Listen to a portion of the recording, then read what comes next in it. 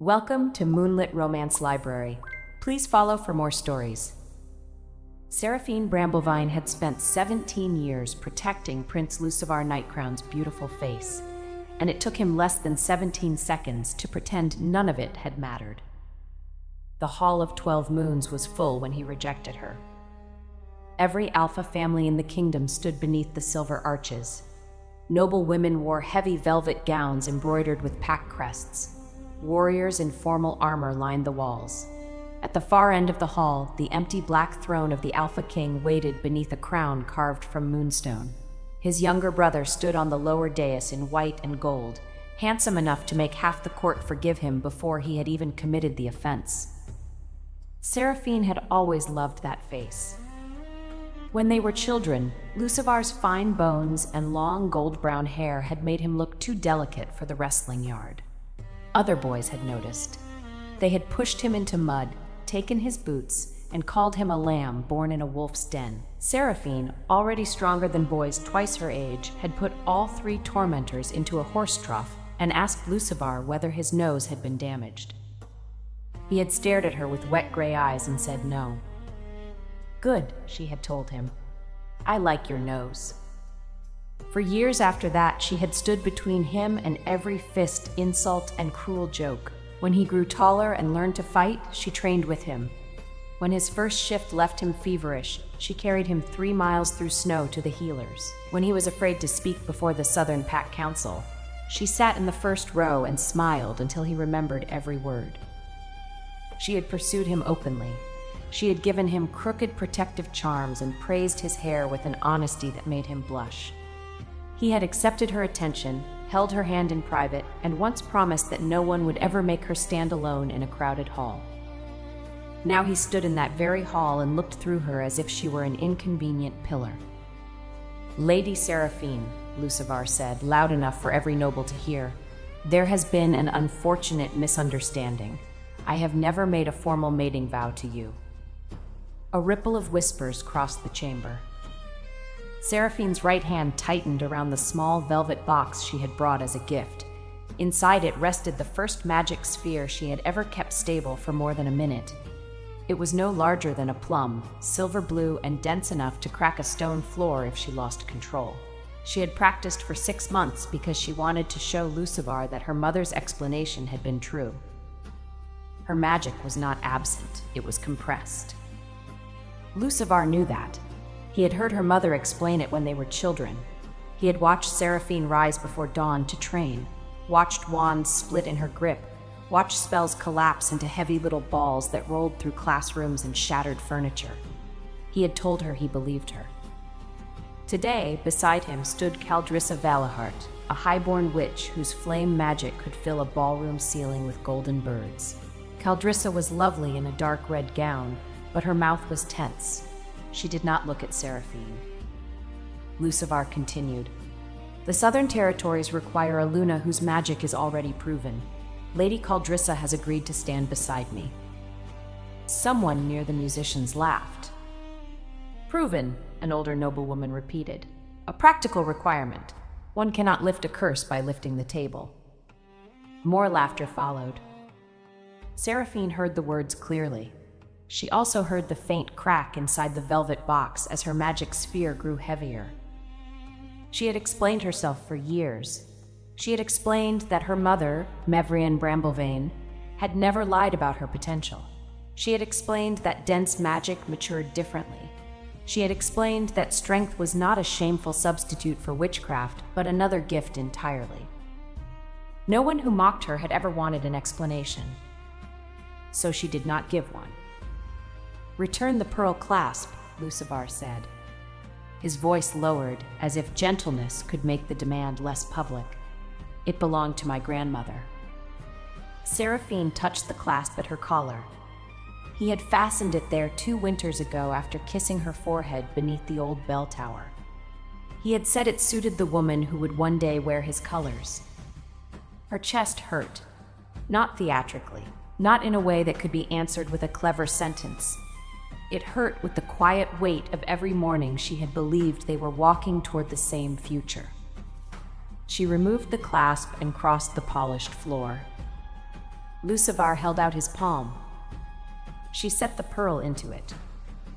"You are correct," she said. "You never made a formal mating vow." Relief touched his handsome face too quickly. Seraphine looked at him and remembered a thin boy hiding behind her shoulder. She remembered his hand in hers. She remembered how many times she had defended his courage before he had found it for himself. "But when Lord Petavar put you in a feed barrel at 13, she added, "you promised never to let anyone humiliate me in public." A few people stopped smiling. Lucivar's face tightened. "This is not the time for childhood stories." "No," Seraphine agreed. "Your memory is not as pretty as your face. I should have noticed sooner." The first genuine laugh came from one of the guards. He turned it into a cough when Lucivar glared at him. Seraphine closed the velvet box, slipped it into her pocket, and stepped toward the ceremonial chair on which Lucivar had been sitting before the announcement. It was an absurd object, built from black oak and plated with silver wolves. Her mother had reinforced its legs after Lucivar cracked it during his first uncontrolled shift. Lucivar frowned. "What are you doing?" "Returning another family possession." She grasped the chair beneath both arms. Lucivar had time to look confused before Seraphine lifted the entire chair with him still in it. The Hall of 12 Moons fell silent.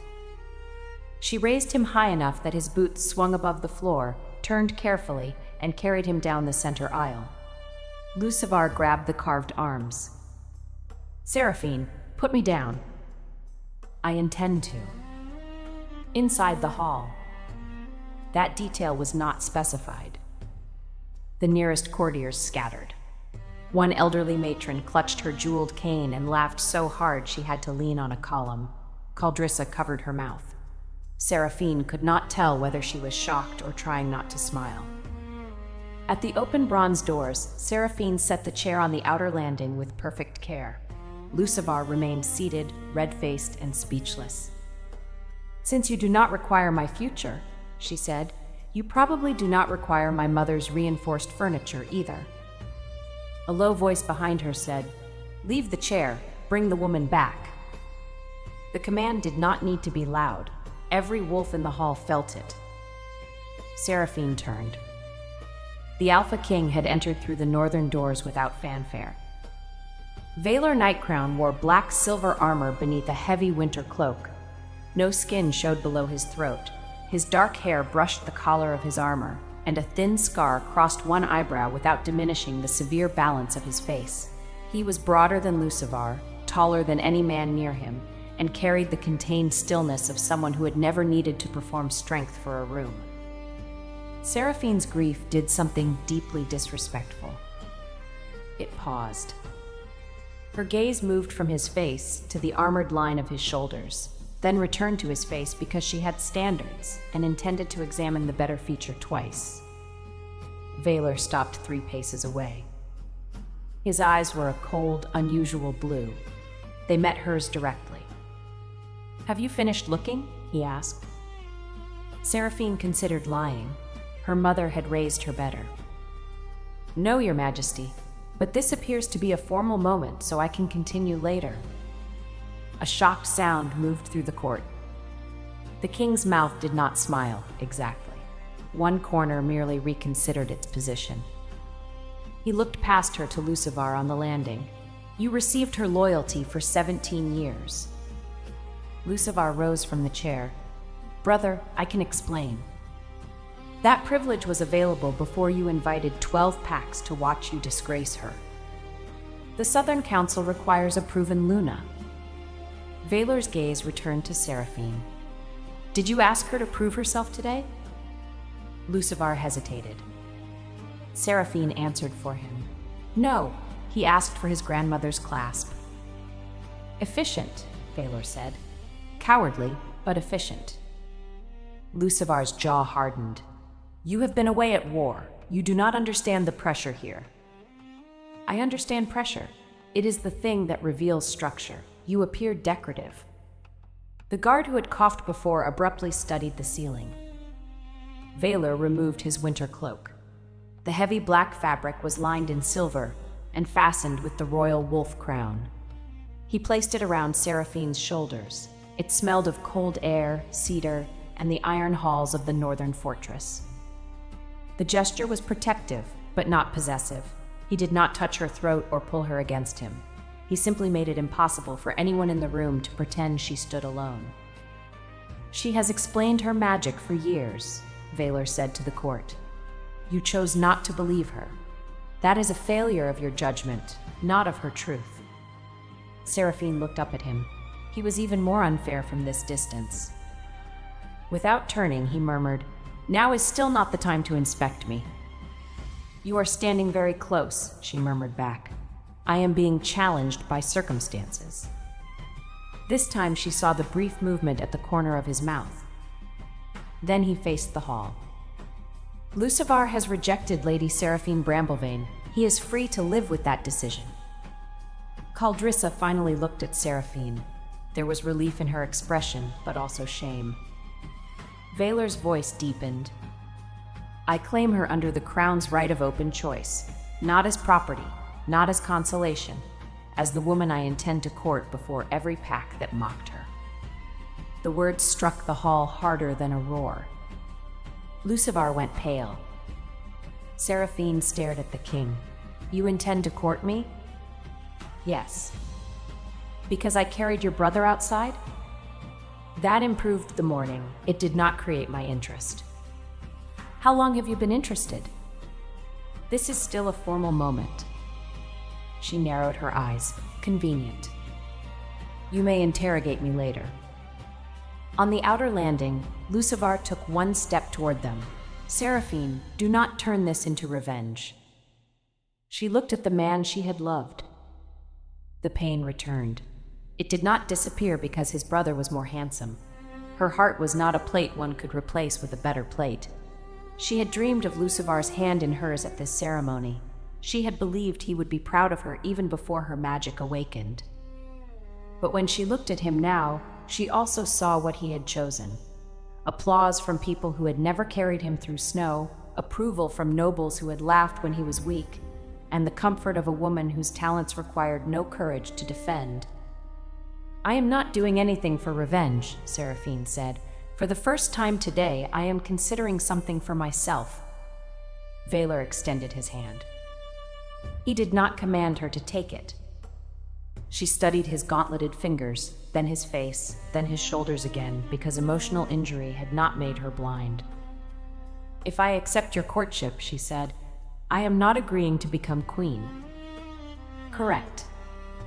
I will continue training. I would be disappointed if you stopped. And if someone insults my mother, I may fight them. Warn the floor stewards first. They have requested fewer broken tables." Mevrienne Bramblevane's voice came from the rear of the hall. "She only broke 3 last year." Seraphine's mother walked between the nobles in a dark blue high-collared gown, her silver-streaked hair braided down her back. She was not tall, but the court made space for her as if she carried a storm beneath her skin. Mevrienne stopped beside her daughter and examined Lucivar outside with his displaced chair. "You did not strike his face?" she asked. "It was a formal occasion." "Excellent restraint." Then Mevrienne looked at Valor. "My daughter is not a prize you won by arriving at the correct dramatic moment." "I know. She has loved your brother." Valor's expression did not change, but a colder light entered his eyes. "I know that too. She may continue to grieve him even while she finds you attractive." Seraphine closed her eyes. "Mother." "You were staring." "I was wounded." "Not in the eyes." A laugh escaped Caldrissa before she could stop it. Mevrienne turned toward the sound. Caldrissa straightened, expecting rebuke. Instead, the older witch said, "At least one person beside my daughter is honest today." Valor kept his hand extended. Seraphine placed hers in it. His gauntlet was cool. His grip was careful, far gentler than a man of his size needed to be. For one heartbeat, his thumb moved over her knuckles, a quiet touch hidden by the folds of his cloak. The court saw a king claim a rejected witch. Seraphine felt something more dangerous. He was not rescuing her from humiliation. She had already carried the humiliation outside on its own chair. He was choosing to stand beside her after seeing exactly what she was capable of. "Very well," she said. "You may court me." Valor inclined his head. "Generous. Do not become smug. I have been king for 11 years. Smugness is included in the crown." She looked at his face again. "That explains why it suits you." Behind them, Lucivar said her name. Seraphine did not turn. Her heart hurt, her eyes burned. She would probably cry later in a private room, then find something heavy to lift until breathing became easy again. But she walked back into the hall with the Alpha King at her side, her mother's hand warm against her back, and every person who had mocked her forced to move out of her path. The king's cloak trailed behind her like a piece of night that had decided to become a banner. The first object Seraphine broke after her rejection was not a chair, a door, or Lucivar's perfect nose.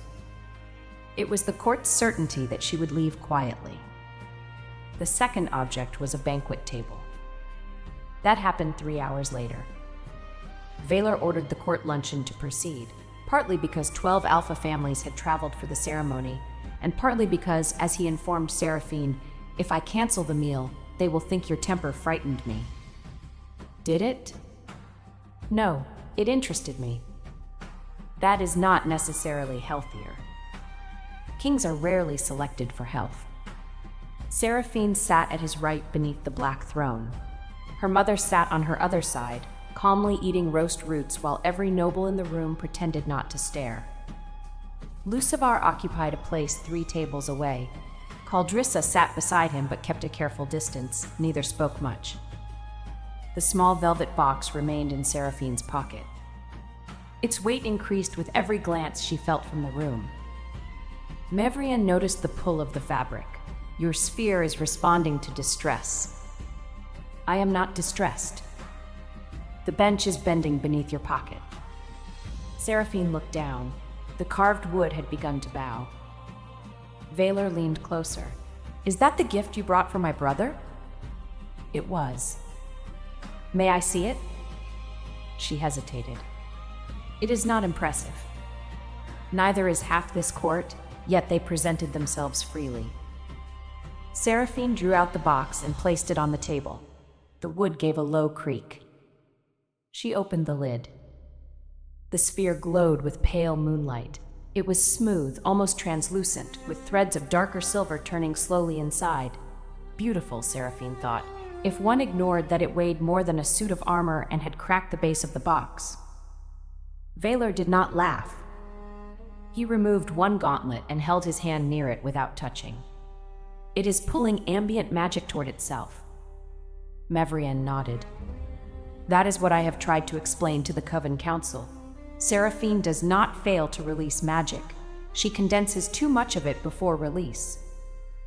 At the neighboring table, a council witch whispered, "A convenient theory." Seraphine heard. She always heard. She reached for the sphere, intending to return it to the box. It jumped. Valor moved at the same instant. The sphere rolled across the table.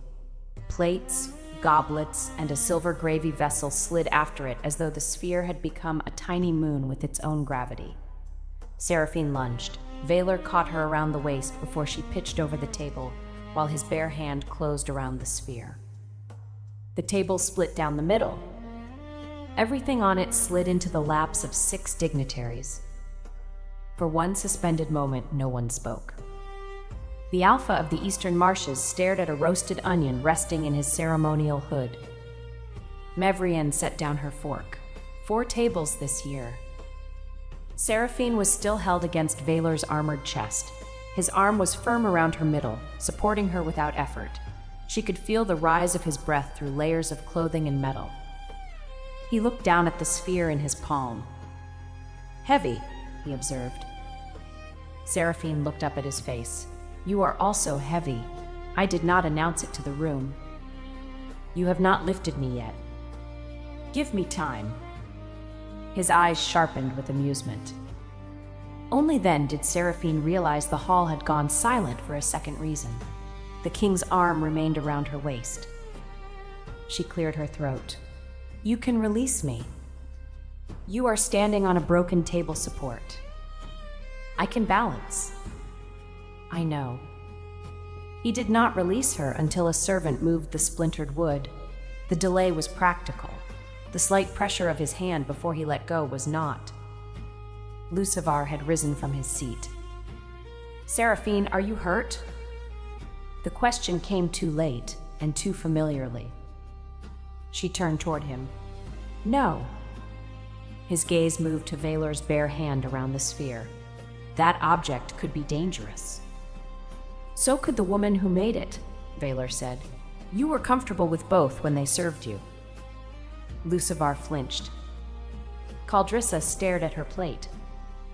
Valor placed the sphere on the stone floor rather than another table.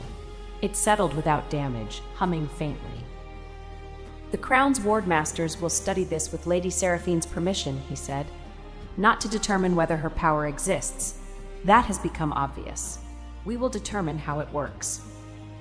The council witch who had whispered before lifted her chin.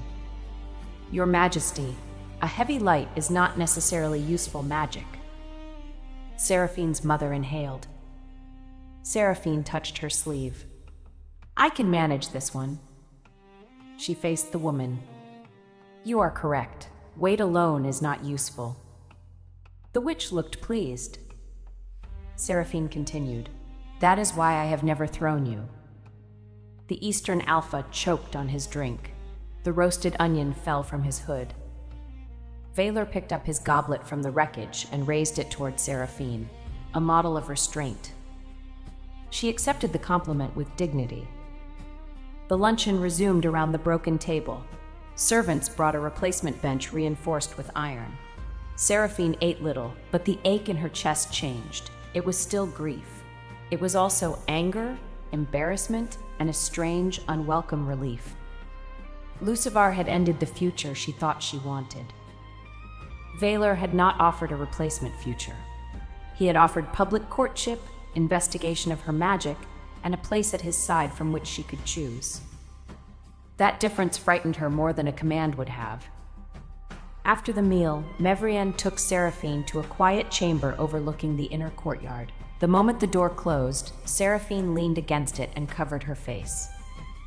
Her mother did not tell her not to cry. She simply sat on the window bench and waited. I believed him, Seraphine said at last. I know.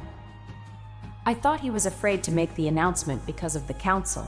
I did not think the announcement would be Caldrissa. I know. I carried him through a blizzard. You remind him of that every winter. Because it was difficult. He was surprisingly dense for someone so narrow. Mevrian's mouth softened. Grief does not become foolish merely because the man who caused it behaved foolishly. You loved him. Mourn honestly. Seraphine lowered her hands. The king is extremely handsome. Also true. Is it disloyal to be heartbroken and notice that? No. Eyes are not marriage vows. Seraphine sat beside her. Lucivar was my first love. Yes. What if I only like Valor because he embarrassed Lucivar? Then you will discover that before making promises, that is the purpose of courtship. A knock sounded. Valor entered only after Mavrian granted permission. He had removed his armor and wore a high-collared black tunic beneath a fitted ceremonial coat. Seraphine's grief paused again, this time with less dignity. The king noticed. I can return with uglier clothing, he said. Do you own any? No, the crown forbids it. Maëvrienne Rose, I suddenly remember an urgent matter elsewhere. Mother, you are both adults. The door will remain open and 3 guards are outside. Try not to damage the architecture.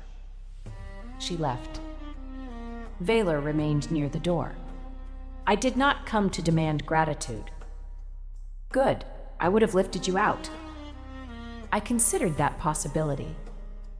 He held out the velvet box. The sphere rested inside, now cushioned by a folded square of royal chainmail. The wardmaster confirmed your mother's observation, he said. The sphere contains more compressed magic than 3 ordinary battle wards. It is unstable because every teacher has trained you to release power in lines. Your magic forms around a center. Seraphine took the box with both hands. You believe that after one examination? I believed Mevrian before the examination. This provided measurements for people who require numbers before courage. She looked down at the glow. Lucivar heard the same explanation years ago, she said. Vaylor's voice was controlled. My brother often believes whatever permits him to avoid a difficult choice. You dislike him. I love him. Those conditions can coexist. That answer reached her more deeply than praise would have. She closed the box. Why did you claim me? Because leaving you alone in that hall would have been unjust. That explains protection, not courtship. No. Then answer the second part. Vaylor studied her for several breaths. When I was 19, I visited the Southern Court without royal colors. I watched a girl throw 3 noble children into a fountain because they insulted a boy with a pretty face. Seraphine stared. You saw that? I also saw your mother defend your right to protect yourself while requiring you to repair the fountain. It was an expensive fountain. You rebuilt half of it alone. The masons were slow. You were 11. She shifted on the bench. You remembered me because I broke masonry? I remembered you because everyone else in that courtyard changed their behavior according to rank. You did not. I changed it according to faces. Lucivar was beautiful. I am aware. The chill in his voice was so slight she almost missed it. Seraphine looked at him with new interest. Are you jealous of your brother's face? No. That was very quick. Because the answer is simple. You are jealous. Vaylor stepped closer and lowered his voice. Lady Seraphine, you have looked at me more in 3 hours than you looked at him during the entire rejection. I am managing my envy. Heat rose into her cheeks. That is because you are new. A devastating explanation. Also larger. Better. She laughed before she could stop herself. The sound startled her. She had expected the whole day to remain broken. Vaylor did not look triumphant. He looked relieved.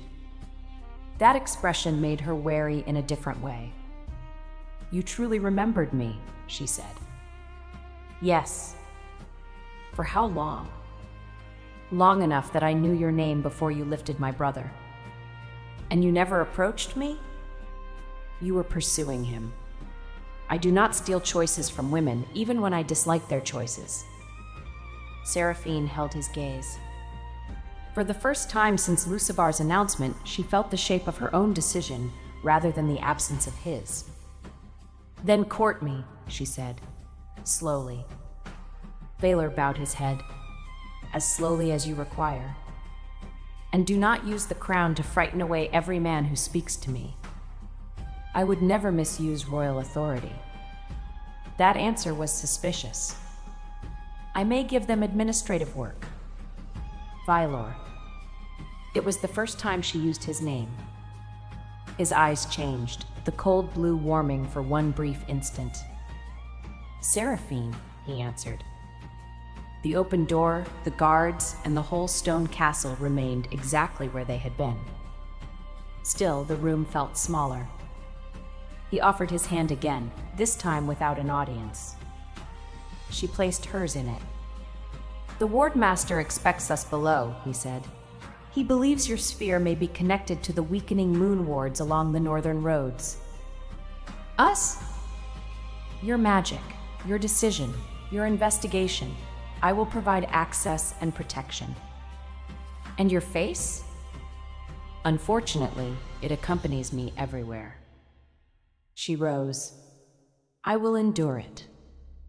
They walked from the chamber side by side. Seraphine was still heartbroken. She was also curious. Her mother had always told her that two truths could exist in the same body without destroying each other: strength and gentleness, anger and restraint, grief and appetite for life. Apparently, grief and an excellent view of the Alpha King's shoulders could coexist as well.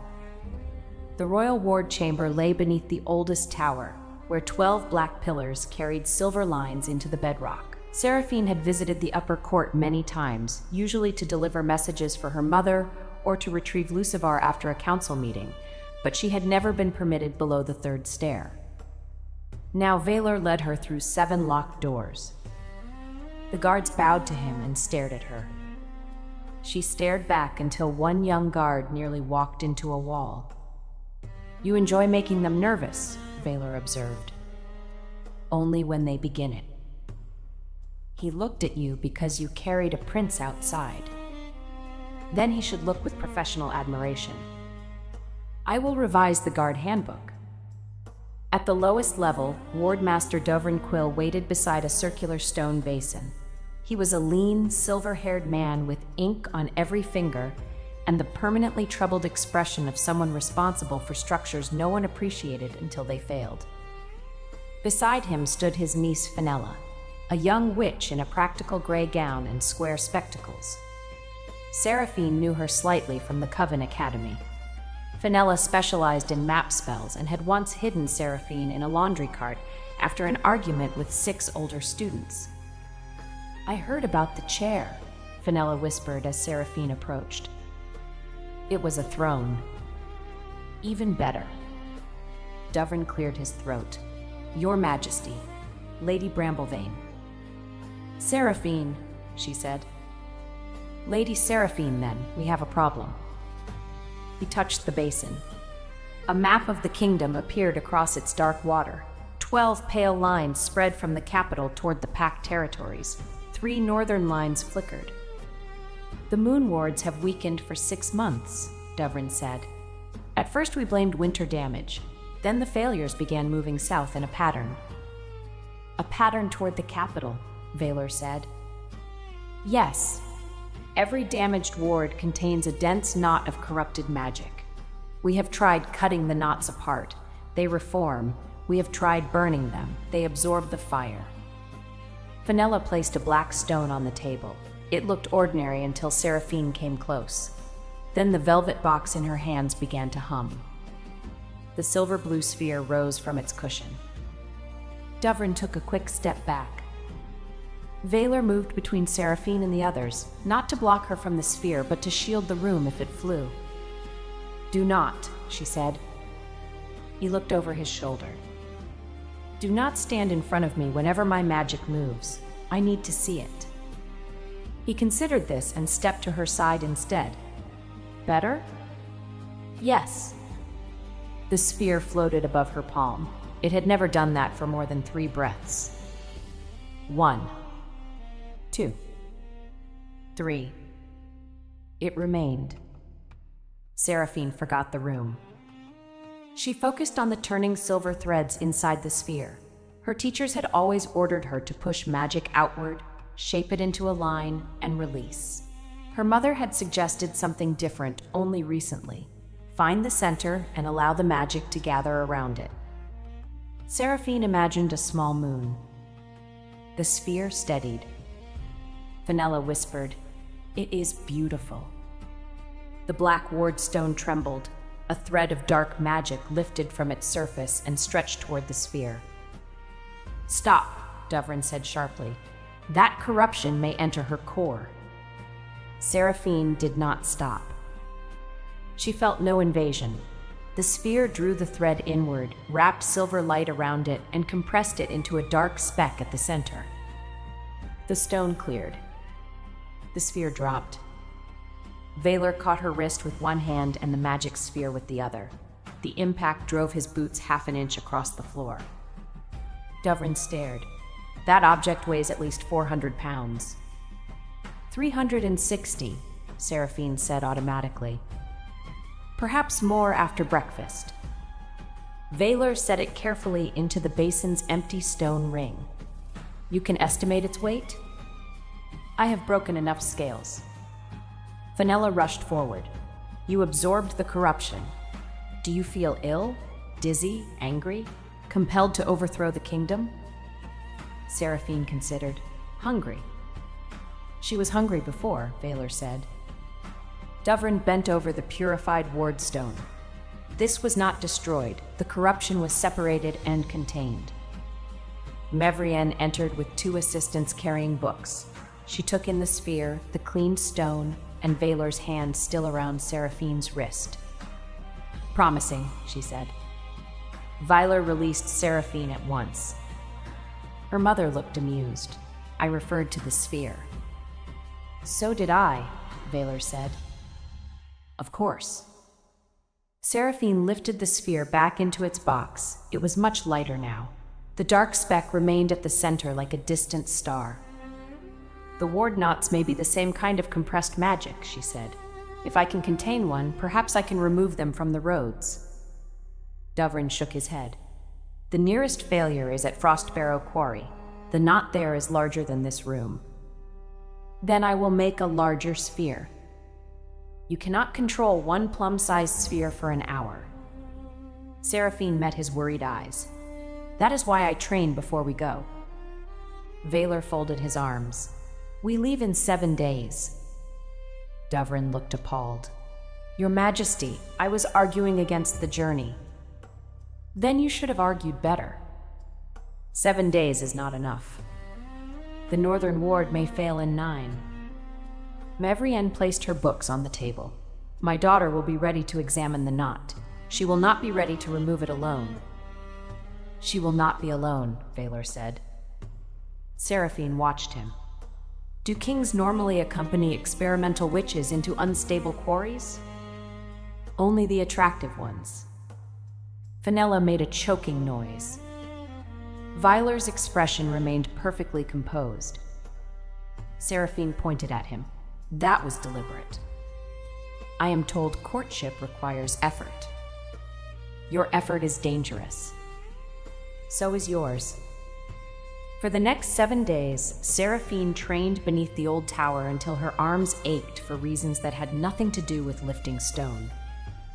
Mevrienne redesigned every exercise. Instead of pushing magic through narrow wand channels, Seraphine learned to gather it around weighted centers. Dovrin created iron rings of different sizes. Fenella drew maps of the sphere's movement and shouted warnings whenever furniture entered the likely path. Valor attended whenever council duties allowed. He never gave magical advice. He held shields, moved damaged equipment, and asked practical questions. When Seraphine failed, he did not soften his face with pity. When she succeeded, he did not behave as if he had granted the success. On the second day, she formed 2 spheres. They immediately chased each other around the chamber and trapped Dovrin behind a pillar. On the third day, she managed 3. One attached itself to Valor's belt and pulled him sideways into a curtain. Seraphine laughed so hard she lost control of the other 2, which rolled after him like loyal cannonballs. The king emerged from the curtain with his dignity mostly intact. Your magic likes me, he said. My magic attacks furniture and authority. It has excellent judgment. On the 4th day, the spheres circled her without striking anything. Valor stood inside the ring at her request, close enough to intervene but not in her path. His presence created a different kind of difficulty. Every time she looked up, she saw his dark hair, broad shoulders, and patient attention. One sphere drifted toward him. Seraphine, her mother warned. I know. The sphere hovered near Valor's chest. He did not move. It is responding to focus, Mevrienne said. Fenella adjusted her spectacles. Very intense focus. Seraphine's face heated. I am concentrating on not hitting him. Naturally, Fenella said. Valor lifted one hand beneath the sphere. It settled above his palm without touching him. What do you feel? He asked. Annoyed. About the magic. She closed her eyes. It wants an anchor, something stable enough that I do not need to hold every direction at once. Use me. Her eyes opened. The room became very quiet. Violor held her guise as the anchor. You could have begun with that. You would have missed Fenella's expression. Fenella turned away, shoulders shaking. Seraphine imagined the sphere orbiting Valor as a fixed point. It moved around him slowly, then faster, maintaining an exact distance from his body. A second sphere joined it, then a third.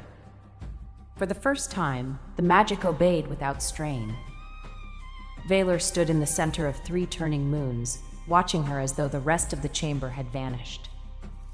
Seraphine felt the pull between them through the magic, not ownership, balance. His steadiness allowed her power to move. You are very useful, she said. I will have that engraved on the throne. The one your brother is no longer using? Especially that one. On the 5th day, Lucivar came to watch.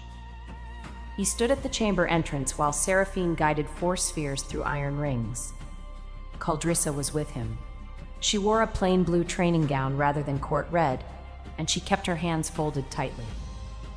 Seraphine's concentration broke. The 4th sphere struck a practice shield. The shield spun across the room and pinned Dovrin's coat to the wall. He sighed. This is why I own duplicates. Lucivar stepped forward. Seraphine, may we speak? Her chest tightened with the old reflex to listen whenever his voice turned gentle. Valor said nothing. He stood beside the shield rack, arms folded, his expression unreadable. Seraphine lowered the spheres into their rings. You may speak here. Lucivar glanced at the others. Privately. No. The answer surprised them both. Lucivar looked wounded. Once, that expression would have made Seraphine rush to soften her words. She did not. I wanted to apologize, he said. The ceremony became cruel. I did not intend the court to mock you. You invited them before rejecting me. The Southern Council insisted on witnesses. The Council has insisted on many things. You used to ask whether they were right. His gaze fell to the spheres. I did not understand your magic was this close to awakening. The words landed with terrible clarity. Seraphine had imagined 100 reasons for his choice. Fear, pressure, ambition, confusion. She had not allowed herself to imagine the simplest one. He would have chosen her if her power had appeared sooner. He had not rejected her because he stopped caring. He had rejected the version of her who had not yet become useful enough. Thank you, she said. Lucivar blinked. For what? For making that clear. Seraphine, I meant that I was wrong. You were wrong when I was still failing. You are only uncomfortable now that other people can see it. Caldrissa looked at Lucivar sharply. He took another step. I never said your years beside me meant nothing. You said there had been a misunderstanding. I was trying to protect your dignity. Seraphine almost laughed. By denying our entire relationship before 12 packs? Valor pushed away from the shield rack. Lucivar turned on him. Do not interfere. She has answered you twice, Valor said. I am not interfering. I am counting. You claimed her to punish me. The room chilled. Valor's voice became very soft. My interest in Seraphine began before you learned to tie your own boots. Do not flatter yourself into becoming the center of her next choice. Lucivar stared. Seraphine stared too. Valor looked at her. Was that too much information? Possibly. Continue later. Gladly. Caldrissa stepped between the brothers. Lucivar, we should leave. He looked at her as though he had forgotten she was there. Something in Caldrissa's face hardened. Seraphine knew that feeling. It was the pain of standing beside a man whose attention had already turned elsewhere. Wait, Seraphine said. Caldrissa paused. Seraphine walked to her. Did you know what he planned to say? Caldrissa swallowed. I knew he would announce me. I did not know he would deny everything between you. Would it have changed your answer? I do not know. Shame crossed her features. My family has debts. The Southern Council promised to restore our lands if I accepted. I told myself you and Lucivar had never made a public vow. I told myself you were strong enough to survive embarrassment. I am, Seraphine said. That does not make the embarrassment harmless. I know. Lucivar said, Caldrissa, this is not necessary. She turned on him. You spoke for both of us in the hall. I will speak for myself now. For the first time, Seraphine saw more than the glamorous witch beside the man who had hurt her. She saw a woman pressed by debt, pride, and a family that valued her magic more than her comfort. It did not erase Caldrissa's choice. It made the choice human. I am sorry, Caldrissa said, not because the king claimed you, because we allowed them to laugh. Seraphine nodded once. That apology belongs to me. I accept hearing it. I have not decided whether I forgive it. Fair. Lucivar looked between them, baffled by a conversation that did not revolve around him. Vaylor noticed. A difficult morning for princes.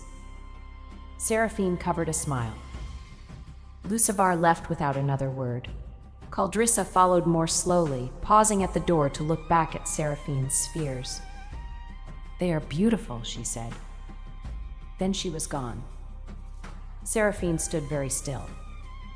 Vaylor approached, but stopped beyond reach.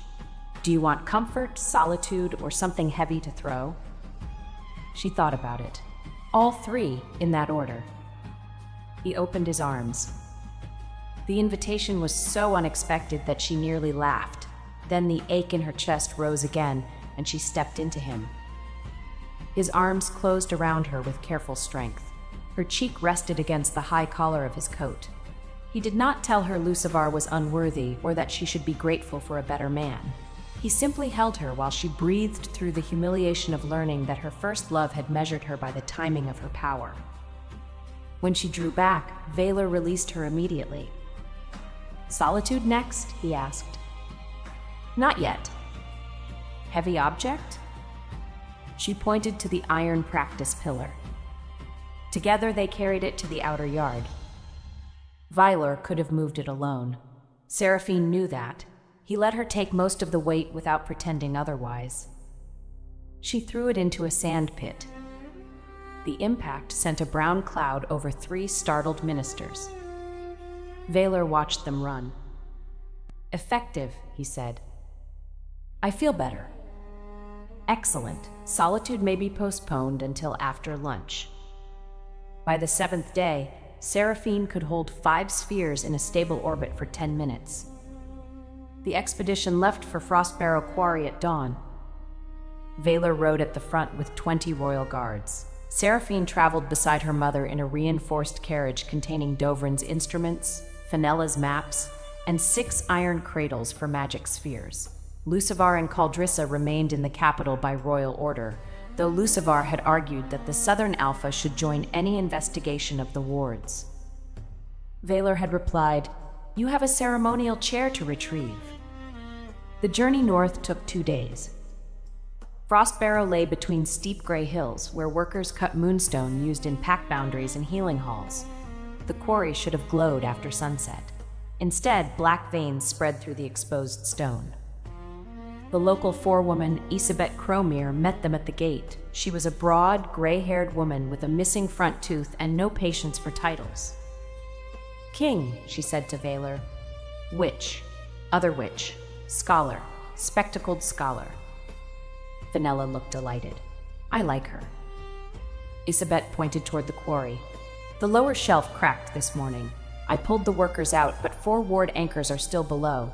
If they break, the whole northern line goes dark." A deep vibration rolled beneath their boots. Seraphine's spheres stirred inside their iron cradles. "How long?" Vaylor asked. Isabet shrugged. "Could be an hour. Could be before I finish this sentence." the hillside groaned. A section of the upper path collapsed behind them, blocking the gate. Isabet looked at the new wall of stone. Before the sentence, then. No one laughed for long. The quarry floor split. Workers shouted from the far side. They had not all evacuated. 6 men and 2 women were trapped behind a fallen loading frame. Black light pulsed through the cracks beneath them. Valor issued orders with calm speed. Guards moved civilians uphill. Dovrin and Fenella began drawing a temporary ward. Mavrienne raised both hands and spread a silver barrier over the nearest ledge. Seraphine saw the loading frame tilt. "They will be crushed," she said. Valor followed her gaze. "The path is unstable." "So am I. We can discuss our flaws later." She ran. The first gap was 6 feet wide. Seraphine jumped it, landed on sliding stone, and used her ironwood staff to steady herself. Valor came behind her with 2 guards. "I did not ask you to follow," she shouted. "You did not need to." The loading frame dropped another inch. The trapped workers pressed against the rock wall. Seraphine wedged her staff beneath the beam and lifted. The frame weighed several tons. Her arms shook. Valor reached the beam and put his shoulder under it beside her. Together they raised it high enough for one worker to crawl free. "Move," Seraphine ordered. The workers scrambled beneath their arms. A crack opened directly under Valor's boot. Black magic surged upward. Seraphine's velvet box tore open at her belt. The silver-blue sphere shot into the crack and expanded. For one heartbeat, it was the size of an apple. Then a shield. Then a great glowing globe filling the gap beneath them. The corrupted light bent toward it. Seraphine felt the sphere pull at her mind. It wanted everything: the darkness in the stone, the strength in her arms, the fear in the workers, even the moonlight hidden behind the clouds. "Center," Mavrienne called from the ledge. "Find the center, Seraphine. Do not fight the shape." Seraphine trusted her mother. She stopped trying to flatten the magic into a shield. She imagined a moon beneath the earth. The sphere became round and steady. Darkness streamed into it. The loading frame grew lighter as the corrupted ward released its hold on the metal. "Now," Valor said. They lifted together. The last worker escaped. The stone shelf beneath Seraphine broke away. Valor caught her around the waist. She caught the beam with one hand and his armor collar with the other. For a ridiculous moment, the Alpha King hung over the glowing gap, supported partly by a witch who had once been told she could not lift a proper spell. "I have you," he said. "I have you too. This is not how I imagined our second embrace. Your expectations are very demanding." One of the guards seized Valor's arm. Together they climbed onto stable ground. The great sphere rose from the crack, now streaked with black. It floated above the quarry, pulling corruption from every vein of stone. Seraphine stood beneath it with both hands raised. The weight pressed through her body, her knees bent. Valor moved behind her and braced his hands at her waist, becoming the anchor they had practiced. "Use me," he said near her ear. She felt his steadiness through the contact. The sphere stopped wavering. Mavrienne and Dovrin redirected the purified ward energy into the 4 anchors. Fenella shouted distances and angles. Isabet ordered workers to strike supporting wedges in rhythm with the pulses. This was not Seraphine saving everyone alone. It was her power at the center of many people's work. The last black vein left the quarry wall. The sphere contracted slowly until it was the size of a large shield. Seraphine guided it into an iron cradle. The cradle sank 6 inches into the ground. Silence followed. Then every moonstone face in Frostbarrow lit silver. Workers cheered. Seraphine turned inside Valor's arms. He had soot on his cheek and a cut across the edge of one gauntlet.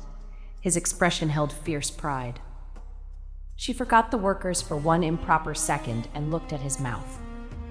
His gaze lowered to hers. The air changed. Then Isabet struck Valor on the back hard enough to make a lesser man stumble. "Good lifting, King," she said. "The witch did most of it." Seraphine laughed against his armor. Valor closed his eyes briefly. "I am aware." Isabet turned to Seraphine. "You are Mevrien's girl?" "Yes." "Your mother closed the Western Fisher when I was young. Everyone said no witch would match her." Seraphine waited for the comparison. Isabet grinned through the gap in her teeth. "Good thing you did something different." The words settled warmly where old insults had lived. That night, the quarry workers held a feast in the reinforced storage hall.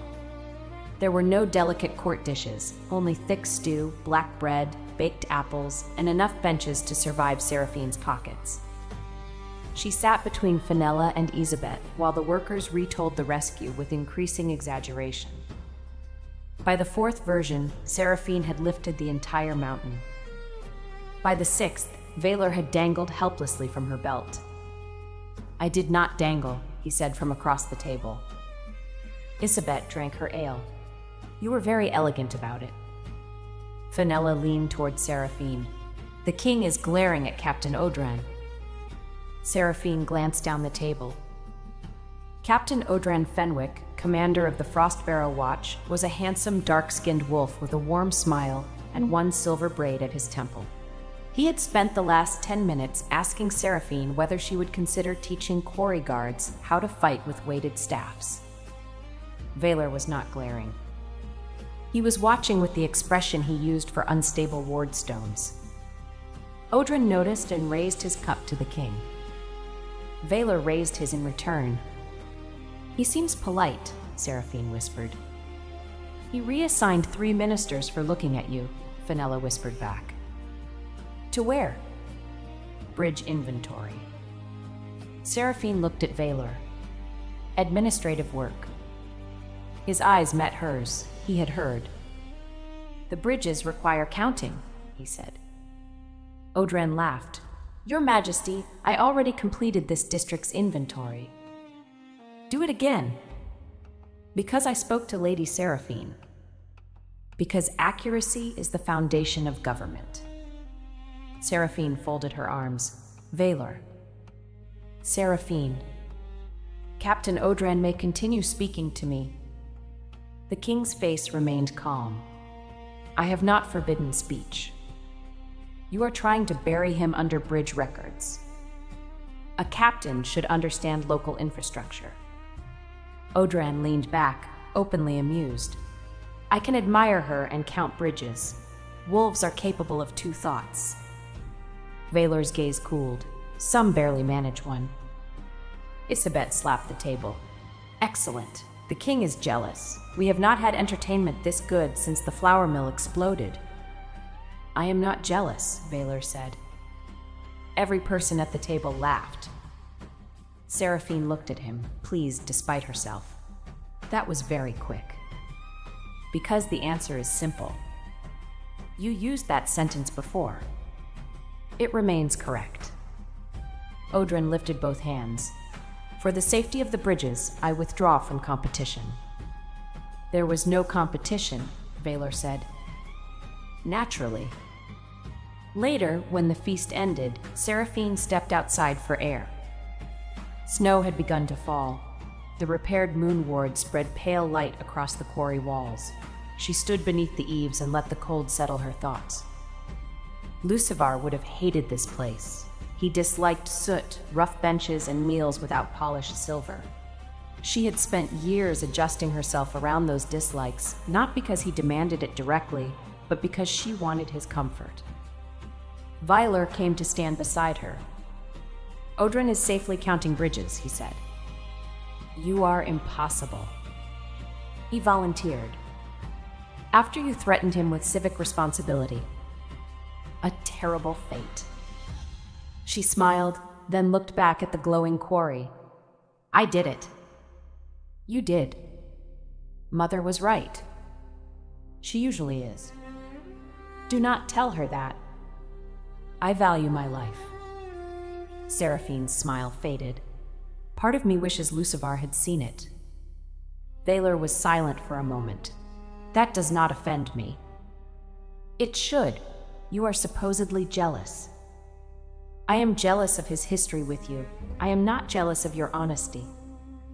She turned toward him. Snow caught in his dark hair. Without the court around him, he looked less like a symbol and more like a man who had spent the day beneath a collapsing mountain because she ran first. Why did you come across the gap? She asked. Because you did. That is not a sensible royal policy. Neither is allowing the woman I intend to court to hold several tons alone. You could have ordered guards. They were behind me. You could have stayed safe. His expression sharpened. Do not ask me to watch you risk yourself from a safe distance. I will respect your strength. I will not use it as an excuse for cowardice. The words moved through her like warm light. Lucivar had accepted her protection because he needed it. Later, when he no longer needed it, he had become embarrassed by the woman who had given it. Valor did not need her to stand in front of him. He chose to stand beside her. Seraphine reached up and brushed snow from his eyebrow scar. His entire body went still. The touch was small. The tension it created was not. You are staring again, he said. I nearly lost you into a magical pit. I am confirming the face survived. Your concern is touching. The face is valuable. And the man? She let her fingers rest against his cheek for one heartbeat longer. Under consideration.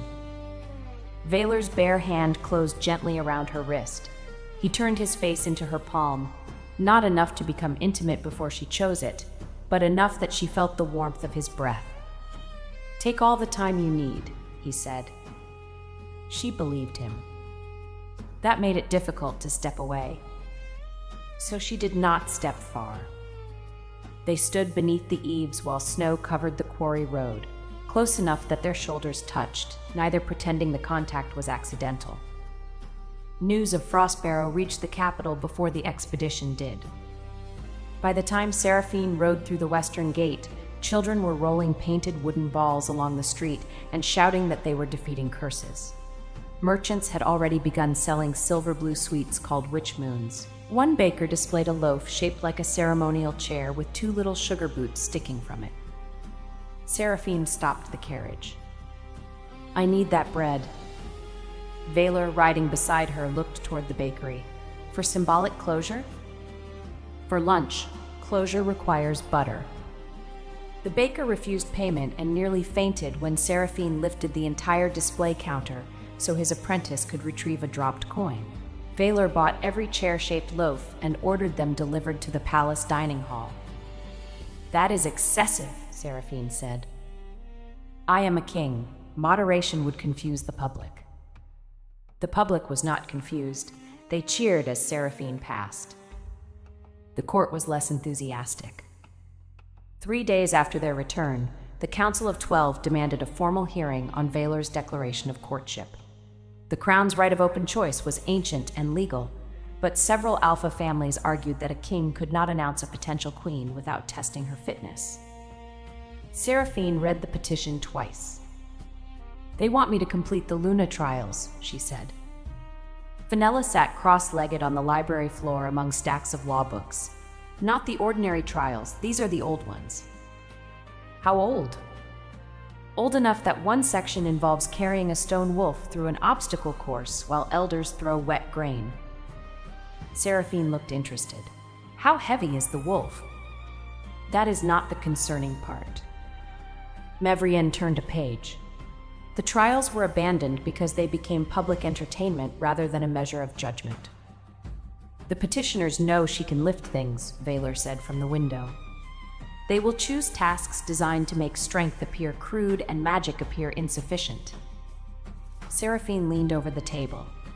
Can you refuse? Yes. Would that make them believe I need the crown to hide my weakness? Yes. then accept. Vaylor's jaw tightened. I will not permit them to humiliate you again. You cannot prevent every cruel person from speaking. I can remove their speaking privileges. That is called tyranny. The definition is disputed. She walked to him. At the ceremony, you gave me a choice. Give me this one too. His gaze searched her face. You do not owe them proof. No, but I would enjoy watching them regret asking. Mevrienne closed the book. That is my daughter. The Luna trials were scheduled for the Winter Solstice Festival, when representatives from every pack would already be in the capital.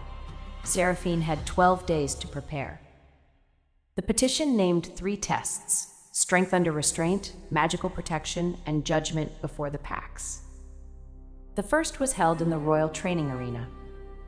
A stone wolf weighing nearly 2,000 pounds stood at one end of a course filled with narrow bridges, swinging barriers, and trenches of wet grain.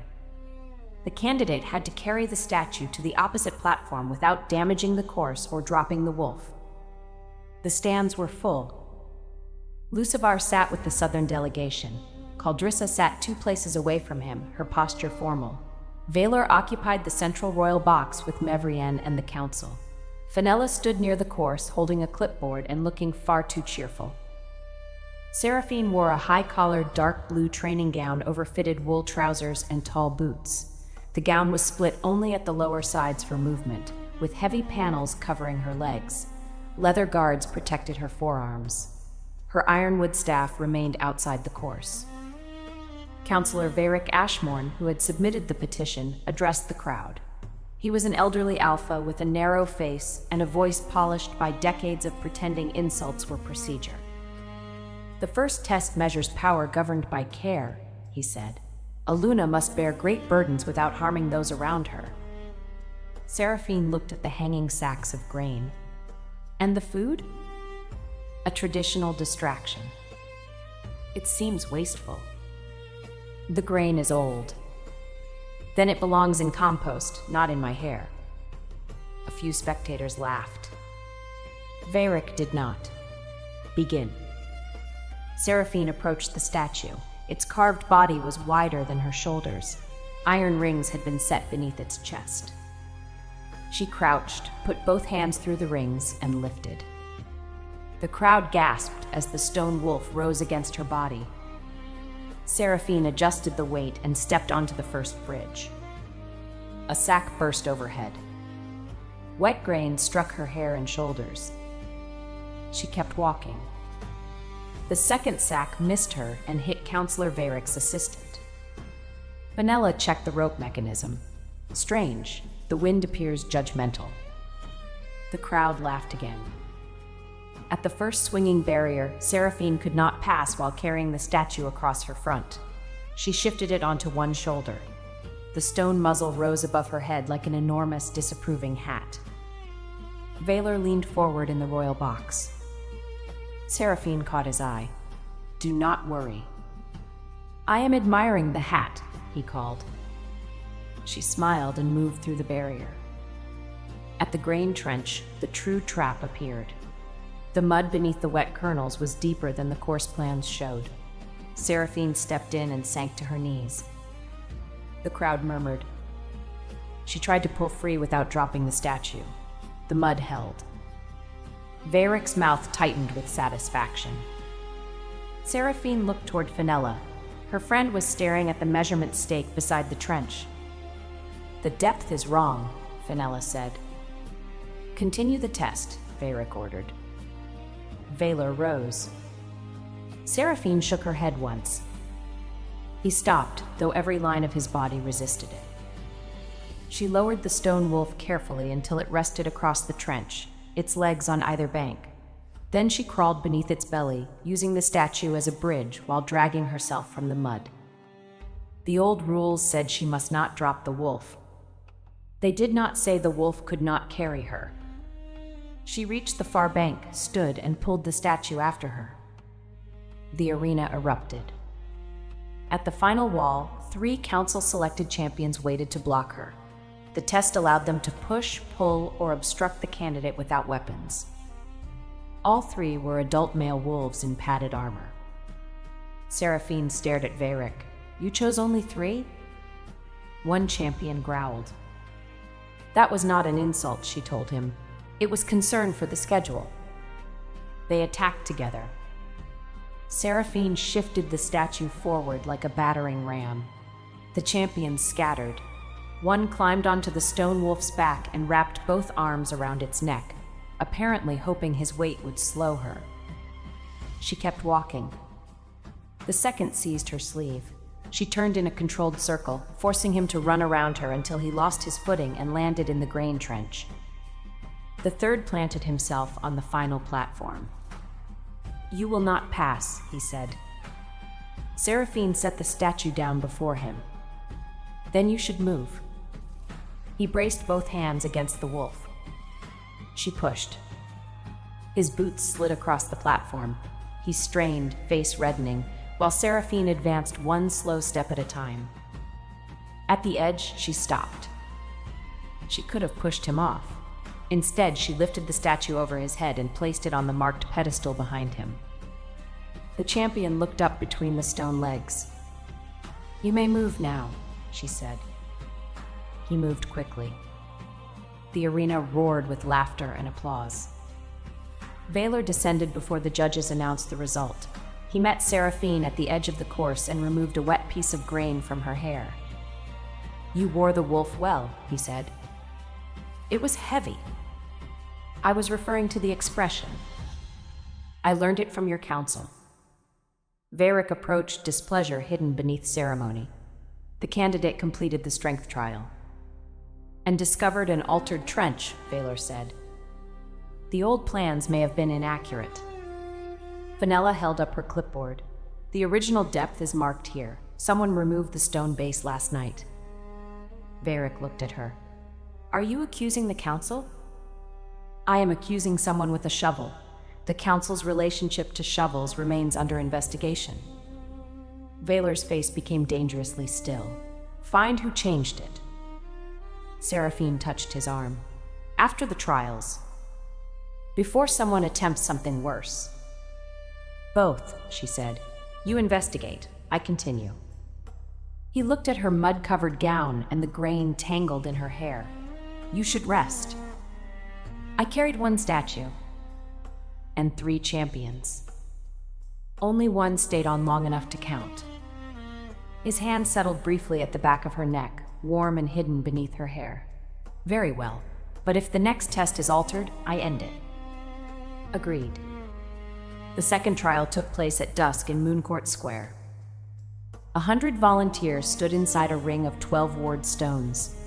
Seraphine had to protect them from controlled magical attacks cast by council witches. The attacks would be non-lethal: wind, cold, darkness, and illusion. Traditional candidates created a broad dome. Seraphine had never created a dome. She carried 6 iron cradles into the square. The crowd whispered. Lucivar watched from the front row. His expression had changed since Frostbarrow. Pride and regret sat uneasily together, as if he had not yet decided which one he deserved. Caldrissa approached Seraphine before the test. "Varric selected the attacking witches," she said quietly. "2 of them trained under my aunt. They favor narrow strikes aimed at the caster's concentration." "Why tell me?" "Because this is a test, not an execution." Seraphine studied her. "Thank you." Caldrissa nodded and returned to her seat. Valor stood outside the ring with Mevrian. He wore full black armor. He had argued that the controlled attacks should be tested on council members first. The council declined. Seraphine placed one hand over the first cradle. "Begin," Varric ordered. Cold wind struck the ring. Seraphine raised 3 silver-blue spheres. They spun outward and formed a triangle. The wind bent around them, but gaps remained. Volunteers cried out as ice swept across the square.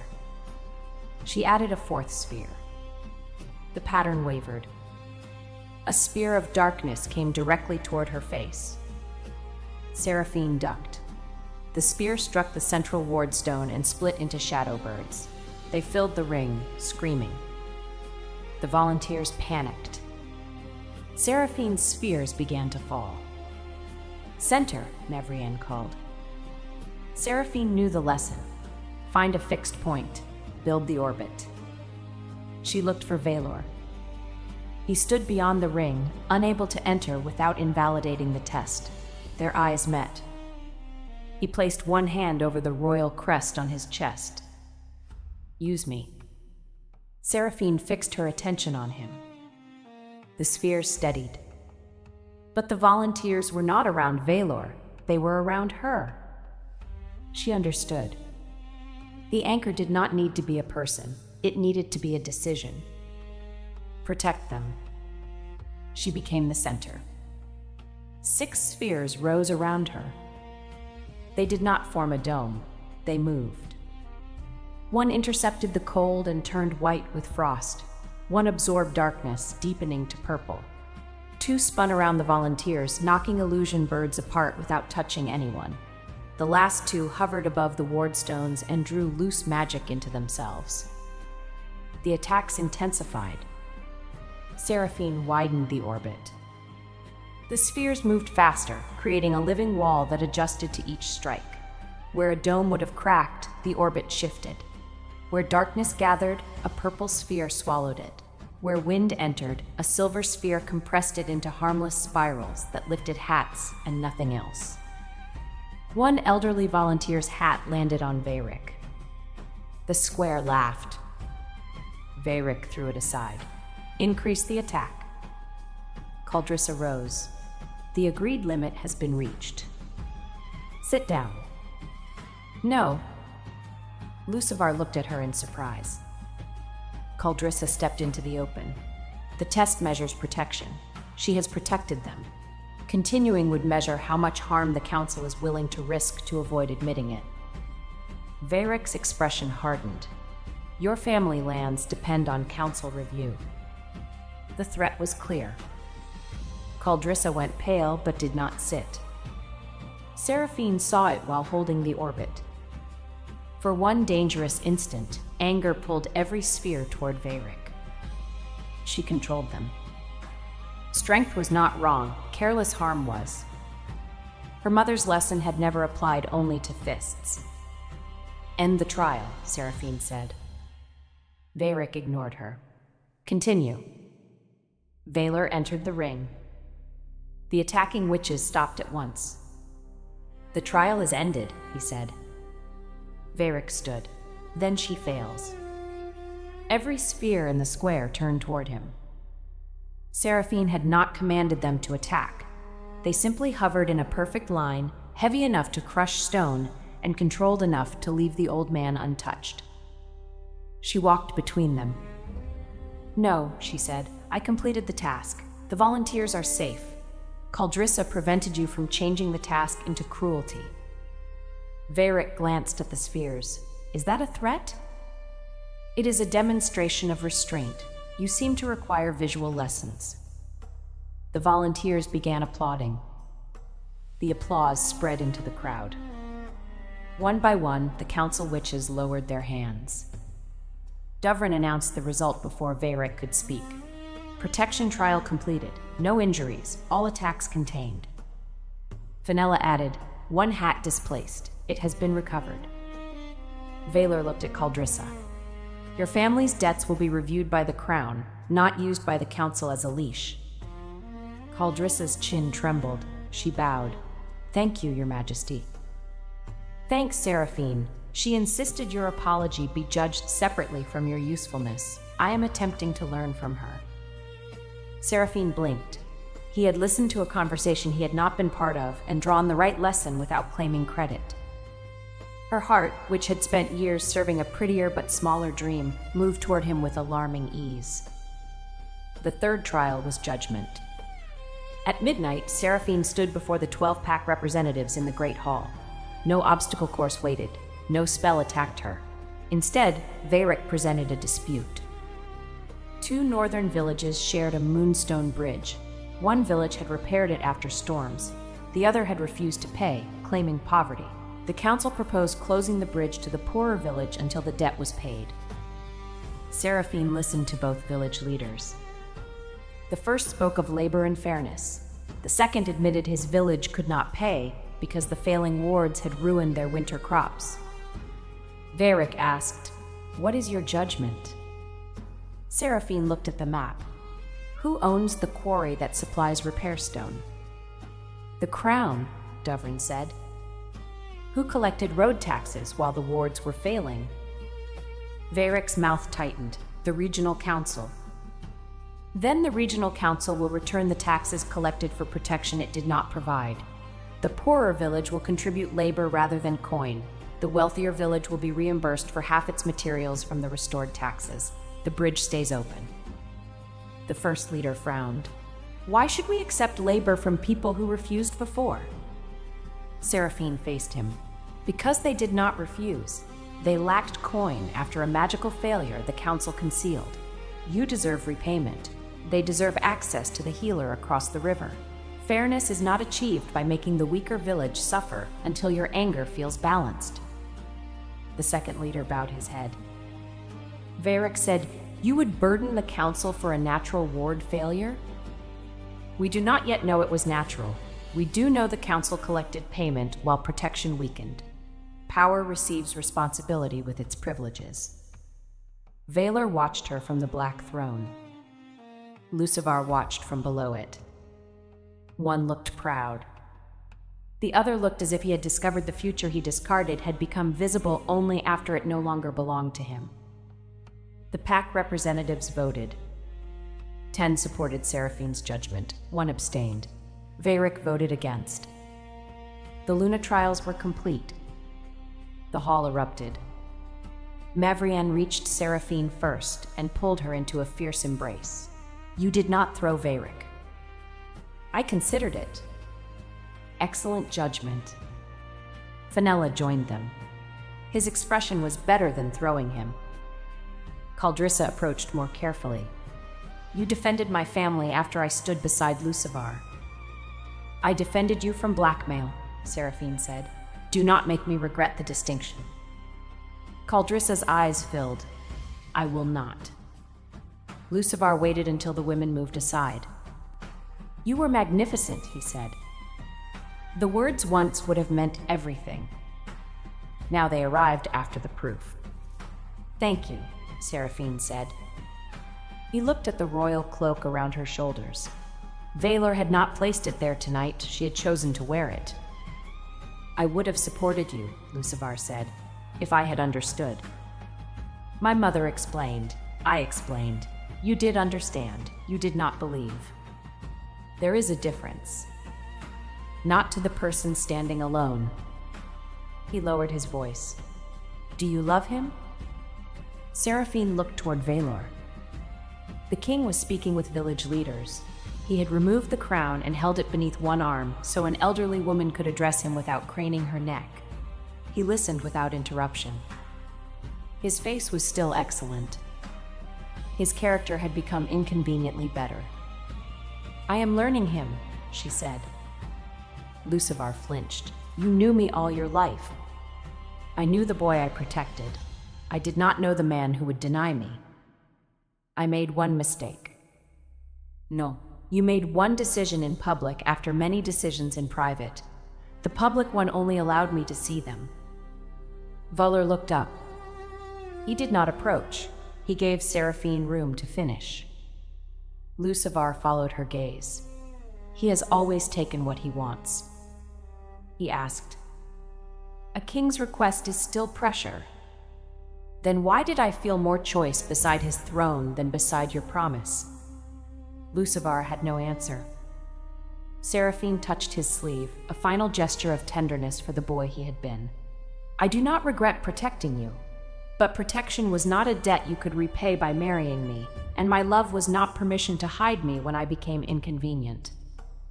She walked away. Vaylor waited near the Moonstone Arch. "Do you require comfort, solitude, or a heavy object?" he asked. "A dance." He glanced toward the musicians. That was not among the options. Kings should adapt. The solstice music had begun, slow drums beneath strings. couples moved onto the floor. Seraphine extended her hand. Valor stared at it as though she had offered him a kingdom he did not trust himself to touch. "You are certain?" "No. Courtship would be dull if I were certain of everything." He took her hand. Valor danced with the same controlled strength he brought to battle.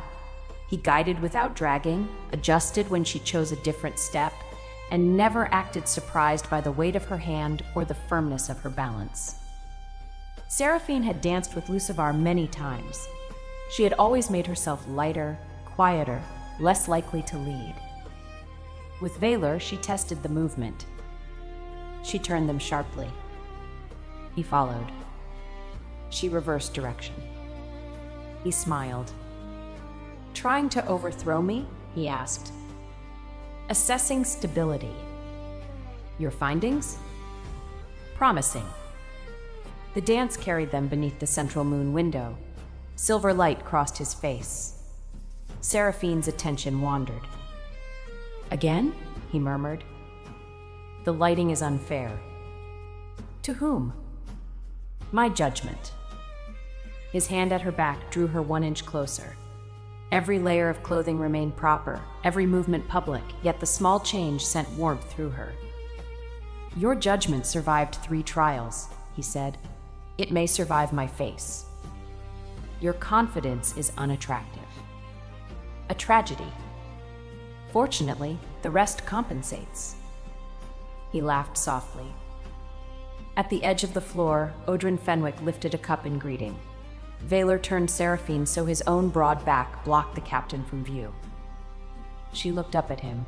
"Was that choreography?" "A traditional royal step." "It resembles jealousy." "You are mistaken." Very quick again. "The music requires decisive answers." Seraphine laughed, and this time the sound did not surprise her. When the dance ended, Valor did not release her hand. "The trials are complete," he said. "The council can no longer challenge my right to court you." "They challenged my fitness, not your right." "I know. I disliked both." "What happens now?" "Now you decide whether the courtship continues." She searched his face. "You would stop if I asked?" "Immediately." "Even after all this?" "Especially after all this. Public support is not a chain." The hall, the music, and the watching court seemed to recede. Seraphine had once mistaken years of history for certainty. Valor offered certainty only in one matter: she could leave. That freedom made her want to stay. "The courtship continues," she said. His thumb moved over her knuckles. "Good. You sound relieved." "Kings are permitted 1 emotion per festival."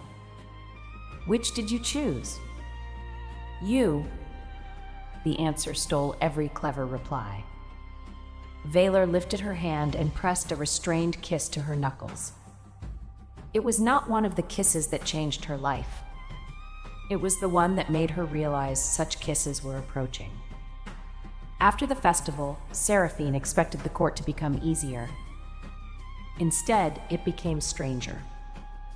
Nobles who had ignored her now brought gifts. Witches who had laughed at her training asked whether she would demonstrate sphere magic for their daughters. 3 unmarried alphas sent formal invitations to dinner despite Valor's public courtship. Valor responded by assigning each man a different royal infrastructure report. "You promised not to frighten them away," Seraphine said when she found the documents on his desk. "I did not frighten them. One has been ordered to inspect sewer gates in February.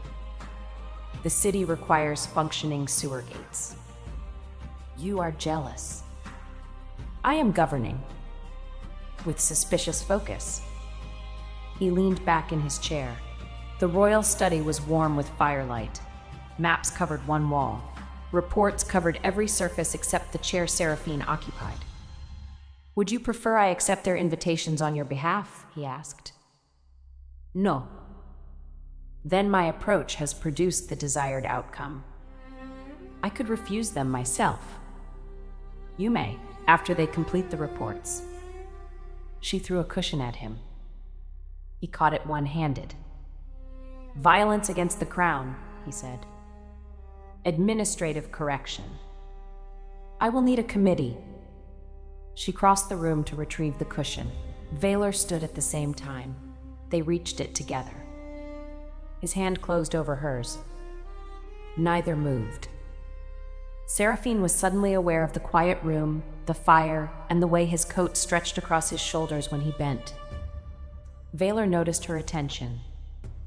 "You have seen my shoulders before. They remain consistent. I appreciate reliability. A rare quality in men with pretty faces?" The reference to Lucivar was light, but she heard the question beneath it. "Lucivar's face was never the problem," she said. "I liked it honestly. I liked protecting him. I liked being needed." Valor's fingers tightened slightly around hers. "And now?" "Now I am learning that being needed can hide whether one is valued." He straightened, bringing her with him. They stood close, hands still joined around the cushion. "I do not need you to protect my face," he said. "It would be wasteful to let anything happen to it. I need your judgment in the Ward investigation. I value your strength. I want your company. None of those conditions obligates you to love me." Seraphine's breath caught. "You say dangerous things very calmly. I have practice.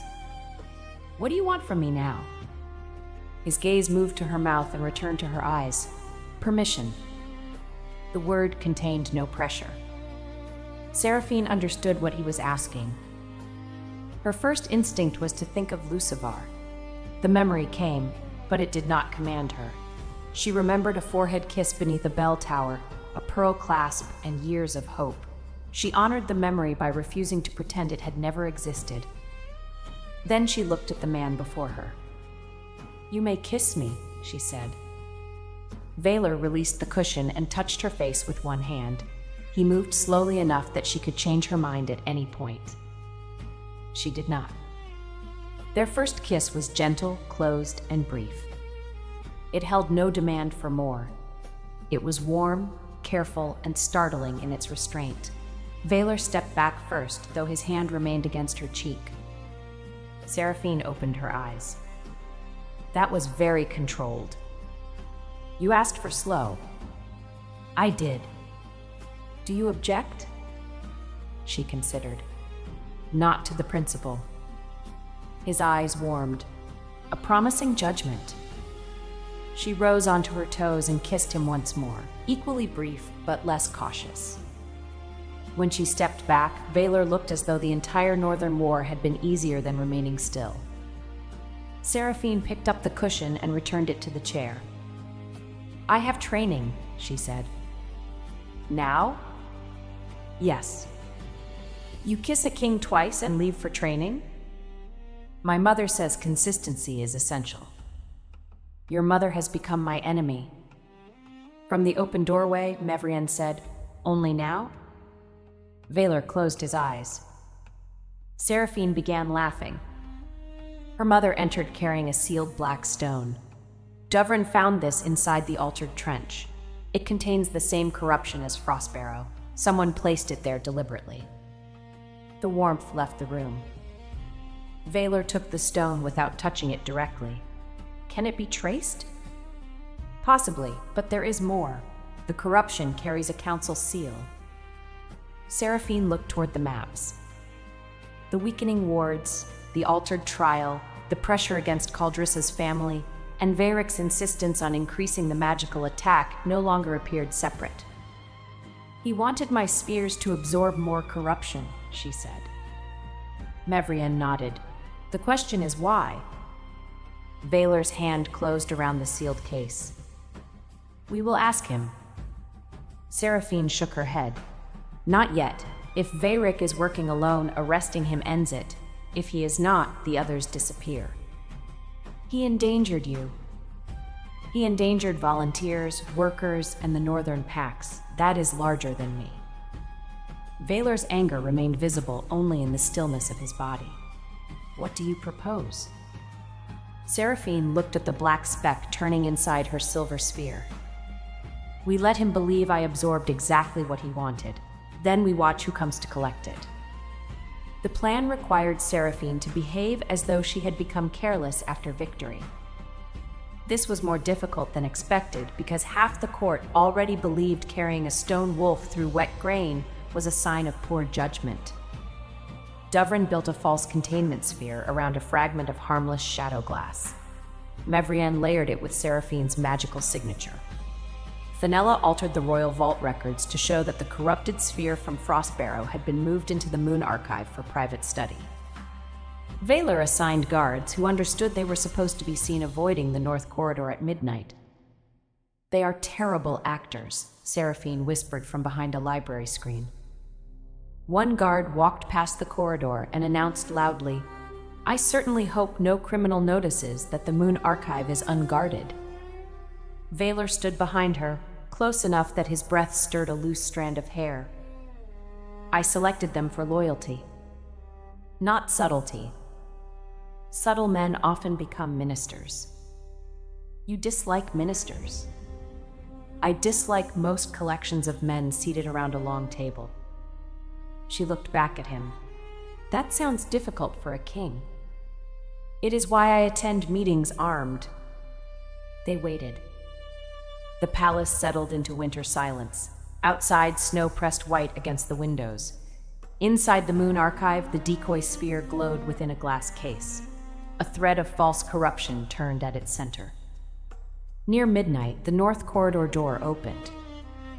A figure in a council robe entered. Seraphine recognized Vayric's assistant, the same narrow young man who had operated the grain ropes during the strength trial. He carried a bronze key and a folded black cloth. He moved directly to the case. Vaylor signaled the guards. Before they could enter, the assistant placed the cloth over the sphere and spoke a phrase in the old ward language. The archive floor lit with black lines. "That is not part of our trap," Seraphine said. The lines raced beneath the screen. Vaylor seized her around the waist and threw them both aside as the floor opened. They fell into darkness. Seraphine struck stone, rolled, and landed against Vaylor's armored side. The impact drove the air from her lungs but caused no sharp pain. Above them, the opening sealed. A purple flame rose along the walls. They were in an old ritual chamber beneath the archive. Vayric stood across from them. He no longer looked like a tired council elder. His formal robe had been removed, revealing black ward plates sewn over his coat. 6 corrupted stones floated around him, each pulsing in time with the weakening northern lines. The young assistant lay unconscious near the stair.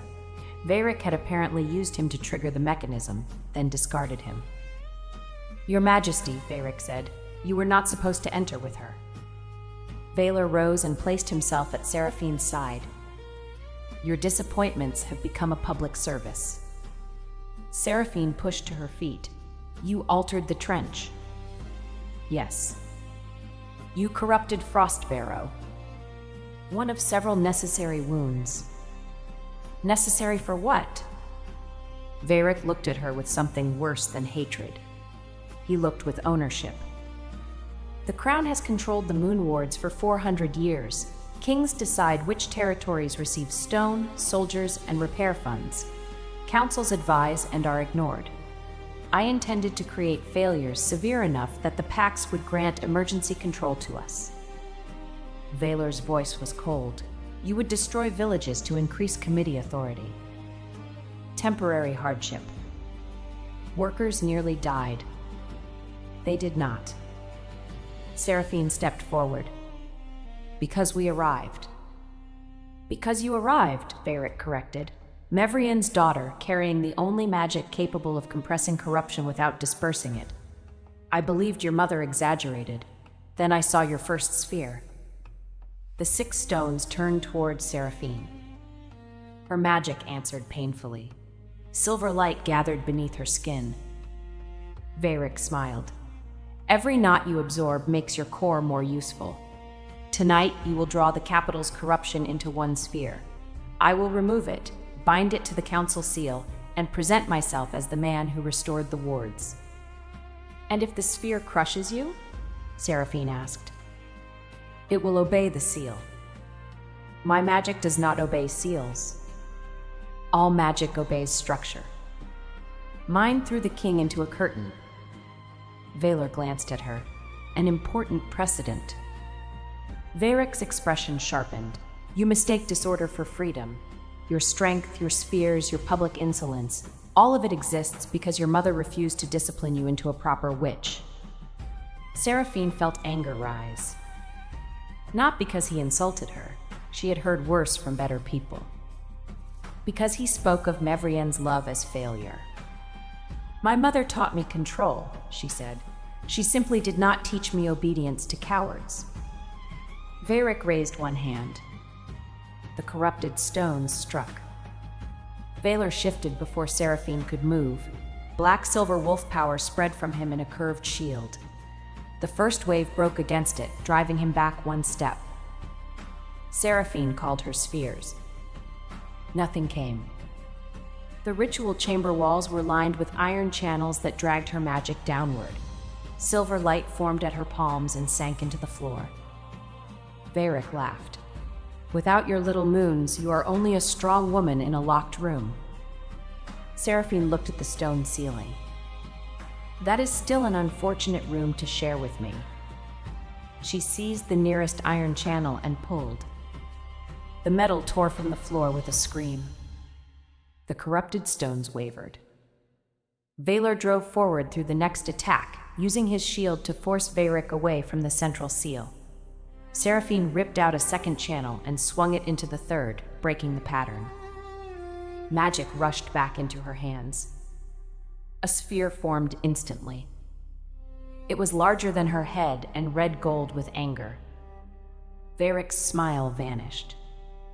Seraphine threw it at the ceiling, not at him. The sphere struck the sealed opening. Stone cracked. Snow and moonlight poured through. Royal guards shouted above. Varric turned toward the stair.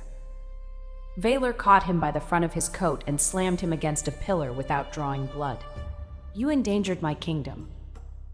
Varric's hand closed around a black stone hidden beneath his collar. Seraphine saw the movement. Vaylor, down. The king obeyed without hesitation. Seraphine's second spear crossed the chamber and struck Varric's wrist. The stone flew free. Fenella, leaning through the broken opening above, dropped a map net over it. I brought equipment, she called. Dovrin appeared beside her. You brought my best map net. The kingdom is in danger. That is when one labels borrowed equipment. Even Varric looked offended by their priorities. Guards descended and bound him with silver chains. The young assistant regained consciousness and immediately began confessing. Varric had threatened his family and promised promotion. He knew the locations of 3 hidden corruption chambers beneath the capital. Vaylor ordered teams to secure them. Seraphine studied the 6 floating stones. Their pulse had not stopped. He already connected them, she said. Dovrin climbed down. Connected them to what?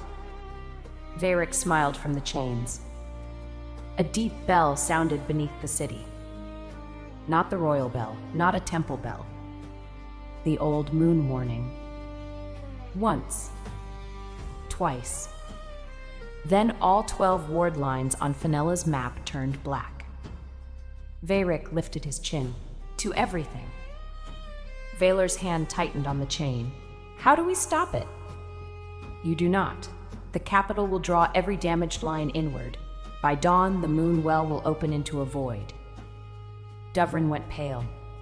If the central well collapses, every pack ward falls with it. Release me, Varric said, and I will guide the council seal. Seraphine walked close enough that he had to look up at her. You built the system around my magic. Around the magic you cannot control. Then you should have spent less time mocking how I use it. She turned to Vaylor. Take him to the public court. Keep him alive. People need to hear what he did from his own mouth. Where are you going? To the moon well. Then I am going with you. The city needs its king. The city needs its wards. Valor. He stepped close, anger and fear finally visible beneath his control. Do not ask me to watch from safety. Seraphine remembered Frostbarrow. She nodded. Beside me then, not in front. Beside you. They reached Mooncourt Square as the first cracks opened in the sky. Black lines spread across the winter clouds, converging above the central well. The moon disappeared behind a turning circle of darkness. Across the city, wolf howls rose as pack bonds weakened. People flooded into the streets. Valor climbed the well steps and issued orders. Guards opened the palace shelters. Witches raised temporary barriers around homes. Pack leaders moved civilians away from the square. Lucivar arrived in partial armor, Caldrissa beside him. The southern ward is failing, he said. What do you need? Valor looked at Seraphine. She appreciated that. He did not decide her plan for her. Caldrissa, take every flame witch to the eastern roofs, Seraphine said. Do not attack the darkness. Light the streets so people can move safely. Caldrissa nodded. Done. Lucivar, the old bell tunnels connect to the outer packs. You know them better than anyone. Get the children and elders into the stone shelters. Lucivar hesitated. I can fight here. I know. I need you there. He looked as if he wanted to argue, then recognized the trust hidden inside the task. I will do it, he said. He ran. Mevrienne reached the well with Dovrin and Fenella. Her braid had come loose, silver-streaked hair whipping in the wind. The corruption is gathering below the city, she said. Your spheres can contain it, but not one at a time. How many? As many as you can create. I can control 6. You controlled 6 in a trial designed by ordinary witches. This is your shape, Seraphine. Stop measuring it with our limits. Her mother placed both hands around Seraphine's face. I told you when you were 7 that your magic was real. I believed you. Believe me once more. You are ready to discover what it wants to become. The ground shook. A section of the well wall exploded outward. Valor turned, shielding Seraphine and Mevrienne from stone with his armored body. Seraphine raised one hand. A gold sphere formed between them, catching the falling debris in midair. Gold. Not silver blue. Protection had changed its nature. Seraphine looked up at the dark sky. The spheres need different purposes, she said. One kind cannot hold everything. Dovrin opened his notes. Frostbarrow separated corruption from the ward. The trial spheres redirected force. Fenella unrolled her largest map across the ground. The city has 12 ward towers. If you place a sphere over each tower, they can form an outer orbit. Mevrienne pointed to the moon well, and a central sphere here to draw the corruption. 13, Seraphine said. Valor stood at her shoulder. You can do it. She looked at him. You do not know that. No, I know you will try, and I know you will not try alone. The black circle in the sky widened. Seraphine planted her ironwood staff against the stone. She found the center. Not Valor, not herself. The city. The people moving through lit streets. The quarry workers in the north. The villages sharing one bridge. Her mother, who had believed before there was proof. Fenella arguing with maps. Caldrissa choosing courage after choosing badly. Lucivar guiding children through tunnels he once used to hide from bullies. Valor beside her, strong enough not to fear her strength. Protect them. A gold sphere rose over the first ward tower. Then a second. Seraphine's knees shook. Valor placed one hand at her waist. Mevrienne placed a hand between her shoulders. A third sphere formed. Across the square, witches joined hands. Dovrin called tower positions. Fenella adjusted angles on the map. 4, 5, 6. Each sphere floated above a different tower, bright enough to turn night into pale dawn. The void pulled harder. Seraphine tasted iron and cold. Her magic wanted to collapse inward. She remembered every broken wand, every laugh, every child who had said she was not a real witch because her power refused to move like theirs. She stopped asking it to move like theirs. 7 spheres became 8. 8 became 10. The city disappeared behind light. At the eastern roofs, Caldrissa's flame witches raised lines of gold fire that marked safe roads. At the bell tunnels, Lucivar's voice carried orders through the stone. The 11th sphere formed above the southern tower. The 12th rose over the palace.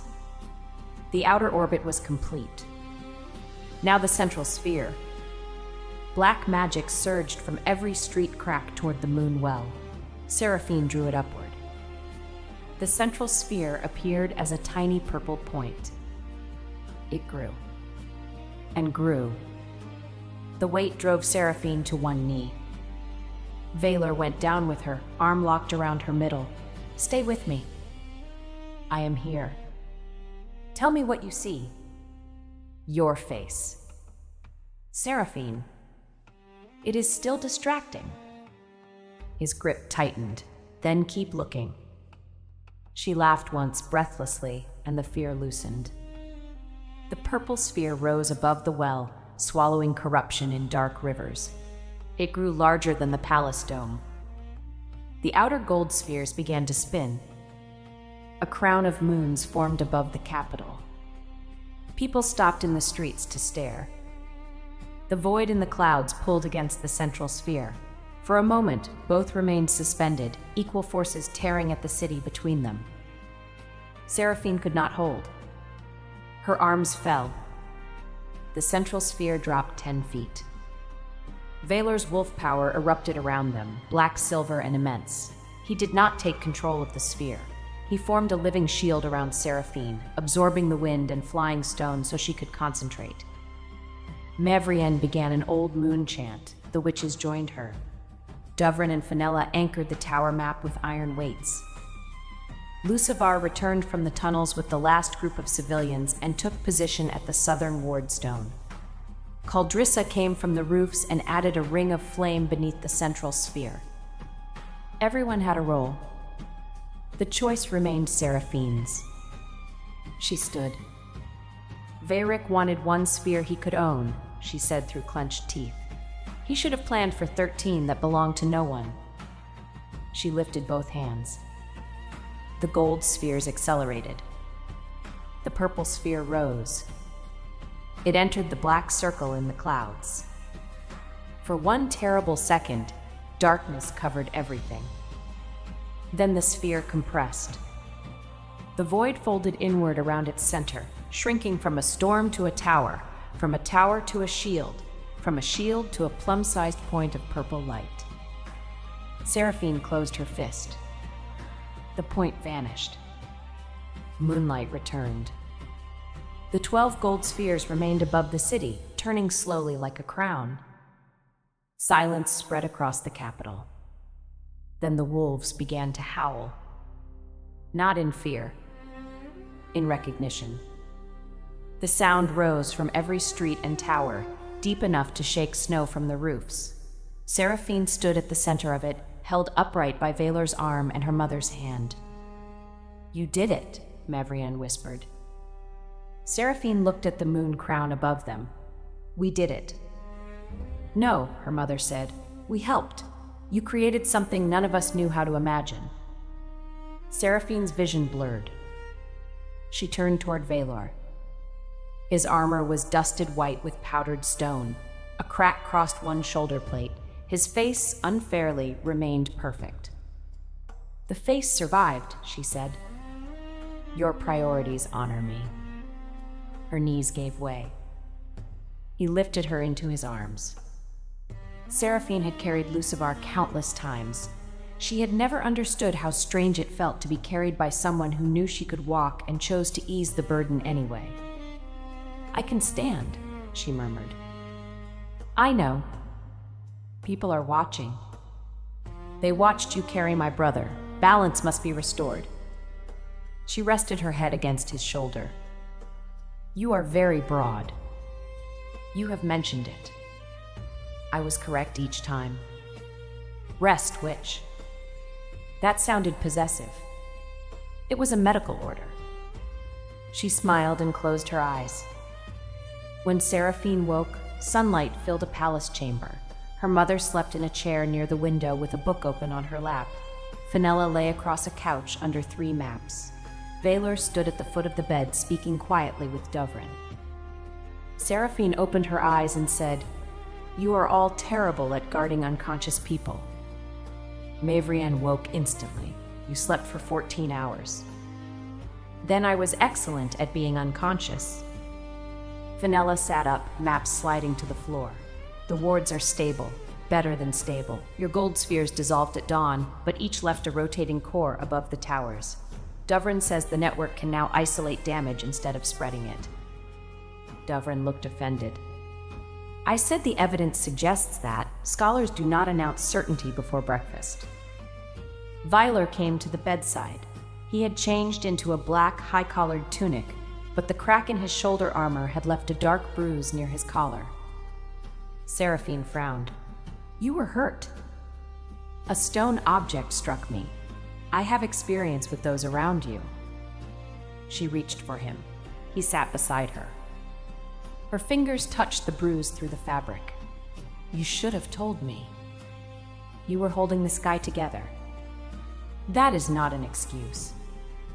It seemed persuasive at the time. Mavrian stood. Fenella, Dovrin, come with me. Fenella gathered 1 map. Why? Because my daughter is about to either kiss the king or scold him. Both deserve privacy. Mother. The door remains open. They left. Valor looked at Seraphine. Which did you choose? Both. She gripped the front of his tunic and pulled him close.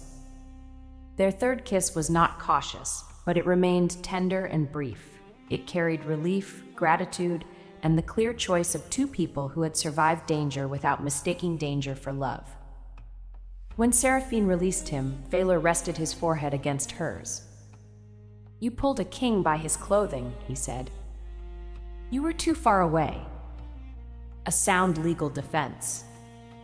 Now the scolding. You do not hide injuries from me. Agreed. And you do not stand in front when we agreed on beside.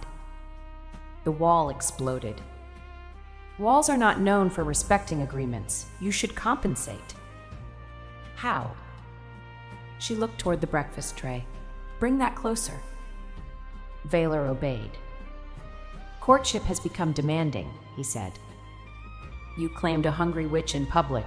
The risks were obvious. Varric's trial began 2 days later. Valor could have held it behind closed doors. Seraphine insisted on the Great Hall. The same packs that watched her rejection deserved to hear how their wards had been endangered. The quarry workers sent written testimony. The village leaders described lost crops.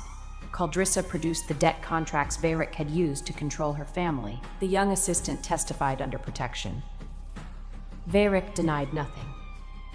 He argued that the council deserved greater power and that temporary suffering would have produced necessary reform. Seraphine stood before him in a dark blue gown, her ironwood staff in one hand and a small gold sphere hovering above the other. You are strong, Varric told her, because I forced you to become strong. The hall reacted with disgust. Seraphine did not. No, she said. My mother taught me. I trained. My friends helped. The king stood beside me. The workers at Frostbarrow trusted me. Caldrissa chose to speak. Lucivar carried people to safety. You created harm. Do not steal credit for what others built while repairing it. Varric's face finally changed. He had expected hatred. He had not expected to be made irrelevant. The council voted unanimously to strip him of rank and property. Because his plan had knowingly risked thousands of lives and included treason against the crown, the royal judges sentenced him to death under kingdom law. No punishment was carried out in public. His seized estates were divided among the damaged northern villages and the capital shelters. The assistants who had acted under threat received labor sentences repairing the wards they had helped damage. Those who had volunteered for the conspiracy lost titles and wealth. Caldrissa's family lands were restored only after an independent review. She did not return to Lucivar's side. Instead, she accepted a position leading the capital's emergency flame wardens. "I do not expect friendship," she told Seraphine after the trial, "but I would like the chance to become someone you do not regret defending." Seraphine considered her. "Report to Frostbarrow in spring. Isabet needs flame channels cut through the eastern quarry." Caldrissa looked alarmed. "Is that forgiveness?" "It is labor. Forgiveness may develop while you are carrying stone." "I am not very strong." "You will be." For the first time, Caldrissa smiled without calculation. "Fair." Lucivar requested a private meeting a week later. Seraphine agreed to meet him in the old Bell courtyard, where he had once fastened his grandmother's pearl clasp at her throat. Winter sunlight lay across the stones. The fountain she had repaired as a child still stood in the corner. One carved wolf leaned slightly because 11-year-old Seraphine had refused to wait for a mason. Lucivar arrived without royal colors. He looked as handsome as ever. Seraphine noticed because honesty did not require blindness. She simply no longer confused beauty with safety. "The southern children reached the shelter," he said. "All of them." "I heard. You did well." He looked down. "I kept thinking of the blizzard when you carried me to the healers. You complained the entire way." "My boots were wet." "You were unconscious for half of it and still complained." A faint smile appeared, then vanished. "I loved you." Seraphine's chest tightened, but the pain no longer controlled her breathing. "I know. Part of me still does." "I know that too." "Then how can you choose him so quickly?" She looked at the leaning stone wolf. "I did not choose him in one morning. I accepted the chance to know him. Then he kept making choices that allowed love to grow. I could do that now." "Perhaps you can, for someone else." Lucivar closed his eyes. "I was afraid. The council said the southern packs would never accept you. They said your failures would become mine. Caldrissa's magic was visible, easy. I understand why you were afraid." Hope entered his face. Seraphine continued, "Understanding is not returning." The hope disappeared. "Was everything between us worthless?" he asked. "No, that is why it hurt." She stepped closer and placed the crooked stone wolf charm she had made for him as a child into his hand. He had returned it after the ceremony, but she had carried it since. "You were my first love," she said. "I do not need to make you a monster in order to leave you. You were kind many times. You were brave many times. You also abandoned me when choosing me required courage. All of those things are true." His fingers closed around the charm. "I am sorry," he whispered. "I believe you. Will you forgive me?" "One day, perhaps completely. Today, enough to hope you become better, not enough to become yours." Tears shone in his gray eyes. Seraphine's old instinct urged her to hold him until he stopped hurting. She did not obey it. Compassion did not require resuming the role that had emptied her. Lucivar drew a slow breath. "He has loved you a long time." "He told you?" "He did not need to. He looked at you that way even when we were young.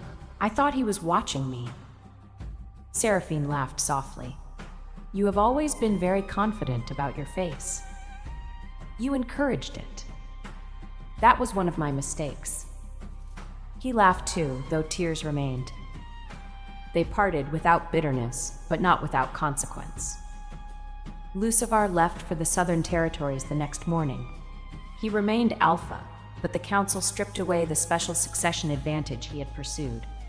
He would have to earn his people's trust without borrowing Seraphine's strength or Caldrissa's magic. Seraphine watched his carriage leave from the palace wall. Valor joined her but said nothing. "He apologized," she said. "Did it help?" "Yes, it also hurt." "Both can be true." She looked at him. "You have been speaking to my mother. She provides excellent instruction and terrifying tea. Were you worried I would choose him?" "Yes." The immediate answer surprised her. "You admitted jealousy." "I admitted fear. They are related, but not identical." "What would you have done?" "Accepted your choice, hated it privately, assigned him every bridge in the kingdom." Seraphine laughed and leaned against his side. His arm came around her shoulders. "I did not choose him," she said. "I noticed." "Do not become smug. The crown remains responsible." Before spring reached the capital, Seraphine returned with Mavrian to the Bramblevain house for the first time since the rejection. The house stood at the edge of the old Coven district, built from dark stone and thick oak beams. Its kitchen ceiling still carried a round dent from Seraphine's first attempt at a levitation spell. The spell had not lifted the apple she was aiming at. It had condensed into a heavy sphere beneath the table and launched the table upward instead. Mavrian had never repaired the dent. "It is educational," she always said. Vyler insisted on accompanying them with only 4 guards. He said the weakened wards still required caution. Seraphine suspected he also wanted to inspect the place where she had grown up. He entered the kitchen and looked at the ceiling. "Your magic had ambition," he said. The table had poor balance. "You blamed the furniture at 8? Mother taught me to examine all possible causes." Mavrian set a kettle over the fire. She also blamed the floor, the apple, and the season. "Winter magic behaves differently," Seraphine said. It was summer. Valor removed his cloak and hung it from the old iron hook. The hook bent. Seraphine caught the cloak before it fell. "The king is too heavy for the house," she said. "The cloak contains armor plates." An excuse. A documented fact. Mavrian handed him a hammer. "Then document a stronger hook." The Alpha King of 12 Packs spent the next half hour repairing the kitchen wall while Seraphine made tea. 2 of the guards stood outside the window trying not to look entertained. Valor drove the final iron brace into place. "Your mother gives orders as if she owns the crown." "She does not need the crown," Seraphine said. "People obey because they value continued breathing." Mavrian poured the tea. "Correct." A knock came at the front door. 3 adults waited outside, a broad-shouldered miller named Petavar, his sister Lyrienne, and a red-haired blacksmith called Hadric. Seraphine recognized them immediately. As children, they had been the most persistent members of the group who mocked Lucivar and later mocked her failed magic. Petavar had once put Lucivar into a feed barrel. Seraphine had put Petavar through the side of that barrel. He looked at Valor behind her and nearly forgot how to speak. "Lady Seraphine," he began, "Your Majesty, Great Witch." Mavrian folded her arms. "You may choose fewer titles and reach the purpose faster." Lyrienne held out a covered basket. "We came to apologize." Seraphine looked at the basket. "Is the apology baked?" "Partly." "Promising. Come inside." They sat around the old kitchen table, which had been reinforced so many times that it contained more iron than wood. Petavar placed both hands around his cup. "When the moon crown appeared over the city," he said, "my youngest daughter asked whether the witch who made it was the same girl I used to call an empty wand." Seraphine waited. "I told her yes. She asked why I had called you, that if your magic was only different. I did not have an answer that made me look decent." "That does limit the available answers," Valor said.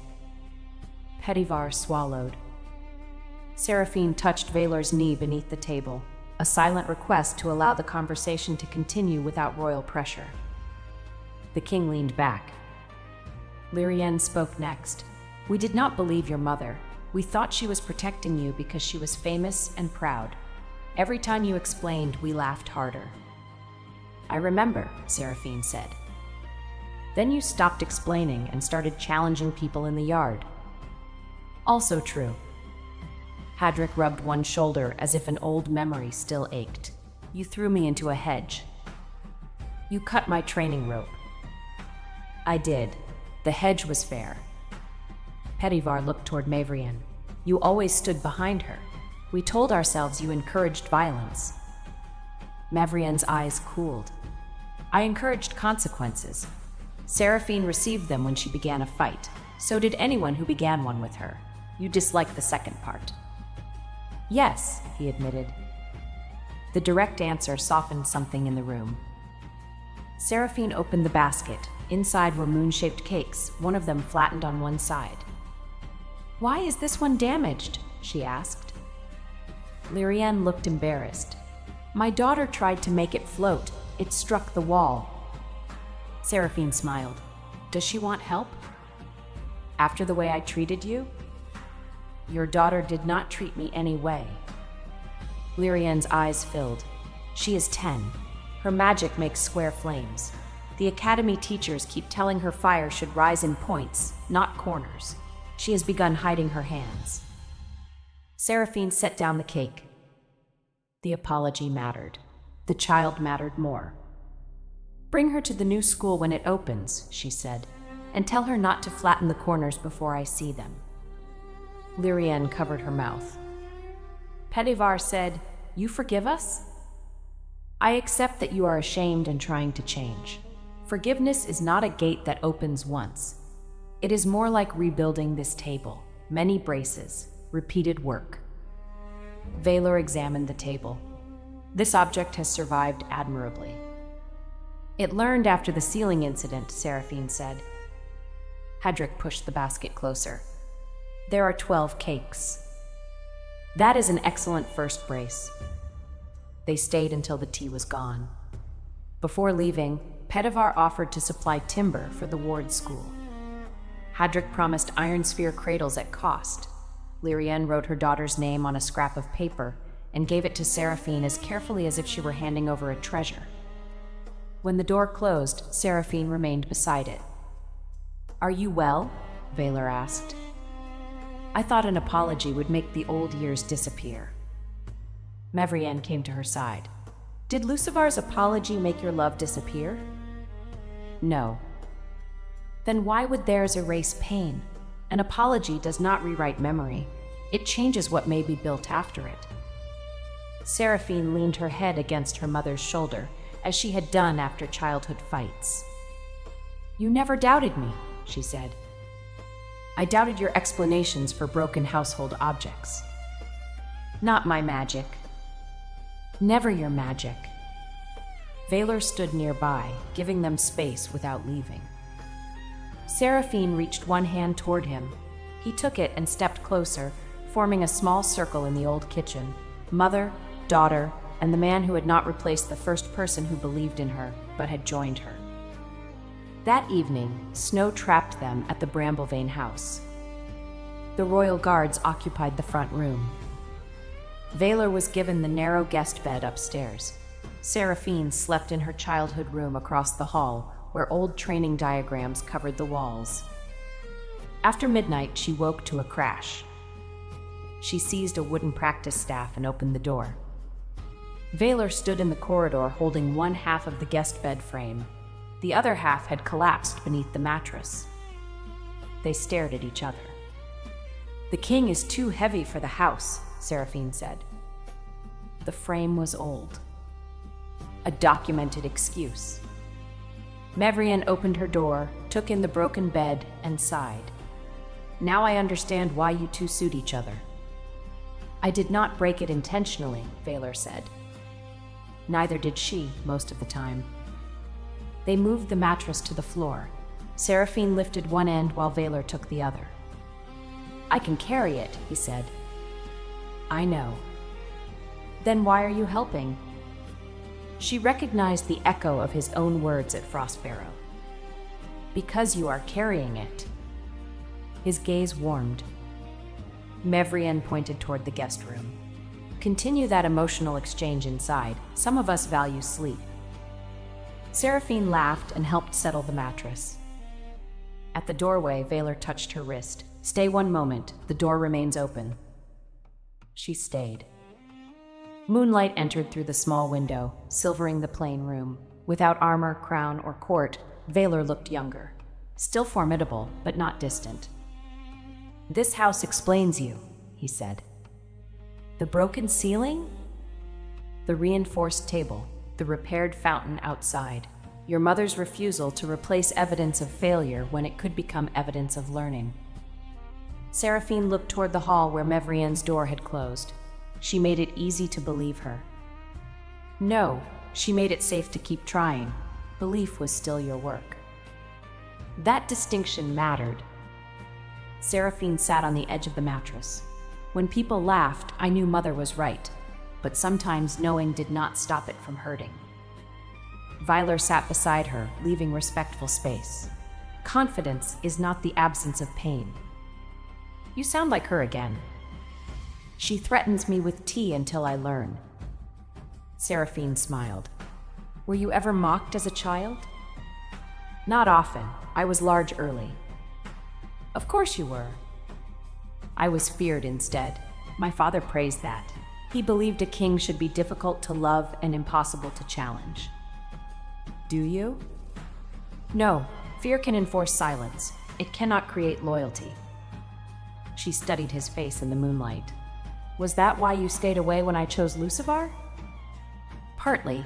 I did not want my rank to turn interest into pressure. Partly, I believed you loved him well and that he would eventually deserve it. You were wrong. Painfully. For me. For both of us, though not equally. He did not center himself in her wound. He simply admitted that watching had cost him something. Seraphine shifted closer until their shoulders touched. I am glad you came home when you did, she said. So am I. I am also glad I carried Lucivar outside before you intervened. I would never have denied you that pleasure. Good. It was important to my healing. Valor turned his hand palm up between them. Seraphine laid hers over it. They sat quietly until the house stopped creaking in the wind. When she rose to leave, he brought her knuckles to his lips. Good night, Seraphine. Good night, Valor. Try not to break the floor. The floor appears strong. That is what the bed believed. The next morning, Mevrian made Valor repair the frame before breakfast. The Alpha King worked with hammer and iron braces while Seraphine ate 2 apology cakes and offered unhelpful advice. For once, no one in the house needed her to lift the burden. She chose to help anyway. Spring came slowly to the capital. Seraphine spent the last winter months building a new ward school with Mevrian, Dovrin, and Fenella. The school did not teach other witches to copy sphere magic. No one else possessed the same dense core. It taught them to identify the natural shape of their power before forcing it into traditional forms. Children who had been called slow, strange, or unpromising came from every pack. Seraphine trained them in the mornings and refused to spend every afternoon working. Valor insisted on this with unusual firmness. You saved the kingdom, he said. You are allowed to eat cakes in the garden. Is that a royal order? Yes. Tyranny at last. History will understand. She learned to enjoy the life she had once postponed while waiting for Lucivar's promise. She attended winter plays, chose gowns with reinforced pockets for small spheres, and allowed the palace cooks to create a dessert shaped like the moon crown. The first attempt collapsed through the serving tray. The second was made of lighter cake. At Frostbarrow, Caldrisa spent 6 weeks cutting flame channels and developed strong arms, a practical temper, and an unexpected friendship with Isabet. Captain Odrin sent Seraphine a formal report stating that all bridges had been counted twice, and remained jealous-proof. Valor reassigned him to no further infrastructure. Growth, Seraphine praised. Administrative completion, Valor corrected. Fenella became deputy wardmaster. She labeled every map net after Dovran threatened to lock the supply cabinet. Mevrian accepted a seat on the Crown Council only after Seraphine made Valor promise that meetings would contain fewer men at long tables. How? He asked. Shorter tables. He ordered round ones. The kingdom adjusted to the sight of its alpha king being openly courted by a witch who could carry him. That rumor began after a training accident in which a practice tower collapsed. Valor pushed Seraphine clear, injured his ankle, and attempted to walk back to the palace. She watched him limp for 3 steps. Then she lifted him into her arms. The royal guards looked away with heroic discipline.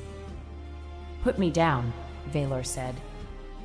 "Inside the palace?" He recognized the question. That detail was not specified. Seraphine carried him across the entire courtyard while servants applauded. Valor endured it with dignity until Odran, visiting from Frostbarrow, called, "Very elegant, King." Valor assigned him one final bridge. At the beginning of summer, the 12-pack leaders returned to the Hall of 12 Moons. This time, there was no trial and no rejection ceremony. The moon crown cores glowed above the city towers. The repaired black throne stood on the dais, though Lucivar's ceremonial chair had been moved permanently to the outer landing as a public bench. Citizens often sat in it to eat chair-shaped bread. Seraphine entered beside her mother. She wore a full, high-collared gown of deep blue velvet reinforced with silver thread. Her thick, dark hair flowed past her hips, braided away from her face and decorated with small moonstone pins. No fragile wand hung at her belt. She carried her ironwood staff, and 3 small spheres moved quietly around her shoulders. Valor waited before the throne in black and silver. He had not announced what he intended to ask. He had requested only that she come willing to make a public choice. The symmetry was not lost on anyone. He descended the dais and stopped before her. "Seraphine Bramblevane," he said, "when my brother rejected you in this hall, I claimed the right to court you. I did not claim your future." The court listened in complete silence. "You have protected this kingdom with strength, magic, judgment, and a refusal to permit fools to remain comfortable. You have stood beside me when I was king and when I was merely a heavy man near a collapsing quarry." Seraphine's mouth twitched. Valor continued, "I ask you now, before the same packs that once mocked you, whether you choose to become my mate and queen." He held out his hand. Seraphine looked around the hall. Caldrissa stood with the Flame Wardens, wearing practical crimson and smiling. Fenella held a map she had been forbidden to bring to the ceremony. Dovran stood beside her, pretending not to notice. Odrin represented Frostbarrow. Mavrian watched her daughter with pride and no surprise. Lucivar was not present. His absence did not create a hole in the room. Seraphine looked at Valor. His face remained a remarkable argument. His body, fully clothed in formal black, remained equally persuasive. But those were no longer the reasons her heart moved toward him. She remembered him stepping to her side instead of in front.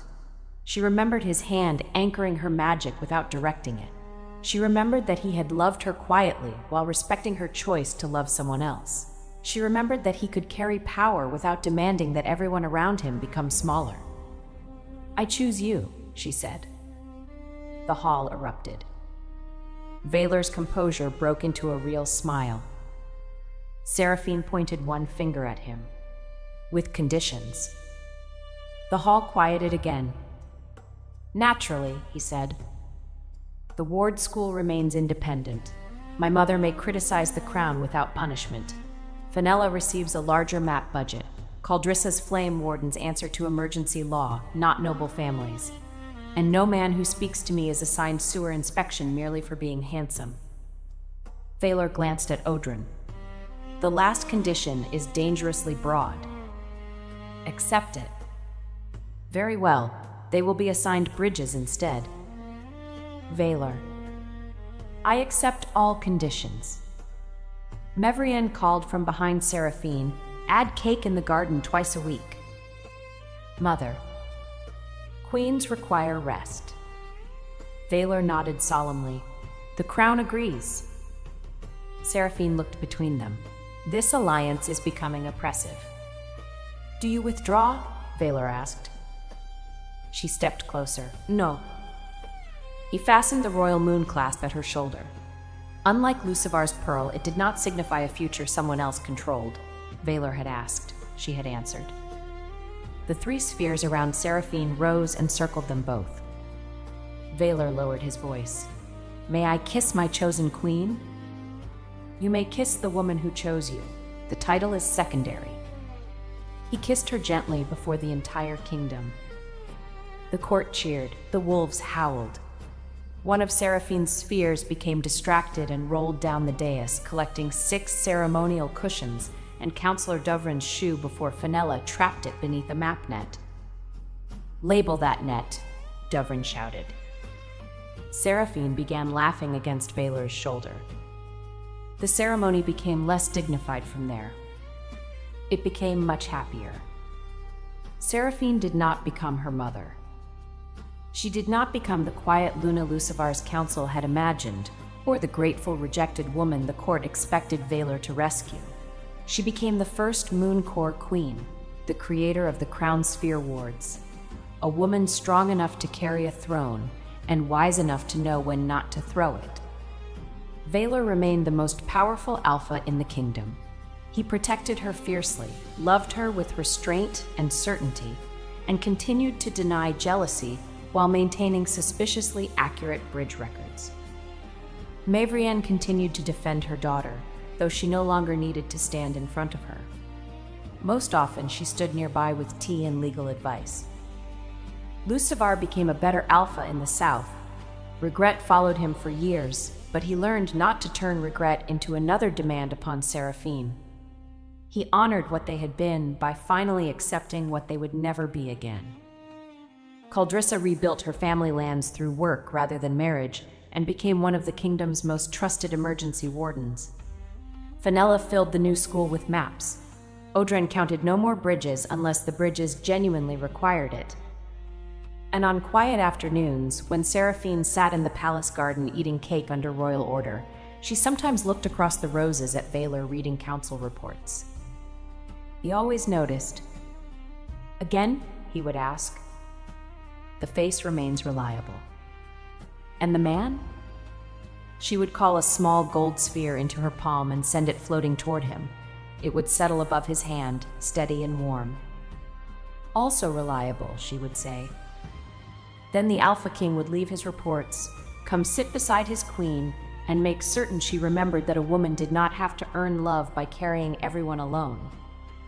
Sometimes love began with a rescue. Sometimes it began with a choice. And sometimes it began when a heartbroken witch carried the wrong prince outside and finally noticed the right king standing in the doorway. Their private life developed its own pattern. Valor woke before dawn because kings had an unreasonable number of reports. Seraphine woke before dawn because her mother had trained her to believe the day was already judging anyone who remained in bed after sunrise. They met in the small western dining room, where Seraphine ate enough breakfast for 2 soldiers, and Valor pretended not to notice when she stole the best piece of honey bread from his plate. He always placed it there for her. She always pretended to steal it. On quiet evenings, they trained together in the Mooncore chamber.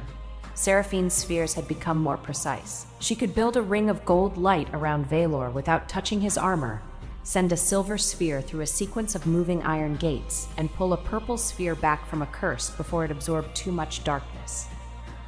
Valor remained her strongest anchor, though he no longer needed to stand within arm's reach. His presence settled the wolf part of the magic. His voice gave her a direction when the spheres multiplied too quickly. Sometimes, however, he stepped close simply because he liked standing close. Seraphine knew the difference. That one was stable. she told him one night when he placed both hands around her waist from behind. I agree. Then this is not anchoring. No. It is distracting. You have survived worse threats. She leaned back against his armored chest. Not many with shoulders like yours. His mouth touched her temple in a restrained kiss. Continue training, my queen. Cruel men. You married me after a full investigation. The investigation was compromised by your face. I submitted all relevant evidence. The first sign that something had changed came during a spring council meeting.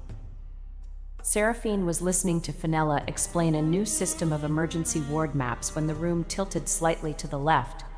It corrected itself before anyone else appeared to notice. She continued listening. Then the scent of roasted onions from the kitchens reached the chamber. Seraphine had always liked roasted onions. She had once crossed a flooded courtyard to rescue a tray of them. That morning, the smell seemed like a personal insult.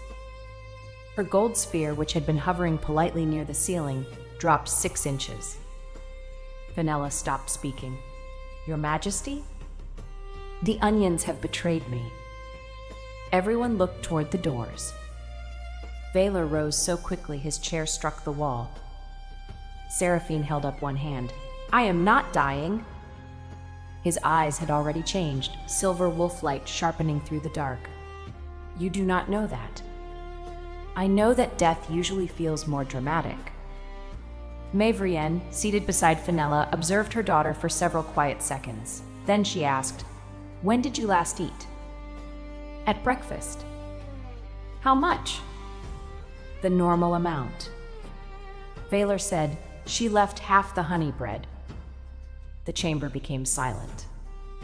Seraphine looked at him. You noticed that?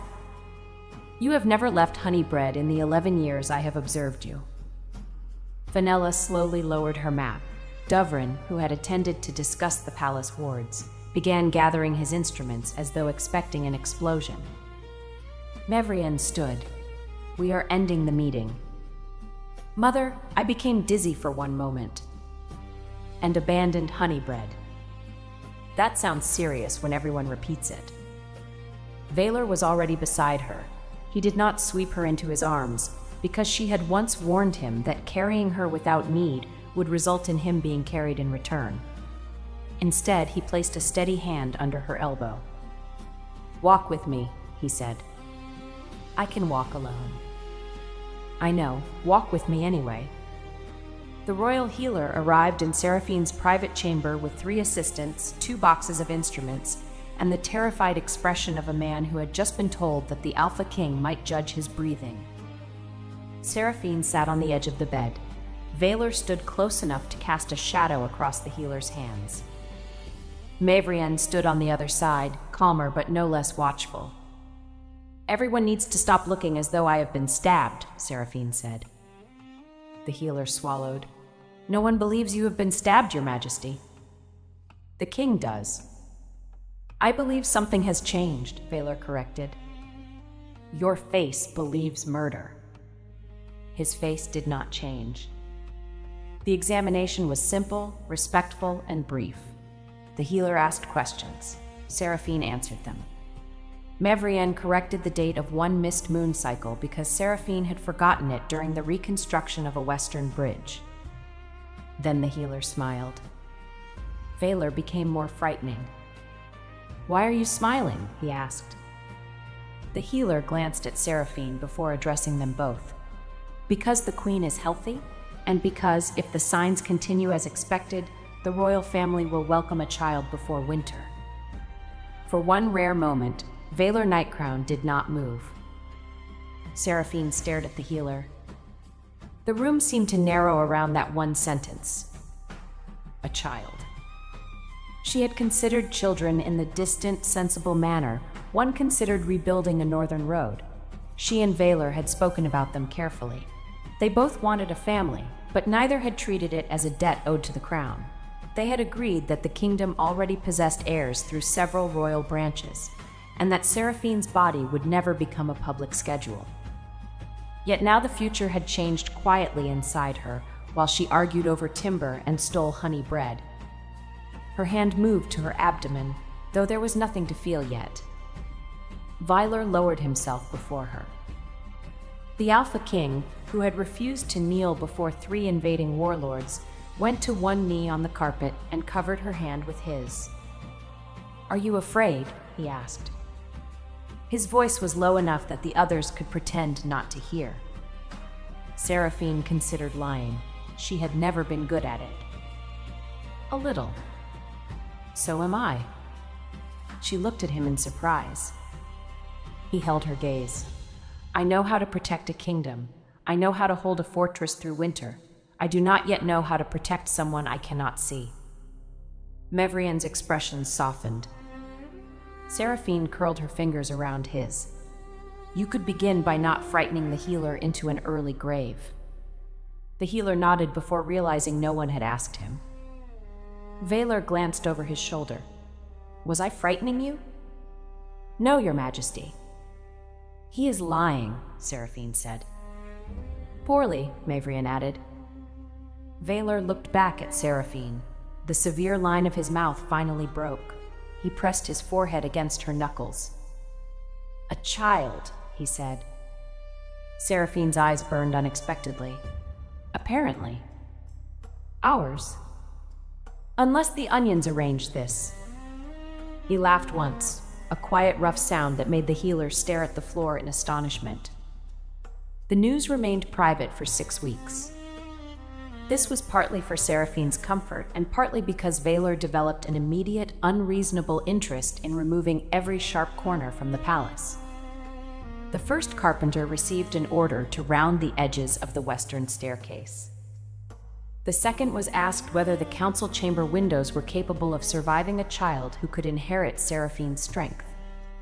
The third was told to inspect every cradle in the royal storage rooms, even though no cradle had been used there for 20 years.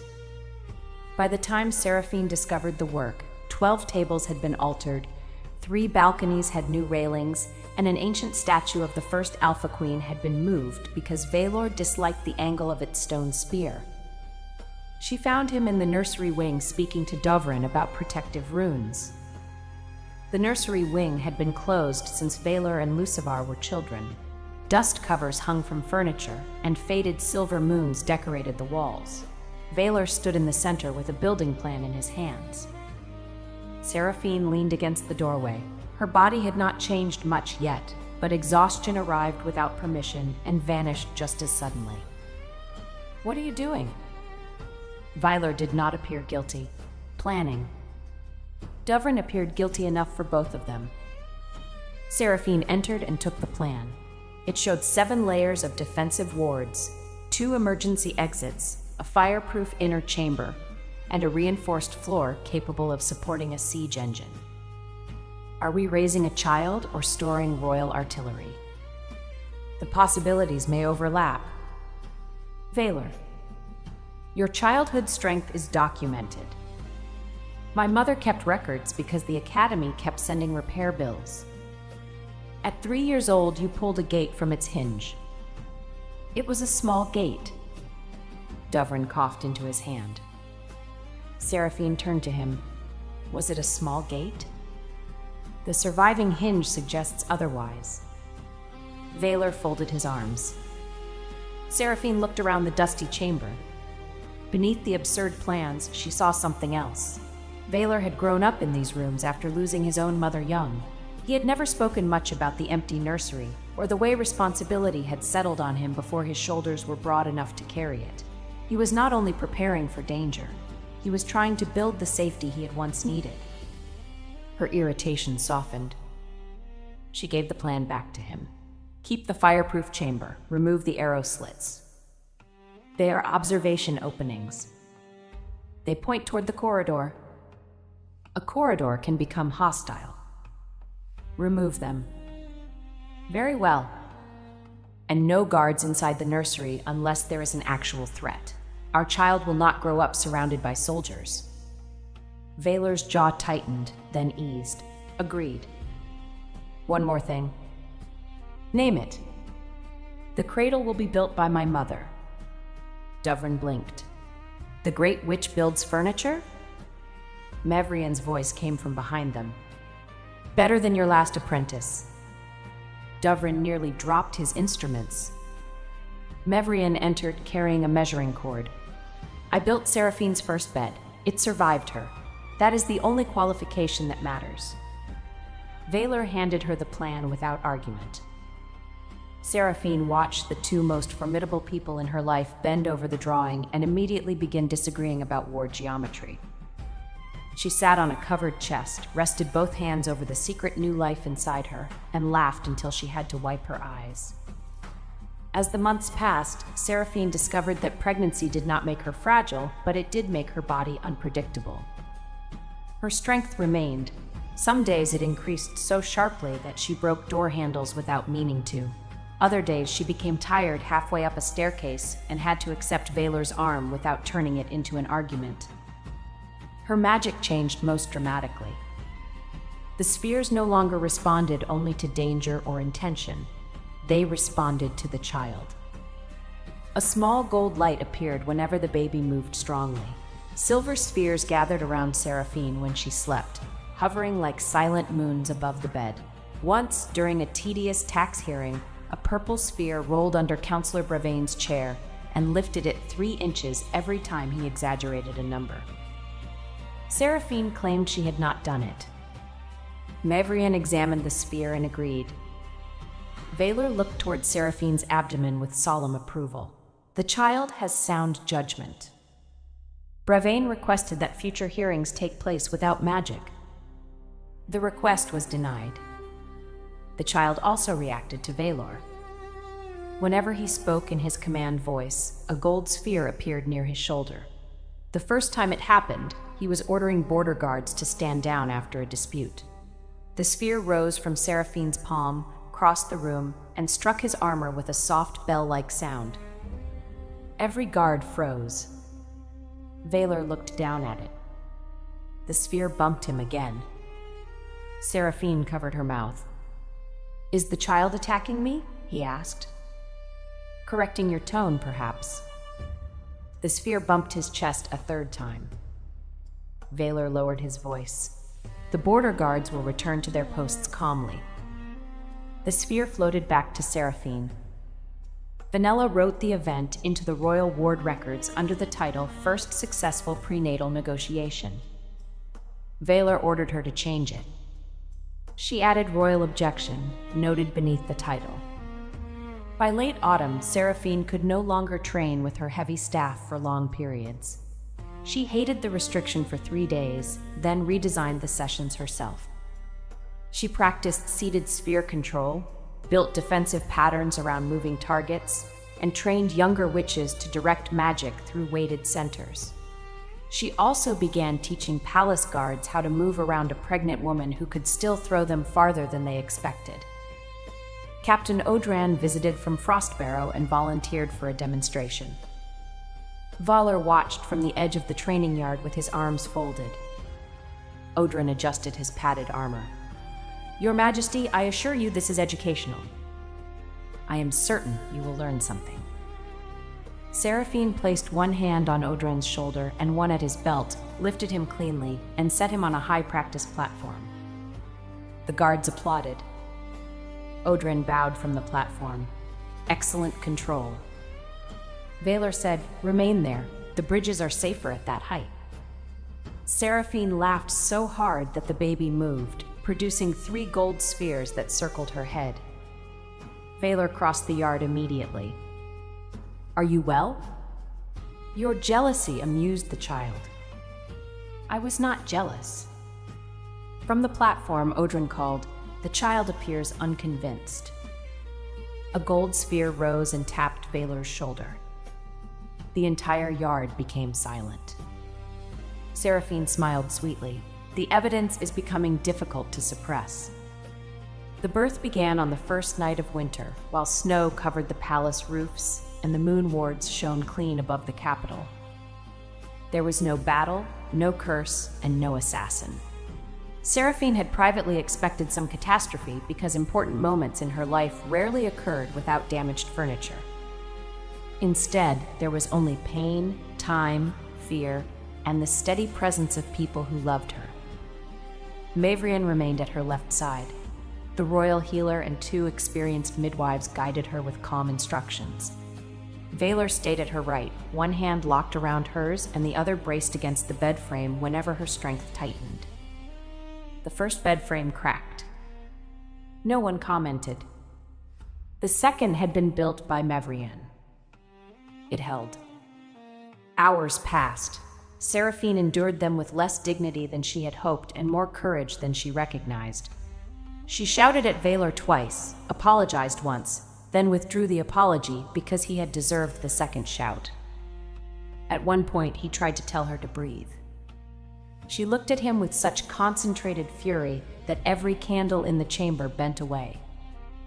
Mavrian said, "Your Majesty, I recommend silence." Valor obeyed. When fear finally overtook Seraphine, it arrived quietly. She had trained for years to control strength that did not behave like anyone else's.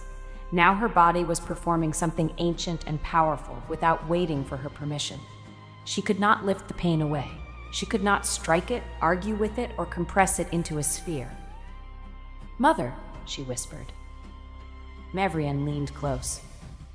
"What if I cannot do this correctly?" Her mother's hand cupped her face. "There is no performance to pass. You are not being judged. You are bringing your child forward, and you are not alone." Valor bowed his head over Seraphine's hand. "You never have to prove strength to me." The words settled where command could not. Seraphine breathed. She listened to the midwives. She accepted help without treating it as failure. When the next wave came, she did not fight her own body. She moved with it. Near dawn, the room filled with a newborn cry. Every silver ward in the palace flashed gold. A tiny sphere of warm light appeared above the bed. Seraphine collapsed back against the pillows, laughing and crying at once. The midwife placed a wrapped child against her chest. Their daughter had a full crown of dark hair, a furious little face, and one fist clenched beneath her chin as though prepared to file a complaint against the world. Valor stared at her. The Alpha King had faced armies without blinking. Now his eyes shone openly. "She is small," he said. Seraphine laughed weakly. "That is generally how they begin. She has your hair. She has your disapproving expression." The baby opened her eyes. They were dark at first, but a line of silver light passed through them. Valor touched one careful finger to her hand. She gripped it. His entire body went still. "Strong," he whispered. "Do not start measuring her grip before breakfast." I said one word. It was a very ambitious word. Mavrian stood behind him, tears on her face and pride in every line of her posture. Seraphine looked up at her mother. "You were right." "About which thing?" "I was not broken. My magic was only waiting for its own shape." Mavrian bent and kissed her forehead. "I knew that before you could lift a gate." The child released Valor's finger. The gold sphere above the bed drifted toward him and settled against the center of his chest. Valor looked at Seraphine. "She has chosen me. She may only like your armor. Your first attraction to me was also poorly disciplined." "True, the family has a pattern." They named their daughter Myravra Mavienne Nightcrown. Myravra was an old northern name meaning moon that returns after the storm. Her middle name honored Mavrian without copying it exactly, a decision the grandmother pretended not to find moving. The announcement bells rang at noon. The city celebrated for 3 days. Seraphine slept through most of it. Myravra grew quickly and loudly. At 6 months, she could sit without support and glare at anyone who attempted to take away a spoon. At 9 months, she crawled toward Valor's crown during a private council and bit one of the silver points. At 11 months, she produced 3 magic spheres while sneezing. One turned gold. one turned silver. The third became extremely heavy and dropped through a small side table. Dovrin examined the whole. "Dense core," he said. Seraphine folded her arms. "Do not sound pleased. I have spent years studying a unique magical system. Now there are two. The second one eats paper." Myrovra, seated on Vaylor's knee, tore a corner from his border report. Vaylor removed it gently. "She has identified weak policy." Dovrin began designing a child-safe sphere chamber. Mevrienne rejected the first design because it resembled a prison. Seraphine rejected the second because it contained no reinforced climbing rails. Vaylor rejected the third because its door opened toward an unguarded corridor. Vanella solved the dispute by drawing a circular playroom with padded walls, low windows, removable training weights, and map murals that changed color when touched. Myrovra entered the finished room at 14 months, immediately ignored every magical feature, and spent an hour trying to move a wooden bench. When she succeeded, Seraphine cheered. Vaylor moved the bench back. Myrovra moved it again. "She has your persistence," he said. "She has your refusal to accept furniture where someone else placed it." Lucivar met Myrovra when she was nearly 2. He arrived from the south for the annual Winter Council. By then he had governed his territory well for several years, repaired his relationship with Caldrissa into a respectful political friendship, and stopped finding reasons to appear near Seraphine. He requested permission before entering the family wing. Vaylor read the request twice. Seraphine watched him over the rim of her tea. He is her uncle. He is also a man who once made her mother cry in public. "You once made me cry in private." "When?" "When you ordered the kitchens to limit my coffee during pregnancy." "The healer ordered it." "You enforced it with unnecessary efficiency." Vaylor set the request down. "Do you want him here?" Seraphine considered the question. She no longer felt the old pain when she heard Lucivar's name. The memory remained, but it had become part of her history rather than an open door. "Yes," she said, "for one visit, with us present." Lucivar entered, carrying no elaborate royal gift. He brought a carved wooden puzzle made by southern craftsmen, its pieces shaped like moons and small towers. Myrovra stood beside Seraphine in a thick blue wool dress, both hands gripping a training ball nearly as large as her head. Lucivar stopped. For a moment, Seraphine saw the boy she had once protected. Then he bowed to the child. "Princess Myrovra, I am your uncle Lucivar." Myrovra looked at his face. She looked at Seraphine. "Pretty," she announced. Seraphine choked on her tea. Vaylor's expression became colder than the window glass. Lucivar closed his eyes briefly. "This feels deserved." Myrovra walked toward him, studied his gold-brown hair, and handed him the training ball. He accepted it. The ball dropped his arms to the floor. Myrovra laughed. Seraphine covered her face. Vaylor's mouth moved almost imperceptibly. Lucivar struggled upright with the ball. "She is very strong." "Yes," Vaylor said. "Unlike some princes at her age, she does not require rescue from training equipment." Seraphine nudged her husband with one elbow. Lucivar managed to place the ball on the floor. He looked at Myrovra rather than Seraphine when he spoke. "Your mother protected me when we were children," he said. "I did not honor that courage when I grew older. You should know that she deserved better than I gave her." Myrovra understood only parts of the sentence. She picked up one puzzle moon and put it in her mouth. Seraphine removed it. No eating diplomacy. Lucivar smiled despite himself. The visit lasted half an hour. He did not ask to hold Myrovra. When she climbed onto his knee to reach the puzzle, he became very still and allowed her to choose the contact. After he left, Vaylor stood at the window in silence. Seraphine came behind him and wrapped both arms around his waist. You behaved well. I spoke only one unnecessary sentence. 2. The second was necessary to me. She rested her cheek between his shoulder blades. She liked his face. A serious hereditary weakness. She likes yours more. He turned within her arms. How can you know? When she sees Lucivar, she says pretty. When she sees you, she runs. As though summoned, Maierva shouted from the next room, Father! Valar's entire expression changed. He crossed the chamber before the second call.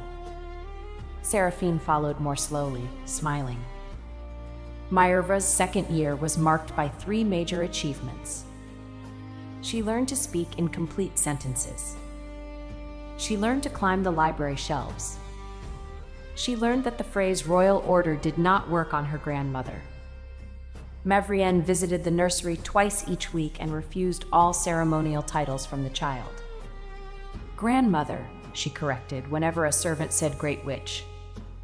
Maierva shortened it to Grand Maeve, which no one else was permitted to use. Mavrienne taught her to greet magic rather than command it. They sat on the playroom floor with smooth stones arranged in circles. Maierva touched each one and described whether it felt warm, cold, sleepy, loud, or stubborn.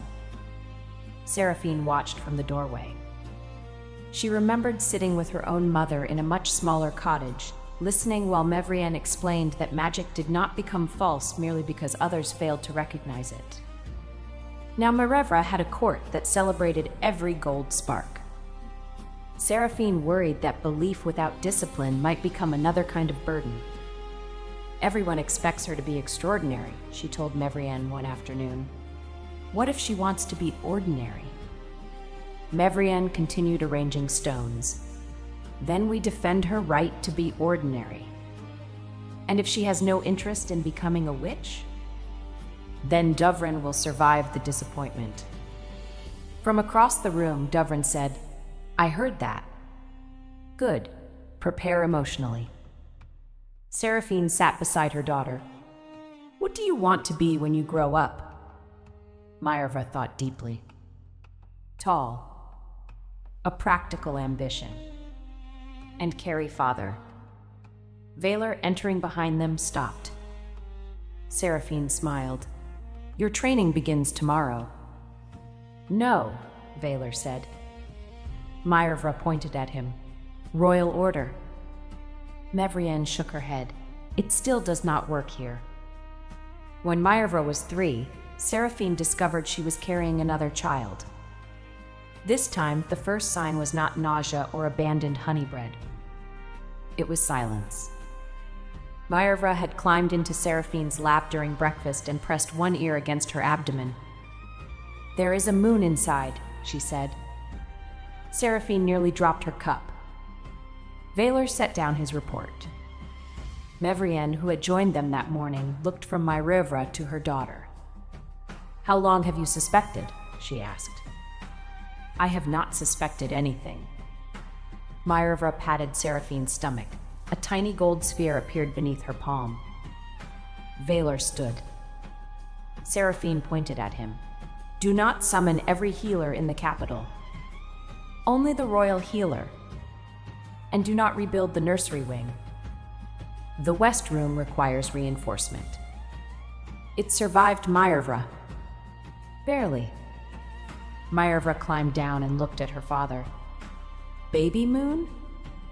Valar knelt before her. Perhaps. We must ask the healer. Can I carry it? Seraphine placed both hands over her abdomen.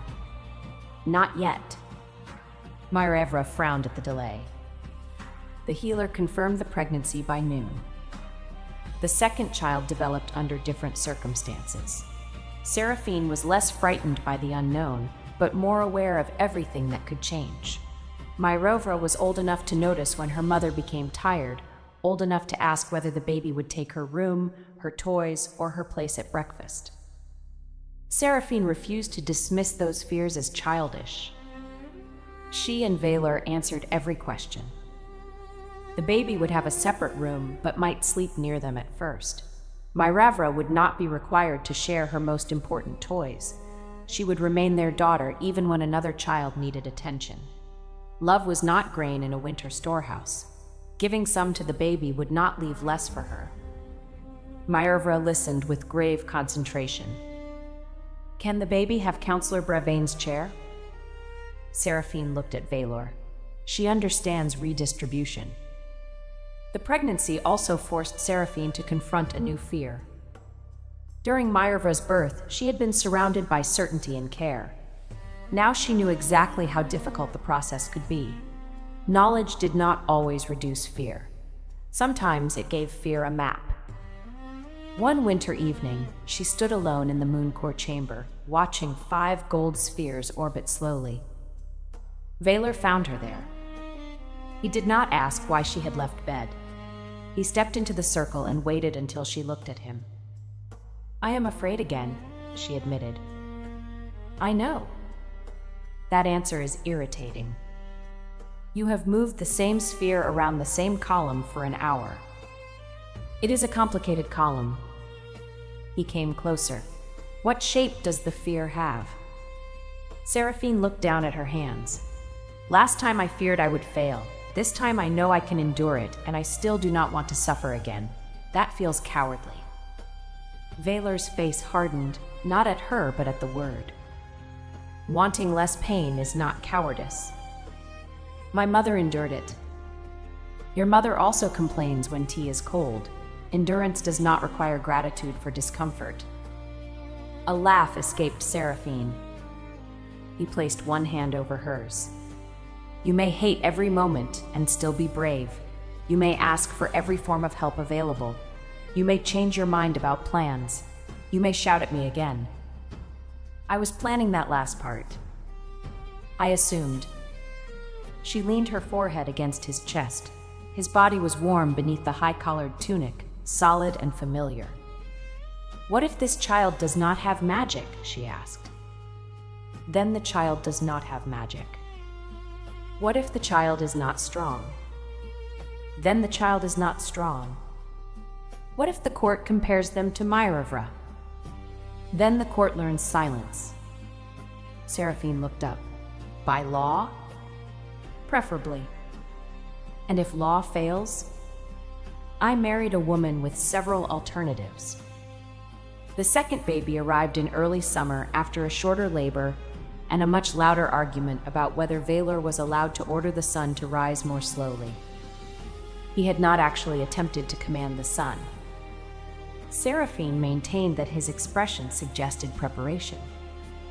Their son was born healthy, quiet, and completely uninterested in producing magic spheres. He opened gray eyes, looked at the bright ward lights, and went back to sleep. They named him Thesivar Oren Nightcrown.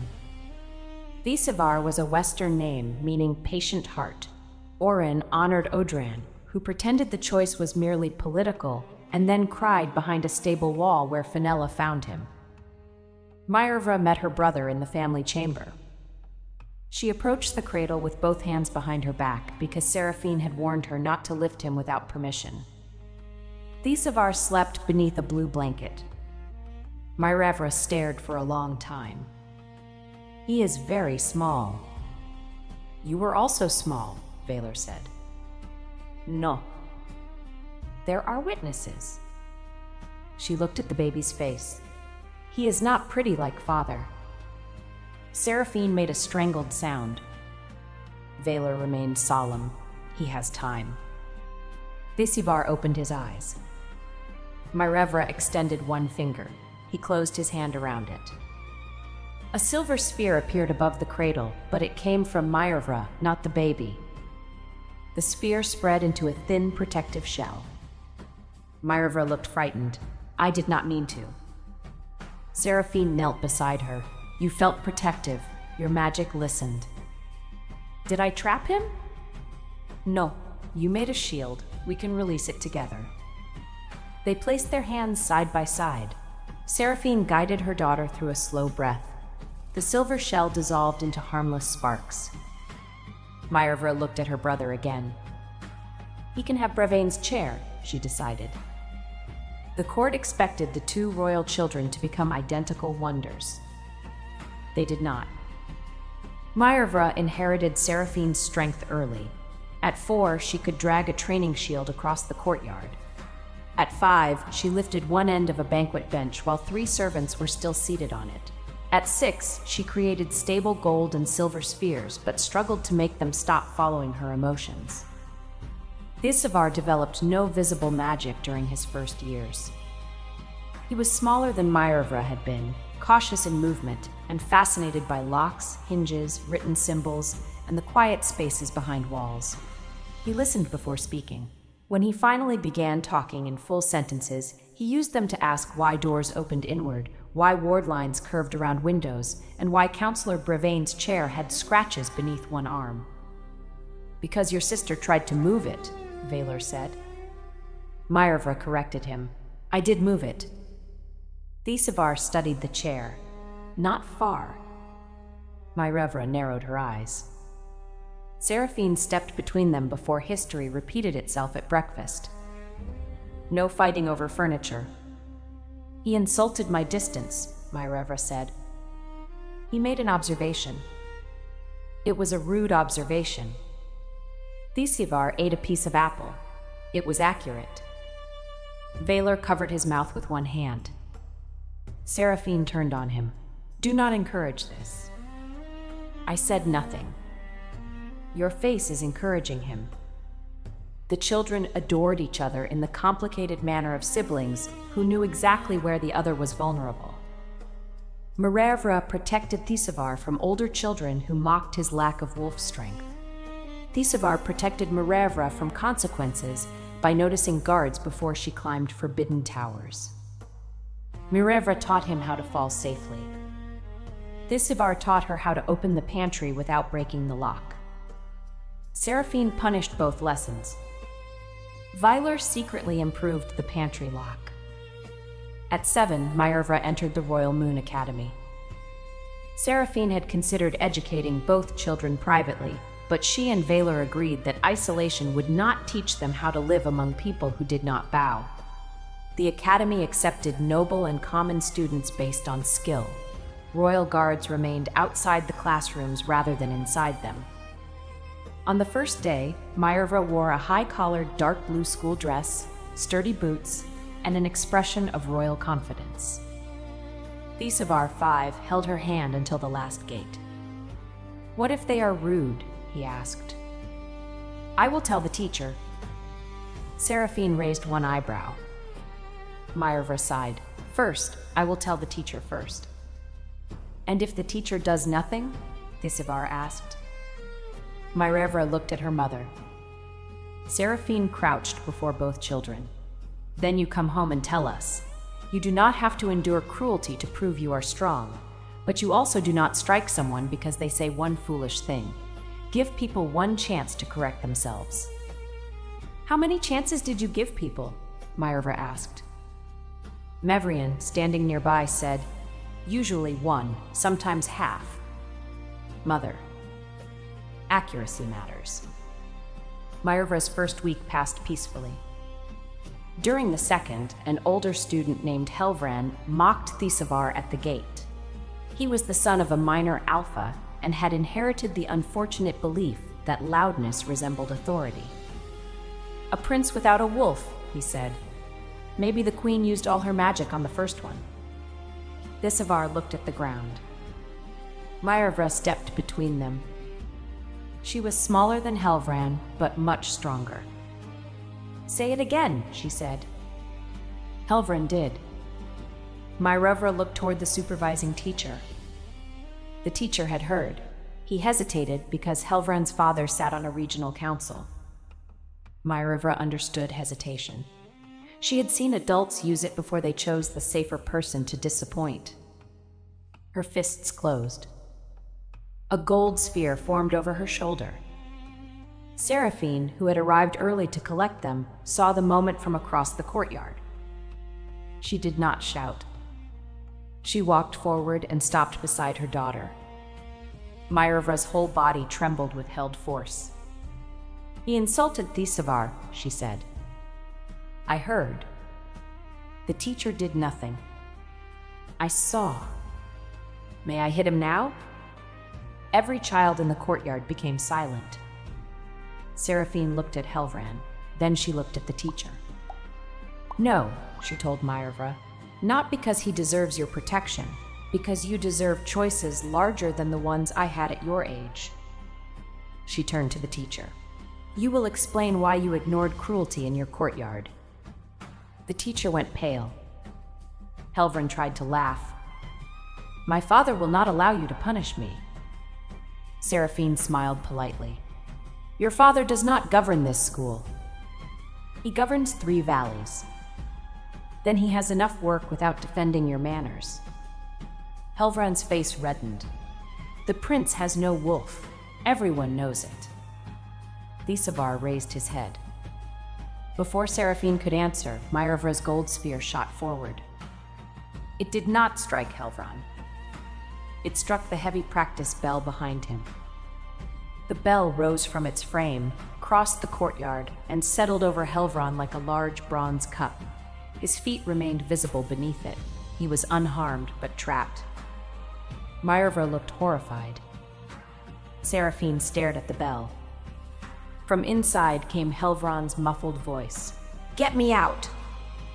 Mevrian arrived at the gate in time to see Seraphine place both hands over her face.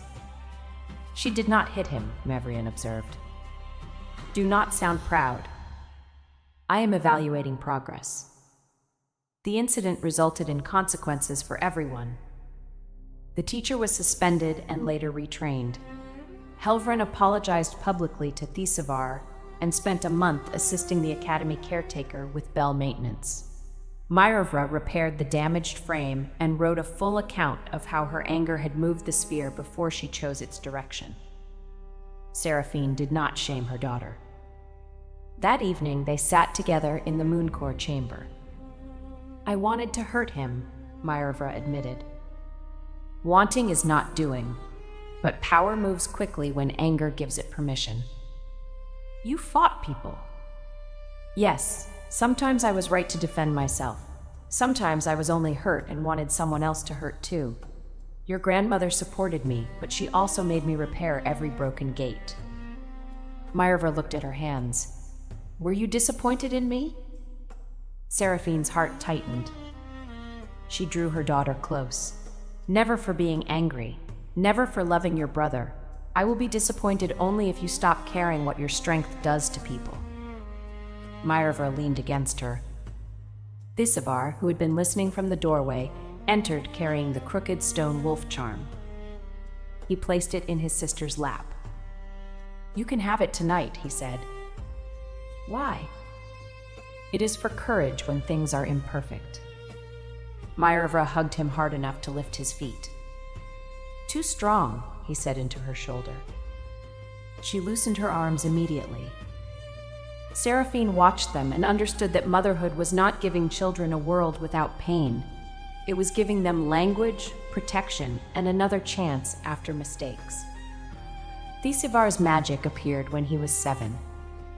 It did not arrive as a sphere, a wolf transformation, or a flash of royal power. It appeared as a line. Dovrin had brought an old ward box to the family library for repair. The box contained a cracked locking pattern that no adult had yet solved. Thisavar sat beside it for an hour, tracing the carved symbols without touching them. Then a thin silver line emerged from his fingertip. It moved through the pattern, paused at each damaged point, and connected the broken sections. The lock opened. Dovrin stopped breathing for several seconds. Thisavar looked up. Was it supposed to do that? Dovrin knelt beside him. No one has produced living thread magic in 4 generations. Myrovra rushed into the room. Can it lift things? That is not the first question, Seraphine said. It is my first question. Thisavar extended the silver thread toward a wooden block. It wrapped around the block and lifted it 1 inch. Myrovra applauded. Valor entered from the council chamber and studied the line. pride warmed his severe face, but he did not proclaim destiny or summon officials. He crouched beside his son. "How does it feel?" Thisivar thought. "Like finding the door inside a wall." "Do you want to continue?" "After lunch." "A sound decision." Dovrin looked personally wounded. "Your Highness, this is an extinct branch of wardcraft." Thisivar took Seraphine's hand. "I am hungry." Seraphine led him away. Behind them, Mavrian told Dovrin, "Prepare emotionally."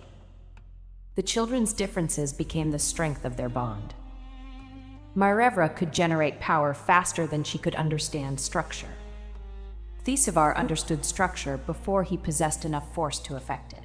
Together, they learned to create woven sphere wards. Myrevra formed the glowing core, and Thisivar wrapped it in silver lines that controlled its direction. Their first attempt lifted every cushion in the library and arranged them against the ceiling. Their second locked Vaylor's left boot to the floor during a diplomatic reception. Their third worked perfectly until Odrin praised them, at which point Myrevra became excited and the sphere carried his hat into a chandelier. Odran looked up. "I see the royal family remains committed to height." Vaylor said, "You are fortunate it was only the hat." By the time Myrevra was 9 and Thisivar 7, the kingdom had enjoyed several peaceful years. Roads remained open, moon wards held, and the council had learned to ask the queen before purchasing furniture. Peace created new difficulties. People began turning the royal children into symbols. Northern Pax praised Myrevra as the next warrior queen. Southern scholars claimed Thisivar would become the greatest ward master alive. Merchants sold painted toys of both children without permission. One toy Myrevra carried a miniature throne. Another showed Thisivar trapped behind a book twice his size. Seraphine bought every version she could find, placed them on the council table, and asked the officials whether they enjoyed being simplified for profit. Bravain examined the toy of himself, which someone had added to the set as a removable chair. "The likeness is unkind," he said. "The chair is accurate," Vaylor replied. Seraphine and Vaylor decided the children needed time outside the capital. They traveled to Frostbarrow for a summer, staying in the rebuilt northern fortress where Seraphine had first controlled a great corruption sphere. Odrin commanded the district. Caldrissa served as chief flame warden and had become broad-shouldered, practical, and incapable of tolerating ceremonial shoes. Myrevra adored her immediately. "You make firebirds," she said. "When necessary." "Are they pretty?" Caldrissa looked toward Seraphine. "This family remains consistent."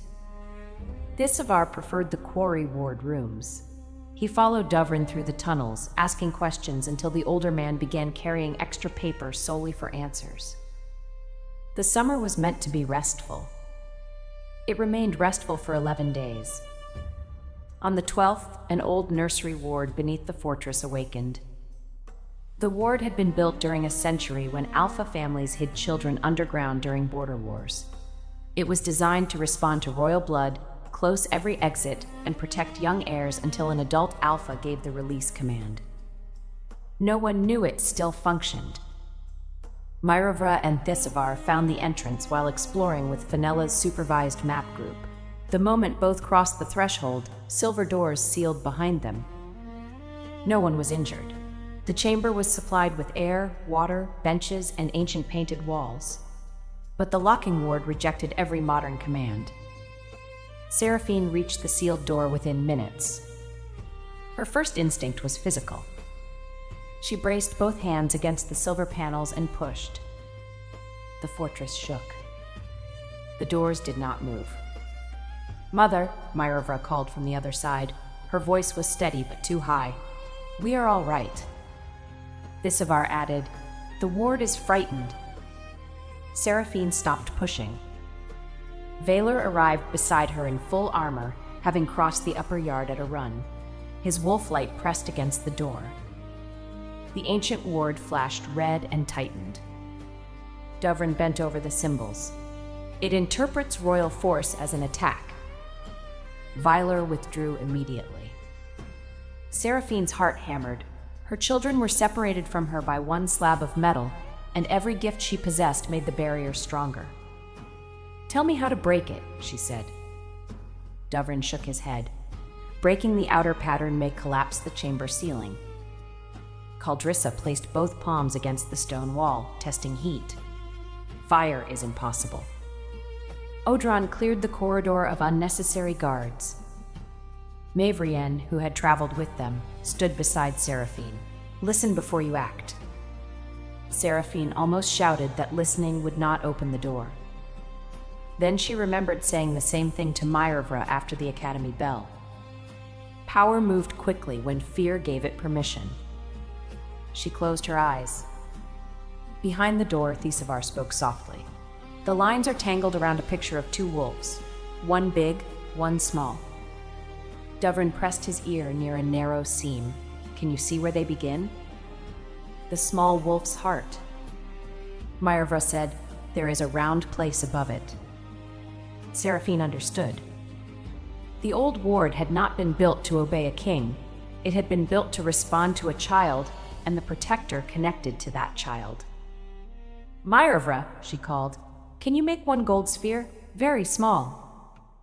"I think so." "Do not force it. Think of the first light you made over Thesivar's cradle." Silence followed. Then gold shone through the seam.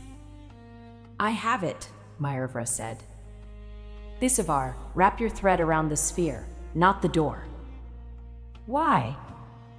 "Because the ward expects one child to call and one protector to answer. You will make the call together." A silver line appeared beneath the door. It curled once, then vanished back inside. The red symbols on the outer frame dimmed. Seraphine created a gold sphere in her own hands. It was no larger than the one she had brought to Lucivar's rejection ceremony years ago. That first sphere had represented proof she hoped another person would accept. This one carried no need to prove anything. It carried recognition. She placed it against the large wolf's heart carved outside the door. Inside, Myervra placed her sphere against the small wolf. Thesivar connected both patterns with his thread. The ward opened. The doors parted without sound. Myervra stood in front of the younger map students, her gold sphere raised as a shield. Thesivar knelt beside the wall, silver thread still glowing between his fingers. Seraphine entered but stopped herself from grabbing them too quickly. "May I?" she asked. Both children ran into her arms. Vaylor joined them a moment later, wrapping his body around all three. His breath shook once against Seraphine's hair. Myervra whispered, "I was scared." "So was I," Seraphine said. Thesivar looked at the open door. "You did not break it." "No." "You listened." Seraphine kissed his forehead. "I am still learning." The old nursery ward became a new school after Dovrin and Thesivar documented its design. Myervra insisted the first lesson taught there should be how not to trap children. Caldrissa added emergency flame channels. Odran counted every exit twice and sent Vaylor a written guarantee that none led to bridges. The incident changed Seraphine more than the public understood. She had once measured protection by what she could lift, strike, block, or carry. Motherhood taught her that sometimes protection meant leaving space for children to use what she had taught them. That lesson was painful. It was also necessary. As Myervra approached adolescence, her strength increased faster than her patience. She trained with Seraphine, Odran, and the Palace Guard, but she hated being watched by people waiting to decide whether she was impressive enough. One afternoon, she failed to stabilize a 7-sphere formation before a group of visiting alphas. 2 spheres collided, scattering harmless gold sparks across the yard. A young noble laughed. Myervra went silent. Seraphine recognized that silence. After the visitors left, she found her daughter alone beside the old fountain where she had once thrown Lucivar's bullies. Marevra sat on the stone rim, shoulders rigid. "I know what you will say," she muttered. "That saves time. What will I say?" "That failure is part of training. That magic grows in its own shape. That I should not care what foolish people think." Seraphine sat beside her. "Those are all true. None of them make humiliation pleasant." Marevra looked at her. "I wanted to put him in the fountain." "I noticed." "You would have." "At your age, yes." "Then why should I be better than you?" Seraphine considered the question carefully. "You do not owe the world perfection because I made mistakes, but I hope you will have more choices than I did. I fought because sometimes no adult stood between me and cruelty except my mother.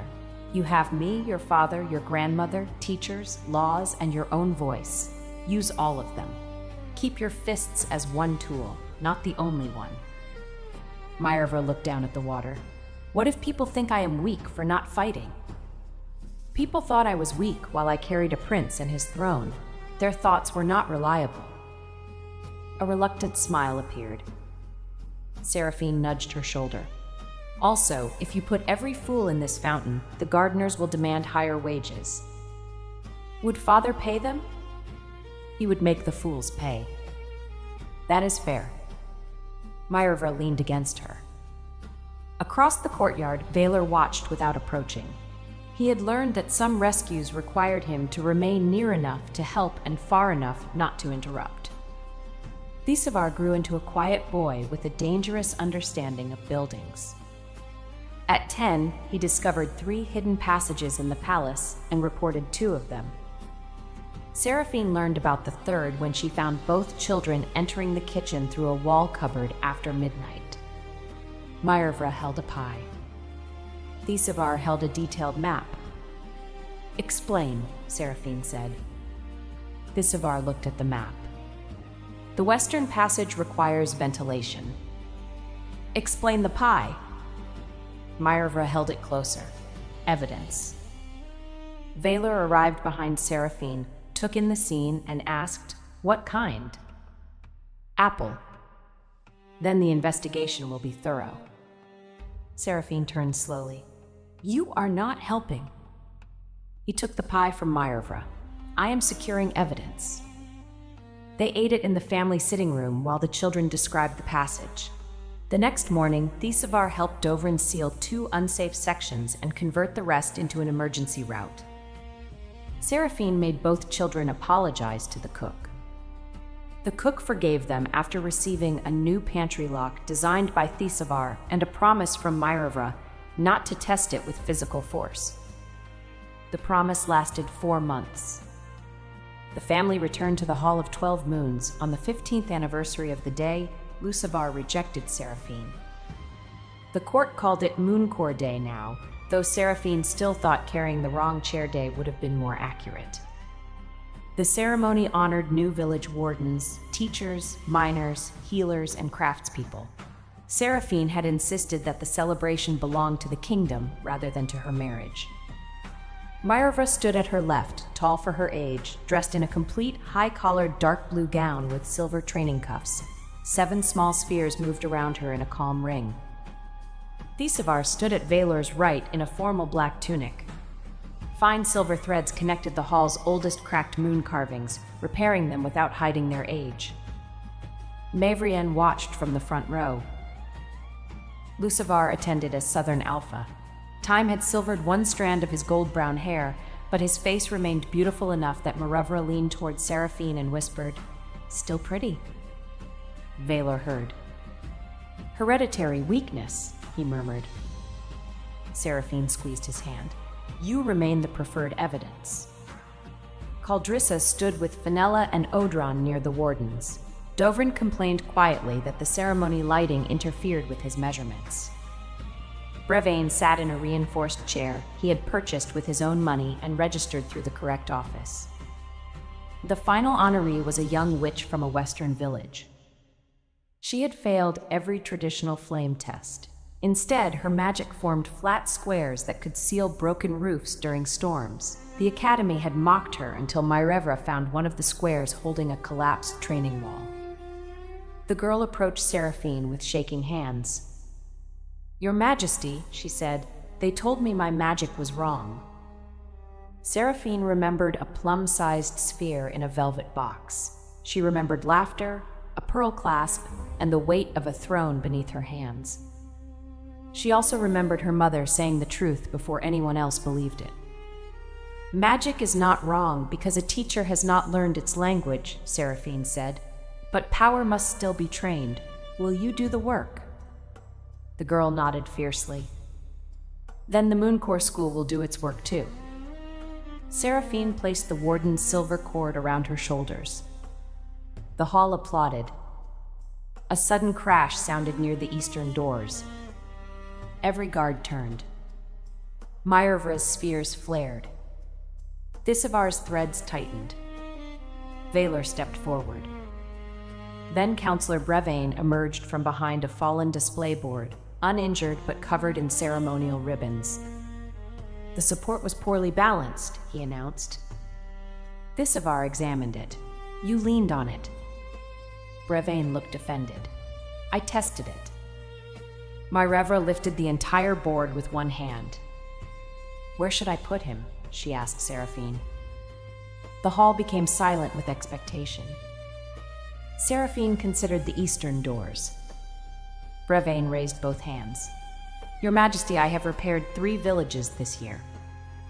"True." "And registered my chair." "Also true." "May I remain inside?" Seraphine looked at her daughter. "Set the board upright. Leave the counselor where he is." Myervra obeyed. Brevane sighed with relief. Mavrienne called from the front row, "You have become very restrained." Seraphine smiled. "I am a mother now. I must model civilization." Valor leaned toward her. "You threw a table into the river last spring." The children were not present. "They heard the song about it." "That was not my fault." The ceremony ended at sunset. Later, the royal family returned to the Western Garden where Seraphine and Valor had spent so many quiet afternoons. The roses had been replaced by winter lanterns, each holding one small gold sphere made by Academy students. Myervra challenged her father to an arm-wrestling match at the stone table. Valor accepted with excessive seriousness. Thisivar inspected the table first. "It is reinforced," he said. "By your grandmother," Seraphine told him. "Then it is safe." Myervra planted her elbow. Valor did the same. Seraphine sat between Mavrienne and Lucivar, who had been invited to share the family meal for the first time in many years. Lucivar watched his brother pretend to struggle. "He is letting her think she is close," he said. Seraphine shook her head. "No, he began pretending 3 years ago. Now he is actually close." Myervra pushed harder. Valor's chair slid backward 1 inch. Odran, seated across the garden, shouted, "Very elegant, King." Valor's eyes narrowed.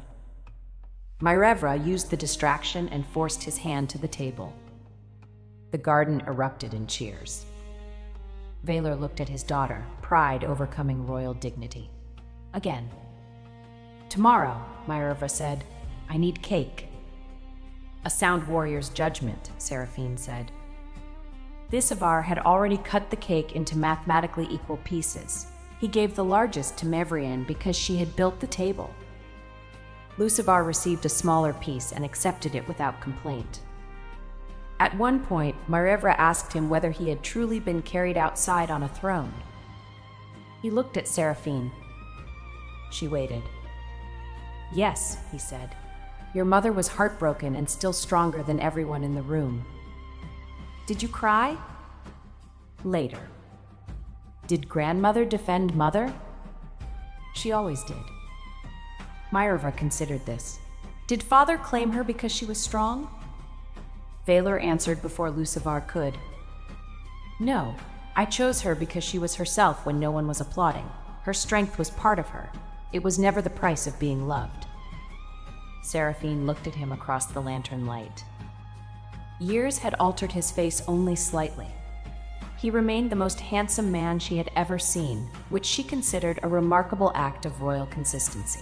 But the sight that moved her most was his hand resting beside Myerva's on the table, careful not to crowd her, and Thesivar leaning against his shoulder while reading a ward diagram. She had once believed love meant standing in front of someone and absorbing every blow meant for them. Then she learned love could mean standing beside someone who chose courage for himself. Motherhood taught her another form. Sometimes love stood behind a child and allowed her to speak. Sometimes it knelt to hear a quiet son describe the door inside a wall. Sometimes it admitted fear, accepted help, repaired what power had damaged, and returned the next day to try again. Myerva came around the table and dropped into Seraphine's arms with the confidence of a child who had never doubted she would be caught. She was nearly too large for it. Seraphine lifted her anyway. Thesivar joined them more carefully. Valar wrapped one arm around all three. Mevrian watched with wet eyes and made no attempt to hide them. Lucivar looked away for a moment, honoring an old grief without trying to reclaim the life that had grown beyond it. Above the garden, Myerva's 7 gold spheres rose into the night. Thesivar sent silver threads between them. Seraphine added 1 deep purple moon at the center. Valar's wolflight surrounded the pattern, not controlling it, only guarding its edges. The children stared upward. "It looks like a crown," Myerva said. "It looks like a map," Thesivar corrected. Seraphine rested her head against Valar's shoulder. "It can be both." The pattern shone over the palace, visible from the streets below.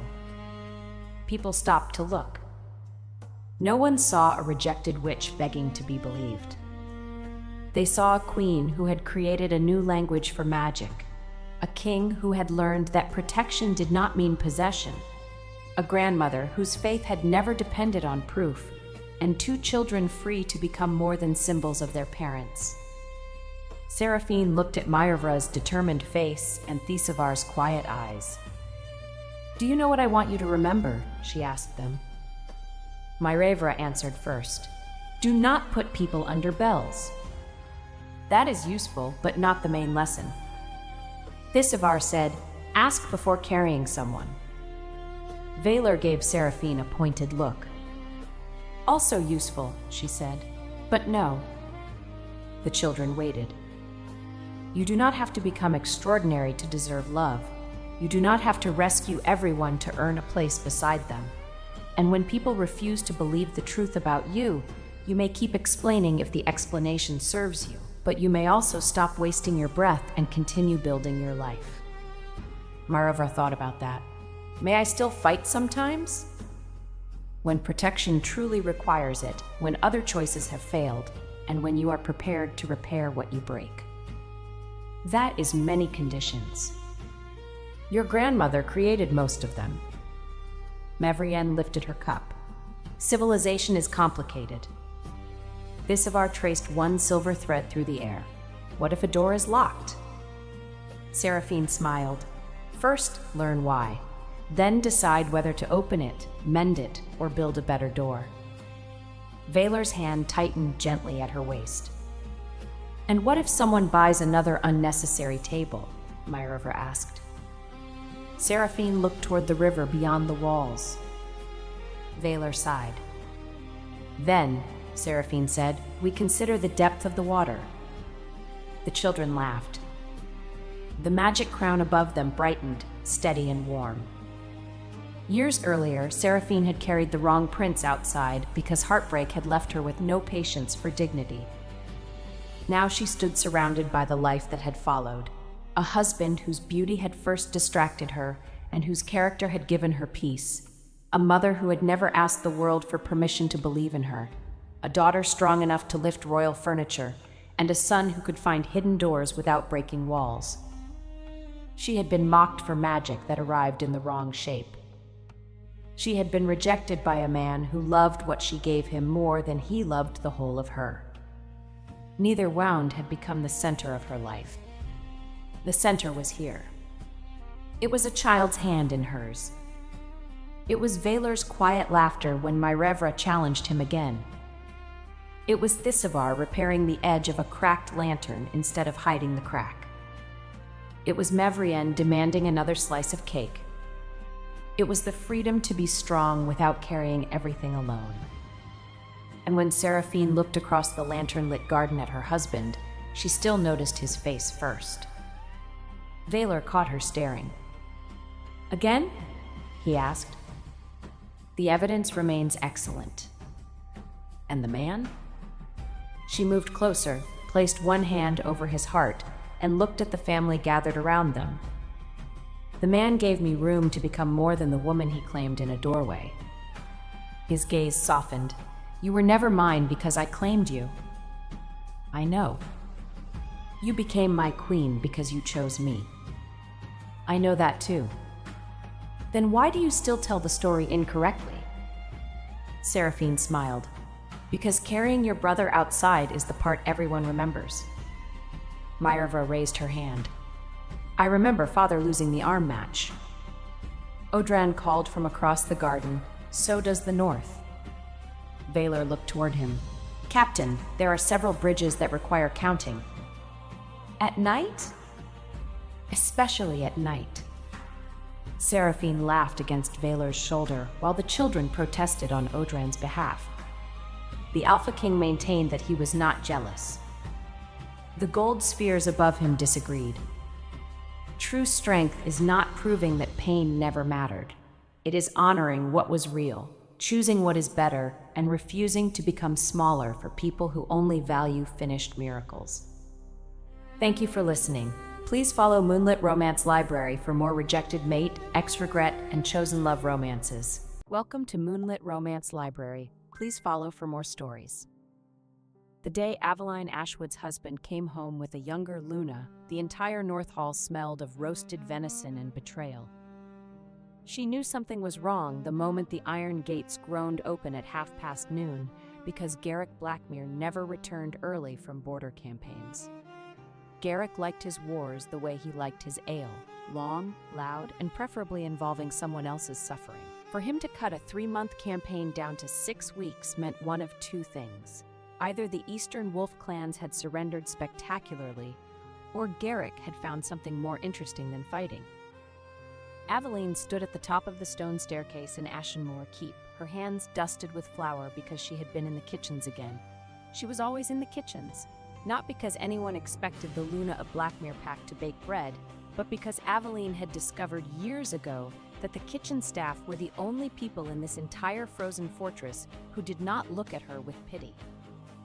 My lady. Berta, the head cook, appeared at her elbow, breathless. Berta was 63 years old, built like a wardrobe, and possessed the singular talent of being able to communicate catastrophic news through the angle of her eyebrows alone. Right now, both eyebrows were practically touching her hairline. He's brought someone. He always brings someone. Last time it was 47 prisoners of war and a stolen catapult. It's not a catapult. Is it bigger than a catapult? Berta's mouth pressed into a line so thin it nearly disappeared. It's younger than a catapult. Aveline set down the bread dough. She wiped her hands on her apron slowly, methodically, the way she did everything, not because she was calm, but because she had learned that if she moved slowly enough, people assumed she was in control. She walked to the narrow window that overlooked the main courtyard, and she looked down. Garrick Blackmere rode through the gates on his black warhorse, his dark hair wind-tangled, his jaw sharp enough to cut accusations, his silver-gray eyes catching the winter light in that way that had once made her heart stutter. He was, as always, devastatingly handsome. 6 feet and 4 inches of alpha wolf wrapped in black leather and the unshakable conviction that the world owed him something. Beside him, on a white mare with ribbons braided into its mane, rode a girl. She was perhaps 23, golden-haired, pink-cheeked, wrapped in white furs that looked brand new. She rode with the particular posture of someone who had been told she was precious approximately 400 times that morning. And on her left wrist, Aveline's wolf eyes could see it clearly from this distance, was a Luna binding mark, fresh, still faintly glowing with the amber light of a completed ceremony. Ah, Aveline said. My lady. That is a very nice horse she's riding. My lady, he's bound her. The mark is. I can see the mark, Berta. Below, the household guard was assembling. The servants were gathering. Garrick dismounted with the easy grace of a man who expected applause for existing, and then he turned and lifted the golden-haired girl down from her horse with both hands on her waist, and she giggled. She giggled. Aveline had not giggled in approximately 4 years. She was 31 years old, and she had been Garrick's Luna since she was 22. And she had run this household through 2 border wars, a grain famine, a collapsed mine shaft, 3 outbreaks of river fever, and the time the East Tower caught fire because Garrick's beta had tried to roast a whole elk indoors. She had earned every single gray hair that she did not yet have but fully expected by next winter. And now there was a girl in her courtyard wearing her title. Well, Aveline said, untying her apron and folding it neatly, I suppose I should go down and introduce myself. It would be rude not to. My lady, you don't have to. Berta, if I don't go down there right now, I will have to go down there later, and later I will have had time to think about it, and if I think about it, I will be forced to acknowledge that my husband of 9 years has ridden home with a replacement wife like she's a new pair of boots, and I will feel something about that, and I don't feel like feeling something right now, so I'm going down. She went down. The great stone staircase of Ashenmore Keep had 114 steps. Aveline had counted them during her first week as a new bride, giddy and in love and absolutely certain that Garrick Blackmere was the greatest man alive. She counted them again now. 114 steps between who she had been 5 minutes ago and who she was about to become. The courtyard was full by the time she reached the bottom. Garrick's warriors had dismounted. The household staff had formed their usual receiving line. And there, standing at the center of it all like a painting of a saint who had wandered into the wrong chapel, was the golden-haired girl, clinging to Garrick's arm. Garrick saw Aveline.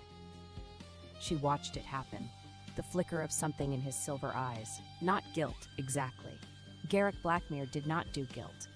It was more like the brief inconvenience of remembering that you had left a candle burning in a room you no longer intended to use. Aveline. Garrick. This is Lenora. She is the daughter of Lord Voss of Goldenmere. How nice. What is she doing here? Lenora smiled. It was a sweet smile, practiced and perfect, the kind of smile that had probably been rehearsed in a mirror decorated with dried wildflowers. I'm so honored to finally meet you, Lady Ashwood.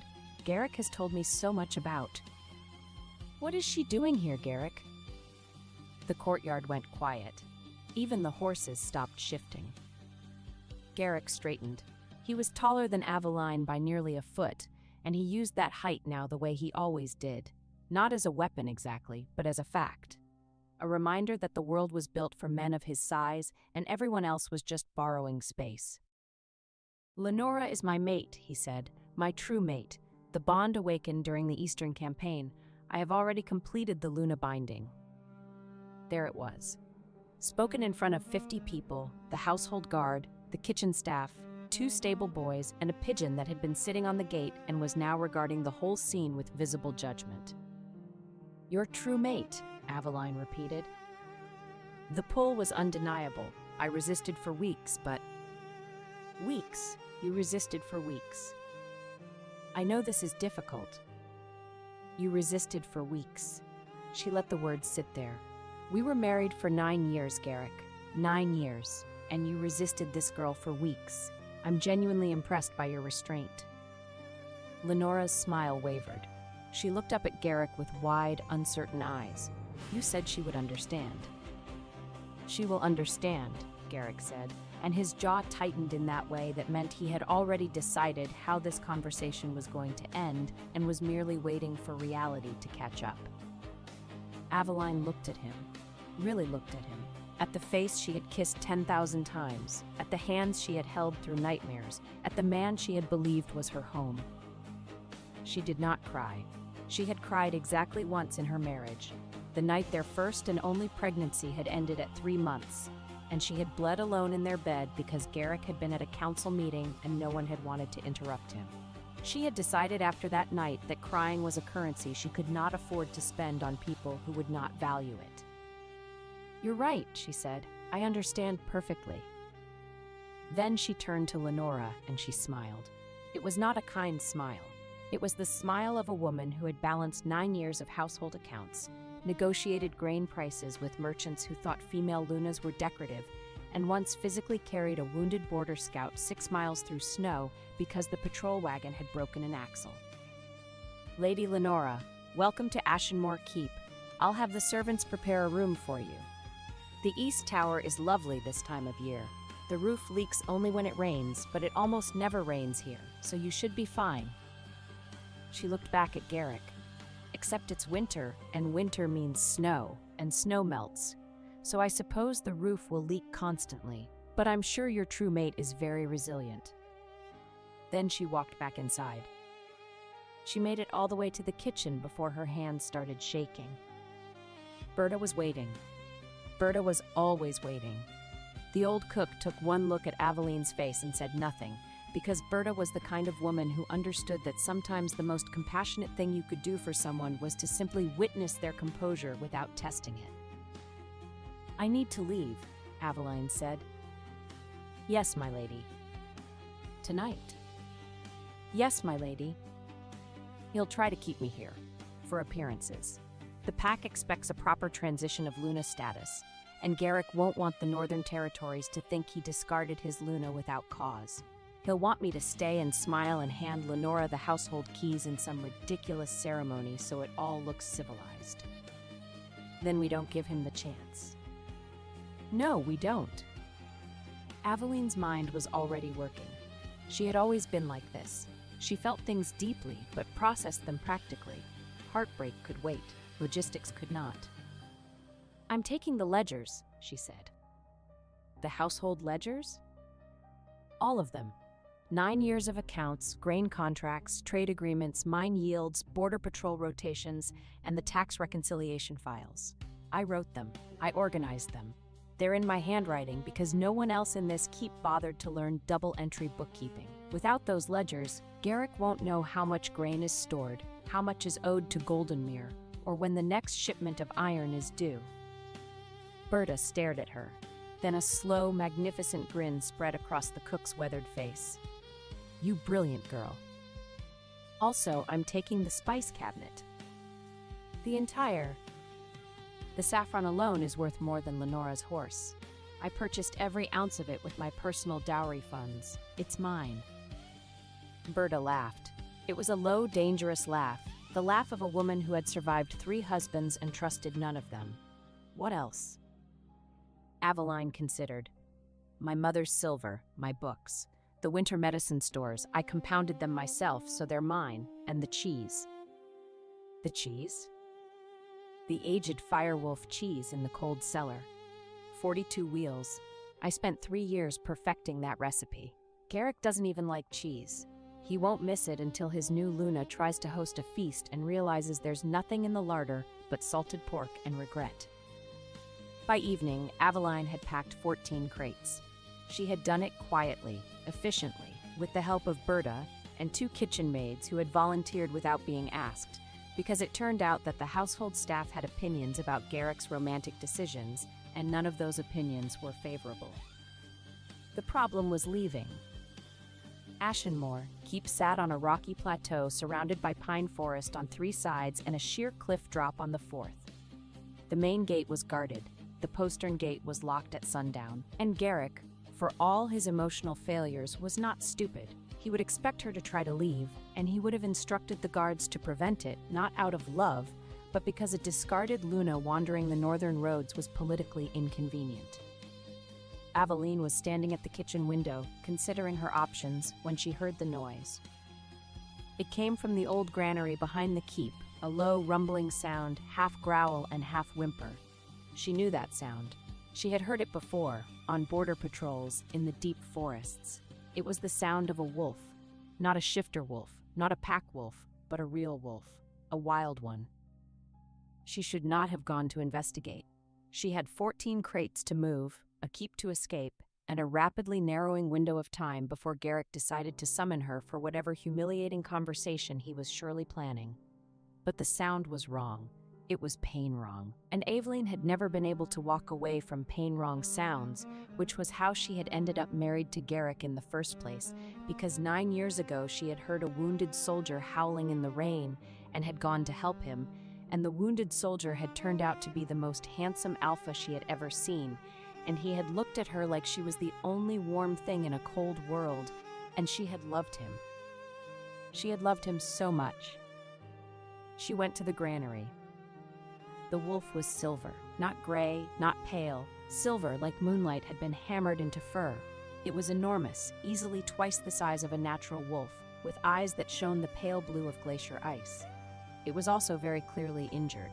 Its left hind leg was caught in an old iron trap, one of the cruel, spring-loaded things that Garrick's father had set decades ago, and no one had bothered to remove. The wolf snarled when it saw her. "I know," Aveline said. "I wouldn't trust me either. Everything in this keep has terrible judgment." She approached slowly. She had done this before, not with wolves this large, but with injured animals in the forest. The key was to make yourself boring, unthreatening, the kind of creature that clearly did not have the ambition to be a predator. "I'm going to look at that trap," she said, keeping her voice level.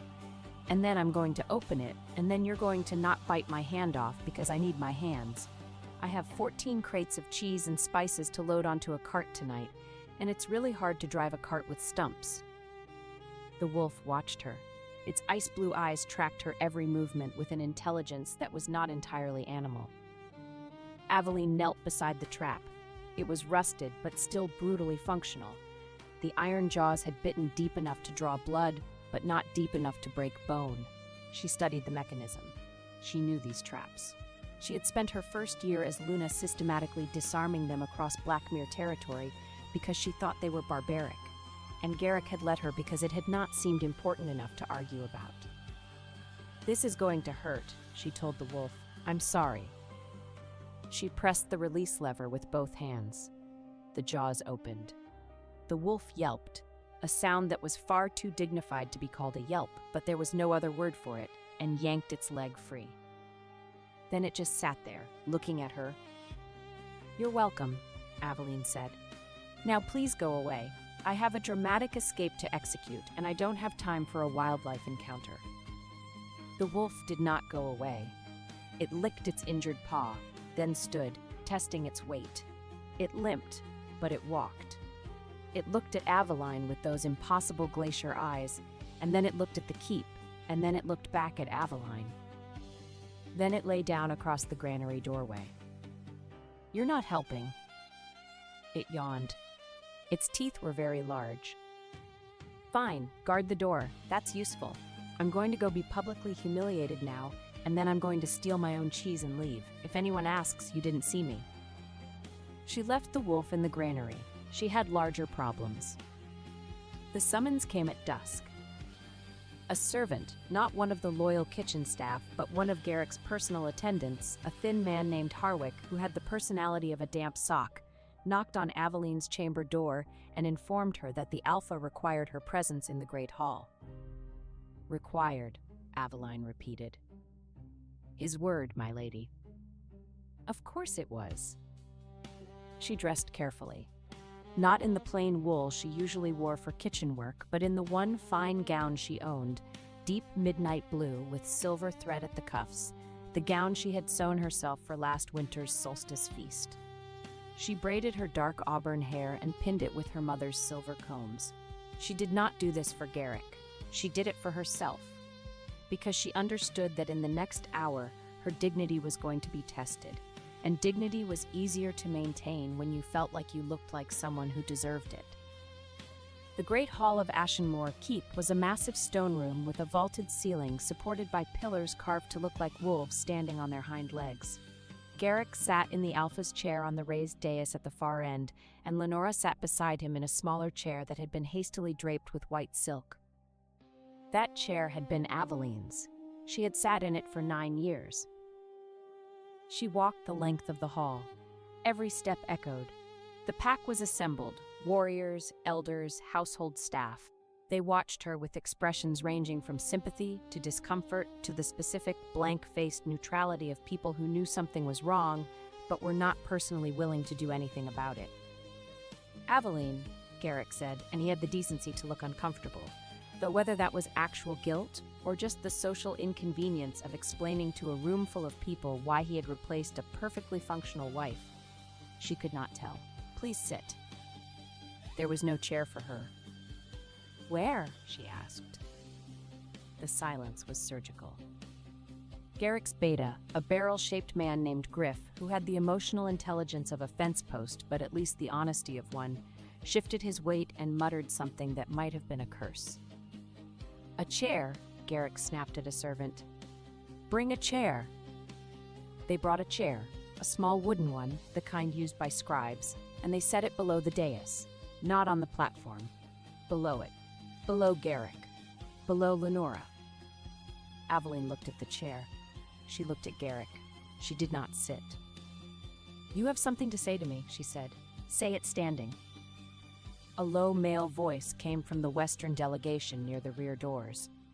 "Then standing is the only honest position left in this hall." Aveline turned. 12 riders in silver-edged cloaks stood beneath the carved wolf pillars, road dust still whitening their boots. At their center was a black-haired man in a closed black coat, taller than Garrick and unnervingly still. He wore no crown and no pack crest, only a narrow silver clasp shaped like a wolf fang. He had arrived at noon as a Western road envoy, and until that moment he had said nothing. Garrick's expression hardened. "This is a private pack matter." "You summoned the full household, 2 visiting lords and foreign witnesses," the stranger replied. His pale eyes moved once to the scribe's stool below the dais, then returned to Aveline. "It stopped being private when you removed your Luna's chair." He did not step in front of her. He did not offer to speak for her. He merely stayed where she could see him, a silent witness whose attention held no pity. For the first time that evening, Aveline felt observed without feeling diminished. Garrick's jaw worked. She knew that look. It was the look he got when reality was not performing according to his expectations. "The bond between Lenora and me is a true mate bond," he said. "It cannot be denied. Pack law recognizes." "I know what pack law recognizes, Garrick. I rewrote half of it." "That a true mate bond supersedes a ceremonial marriage.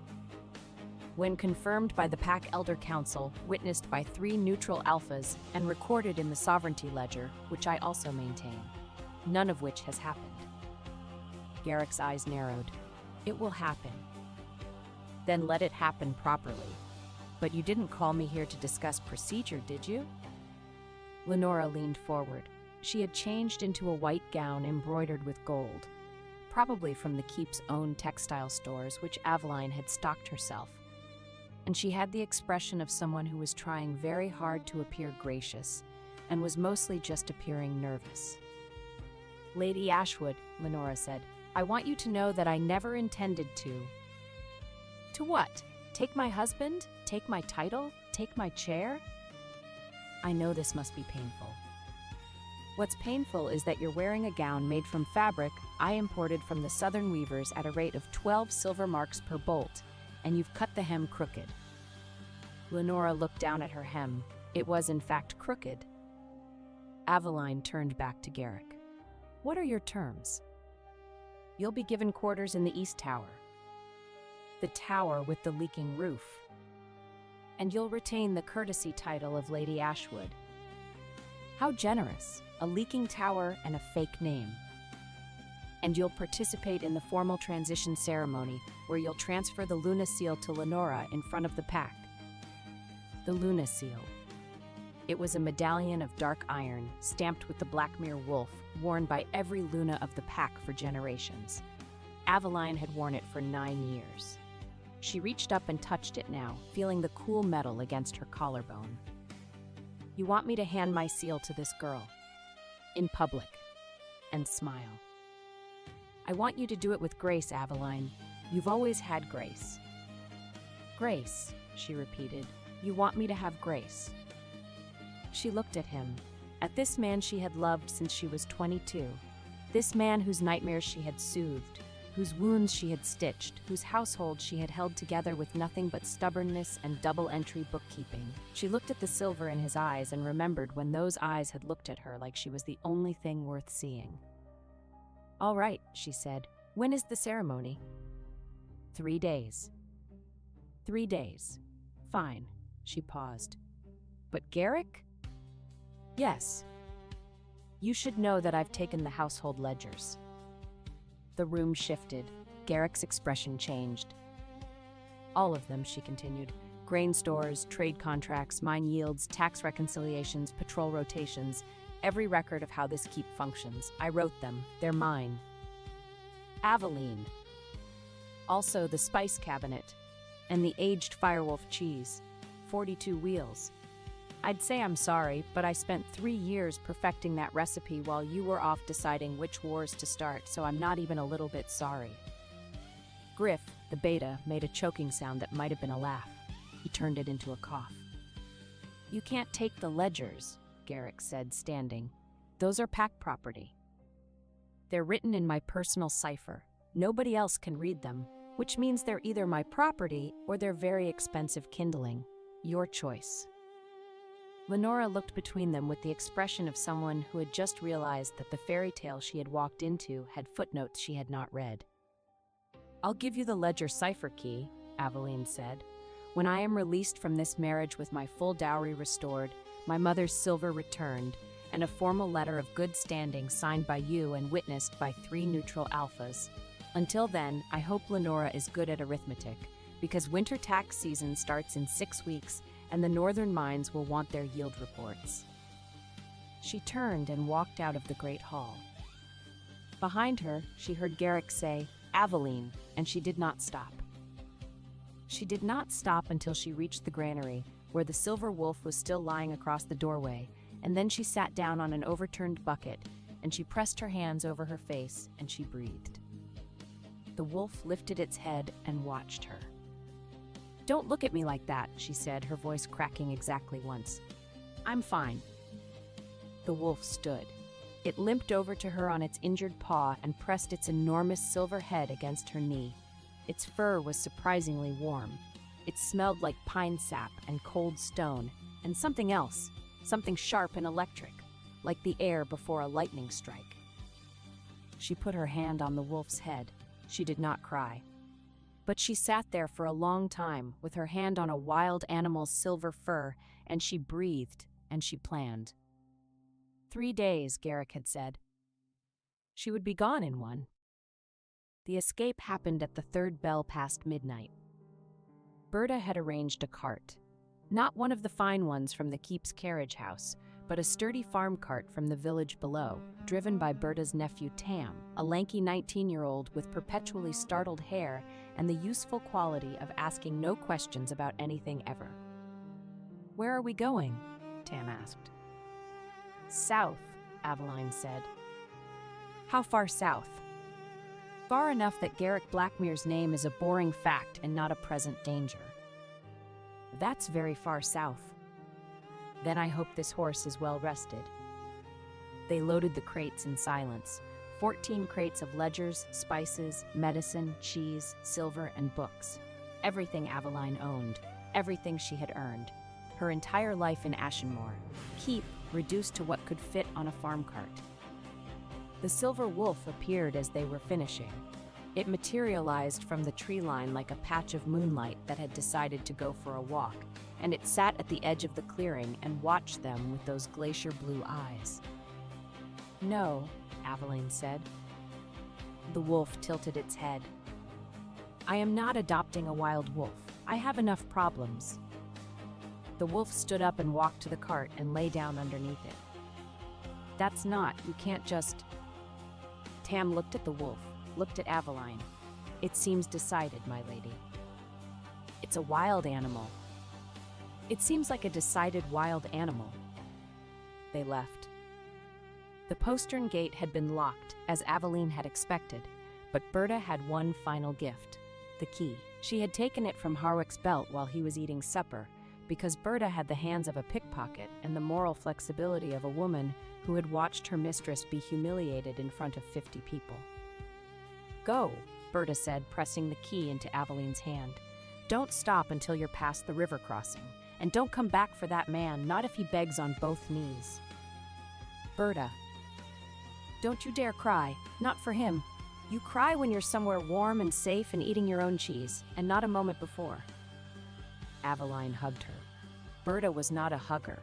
She tolerated the embrace the way she tolerated overcooked meat, with stiff disapproval and a faint tremor that suggested hidden emotion, but she hugged Aveline back. "Go," she said again. They went. The cart rattled down the mountain road in the dark. Tam drove. Aveline sat beside him, wrapped in her cloak, the Luna seal still around her neck. She had considered leaving it.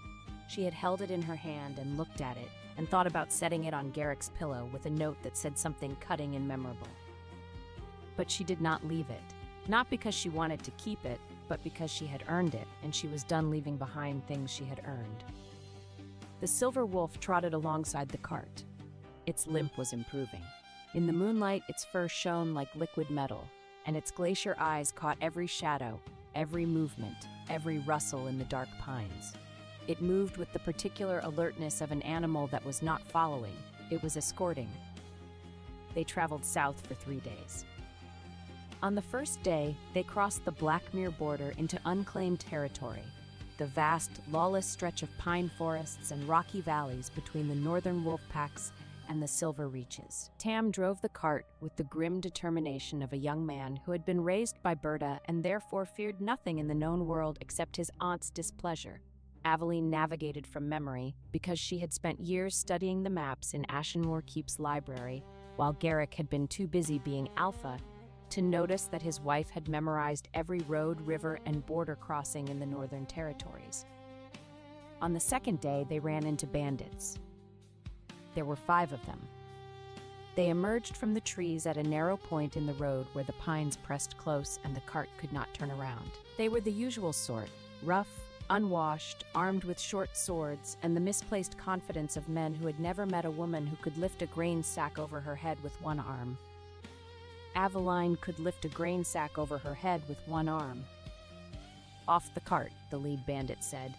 He was missing 2 teeth and most of his charm. "Leave the cargo."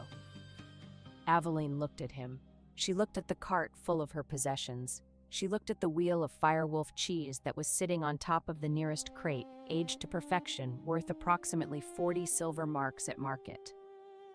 "No," she said. The bandit blinked. "That wasn't a request." "I know. My answer is still no." The silver wolf, which had been trotting ahead of the cart, came back. It walked out of the trees with the silent, deliberate gait of a predator that had been politely waiting for an excuse. It was enormous in the daylight, shoulder height to a man's chest, teeth like ivory daggers, glacier eyes fixed on the lead bandit with the focused intensity of a creature that had already done the math and decided that 5 against 1 was unfair, but only for the 5. The bandits looked at the wolf. The wolf looked at the bandits. The lead bandit looked at Aveline. "Is that yours?" "I really couldn't say. It followed me home. I think it likes cheese." The wolf growled. It was not a dramatic growl. It was a low, continuous rumble like a mountain clearing its throat before an avalanche. The sound vibrated in the bones. The bandits left. They did not run, they were too proud for that, but they walked very quickly in the opposite direction, which was essentially the same thing with better posture. Tam exhaled. "My lady, your wolf just scared off 5 armed men." "It's not my wolf." The wolf walked back to the cart and lay down underneath it again. "It seems like your wolf." On the 3rd day, they reached Brindlewood. Brindlewood was not a town so much as a collection of buildings that had agreed to stand near each other.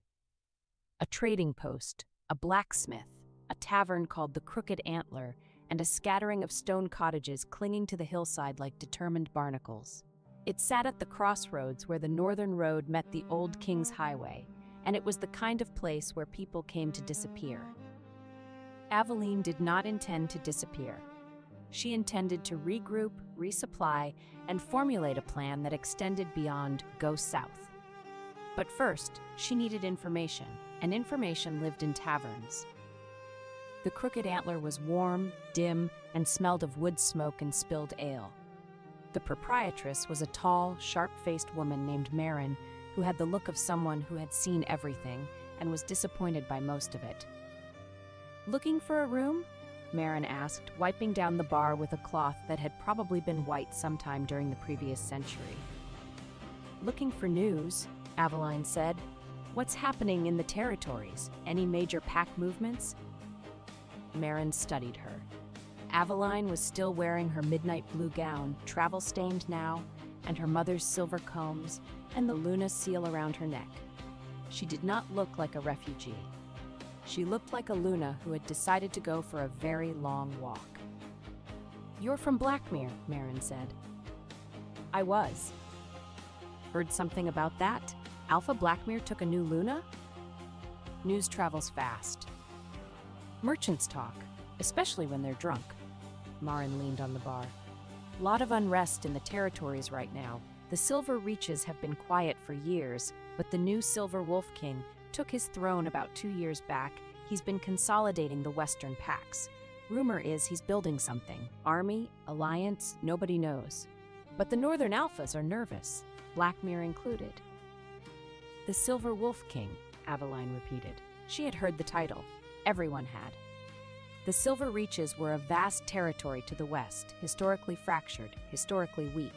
But 2 years ago, a new king had emerged, a wolf of unknown lineage who had united the western packs through a combination of military brilliance, political cunning, and what the rumors described as an unsettling amount of personal charisma.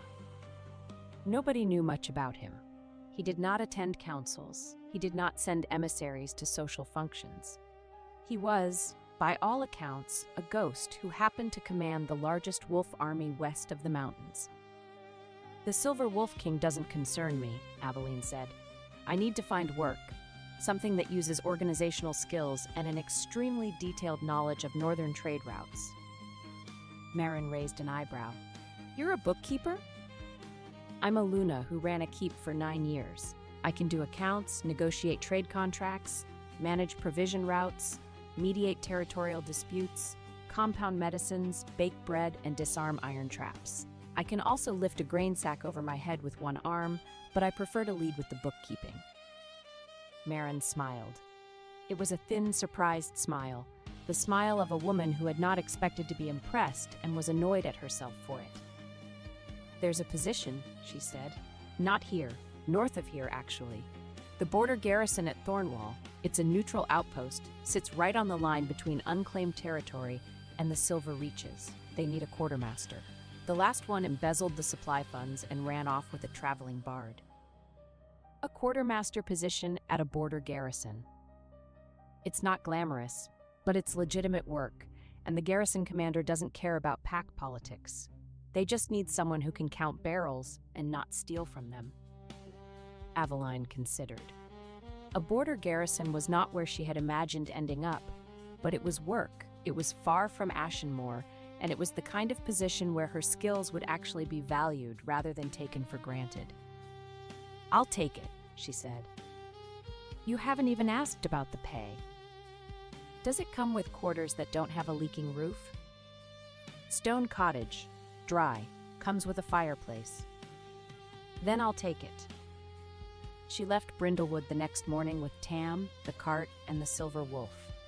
Hayes had spent the night beneath the tavern eaves, waking at every wagon wheel an unfamiliar scent. At sunrise it rose, shook frost from its coat, and followed the cart without invitation. The road to Thornwall wound through increasingly wild terrain.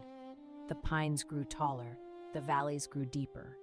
The air tasted of snow and granite, and the particular silence that came from being very far away from anyone who might help you. It was on this road that Aveline met the black-haired Western witness from Ashenmoor again.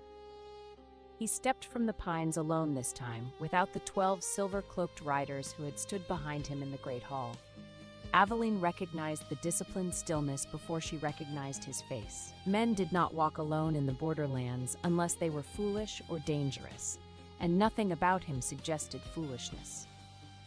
His pale eyes took in the farm cart, the travel-stained gown, the 14 crates, and the silver wolf pacing beside her horse. "You left before dawn," he said. "You watched my husband remove my chair and said almost nothing. You did not need a stranger to win the argument for you." His gaze stayed level with hers. "You needed someone powerful enough to remember exactly what they did after everyone else decided it was more convenient to forget." The answer should have irritated her. Instead, it settled somewhere uncomfortably close to relief. Then he glanced at the horse and his expression sharpened. Aveline blinked. He was beautiful, not handsome in the way Garrick was handsome, sharp and aggressive and designed to impress. This man was beautiful the way a storm was beautiful, the way a blade was beautiful, the way something dangerous was beautiful, precisely because it did not care whether you found it beautiful or not. His eyes were pale gray, almost silver, set in a face with cheekbones that could have been carved by a sculptor who was showing off. He wore dark leather and fur, practical, well-made, but not ornamental. No insignia, no pack markings, nothing to identify him. He stopped in the middle of the road and looked at the cart. Then he looked at Aveline. Then he looked at the silver wolf, which had been trotting beside the cart and was now standing very still, its glacier eyes fixed on the stranger with an expression that Aveline could not read. The wolf did not growl. It did not snarl. It did not flatten its ears or bare its teeth. It simply stood there and looked at the man, and the man looked back at it, and something passed between them that Aveline did not understand. Then the man looked at her again. "Your horse is about to throw a shoe," he said. His voice was low and quiet, the kind of voice that did not need volume because it had weight, the kind of voice that entered a room and made other voices seem optional. Aveline looked at the horse. The right front shoe was indeed loose, the nails were bending, and the shoe was shifting with each step. She had not noticed. She should have noticed. She was better than this. "Thank you," she said. "I'll fix it at the next stop." "The next stop is Thornwall. That's 4 miles uphill. Your horse won't make it 4 miles on a loose shoe on this terrain." "Then I'll fix it here." She climbed down from the cart. She had tools, a basic farrier kit that Berta had packed because Berta thought of everything. She knelt beside the horse and examined the shoe. The nails were bent, the shoe was warped, and the hoof needed trimming. It was a 20-minute job if you knew what you were doing. Aveline knew what she was doing. She had learned farriery during the grain famine when the keep's blacksmith had died of river fever and no one else had been willing to learn. The stranger watched her. He did not offer to help. Most men would have. Most men would have shouldered in and taken the tools from her hands and done the job themselves because most men assumed that a woman kneeling beside a horse was a woman who needed rescuing. This man simply leaned against a tree and watched her with those pale silver eyes, and the thing she felt from him was not condescension, it was interest. "You're good at that," he said, after she had removed the warped shoe and begun trimming the hoof. "I'm good at most things." "That's not arrogance. That's inventory." She looked up at him. He was not smiling, but there was something at the corner of his mouth. Not quite amusement, not quite warmth, but something that lived in the neighborhood of both. "Who are you?" she asked. "A traveler. Travelers don't walk alone in the borderlands." "Some do. Stupid ones. You're traveling with a farm cart, a boy, and a wolf. I wouldn't call that a full military escort." "The wolf is very intimidating." He looked at the wolf. The wolf was currently lying on its side in a patch of sunlight, its injured paw in the air, its tongue hanging out. It looked approximately as intimidating as a large silver throw pillow. "Terrifying," the man said. Aveline felt her mouth twitch. She pressed it down. She was not in the mood to find strange men in the forest amusing.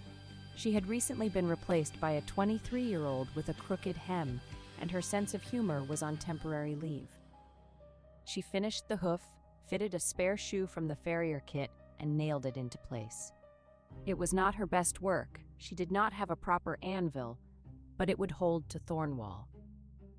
"Thank you for the warning about the shoe," she said, standing and brushing off her skirts. "You're going to Thornwall?" "I am." "The garrison?" "The garrison." He was quiet for a moment. Those pale eyes studied her. Not the way Garrick had studied her, which was the way a man studied something he owned, but the way a cartographer studied a coastline, with attention and a certain careful distance. "The road forks in half a mile," he said. "Take the left fork. The right one looks shorter, but crosses a washout that'll break your axle." "How do you know this road so well?" "I walk it." "Alone?"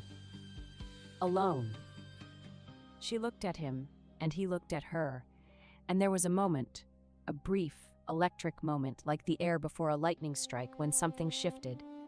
She did not know what it was. She only knew that this man was looking at her like she was not a discarded Luna, not a woman who had been replaced, not a problem to be managed or a chair to be removed from a dais. He was looking at her like she was a person who had just reshot a horse in the middle of nowhere, and that was interesting. "Thank you," she said again, "for the road advice." He inclined his head, just slightly, a nod of respect, not of dismissal. Then he turned and walked back into the forest, and the trees closed behind him like a curtain, and he was gone. Tam stared after him. "My lady, who was that?" "I don't know." "He was very tall." "Yes." "And very intense." "Yes." "Do you think he was dangerous?" Aveline considered this. The silver wolf had stood up from its sunlit nap and was staring into the trees where the man had disappeared. Its tail was not tucked. Its ears were not flattened. If anything, it looked almost expectant. "Yes," Aveline said. "I think he was very dangerous, and I think he was very polite about it." Thornwall Garrison was built into the side of a cliff. It was not a beautiful building. It was a practical building. Thick stone walls, narrow windows, a heavy iron gate, and the general aesthetic of a structure that had been designed by someone who expected to be attacked and wanted the building to look disappointed about it in advance. The garrison commander was a woman named Captain Lyra Dane, who was, Aveline did a quick calculation, probably no older than 35, but looked like she had personally wrestled every one of those years and won. She was short, muscular, with close-cropped dark hair and a scar across her left cheekbone that she wore with the casual indifference of someone who had more interesting things to think about than her own face. "You're the new quartermaster?" Lyra said, looking Aveline up and down. "I am." "You look like a Luna." "I was." "Blackmere?" "Does everyone know?" "Merchant gossip. It's the only entertainment out here." Lyra gestured at the garrison. "This is Thornwall. We have 40 soldiers, a storage problem, a provision route that hasn't worked properly since the last quartermaster stole everything, and a strategic position on the border of the Silver Reaches that makes us either very important or very expendable, depending on who you ask." "Who do you ask?" "I try not to ask anyone anything. It's easier that way." Lyra looked at the cart. "Is that cheese?" 42 wheels of aged Firewolf cheese. "Firewolf cheese!" "I made it myself." Lyra's expression shifted from professional assessment to something that looked dangerously close to hope. "Can you cook?" "I can do many things, but I'm here to be your quartermaster, not your chef." "Can you be both?" "Captain Voss, I can be whatever this garrison needs me to be, as long as I am paid fairly, housed in quarters with a roof that does not leak, and never, under any circumstances, asked to hand my professional accomplishments to a younger woman while smiling." Lyra blinked. Then she laughed. It was a short, sharp laugh, the laugh of someone who did not laugh often and was surprised to find herself doing it. "Welcome to Thornwall, Lady Ashwood." "Aveline. Just Aveline." "Welcome to Thornwall, Aveline. Your quarters are in the east wing. The roof doesn't leak. The fireplace works. And if you can fix our provision route, I'll personally fight anyone who bothers you. Aveline moved in. The stone cottage attached to the east wing was small but solid, a single room with a fireplace, a bed with an actual mattress, a desk, and a window that overlooked the valley below. She unpacked her crates with the systematic efficiency of a woman who had done this before and intended to do it only one more time, because the next place she unpacked would be permanent. The silver wolf followed her into the cottage, sniffed every corner with great thoroughness, and then lay down in front of the fireplace and fell asleep. "You live here now," Aveline said to the wolf. "Apparently." The wolf's tail thumped once against the stone floor. She named it Haze because its silver fur blurred against morning mist. She did not pretend it was tame. It slept near the door rather than the hearth, woke at every unfamiliar scent, and left for hours to range the tree line before returning on its own terms. Tam stopped calling it a pet after Haze ignored him for an entire day and then stole only the strip of meat he had been saving for himself. "Very wild," Tam said, "extremely untamed." "Shut up, Tam." Aveline threw herself into the quartermaster work with the single-minded intensity of a woman who needed to not think about her ex-husband. The garrison's supply situation was, as Lyra had warned, catastrophic. The previous quartermaster had embezzled roughly 60% of the supply budget, falsified the inventory records, and left behind a filing system that appeared to have been organized by a drunk badger. "This is chaos," Aveline said, staring at a ledger that listed 40 barrels of salt in storage. The actual storage room contained 6 barrels of salt, 2 barrels of what might once have been salt but was now a mysterious gray substance, and a family of mice. "Welcome to my life," Lyra said. "How have you been feeding 40 soldiers?" "Badly, and with a lot of hunting. My soldiers eat more venison than any garrison in the territories. They're starting to dream about deer." "That ends now." Aveline rolled up her sleeves. "I need access to the garrison's trade accounts, your existing supplier contracts. If any survived the embezzlement, the regional merchant registry, and a complete physical inventory of every storage room, cellar, and closet in this building." Lyra stared at her. "You want to inventory every closet?" "I once found 14 pounds of missing saffron in a broom cupboard in Ashenmore Keep. You would be amazed at what people hide in closets." Within a week, Aveline had rebuilt the inventory system from scratch. Within 2 weeks, she had renegotiated 3 supplier contracts, secured a new grain source from a farming community 2 valleys south, and discovered that the garrison's armory budget had been paying for a subscription to a traveling theater troupe that the previous quartermaster had apparently been very fond of. "A theater troupe," Lyra said flatly. "The Wandering Wolves. They perform romantic ballads and dramatic reenactments of famous pack battles. Your former quartermaster was paying them 12 silver marks a month to perform private shows." "Private shows?" "In the supply cellar, which explains why the cellar always smelled like stage makeup." Lyra pressed her hands over her face. "I am going to find that man, and I am going to make him eat every script."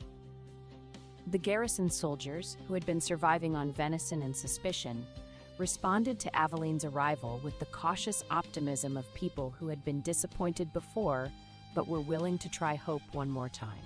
She reorganized the kitchen. She fixed the bread oven, which had a cracked firebox that no one had bothered to repair because no one had bothered to bake bread. She introduced the Firewolf cheese, which caused a minor sensation. The soldiers had never tasted anything like it, and one of them, a young woman named Petra, who was built like a siege engine and had the most infectious laugh in the garrison, actually cried. "This is the best thing I've ever eaten," Petra said, tears streaming down her face.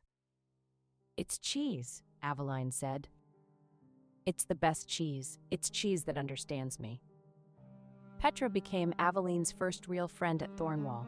She was 24, the daughter of a blacksmith from the Eastern Valleys, and she had joined the garrison because, in her words, "I wanted to hit things professionally, and the garrison was hiring." She was loud, warm, fearless, and possessed of a laugh that could be heard 3 rooms away and made everyone in those 3 rooms feel better about their lives. The other person who attached herself to Aveline was Nessa, the garrison's healer, a quiet, precise woman of about 40 with steady hands, gray-streaked dark hair, and the particular calm of someone who had seen a lot of blood and had decided to respond to it with competence rather than panic. Nessa did not talk much, but when she did, every word counted, and she had a dry, understated humor that surfaced at unexpected moments like a fish in a still pond.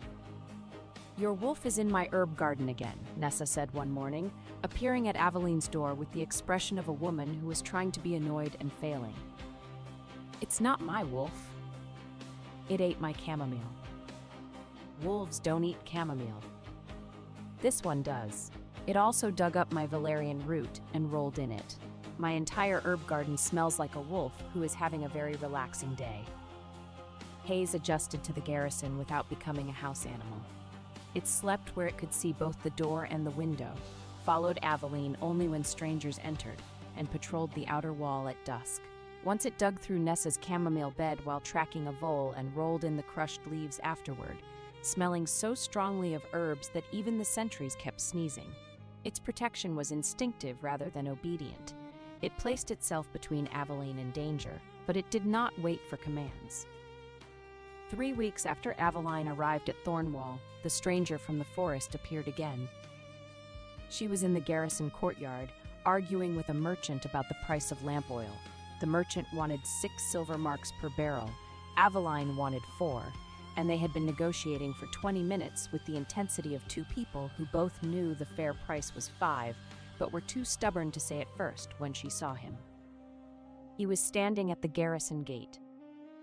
Just standing there, leaning against the stone wall with his arms crossed, watching her negotiate with an expression that was carefully, deliberately blank except for his eyes, which were not blank at all. Those pale silver eyes were watching her with a focus that made the hair on the back of her neck stand up.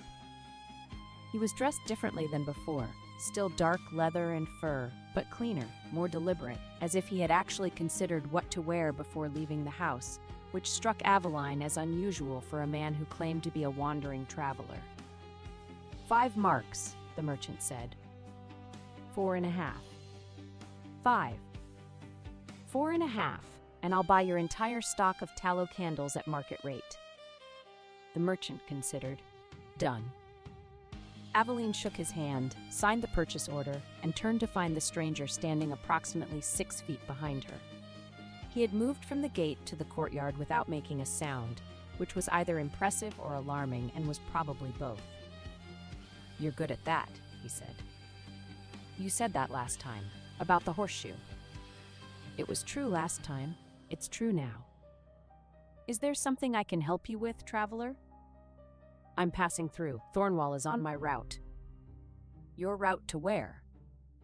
"Various places." "That's not an answer." "It's the answer I have." Up close, in daylight, he was even more striking than she remembered. The angles of his face were sharp but not harsh. Strong jaw, straight nose, those impossible cheekbones.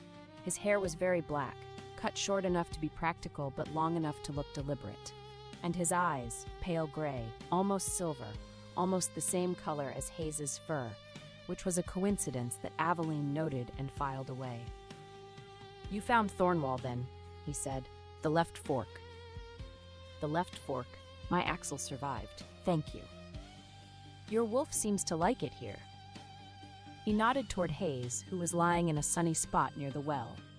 The wolf lifted its head when the man looked at it, and again that strange, unreadable exchange passed between them. Not hostility, not fear, but something that looked almost like recognition. "It's not my wolf," Aveline said. "It's lying in the sun waiting for you to finish working so it can follow you back inside. It's your wolf." "Are you an expert on wolf ownership?" "I have some experience." His mouth did that thing again, the almost something at the corner. Not a smile, the suggestion of a smile. The architectural plans for a smile that had been approved but not yet constructed. "I didn't get your name last time," Aveline said. "You didn't ask." "I'm asking now." He was quiet for a moment. "Evander." "Evander. No family name? No pack?" "Just Evander." "That's unusual." I'm an unusual person. Lyra appeared at the courtyard entrance, took one look at Evander, and stopped. Her hand went to her sword, not drawing it, but resting on the hilt in the casual way of a soldier who wanted everyone to know she was armed. "Who's this?" Lyra asked. "A traveler," Aveline said, "passing through." Lyra looked at Evander. Evander looked at Lyra. There was a moment of mutual assessment. Two people who were both very good at evaluating threats, sizing each other up with the professional efficiency of predators who had agreed not to fight but wanted to establish the terms. "Travelers don't usually stand in my courtyard watching my quartermaster negotiate," Lyra said. "Your quartermaster is very good at negotiating," Evander said. "It's worth watching." Lyra's eyebrow went up. She looked at Aveline. Aveline looked at the sky. "You can stay one night," Lyra said. "There's a room in the guest wing. Meals are at the bell. Don't touch anything you're not supposed to touch." "I wouldn't dream of it," Evander said, and for the first time his mouth actually curved into something that was undeniably, technically, a smile. It was a very small smile. It lasted approximately 2 seconds. And it was, Aveline thought with great annoyance, extremely effective. He stayed one night. He ate dinner in the mess hall with the soldiers, and he said very little, and he watched everything.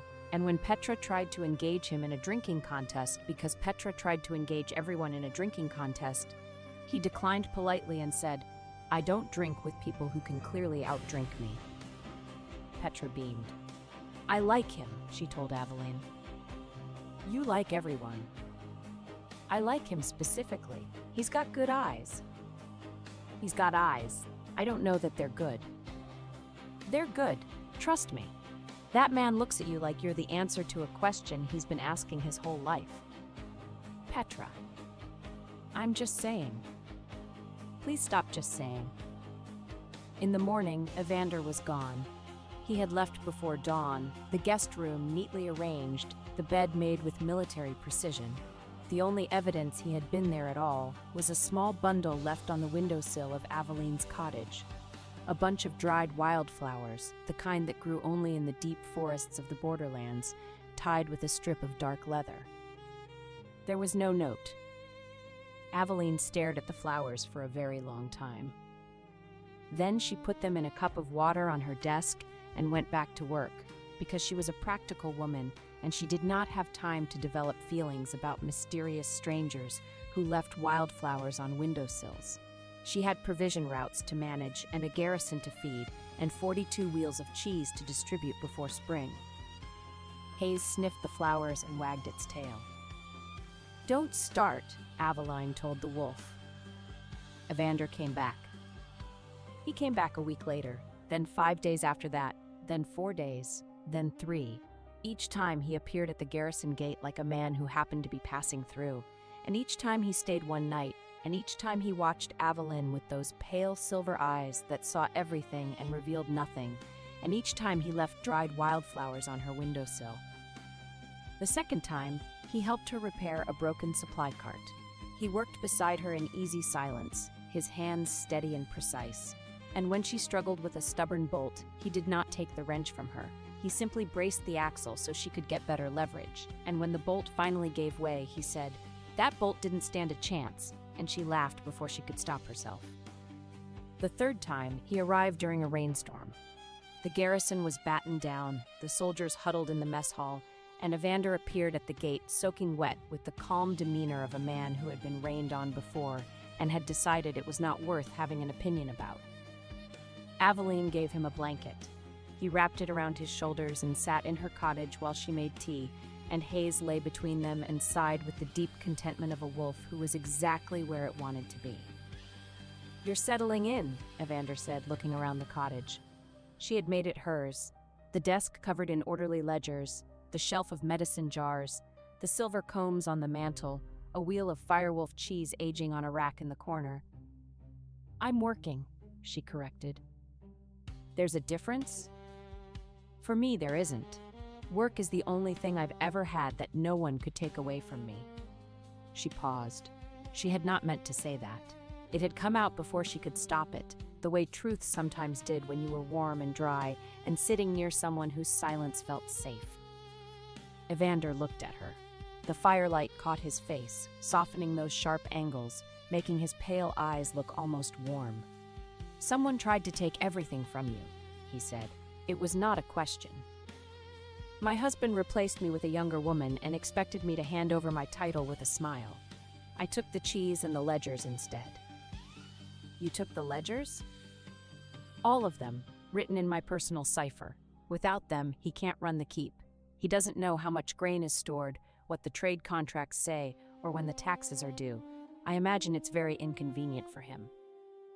Evander stared at her, and then he did something Aveline had not seen him do before.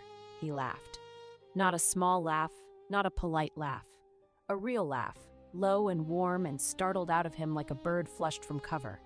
It changed his entire face. It made him look younger, more open, almost vulnerable. "You stole his ledgers," he said. "You held his entire keep hostage with bookkeeping. And 42 wheels of cheese." "And 42 wheels of cheese." He was still laughing, quietly now, shaking his head. "You are not what I expected." "What did you expect?" He looked at her. The laughter had faded, but something remained, something warm and careful and very, very focused. "I didn't expect anything," he said. "That's the problem. I walked into that forest 3 weeks ago expecting nothing, and I found you fixing a horseshoe in the middle of nowhere with flour dust still on your sleeve. And I haven't been able to stop coming back." The air between them changed. Aveline felt it, a shift, a tightening, like the atmosphere before a storm. She was suddenly very aware of how close he was sitting, and how the firelight played across his hands, and how his voice had dropped to something quiet and private that felt like it was meant only for this room. "Evander." "I know," he said. "You're not ready. You've just had your world broken, and you're rebuilding, and the last thing you need is another man who thinks he knows what you want." He paused. "But I want you to know that I see you. Not what you were to him, not what you lost. You, the woman who stole her own cheese and ran." She could not speak. There was something lodged in her throat, not tears, not words, but something larger than both. Something that felt like being seen for the first time in 9 years. "I'm going to leave flowers on your windowsill again," he said. "And I'm going to come back, and I'm going to keep coming back. And you don't have to do anything about that. You don't have to feel anything about that. But I wanted you to know." He stood. He left the blanket folded neatly on the chair. He walked to the door. "Evander." He turned. "The flowers," she said. "I like the blue ones." Something moved in his eyes, something fierce and soft and barely controlled. He nodded, once, and then he left.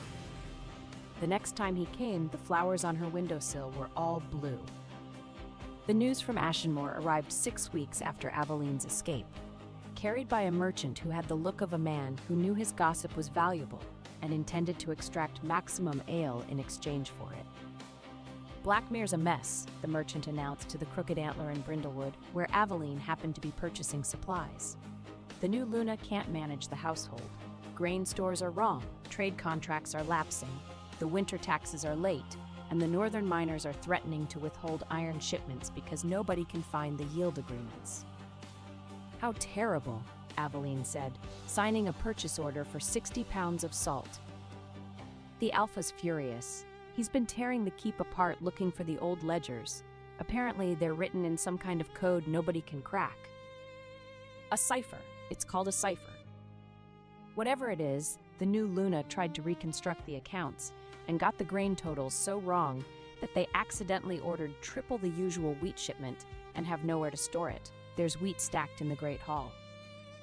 Aveline allowed herself one small, precise smile.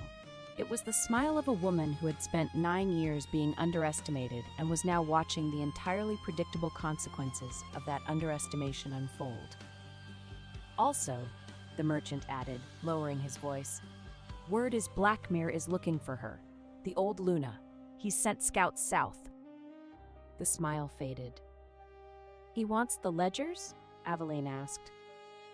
"He wants the ledgers. He wants the cipher key, and..." The merchant hesitated. Some say he wants her back. Not as Luna. That ship sailed, what with the new mate bond and all, but as, I don't know, steward? Advisor? The word people use is asset.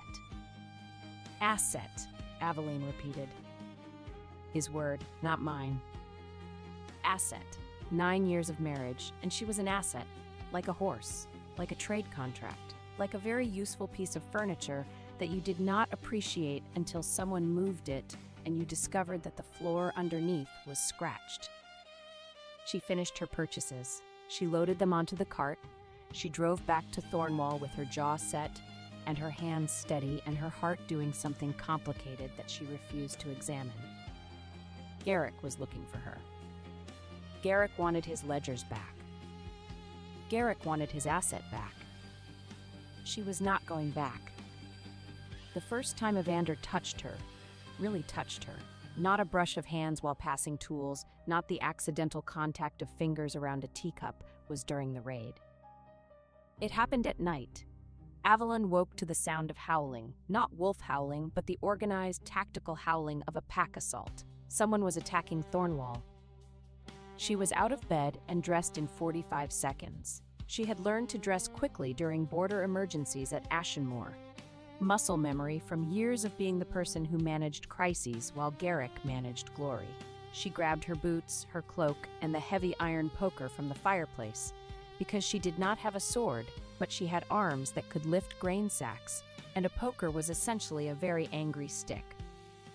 The courtyard was chaos. Soldiers were scrambling. Lyra was shouting orders with the controlled fury of a commander who had been dragged out of sleep and intended to make someone pay for it. And at the gate, dark shapes were pouring through. Wolves, shifted wolves, at least 20 of them, fast and organized and utterly silent, except for that coordinated howling. "Raiders!" Lyra shouted. "Northern Rogue Pack, form up!" They were not Blackmere wolves. Aveline could tell immediately. These were smaller, rangy, with the desperate look of a pack that had been pushed out of its territory and was attacking border garrisons for supplies. They were not there for conquest. They were there for the storerooms. The storerooms that Aveline had spent 6 weeks rebuilding. "Oh, absolutely not," she said. She ran for the supply building, not to hide, to protect. Those supplies represented 45 trade negotiations, 16 supplier contracts, 11 purchase orders, and one extremely contentious argument about lamp oil. She was not losing them to raiders. She got there ahead of the wolves. She slammed the door shut, braced it with a crossbeam, and positioned herself behind a stack of grain barrels with the iron poker raised, and she waited.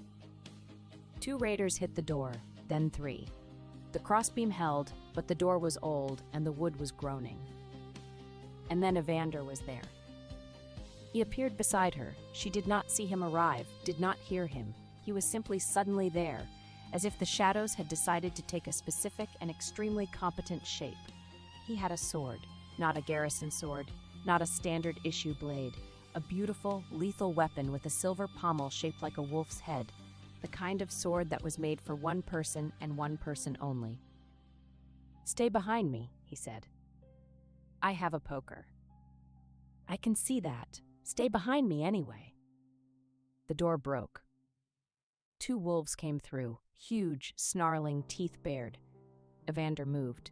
He moved like water, like wind, like something that had been born fighting and had never found a reason to stop.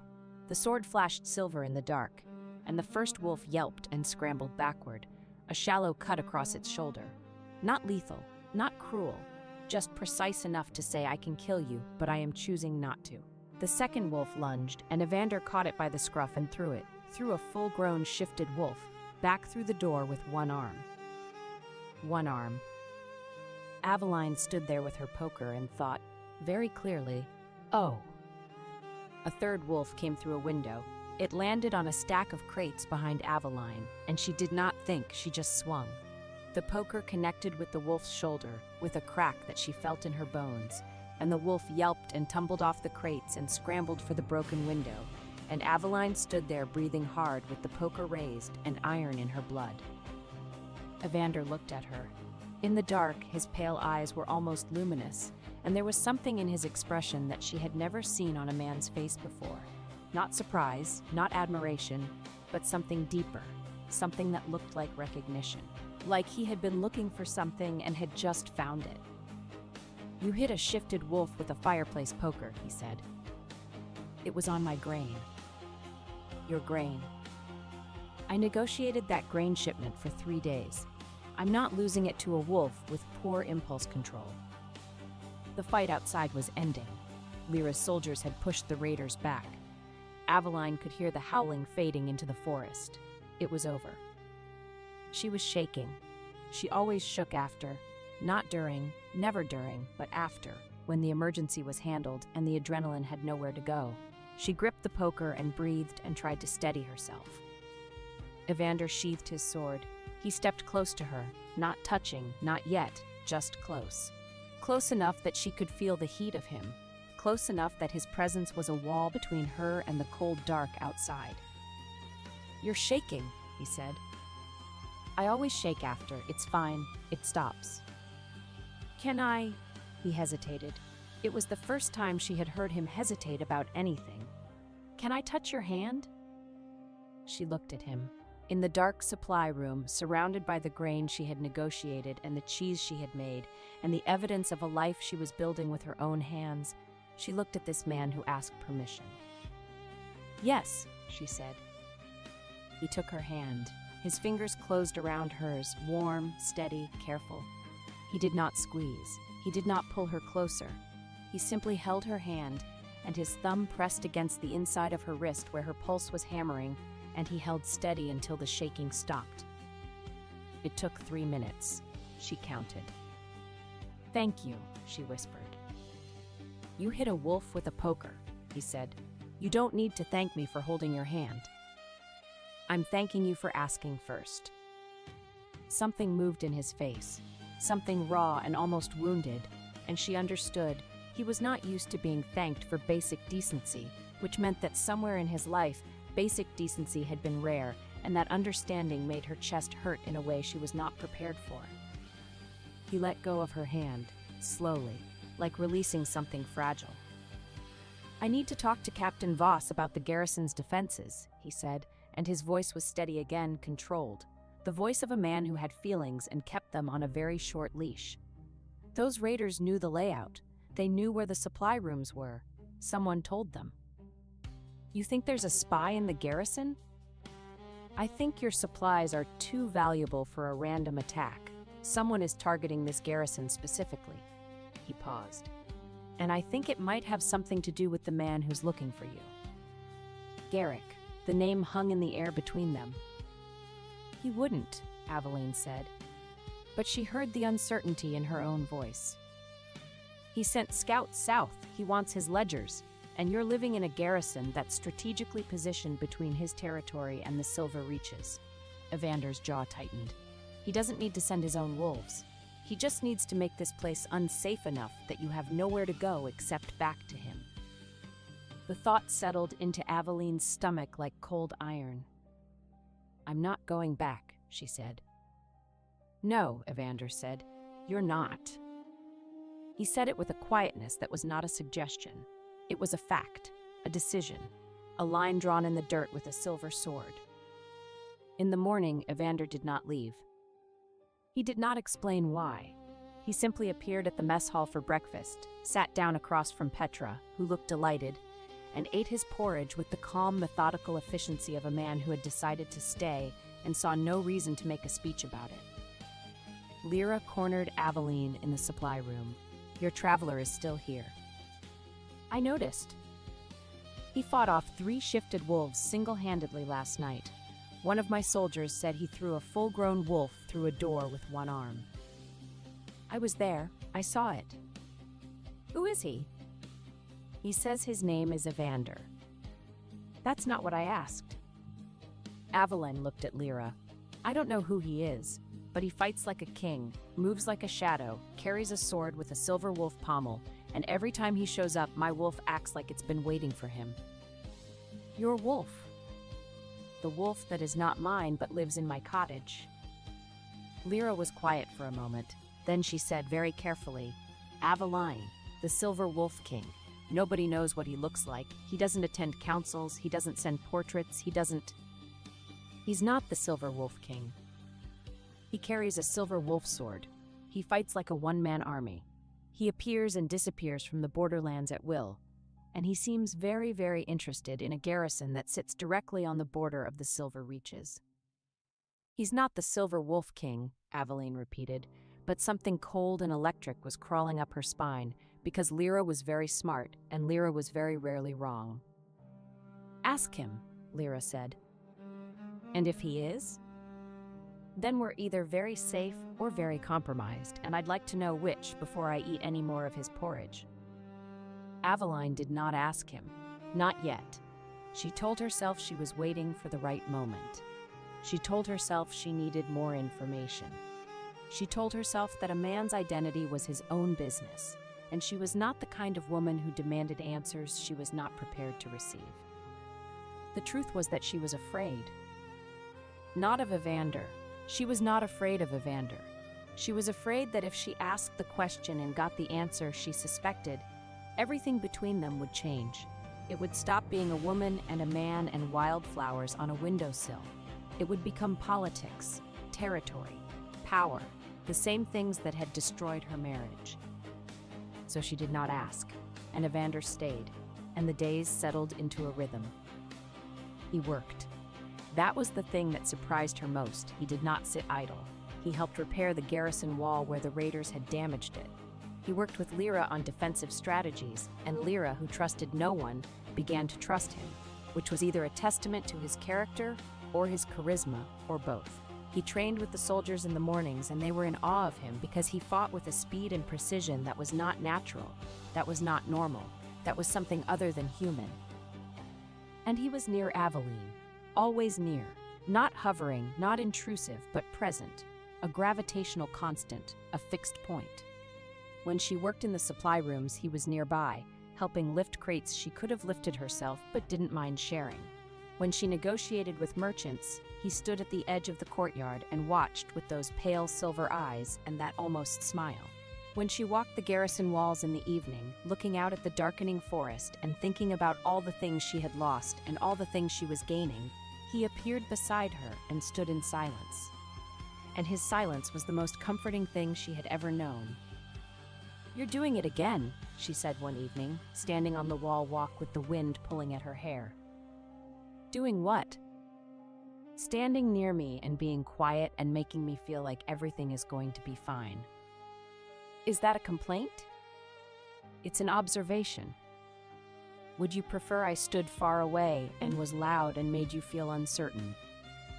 "I would prefer to know why a man who fights like a king and carries a silver wolf sword is spending his days repairing walls and lifting crates in a border garrison." He was quiet. The wind moved between them, carrying the scent of pine and snow and something electric. "Because you're here," he said. She turned to look at him. He was looking at the horizon, and his profile was sharp and beautiful against the darkening sky, and there was no pretense in his voice. No games, no calculation. Just the bare, undecorated truth of a man who had found where he wanted to be and was not interested in being anywhere else. "Evander, I know what you are going to ask." He turned to face her. The wind caught his black hair, and his eyes were silver in the fading light. "Whatever I tell you does not change this.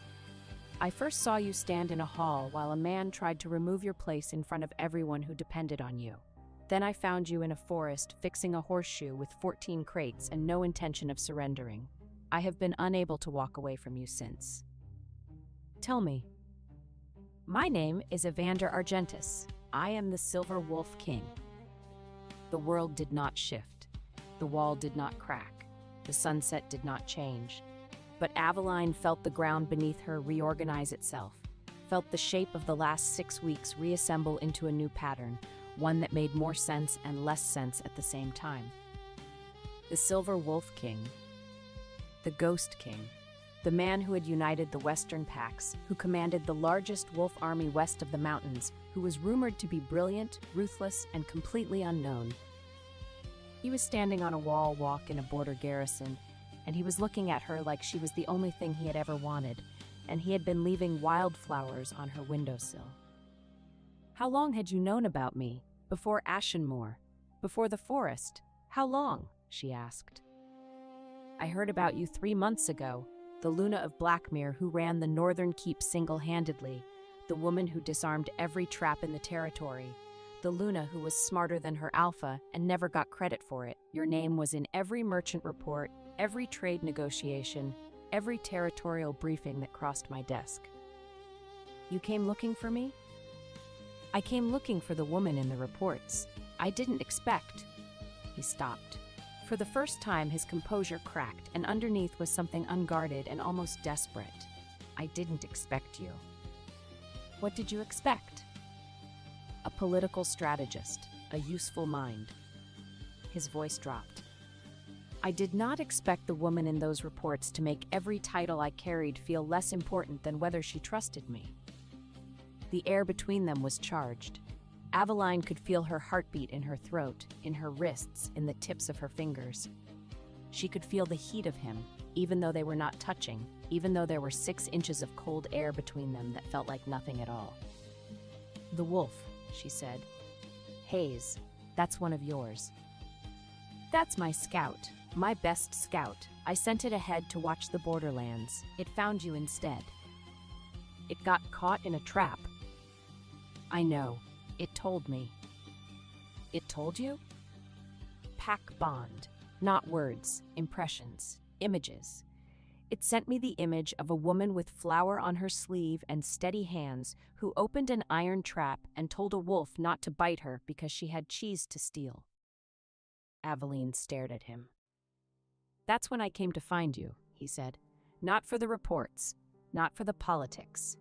Because my wolf sent me a picture of a woman who talked to wild animals like they were mildly inconvenient fellow stewards, and I needed to know who she was."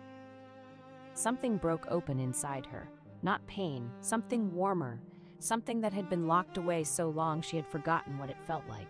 It felt like being chosen, not because she was useful, not because she was convenient, because she was herself, flower-dusted, poker-wielding, cheese-stealing, ledger-ciphering herself, and that was enough. "Say something," Evander said, and there was a raw edge to his voice that she had never heard before. The Silver Wolf King, the Ghost King, the man who commanded armies, was standing in front of her asking her to say something, and he looked terrified. She reached up. She put her hand on his jaw. His skin was warm under her fingers, and she felt him go perfectly, absolutely still. Not frozen, but held like a breath waiting to be released. "The blue wildflowers," she said. "Where do they grow?" He blinked. Whatever he had expected her to say, that was not it. "In the Silver Reaches, in the Highland Meadows, they grow wild above the tree line." "You rode to the Silver Reaches to pick me flowers." "I ride 2 days each way, yes." "Every time?" "Every time." She stood on her toes. She was tall, but he was taller, so much taller.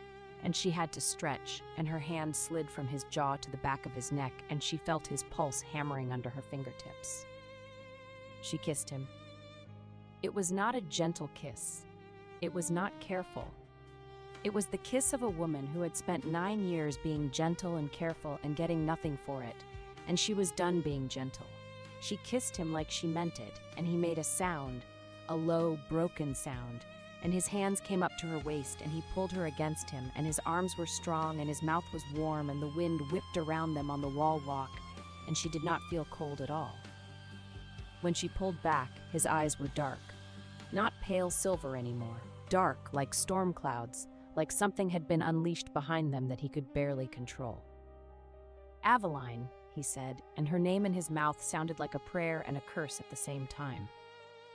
"I just kissed the Silver Wolf King on a wall walk in front of possibly the entire garrison," she said. "So I suppose the secret is out." "I don't care." "Lyra is going to say she told me so."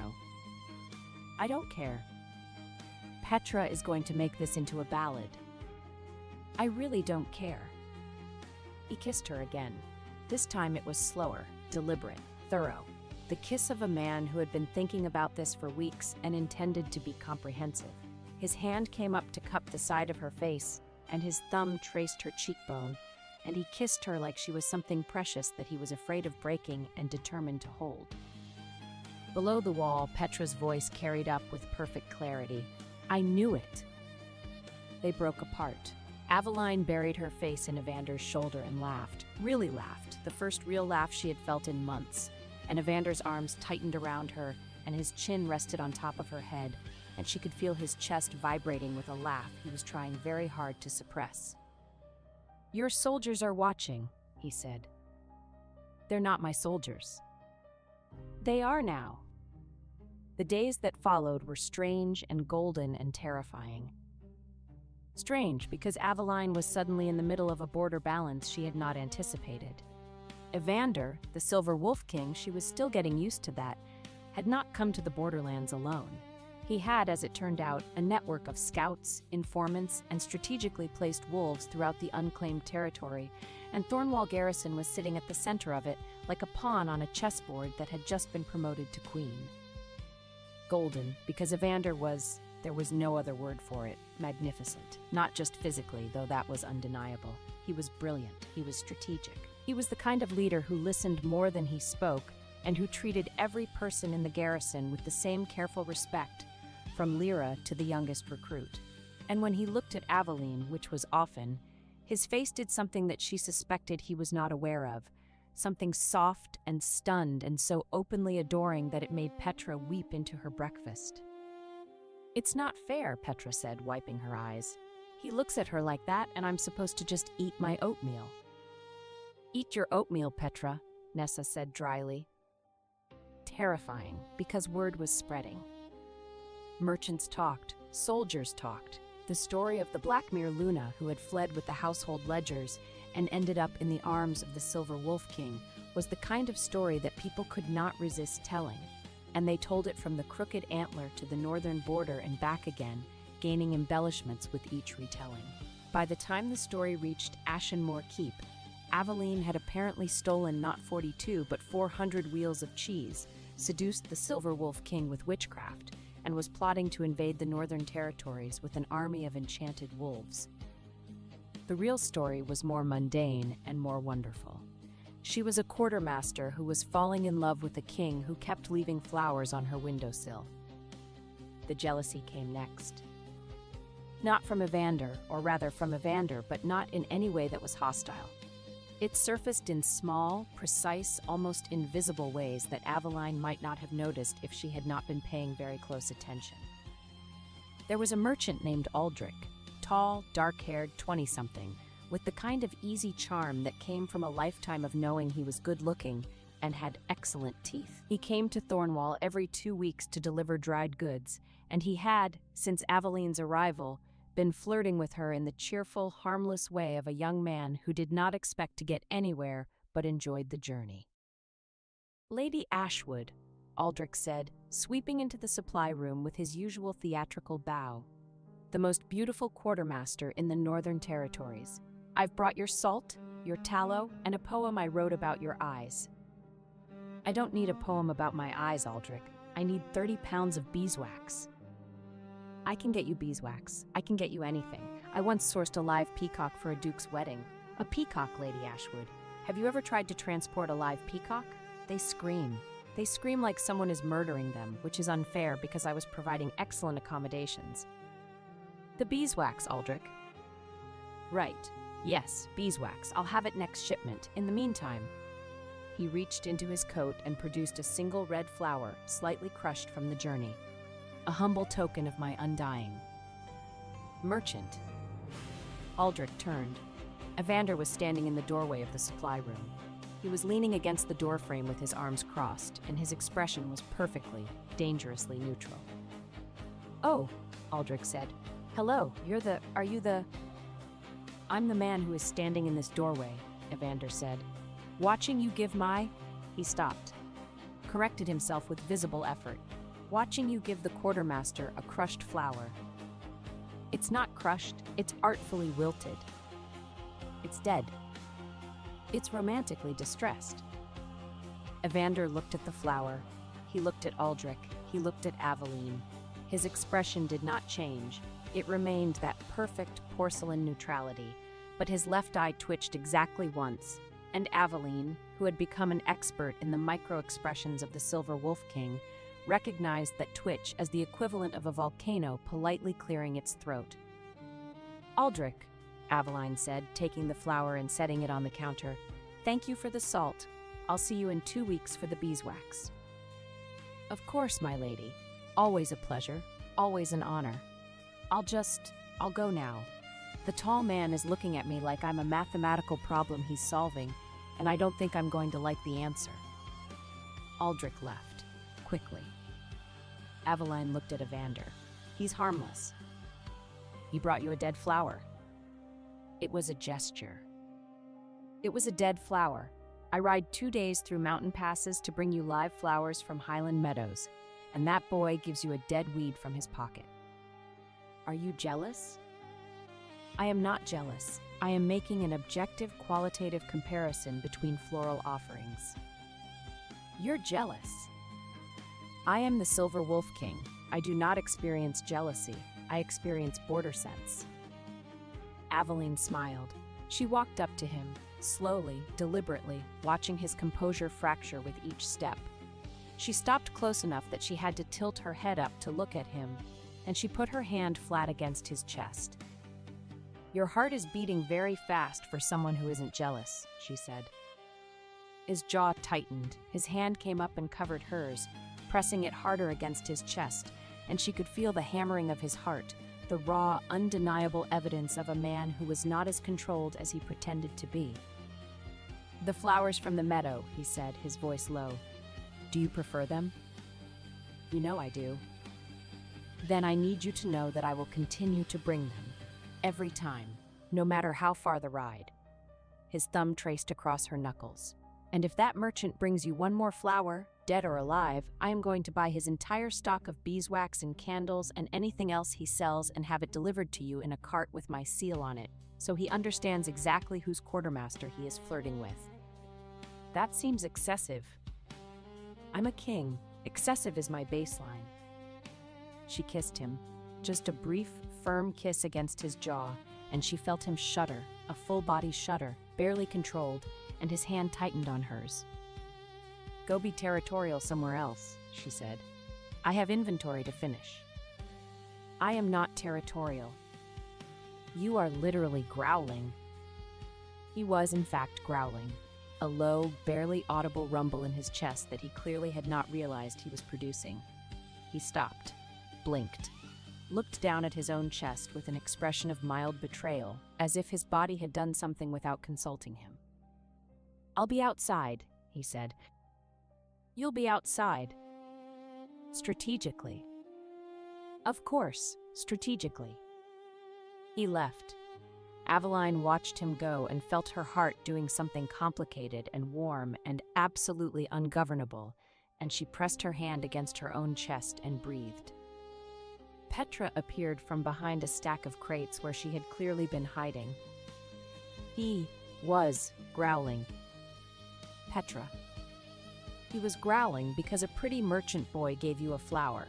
That man is gone for you. Absolutely, catastrophically gone. Please stop hiding behind my supply crates." "Never.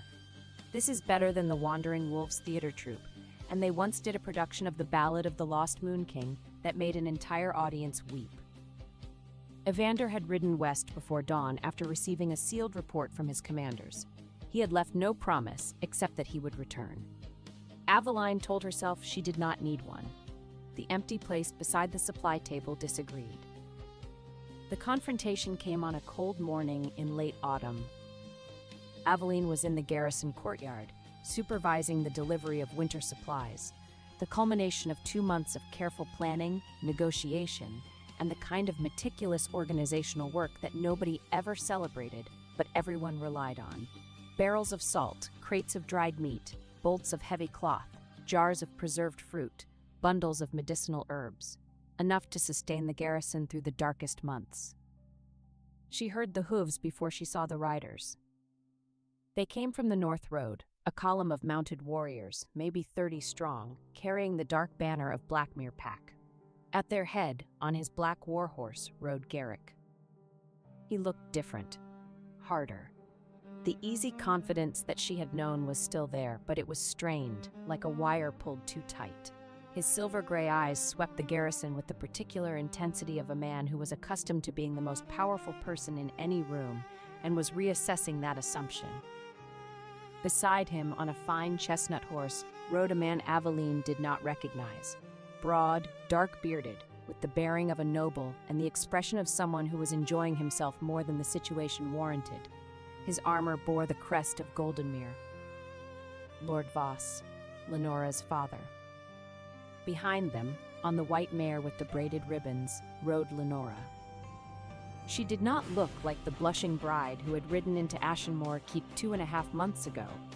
She looked tired. Her golden hair was braided tightly, and her white furs were travel-stained, and her expression was the expression of a young woman who had recently discovered that being Luna was significantly harder than being a lord's daughter and was not handling the transition well. The garrison alarm sounded. Lyra was on the wall in seconds, bow in hand.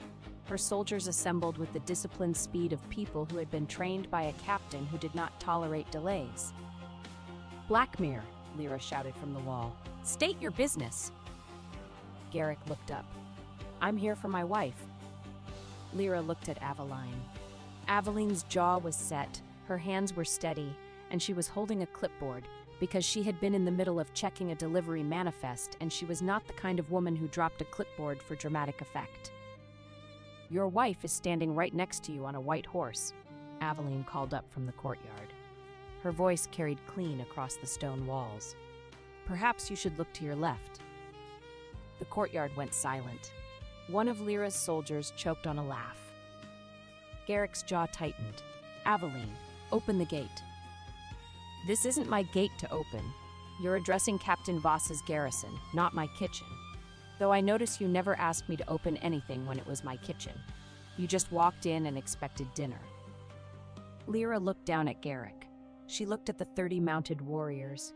She looked at Aveline, who gave her a very small nod. "Open the gate," Lyra said. "But any wolf who shifts inside my walls without permission gets a crossbow bolt and an invoice for wall repairs." The gate opened. Garrick rode in. He dismounted with the same easy grace she remembered, the fluid movement of a man whose body had never failed him and who therefore assumed nothing ever would.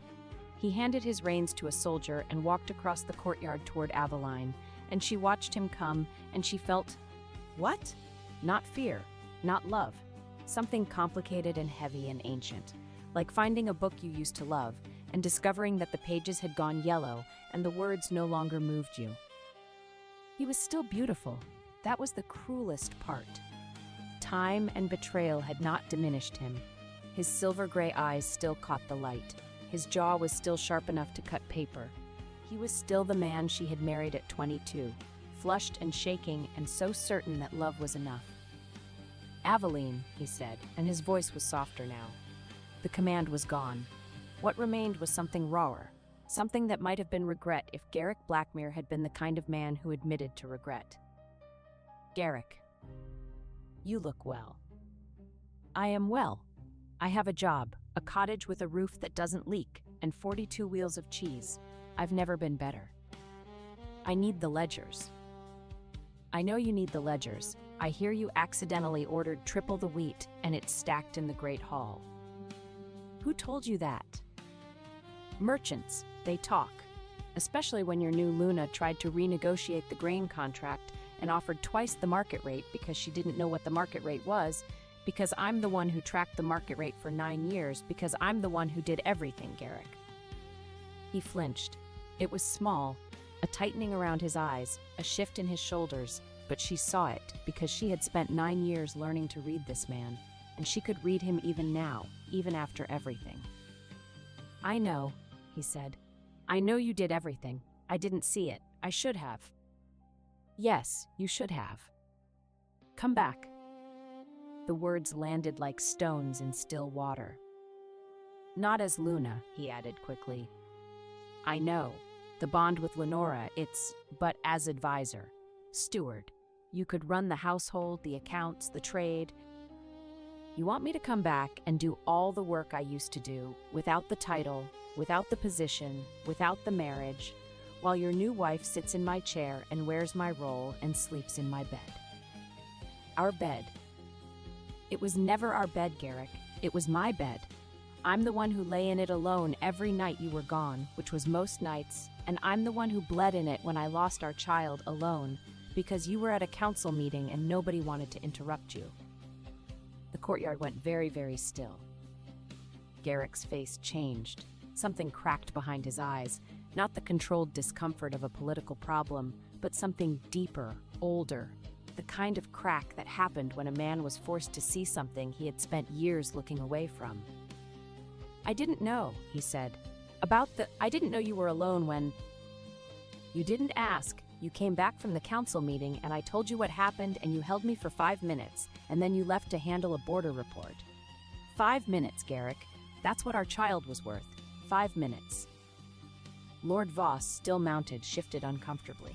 Even he, a man who had traded his daughter for a political alliance, looked like he would rather be somewhere else. Lenora was staring at Aveline. The young Luna's expression was not hostile. It was not triumphant.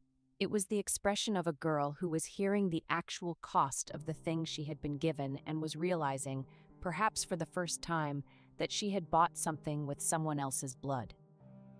Aveline, Garrick said, and he took a step forward, and his hand came up as if to reach for her, and... The first silver horn sounded beyond Thornwall's southern ridge. A second answered it. Then the ground began to tremble beneath disciplined hooves. Every face in the courtyard turned as silver banners rose beyond the wall. The southern portcullis lifted on Captain Lyra Dane's signal, and Evander rode through in closed black-silver armor at the head of 80 mounted soldiers. 2 allied alphas flanked him. Behind them came rank after rank of soldiers in winter cloaks, their weapons sheathed, but their formation precise enough to make Garrick's 30 warriors look like an ill-considered hunting party. Evander had left Thornwall before dawn without explanation. Now Aveline understood why. He had not gone to fetch permission. He had gone to fetch witnesses, strength, and enough visible power that nobody could quietly carry her away and rewrite the story afterward. He dismounted before the final hoofbeat faded. He crossed the courtyard and stopped beside Aveline, not in front of her. His hand remained at his side, open, waiting for her choice. Garrick reached toward her again. "Touch her and lose the hand," Evander said. His voice was quiet. 80 soldiers heard him anyway. Garrick froze. His gaze moved from the silver banners to the allied alphas, then to the man standing beside the wife he had discarded. "Who are you?" "Evander Argentus, Silver Wolf King." Evander's pale eyes did not leave him. "I brought an army because you brought one first. I brought neutral alphas because you neglected the law. Aveline will speak for herself. You will listen." "What is the Silver Wolf King to you?" Garrick asked. "That's none of your business, Garrick." "You're still legally my wife. The dissolution." "The dissolution that you haven't filed? The one that requires my signature, which you haven't requested? The one that should have been processed by the Pack Elder Council 2 months ago but wasn't, because you were too busy trying to manage a keep without my ledgers to bother with the paperwork?" Garrick's mouth opened, closed, opened again. "Yes," Aveline said. "I know it hasn't been filed, because I know how Pack law works, because I rewrote half of it. You cannot claim a new Luna without dissolving the existing bond, and you cannot dissolve the existing bond without the consent of the existing Luna, which means Lenora's Luna mark is ceremonially incomplete, which means your new mate bond is legally void, which means..." She let a small, precise smile cross her face. "You've been living in sin, Garrick. How embarrassing." Lord Voss made a strangled noise. Lenora went pale. Garrick looked like a man who had just realized that the woman he had underestimated for 9 years had been playing a longer game than he ever imagined. "You did this on purpose," he said. "You left without signing the dissolution because you knew..." I left because you replaced me with a child and expected me to smile about it. The legal implications were a bonus. She paused. A very satisfying bonus. Behind her, she heard Evander exhale, a short, sharp breath that might have been a laugh compressed into its smallest possible form. "Here's what's going to happen," Aveline said. "You're going to file the dissolution properly. You're going to have it witnessed by 3 neutral alphas, as required by the pack law that I wrote. You're going to restore my full dowry, every coin, every piece of silver, every bolt of fabric. And you're going to write a formal letter of good standing, confirming that I left Blackmere Pack of my own volition, with my honor intact, and that any rumor to the contrary is a lie." "And the ledgers?" "Once I have the signed dissolution, the restored dowry, and the letter of good standing, I will send you the cipher key. Not the ledgers. Those are mine. The key. You can reconstruct the records yourself. Consider it a learning experience." "Aveline, be reasonable." "I am being reasonable. Reasonable is the only thing I've ever been. For 9 years, I was so reasonable that you forgot I was a person. Well, I'm done being reasonable for your benefit, Garrick. I'm being reasonable for mine." Garrick stood there. The wind moved through the courtyard, lifting his dark hair. And for a moment, just a moment, she saw something in his face that she recognized. Not the alpha, not the politician, the man. The man she had loved, the man who had held her on cold nights and laughed at her jokes, and once carried her across a flooded stream because her boots were new and he did not want them ruined. He had loved her. She believed that. Not well, not enough. But he had loved her, and the loss of that love was a real thing, and she honored it even as she refused to go back to it. "I'm sorry," he said, and it was real. She could hear it. The rough edge of a genuine apology dragged out of a man who had never practiced saying those words. "I know," she said, "but sorry doesn't rebuild what you broke. The dissolution, Garrick. Send it." Aveline opened the leather folder clipped beneath her delivery manifest. 3 copies of the dissolution waited inside, already marked with the clauses Garrick had ignored. She had prepared them the night the merchant called her an asset. She had stopped allowing powerful men to make her improvise her own freedom. Evander and the 2 allied alphas stepped forward as neutral witnesses. Garrick looked at the documents, at the 80 silent riders, and finally at Aveline. For the first time in 9 years, he understood that delay was no longer a form of control available to him. He lowered himself beside a supply crate and signed. The posture was not theatrical. It was worse for him than theater. The Alpha of Blackmere knelt in the mud while the woman he had tried to reduce to a steward took back her name, her dowry, and the legal right to leave him. Lenora removed the incomplete Luna seal from her throat. Her fingers shook as she placed it on the crate. Aveline did not take it. "It belongs in the Blackmere archive until your bond is made lawful," she said. "A title is not a ribbon another woman can tie around your neck." Garrick signed the final page. One of the allied alphas sealed it. Captain Lyra Dane sealed the garrison record. Evander said nothing, because the victory was Aveline's and he knew better than to put his name over hers. He nodded, slowly, like a man setting down something heavy. Then he looked at Evander, and something shifted in his expression, not hostility, but recognition. A wolf recognizing another wolf, a king recognizing another king. "Take care of her," Garrick said. "That is not yours to ask," Evander replied. "And she doesn't need taking care of. She needs someone who sees what she builds and never makes her build it alone." Garrick flinched again, harder this time. He turned. He mounted his horse. Lord Voss, who had been silent through the entire exchange with the expression of a man who was rapidly recalculating the value of his political investment, followed suit. Lenora hesitated. She looked at Aveline from her white mare, and her face was open and conflicted and very young. "Lady Ashwood," she said, "I didn't know. About what you went through. He told me you were happy to leave. He said what was convenient. That's what Garrick does." "I'm sorry." Aveline looked at the young woman, 23, golden-haired, exhausted, and painfully out of her depth, and felt something shift inside her. Not forgiveness, not yet, but the absence of hatred, which was its own form of freedom. Learn the accounts, Aveline said. Don't let him hire someone else to do it. If you're going to be Luna, be Luna. Know where the money goes. Know what the grain costs. Know the names of the miners and the merchants and the kitchen staff. And if he ever makes you feel like a decoration instead of a partner, take the cheese and leave. Lenora stared at her. Then, impossibly, she smiled.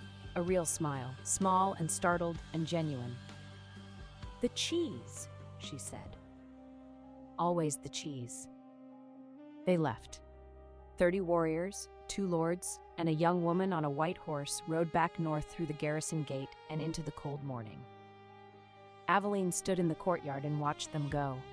The clipboard was still in her hand. Her delivery manifest was still unfinished. The winter supplies were still waiting to be checked and cataloged and stored. Evander stood beside her, not touching, not speaking, just there. "I'm going to finish my inventory now," she said. "I know. And then I'm going to have a very large glass of wine. I'll join you. And then I'm going to cry, just once, just for 5 minutes. And then I'm going to stop, and I'm going to be fine." His hand found hers. His fingers laced through hers, warm and steady and certain. "Take as long as you need," he said. She did not take long. She took exactly 5 minutes, sitting in her cottage with Hayes's silver head on her knee and Evander's hand in hers, and she cried for the woman she had been at 22 who had believed that love was enough, and then she stopped. Then she finished her inventory. The weeks that followed were a complicated negotiation between duty, desire, and the lingering wreckage of a broken marriage. The dissolution papers arrived 3 weeks after Garrick's visit, delivered by a neutral courier under the seal of the Pack Elder Council. 3 neutral alphas had witnessed. Aveline's full dowry had been restored, every coin, every piece of silver, and a formal letter of good standing bore Garrick's signature in the sharp, angular handwriting she knew so well. She signed the dissolution. She sent the cipher key north with the courier, and then she took the Luna seal, the dark iron medallion she had worn for 9 years, and she set it on her desk and she looked at it for a long time. "What will you do with it?" Nessa asked. The healer had come by with a jar of willow bark tea, which was Nessa's solution to everything from headaches to heartbreak. "I don't know. It's not mine anymore. It was never really mine. It belongs to the Blackmere Luna, whoever she is." "You could send it back." "I could." Aveline picked up the seal. It was heavy in her hand. "Or I could melt it down and make something new." "Like what?" "I don't know yet, but I'm tired of wearing things that belong to other people's stories." She did not melt it down. Not yet. She put it in a drawer and closed it, and the sound of the drawer closing was the sound of a chapter ending. Evander, meanwhile, was becoming increasingly difficult to ignore. Not because he was demanding, he was the opposite of demanding. He was patient and careful and unfailingly respectful of her space and her grief and her process. But he was also present, and his presence was a physical force, like gravity, like the tide, like something natural and inevitable that you could not resist without exhausting yourself. He trained with the garrison soldiers every morning, and Aveline watched from the supply room window, and she told herself she was checking inventory. And she was checking inventory, but she was also watching the way he moved, fluid and powerful and precise, and the way the sunlight caught the angles of his face, and the way he laughed with Petra after she accidentally knocked him off balance with a shield bash that she was very proud of. "Did you see that?" Petra crowed. "I knocked the Silver Wolf King on his royal backside." "You caught me off guard," Evander said, picking himself up with dignity. "I knocked you on your backside. It was a very good shield bash. I'm going to tell everyone. I'm going to tell my mother. I'm going to tell the merchant boy. I'm going to commission a ballad." "Please don't commission a ballad." "Too late. The ballad is already being composed in my heart." Aveline laughed. She pressed her hand over her mouth to muffle it, but Evander's head turned, immediately, unerringly, as if her laughter were a sound he was specifically attuned to, and he looked up at the window and found her watching him, and his face did the thing. The soft thing. The stunned thing. the thing that made Petra's eyes water and Nessa's mouth twitch, and every soldier in the garrison develop a sudden, urgent need to be somewhere else so they could have a private opinion about it. "He's looking at you again," Nessa said, appearing beside Aveline at the window with a cup of tea and the calm of a woman who found young love mildly entertaining. "I know. Like you hung the moon and also invented bread." "I did invent a bread recipe. That probably makes it worse." The second kiss happened in the rain. A storm came in from the west, a proper storm, the kind that turned the sky black and the ground to rivers, and made the garrison walls shake. Aveline was running across the courtyard trying to secure the supply room shutters before the rain destroyed a shipment of dried herbs that she had spent 3 weeks sourcing. And Evander was there because Evander was always there, and they were both soaking wet and shouting over the wind and fighting with a shutter that had come loose from its hinge. "Hold it, hold the left side." "I'm holding it." "The left side, Evander, your other left." "I know which side is left." The shutter gave way.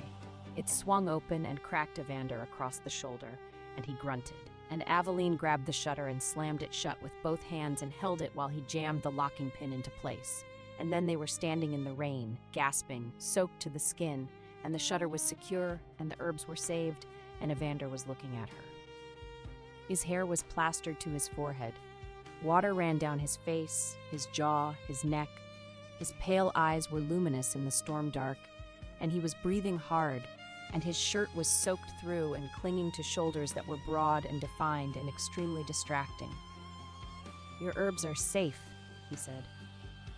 "My herbs are safe." "You're welcome." "You got hit by a shutter."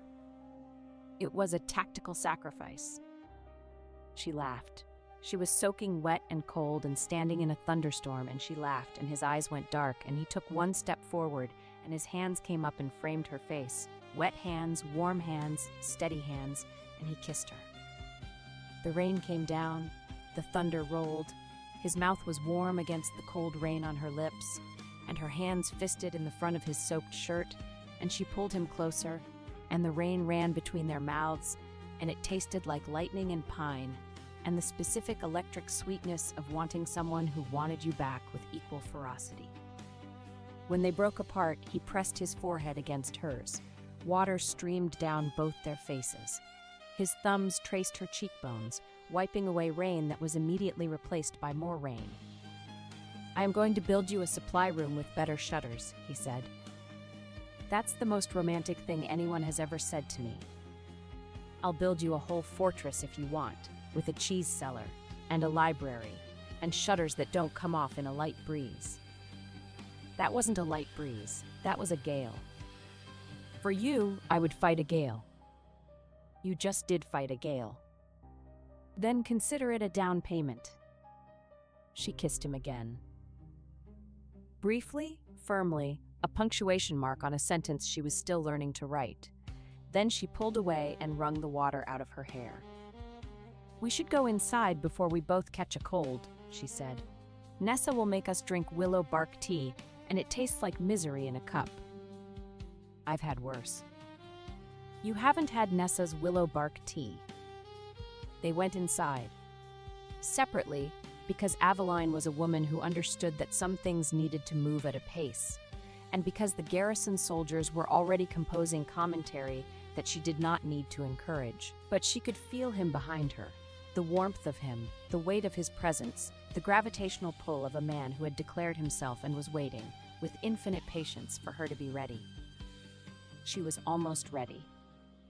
The crisis came in winter. The next challenge arrived not with an army, but with a council summons, carried by a rider who was half frozen and fully terrified.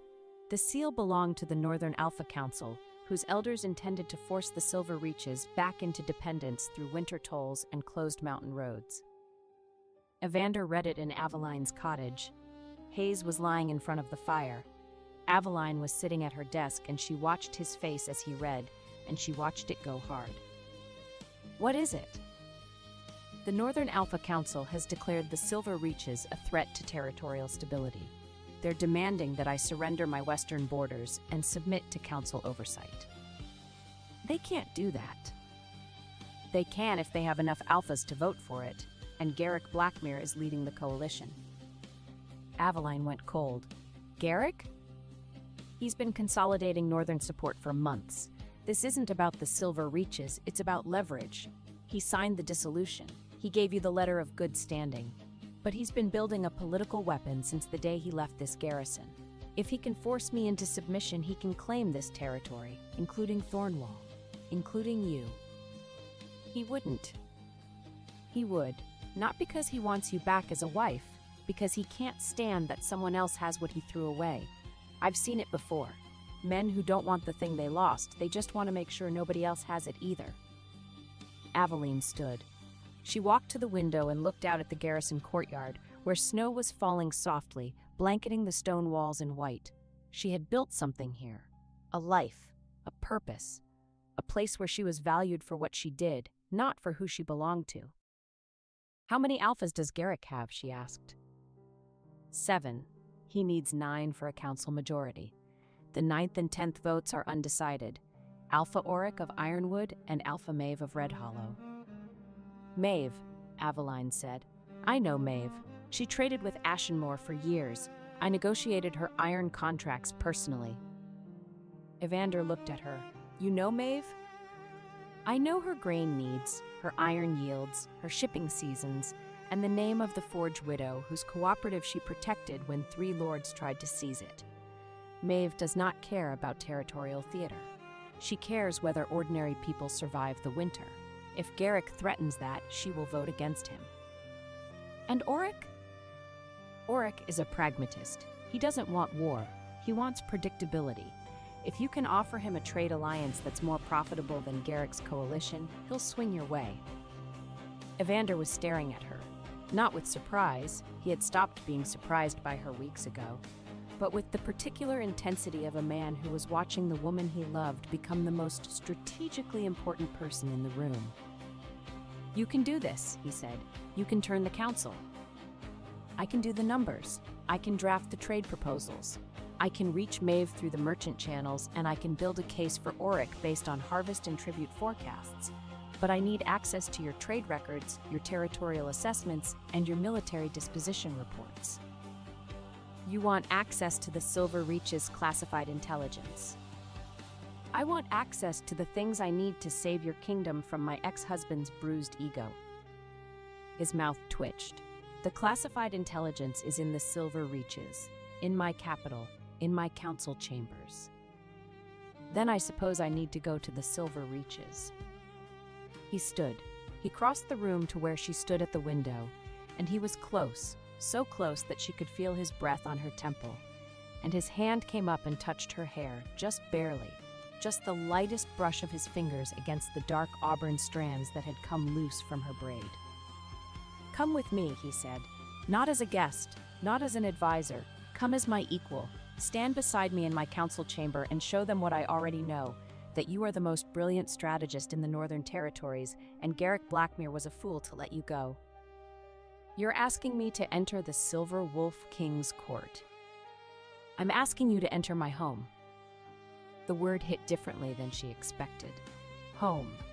She had not had one in months. She had had quarters, and a cottage, and a desk, and a fireplace. But a home. A place where you were wanted, where your presence was the point rather than the inconvenience. Yes, she said. The journey to the Silver Reaches took 4 days. Evander traveled with a company of his wolves, real wolves, and shifted wolves both, a fluid, silver-furred escort that materialized from the borderlands, as if the forest itself had been waiting for his call. Hayes took its place at the front of the pack with the smug satisfaction of a wolf that had been undercover for months and was pleased to resume its official duties. Your scout wolf has been eating my chamomile and sleeping on my floor for 3 months, Aveline told Evander as they rode. It was gathering intelligence.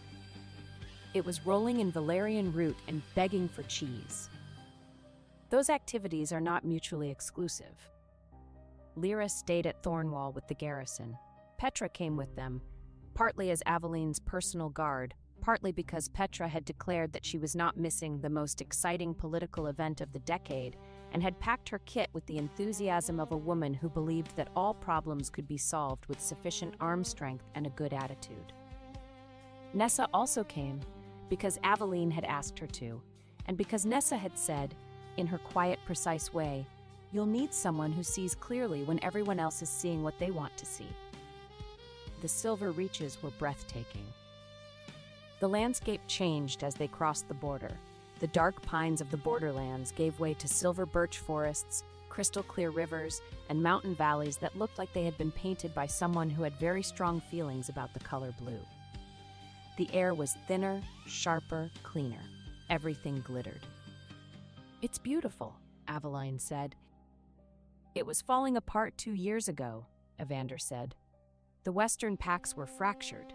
No central stewardship, no trade infrastructure, no territorial coordination. The Silver Reaches had the resources to be the wealthiest territory in the north, and they were squandering them on internal feuds." "And you fixed it?"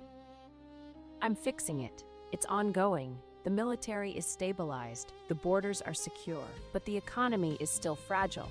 We have silver mines, timber, and agricultural potential, but our trade relationships with the Northern Pacts are weak because the previous regime never invested in them." He paused. "That's why the Council's declaration is so dangerous. If Garrick's coalition imposes trade sanctions, the Silver Reaches economy will contract. My people will suffer. Then we make sure that doesn't happen." The capital was called Argenthold. It was a fortress city built into the side of a mountain. Its walls carved from silver-veined granite that caught the light and threw it back in prismatic patterns. It was beautiful and formidable, and exactly the kind of place that would be designed by a man who valued both aesthetics and defensibility. The court of the Silver Wolf King was not what Aveline had expected. She had spent 9 years in Ashenmore Keep, which was dark and cold and decorated with the skulls of enemies because Garrick thought it looked intimidating. Argenthold was light. The main hall had floor-to-ceiling windows that looked out over the mountain valley. The walls were lined not with trophies but with maps, detailed, annotated maps of trade routes, territorial boundaries, and resource deposits. "You decorated your throne room with maps," Aveline said. "Maps are more useful than skulls." Garrick has skulls. Garrick has skulls and no idea how much grain he has in storage. I rest my case. His council was small, 6 advisors, each one responsible for a different aspect of stewardship. They were waiting in the council chamber when Evander entered, and they rose, and their eyes went from him to Aveline with the undisguised curiosity of people who had been hearing rumors for weeks and were now confronted with the reality. "This is Aveline Ashwood," Evander said, "former Luna of Blackmere Pack, current quartermaster of Thornwall Garrison, future strategic advisor to the Silver Wolf Court." Aveline looked at him. "We haven't discussed the title." "I'm discussing it now. Do you object?" "I object to the word future. I'm advising now, right now, starting this minute." His counsel stared. "She's terrifying," whispered Aldrich's cousin Jocelyn, a young nobleman who served as Evander's trade envoy and bore a striking resemblance to his merchant cousin, including the excellent teeth and the tendency to say exactly what he was thinking at the worst possible moment. "She can hear you," Aveline said. "I know," Jocelyn said. "I wanted you to hear me. It was a compliment." Aveline liked Jocelyn immediately. He was 26, blonde, handsome in an entirely unthreatening way, and possessed of a genuine warmth that made him impossible to dislike. He was also, she discovered quickly, an excellent trade envoy, sharp, personable, and gifted with the ability to make people agree to things before they realized they were agreeing. "He's good," she told Evander after the first council meeting. "He's the best envoy I have. He also flirts with everyone. He flirts with furniture. I've seen him compliment a chair. It's a gift." "Does he flirt with you?" "He once told me my crown brought out the brooding intensity of my eyes. I nearly fired him." "But you didn't." He was right about the crown. She threw a map scroll at him. He caught it without looking, because of course he did, and his mouth curved into that small, devastating smile that she was becoming addicted to. The work began. Aveline prepared for the council with the same intensity she had brought to Ashenmoor's ledgers and Thornwall's provision routes. She studied which territories depended on which winter roads, then drafted a plain offer for Alpha Auric of Ironwood and a personal letter to Alpha Maeve of Red Hollow. The letter mentioned the forge cooperative Maeve had defended years earlier and the southern bridge whose collapse had nearly isolated 3 villages. "You are including the Forge Widows?" Evander asked, reading over her shoulder. Maeve risked 3 alliances to keep their workshop open. Anyone can memorize what a ruler buys. Trust begins when you remember what she was willing to protect. He was quiet for a moment, then he said, "My mother liked cornflowers, blue ones. She grew them on the windowsill of our cottage before she died." Aveline looked up at him. His face was still, that controlled, composed stillness he wore like armor, but his eyes were open, and in them she saw the boy he had been before he was a king. "The wildflowers," she said softly, "the blue ones you bring me. They're cornflowers, the same kind she grew." "Evander, you asked where they grew. I told you the Highland Meadows. That was true. But the first ones I brought you, I picked from my mother's garden, the plot I maintain behind my quarters. She's been dead for 15 years, but the flowers keep growing, and I—" He stopped. His jaw tightened. "I wanted to give you something that was real, something that came from a place that mattered." She stood up. She took his face in her hands, this impossible man, this ghost king, this warrior who left flowers on windowsills and remembered his mother's garden, and she kissed him so gently that it was barely a kiss at all, just a press of lips, a promise. "Thank you," she whispered against his mouth, "for the flowers, for all of them." His hands settled on her waist.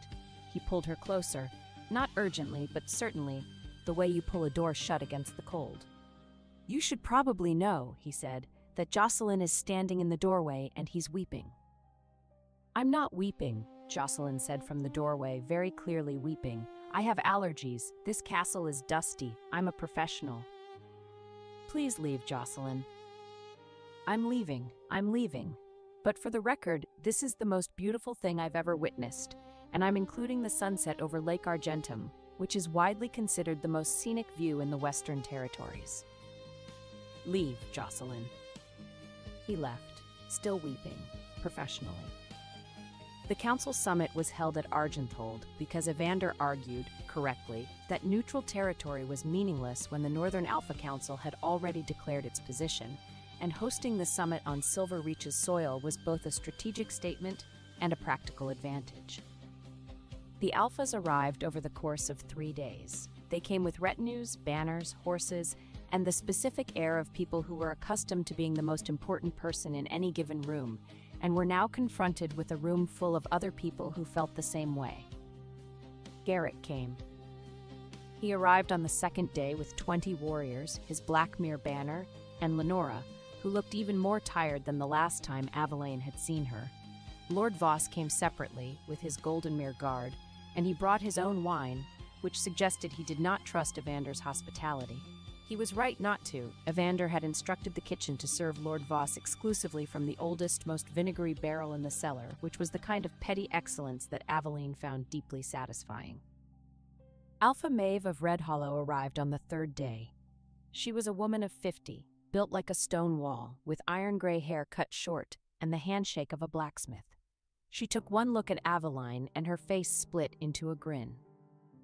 "Aveline Ashwood, I heard you stole 42 wheels of cheese and ran off with a Wolf King." "The cheese theft is accurate. The Wolf King part is more nuanced." "Is it? Because the Wolf King is standing behind you looking like he'd invade a continent if you asked." Evander, who was indeed standing behind Aveline, said nothing. But his chin lifted fractionally in a way that did not dispute the assessment. "How is the Red Hollow Forge cooperative?" Aveline asked. Maeve's expression changed. "Still open. They trained 6 new smiths this spring. You remembered." "I always remember." I know you do. That is why I came. Maeve leaned closer. Garrick offered me iron at ruinous terms and demanded control of my southern pass. My youngest forge steward could have written a fairer agreement while half asleep. Can she? I would trust her figures before his, Aveline said. Alpha Auric of Ironwood was the last to arrive. He was older, late 50s, gray-bearded, with the weathered face of a man who had spent decades managing a mining territory and had the patience of a mountain. He was not friendly. He was not unfriendly. He was a man who wanted facts, and he wanted them delivered without ornamentation, and he had no interest in being charmed. Lady Ashwood, he said when Aveline was introduced. You're the one who wrote the trade proposal. I am. It's the most detailed economic analysis I've seen from any territory in 20 years. Your projected yield curves for silver exports are aggressive, but defensible.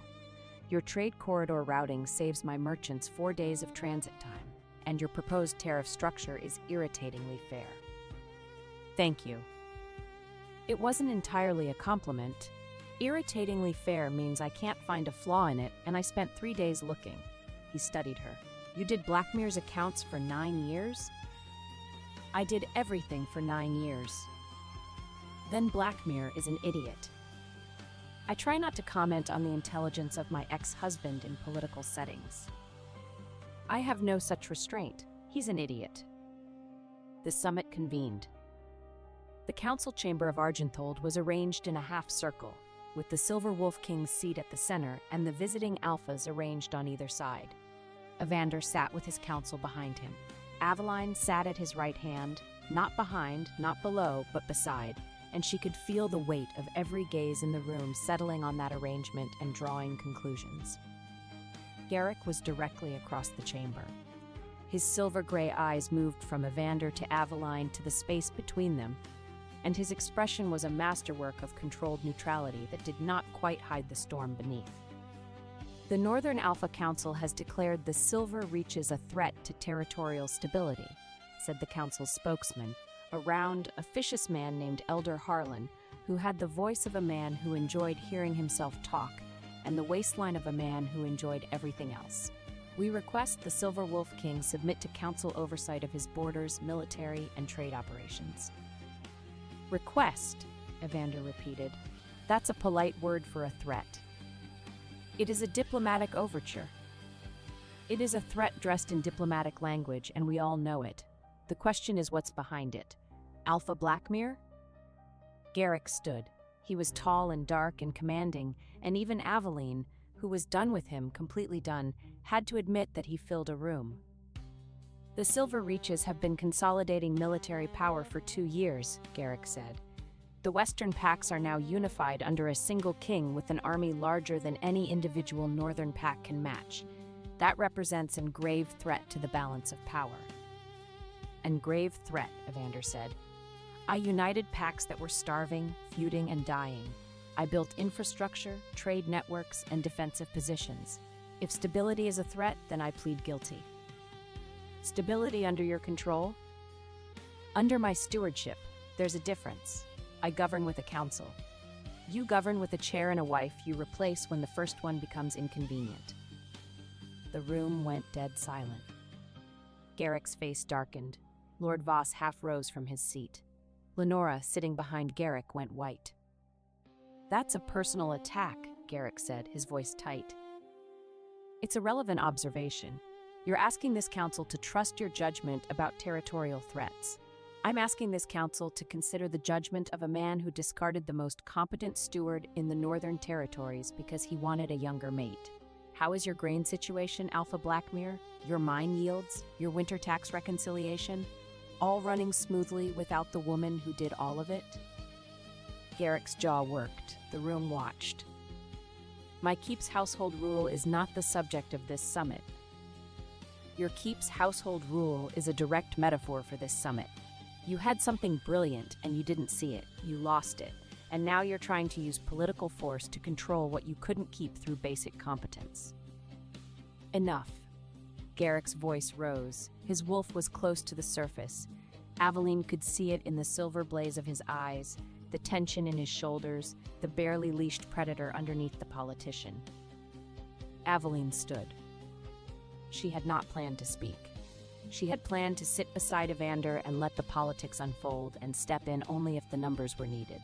But Garrick's voice was rising, and Evander's jaw was tight, and the room was about to tip from debate into confrontation, and Aveline had spent 9 years managing exactly this kind of escalation. "If the council will permit," she said, and her voice was calm and clear and carried to every corner of the chamber, "I'd like to present an alternative to both the council's demand and the Silver Reach's current defensive posture." The room looked at her. Elder Harlan looked affronted. He was not accustomed to being interrupted by people who were not him. The Alphas looked curious. Garrick looked like a man who had just been reminded that the woman he had underestimated was still, infuriatingly, the smartest person in any room she entered. Evander looked at her. His expression did not change, but his hand, resting on the arm of his chair, opened, a small gesture, an invitation, a trust. Aveline took the floor. "The Northern Alpha Council is concerned about the Silver Reach's military power," she said. "That concern is legitimate. Any concentration of force in the territories creates strategic uncertainty. But the Council's proposed solution, unilateral oversight, would destabilize the Silver Reach's economy, disrupt trade routes that benefit the entire region, and create exactly the kind of power vacuum that leads to the feuding and starvation that the Silver Wolf King resolved." She turned to Auric. "Alpha Auric, your iron exports travel through 3 northern trade corridors that are currently congested, expensive, and inefficient. The Silver Reach's proposed trade alliance would reroute your exports through a western corridor that cuts transit time by 4 days, reduces tariffs by 15%, and gives Ironwood direct access to the Silver Reach's silver markets. Under Garrick's coalition, your trade routes remain unchanged. Under this alliance, your territory's revenue increases by an estimated 22% within 18 months. Auric's eyebrows rose. He said nothing, but he was listening. She turned to Maeve. "Alpha Maeve, Blackmere delayed your last 3 iron payments, shortened your spring order, and then asked for control of the road your villages use to reach the southern market. The Silver Reaches will honor fixed rates, pay penalties for delay, and send stoneworkers to repair the bridge before first snow. Your smiths will not lose another winter because an alpha treats a road like a bargaining token." Maeve's mouth twitched. "The bridge crews can leave within 10 days, Aveline added. "The villages will keep ownership of the crossing." Maeve studied her. "You brought my villages into an alpha council instead of asking only what I could give you. I'm bringing your daughter's happiness into an alpha council summit, which is more than anyone else in this room has considered." Maeve sat back, she folded her arms, and she smiled. Aveline turned to the full council. "The Silver Reaches are not a threat, they are an opportunity. The question before this council is whether you would rather have a neighbor who is stable, prosperous, and willing to trade, or a neighbor who has been forcibly destabilized, resentful, and looking for revenge. History suggests the first option is preferable. Economics confirms it." She sat down. The chamber was silent for 3 beats. Then Auric said, "I want to see the full harvest and tribute forecasts." "I have them," Aveline said, and produced a bound folio from under her chair. "You brought documentation to an alpha summit," Auric said. "I bring documentation everywhere. It's a personality trait." Auric took the folio. He opened it. He read for approximately 30 seconds, and then he looked up with an expression that combined professional admiration and personal irritation in equal measure. "This is thorough," he said. "I know." "Irritatingly thorough." "I know." The vote happened that evening. 7 alphas voted with Garrick's coalition, Auric voted against, Maeve voted against. The motion failed. The Silver Reaches retained their autonomy, their borders, and their king. The chamber erupted. Garrick's supporters were furious. Garrick himself stood rigid, his silver eyes burning, his hands fisted at his sides. Lord Voss was red-faced and spluttering. Elder Harlan was attempting to maintain order and failing spectacularly. In the chaos, Lenora slipped from her seat and crossed the chamber to where Aveline was standing. The young Luna's face was pale but resolute, and she looked, for the first time, like a woman instead of a girl. "You saved them," Lenora said. "I saved a trade alliance. The politics are secondary. You saved them by being smarter than every man in this room, and none of them will admit it. They don't have to admit it. The vote count admits it for them." Lenora was quiet for a moment. Then she said, "I've been learning the accounts, like you told me. I hired a bookkeeper from the Eastern Territories. She's teaching me double-entry ledger management." Aveline looked at her. This girl who had taken her husband, her title, her chair.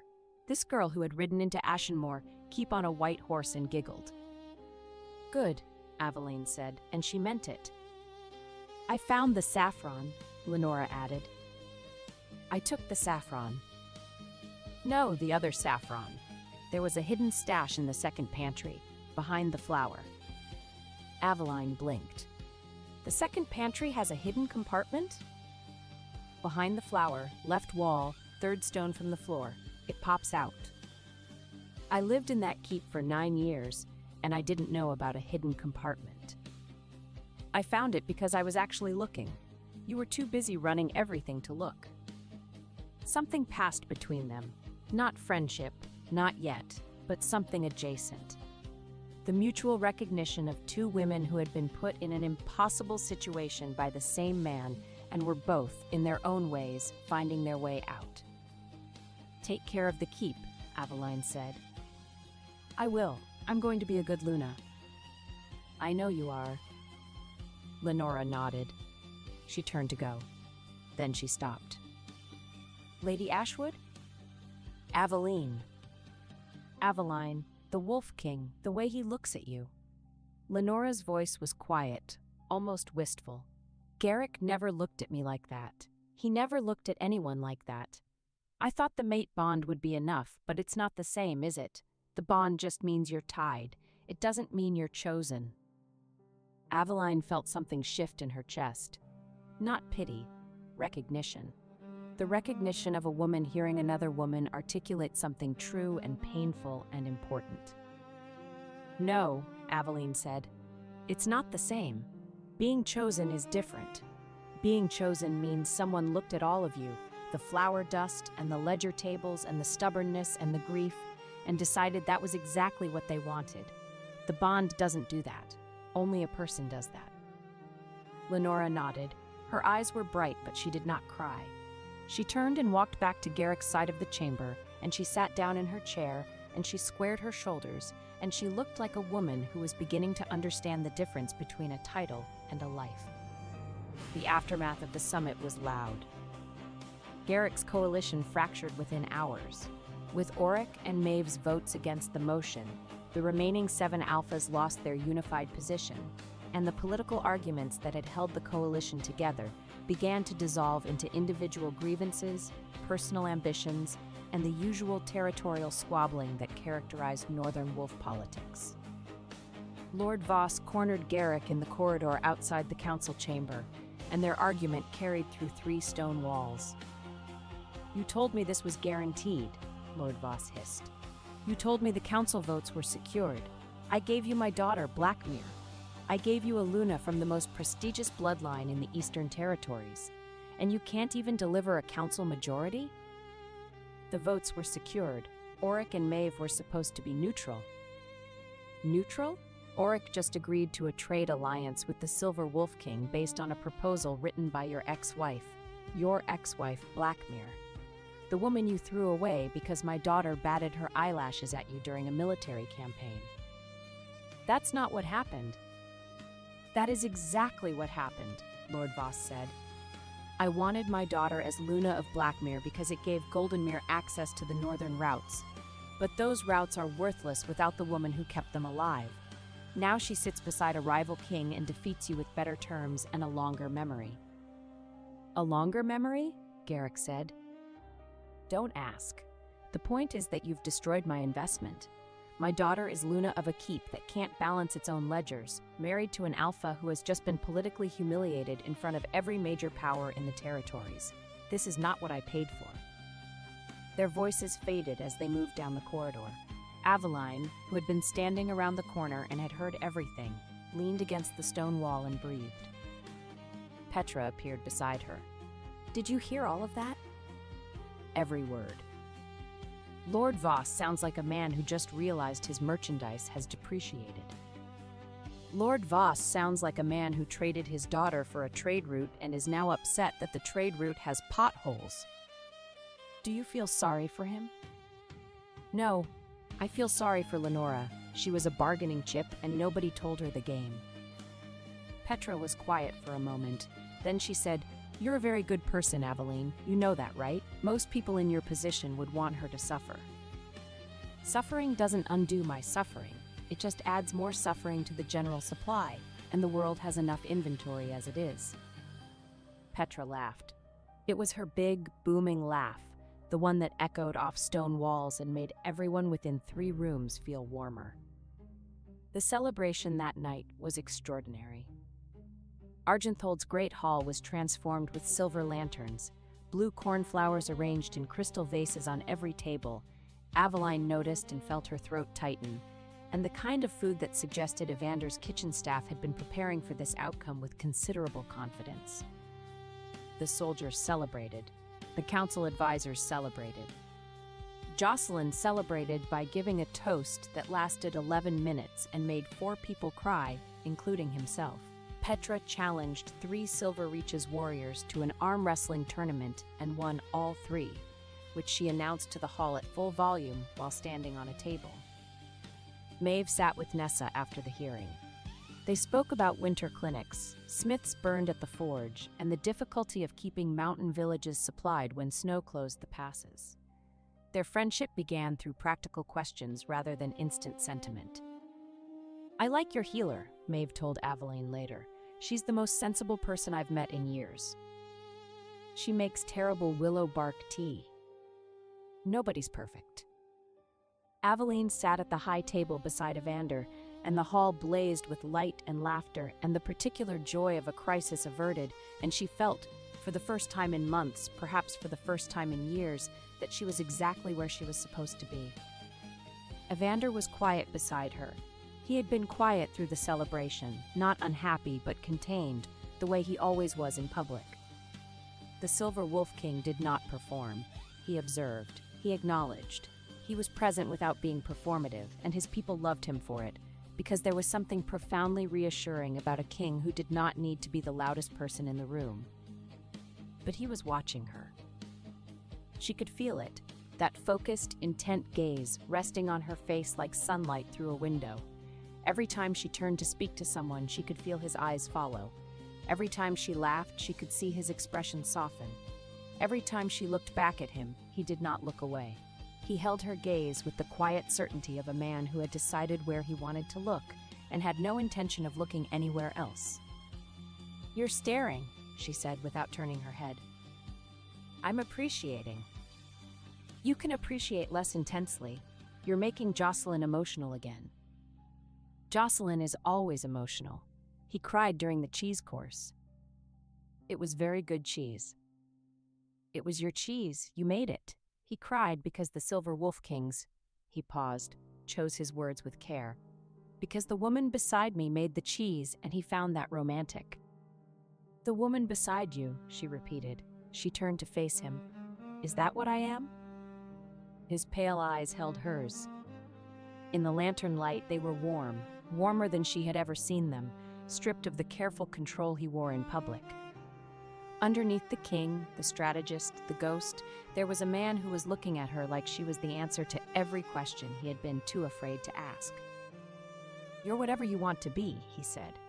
"But I would very much like you to be the woman beside me, not because I need a strategist or an advisor or a quartermaster, because I need you, because my council chamber feels empty without you arguing with the trade projections, because my mother's garden looks right with your window next to it, because I have spent my entire life alone, and I didn't know that was a problem until you showed me what it felt like to not be alone." The hall was loud around them, music playing, soldiers singing, Petra arm wrestling, Jocelyn weeping into a napkin. Aveline reached under the table and took his hand. The woman beside you, she said. I like the sound of that. His fingers closed around hers. His thumb pressed against her pulse point, her wrist, the place where he had first held her hand in a dark supply room after she had hit a wolf with a poker, and she felt his pulse against hers, steady and certain and synchronized. Stay, he said. I'm staying. Not at Thornwall.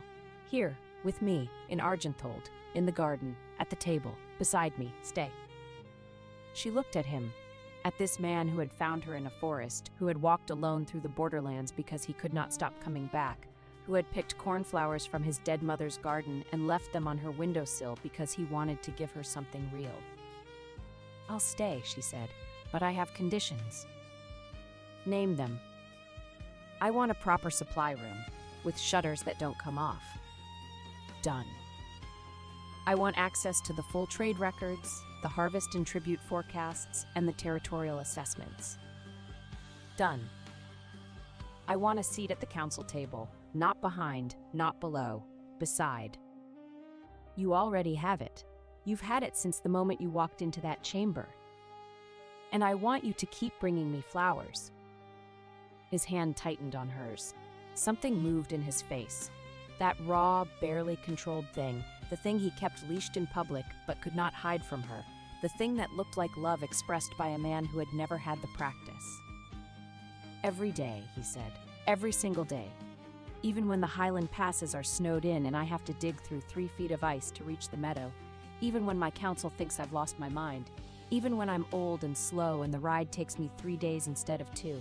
Every day, Aveline. She leaned into him. Not a kiss, something quieter, more intimate. She rested her head against his shoulder, and his arm came around her, and his chin rested on top of her head, and they sat like that in the blazing hall while the celebration roared around them, and she breathed, and she was home. Across the hall, Petra climbed onto her chair and raised her cup. To the woman who saved the silver reaches with a fair offer and the decency to remember a village. The hall cheered. And to the king who picks flowers. The hall cheered louder. Evander closed his eyes. I am never going to live that down. Never, Aveline confirmed. The ballad is already being composed. I specifically asked her not to compose a ballad. You asked her not to compose a ballad about the shield bash. The flower picking is new material. I am going to demote Petra. Petra doesn't work for you. Then I'm going to promote her so I can demote her. Aveline laughed, and his arm tightened around her, and the sound of her laughter in that hall, bright, full, unguarded, was the sound of a woman who had stopped surviving and started living. The winter passed. It passed in a blaze of work and warmth and the slow, careful architecture of a new life. Aveline became the Silver Reach's High Steward of the Silver Court, not by appointment, but by gravitational inevitability. She reorganized the treasury. She rebuilt the trade infrastructure. She established a network of merchant partnerships that connected the Silver Reaches to every major territory in the north. And she did it all with the meticulous, relentless competence that had once been invisible in Ashenmoor and was now finally seen. Evander governed. He governed well, with intelligence, restraint, and the particular wisdom of a man who understood that the best leaders were not the loudest ones. He rebuilt the Western Pact's military strength while simultaneously investing in roads, wells, and granaries, schools, roads, medical facilities, because he believed that a kingdom's strength was measured not by its army, but by the quality of life of its weakest citizens. He and Aveline argued about economic policy at least twice a week. These arguments were legendary within Argenthold, partly because they were genuinely substantive disagreements about tariff structures and division of stores, and partly because they always ended with Evander saying something like, "You're right, and I hate it," and Aveline saying, "You'll hate it less when the expected toll and harvest returns come in." And then they would look at each other for approximately 3 seconds too long, and everyone in the room would suddenly need to be somewhere else. "They're doing it again," Jocelyn whispered to Nessa during one such argument. The looking? The looking. It's been 4 seconds. 5. 6. That's a new record. Leave them alone, Jocelyn. I can't. I'm invested. I've been invested since the wildflowers. My entire emotional well-being is tied to their love story. That seems unhealthy. It's deeply unhealthy. I don't care. Hayes settled into Argenthold as an aging wild wolf that had finally accepted one safe territory. It chose a fur-lined place near the hearth but abandoned it whenever the hall grew crowded. It still ranged the lower slopes, returned with burrs in its coat, and guarded Aveline's door at night. The head chef disliked the missing scraps. Hayes remained indifferent to the head chef. Your wolf ate my roasting chicken, the chef, a ferocious woman named Gretchen, who ran the kitchen like a military operation, reported to Aveline one morning. It's not my wolf, it's the King's Scout. The King's Scout ate my roasting chicken, the entire chicken, raw, in under 2 minutes, while maintaining eye contact with me. It was a dominance display. Have you considered that it was just hungry? That wolf is never hungry. It eats better than half the court. It was sending a message. The message was, I am in charge of this kitchen, and your chicken means nothing to me. I'll talk to it. You'll talk to a wolf. It usually listens. It has very good comprehension for a wild animal. That wolf has not been wild a single day in its life. That wolf has the manners of a diplomat and the appetite of a siege army, and if it touches my venison roast, there will be consequences. Hayes, lying on its cushion across the hall, yawned hugely, showing every one of its very large teeth. Its glacier blue eyes found Gretchen's across the room. It licked its lips. Consequences, Gretchen muttered, and retreated to her kitchen. Spring came, and with it, 2 things: the dissolution of Garrick's remaining political influence, and a letter. The political dissolution happened gradually. Without the council majority, Garrick's position as the North's dominant alpha weakened. The trade alliance between the Silver Reaches, Ironwood, and Red Hollow drew more packs to Evander's orbit, not through force, but through prosperity. Merchants chose the western corridors because they were faster and cheaper. Mining territories chose Silver Reaches contracts because the terms were fair. Agricultural communities chose Silver Reaches partnerships because the prices were stable. Aveline's economic architecture was doing what armies could not. It was making peace profitable. Garrick did not collapse. He was too strong for that, too proud, too stubborn, but he contracted. Blackmere Pack turned inward, focused on its own territory, and Lenora, to her credit, proved to be a more capable Luna than anyone had expected. She hired competent stewards. She rebuilt the household accounts. She established her own trade relationships. She was not Aveline, no one was Aveline, but she was learning, and she was trying, and that counted for something. The letter arrived on a warm spring morning, carried by a Blackmere courier. It was from Garrick. It was short. Aveline, I am writing this because I should have written it months ago, and because there are things that cannot be said in council chambers or across garrison courtyards. I loved you. I want you to know that. Not well enough, not bravely enough, not in any of the ways you deserved, but I loved you. You were my first, the first person who saw me as more than an alpha, the first person who made me want to be more than a title, and I failed you. I failed you when I didn't see what you built. I failed you when I didn't hold you long enough when we lost our child. I failed you when I let a new bond convince me that what we had was less than it was. It wasn't less, it was everything. I just didn't know it until you were gone. I am not asking you to come back. I know you won't, and I know you shouldn't. The Silver Wolf King is a better man than I was to you. I can see that. I hate that I can see that, but I can see it. I am asking for your forgiveness. Not now, not soon. Whenever you're ready, if you're ever ready. The cheese was excellent. I miss it more than I want to admit. Garrick. Aveline read the letter 3 times. She sat at her desk in Argenthold, in the room with the window that overlooked Evander's mother's garden, where the cornflowers were blooming blue and wild, and she read the letter 3 times, and then she folded it and put it in the drawer with the Luna seal. She did not cry. She had used her 5 minutes of crying months ago, and she did not feel the need for more. What she felt was something quieter, a loosening, a release, the sensation of a knot being untied that she had not realized was still holding. She would write back, not today, not tomorrow, but someday. She would write back and she would say, "I forgive you, not because you deserve it, but because carrying it is heavier than letting it go." And then she would close that drawer forever. Evander found her staring at the cornflowers. He stood in the doorway of her study, their study, really, because his maps had migrated to her walls, and her ledgers had migrated to his shelves, and the room had become something shared without either of them officially declaring it, and he watched her with those pale silver eyes. "Letter from Blackmere," he said, not a question.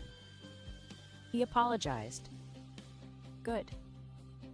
You're not jealous? I am aware that your former husband sent you a personal letter, and I am trying to meet that knowledge with maturity." "So you're jealous?" "I am violently jealous," he admitted. "Every wolf instinct I possess wants to ride north and throw his letters into a river. But you loved him once. His apology belongs to your history, not to my pride. So I will remain here and behave like a civilized king, even if civilization is proving deeply inconvenient." Eat his mail. All of it, every letter, every scroll, every trade receipt. I will consume his entire postal system. Aveline laughed. She stood up and crossed the room and put her arms around him, and his arms closed around her, tight, fierce, possessive in the way that he only allowed himself to be when they were alone, and she pressed her face against his chest and breathed him in. Pine, cold stone, lightning, home. "I'm not going back to him," she said. "I know. I'm not going anywhere." "I know. I am going to stay here, rebuild your winter roads, argue with you about toll rates, eat your cheese, and put flowers in every window until this castle looks like a meadow grew inside a mountain. I would like that very much. And I'm going to kiss you now.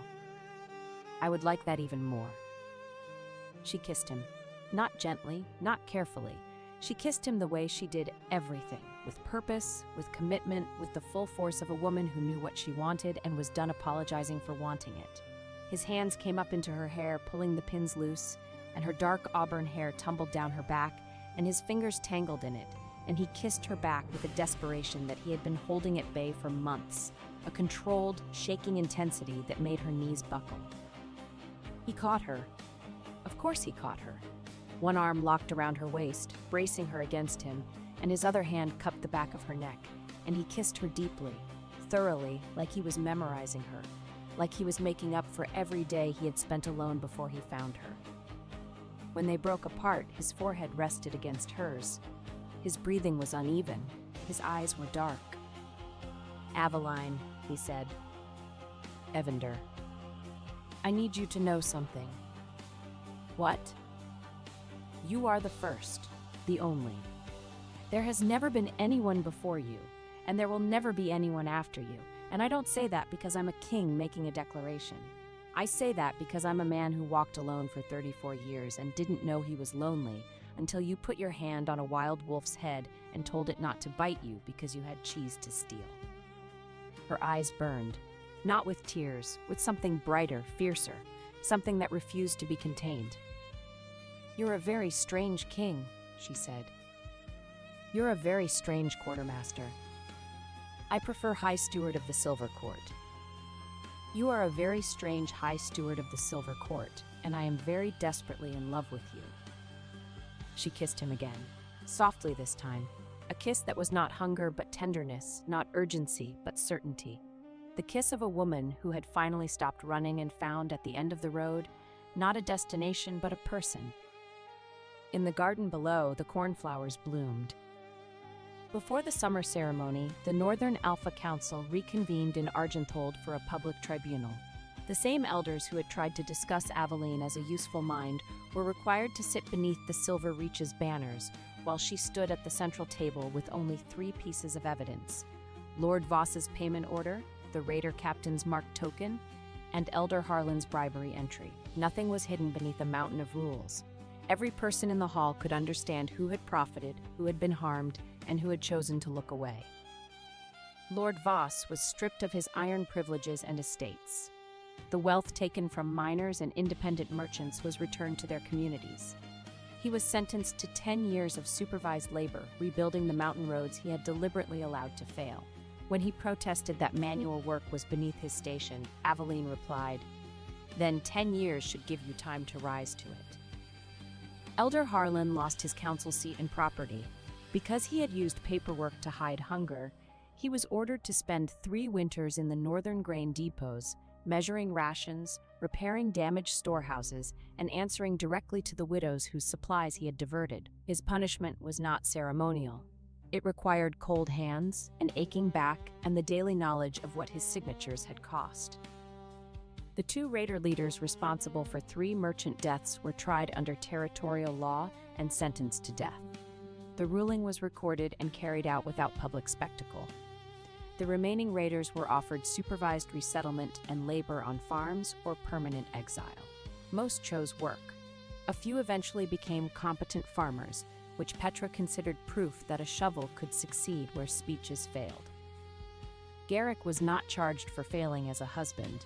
He was charged for binding a second Luna before dissolving the first bond, bringing armed men into a neutral garrison to reclaim a woman as property, and using council pressure to obstruct Silver Reach's trade. He lost Blackmere's council vote for 3 years, paid restitution to Thornwall, and was ordered to spend 1 full winter accompanying the miners' relief caravans he had once treated as figures in Aveline's ledgers.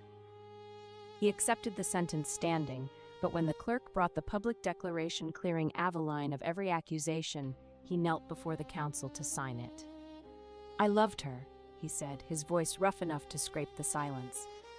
"I simply loved my own comfort more. That was the choice that destroyed us." Aveline looked at the man she had once believed was her home. She felt grief, but it no longer pulled her backward. "You did not lose me when Evander arrived," she said. "You lost me every time I carried your keep alone and you called the weight invisible."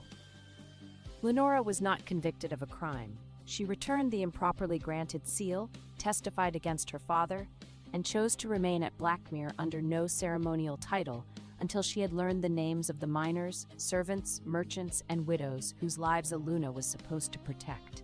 Aveline did not forgive her in a single shining moment. They built a cautious peace through truthful letters and work that could be verified. When the final seal struck the tribunal record, Evander remained 1 step behind Aveline.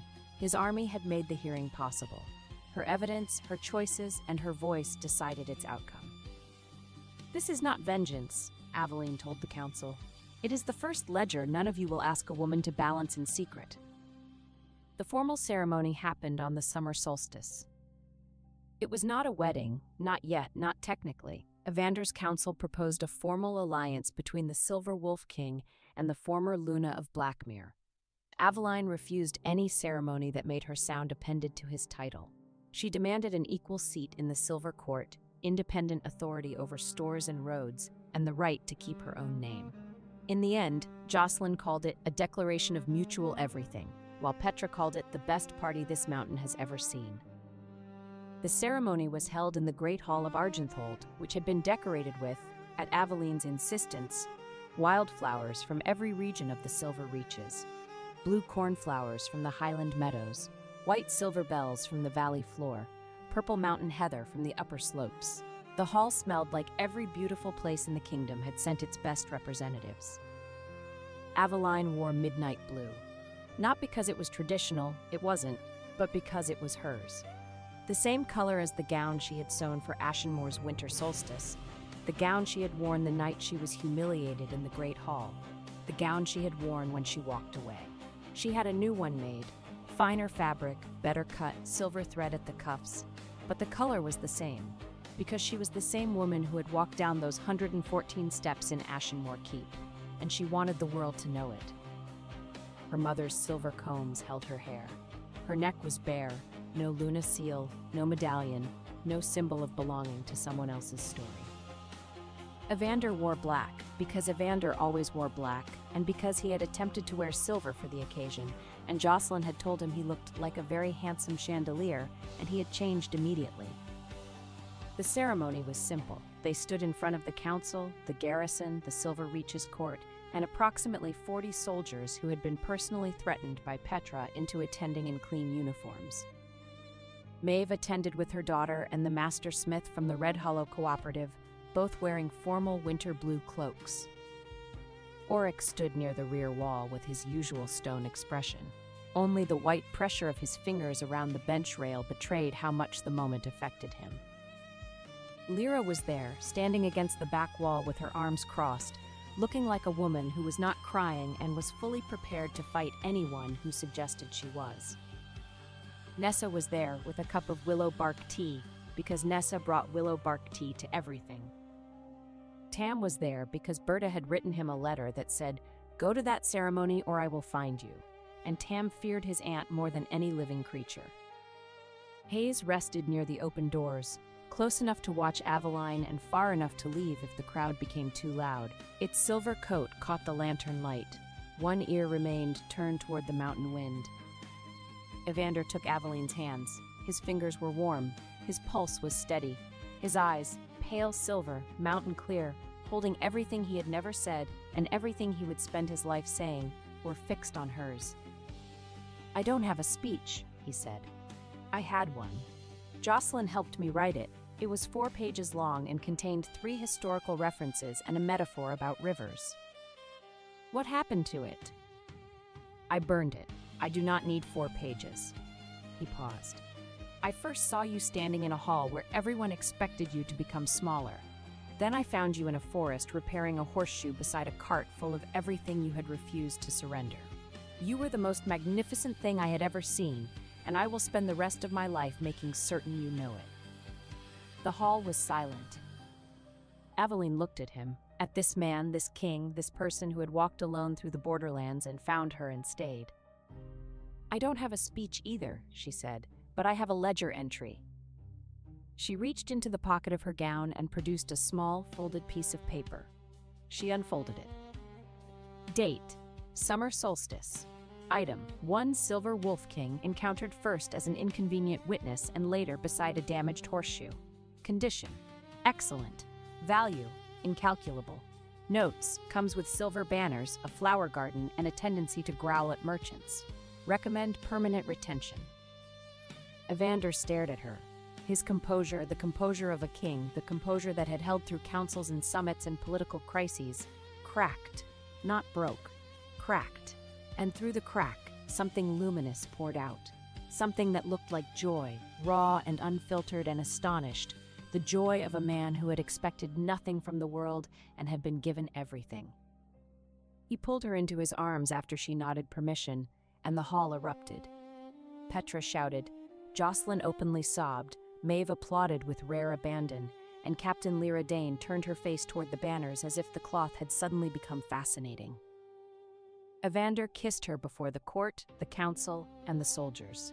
He kissed her like a man making no claim she had not freely granted, and she kissed him back like a woman who had finally found the place where she was not an asset, a decoration, or a chair to be replaced, but a person, chosen, seen, and loved. Loved not because she was useful, loved because she was her. When they broke apart, Evander whispered against her mouth, "Permanent retention?" "Non-negotiable," she whispered back. "Good, because I was never going to let you return this particular acquisition." "That's not how acquisitions work." "I'm a king. I make the rules about how acquisitions work." "You absolutely do not. I set the terms of every royal acquisition. I am the High Steward." "Then I defer to the High Steward." "Smart king." "I try." Hayes lifted its silver head when the hall erupted and answered the noise with a single long howl. The sound carried through the open doors and across the mountain. It was neither speech nor ceremony, only the instinctive call of a wolf hearing its chosen territory answer back. Years passed. Aveline established a school for young women from poor and displaced packs where they learned ledger work, contract terms, winter road planning, and the harder art of knowing whose household would go hungry when a number was written carelessly. The Ashwood School's motto was carved above the entrance. Count the grain, know the names, take the cheese. Evander ruled with restraint and the quiet authority of a man who understood that strength meant more than defeating another alpha. He reinforced the western pacts, rebuilt roads, wells, and granaries, and welcomed fractured communities that agreed to protect the same laws. They argued about bridge tolls every Tuesday. It became the council's favorite form of entertainment.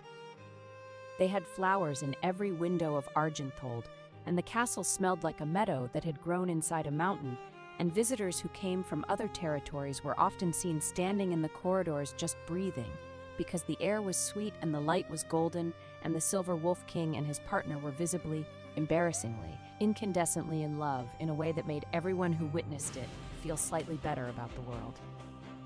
Hayes grew old and pale around the muzzle. It spent colder days near the hearth and warmer ones sleeping beneath the cornflower windows. It followed Aveline more slowly each year, still alert to unfamiliar footsteps, still entirely uninterested in court rank. Petra became the captain of Argenthold's guard. She was the most popular captain in the Silver Reach's history, largely because she challenged every visiting dignitary to an arm wrestling match and always won, and partly because she maintained a standing policy of solving interpersonal conflicts through competitive physical activities rather than formal hearings, which was unconventional but remarkably effective. Nessa established a network of healers across the Silver Reaches, trained, supplied, and supported by the Crown. She continued to make willow bark tea. It continued to taste terrible.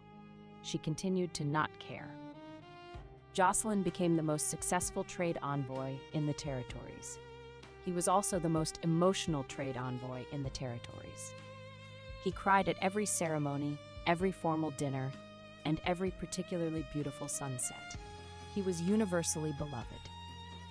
Tam went back to Berta with a letter from Aveline and a wheel of Firewolf cheese.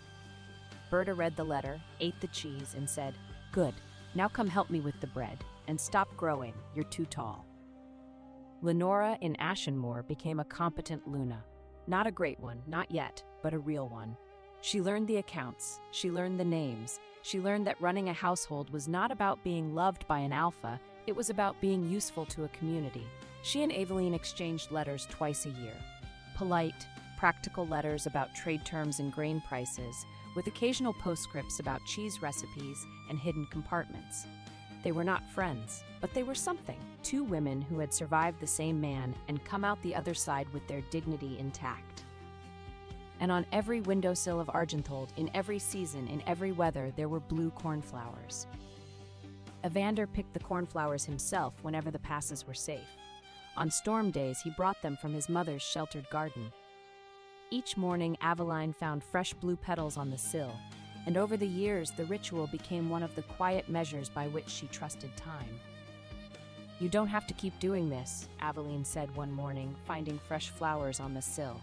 "I know you love me. You've demonstrated it extensively.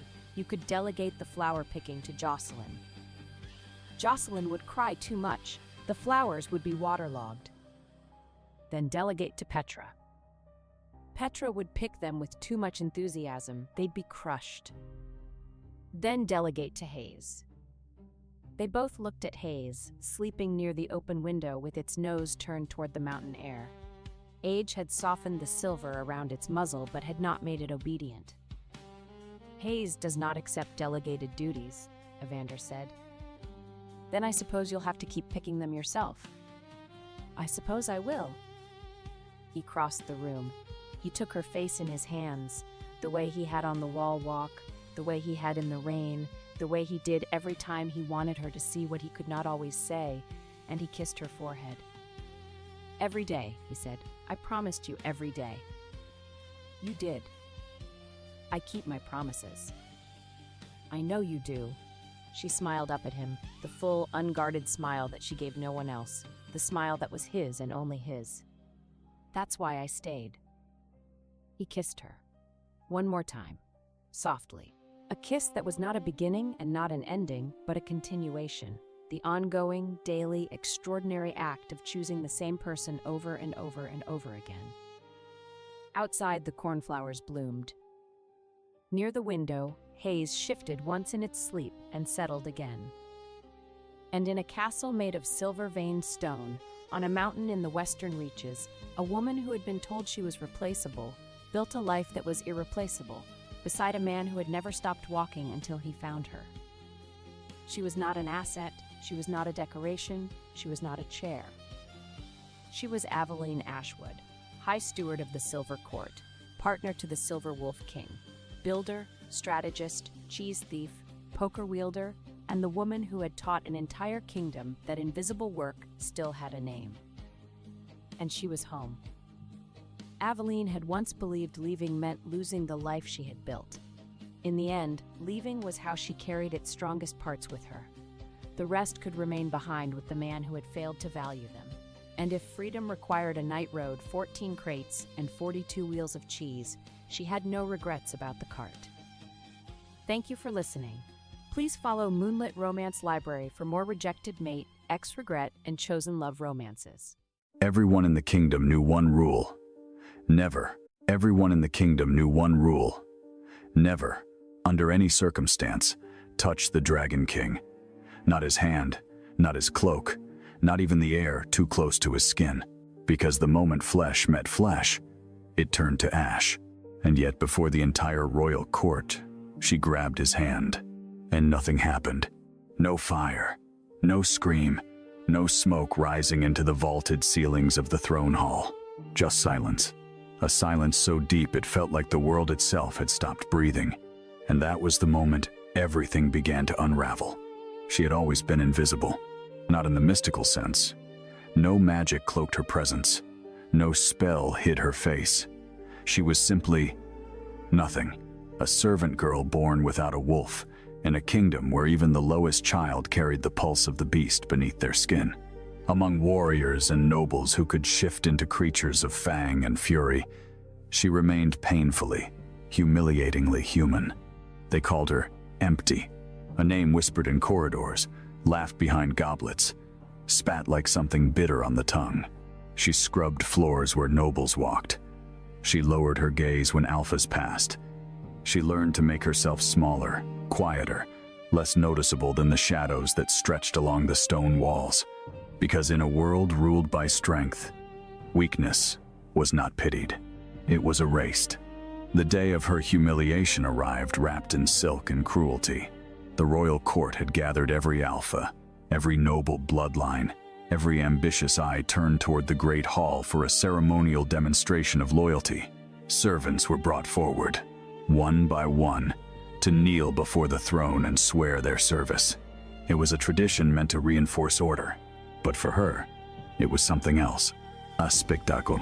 When her name was called, a ripple of quiet amusement moved through the court.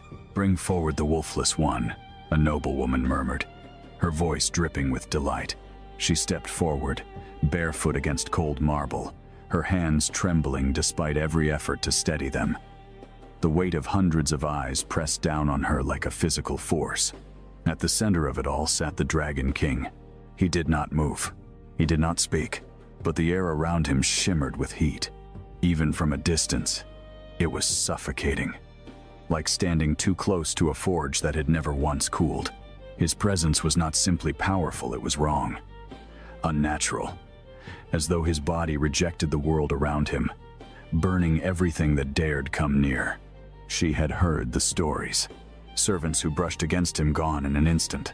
Guards who tried to steady him, reduced to ash before they could scream. Even his own advisors kept their distance, because the Dragon King was not just feared, he was untouchable. "Kneel," came the command. She dropped to her knees. "Swear your loyalty." Another voice followed. Her throat tightened. The words felt heavy, foreign. Loyalty implied value, purpose, worth, things she had never been allowed to possess. Still, she opened her mouth, and then it happened. A guard behind her shoved her forward, hard. Her balance broke. Her body pitched ahead before she could stop it. And in that single, irreversible moment, she reached out. Her hand slammed against his. The court gasped as one. Some screamed. Others turned away, already expecting to witness her death. But no fire came. No flames devoured her skin. No ash drifted into the air. Instead, the Dragon King froze. His fingers, which had never held another living being without destroying it, remained still beneath her touch. His eyes, cold, ancient, and terrifying, snapped downward to where their skin met, and for the first time in years, the fire around him flickered. She should have pulled away. Every instinct screamed at her to let go, to retreat, to beg forgiveness. But something held her there, something deeper than fear, because for a single, impossible second, the heat was gone, not lessened, not weakened, gone, and in its place was something else, something steady, something alive. Don't move. His voice was low, commanding, and laced with something no one in that room had ever heard from him before. Hook. The court erupted into chaos. How is she not burning? This is impossible. She touched him. The nobles rose from their seats, whispers turning into sharp, frantic voices. Some looked at her with horror, others with calculation. But the Dragon King did not look away from her. Not once. Stand, he ordered. She obeyed, her legs barely able to support her weight. Slowly, carefully, he turned his hand, still holding hers. Testing, waiting, watching. Nothing happened. No fire, no destruction, only silence. Bring her closer, he said. The command sent a wave of unease through the court. Your Majesty, one advisor began, pale with fear. I said bring her closer. No one dared argue again. She was guided, pushed, really until she stood directly before the throne. Close enough to feel the remnants of heat still clinging to him. Close enough to see the truth no one spoke of. The Dragon King was not in control. His power was consuming him. Look at me, he said. She hesitated, then obeyed. His eyes burned not with flame, but with something far more dangerous. Need. What are you? He asked. She swallowed. Nothing, Your Majesty. The answer echoed through the hall, and something shifted in his expression. Nothing. Does not survive me, he said quietly. From that moment on, her life no longer belonged to her. She was taken not to the servant quarters, not back to the shadows, but to his chambers. A place no one entered. A place no one survived. The first night was a test. She stood across the room, every nerve in her body alive with tension as he approached. Slowly, deliberately, like a predator, unsure of its prey. Do not run, he said. She didn't. Not because she wasn't afraid, but because something deeper had taken hold. Curiosity. His hand lifted, hesitated, then pressed against her arm. Nothing. No fire. No pain. Only warmth. A sharp breath escaped him, not from exertion, but from relief. Rav. Unfiltered. Addictive. Again, he whispered. And this time, he didn't stop at her arm. Days turned into nights. Nights into something dangerously close to routine. He tested the limits of her presence, her skin, her proximity, and each time, the same result. She neutralized him, calmed him, silenced the fire that had ruled his existence. But there was a cost. She began to feel it, not immediately, not obviously, but slowly. Something inside her drained, like standing too long in winter, unaware of the cold creeping into your bones. And beyond those walls, the court watched, waited, plotted, because power like that could not remain unchallenged. And someone had already decided, if she could touch the Dragon King, then she could kill him too. The first attempt to kill her came before dawn. She woke to the scent of smoke, but not from the king. This fire was different, thin, bitter, crawling beneath the door of the small chamber they had given her beside his own. For one frozen heartbeat, she thought his curse had finally reached through the walls and found her in her sleep. Then she saw the black oil spilling beneath the door, saw the orange glow rising beyond it, and understood the truth. Someone had locked her inside and set the corridor aflame. She stumbled from the bed, coughing, her hands scraping against stone. But the window was too narrow, the door too hot, the smoke too thick. Outside, no guards shouted. No footsteps came. Whoever had done this had chosen the hour well. She pressed both palms against the burning door, expecting pain, expecting skin to blister, but the heat sank into her like water into dry earth. The flames bent toward her, not away, toward her, and deep beneath her ribs, something ancient stirred. She gasped as the fire vanished through the cracks, rushing into her palms in ribbons of gold and crimson until the corridor beyond fell dark. When the door finally burst open, the Dragon King stood on the other side, half-dressed, barefoot against scorched stone, his eyes blazing with terror so violent it almost looked like rage. He did not look at the burned walls. He looked only at her hands. "Who did this?" he asked.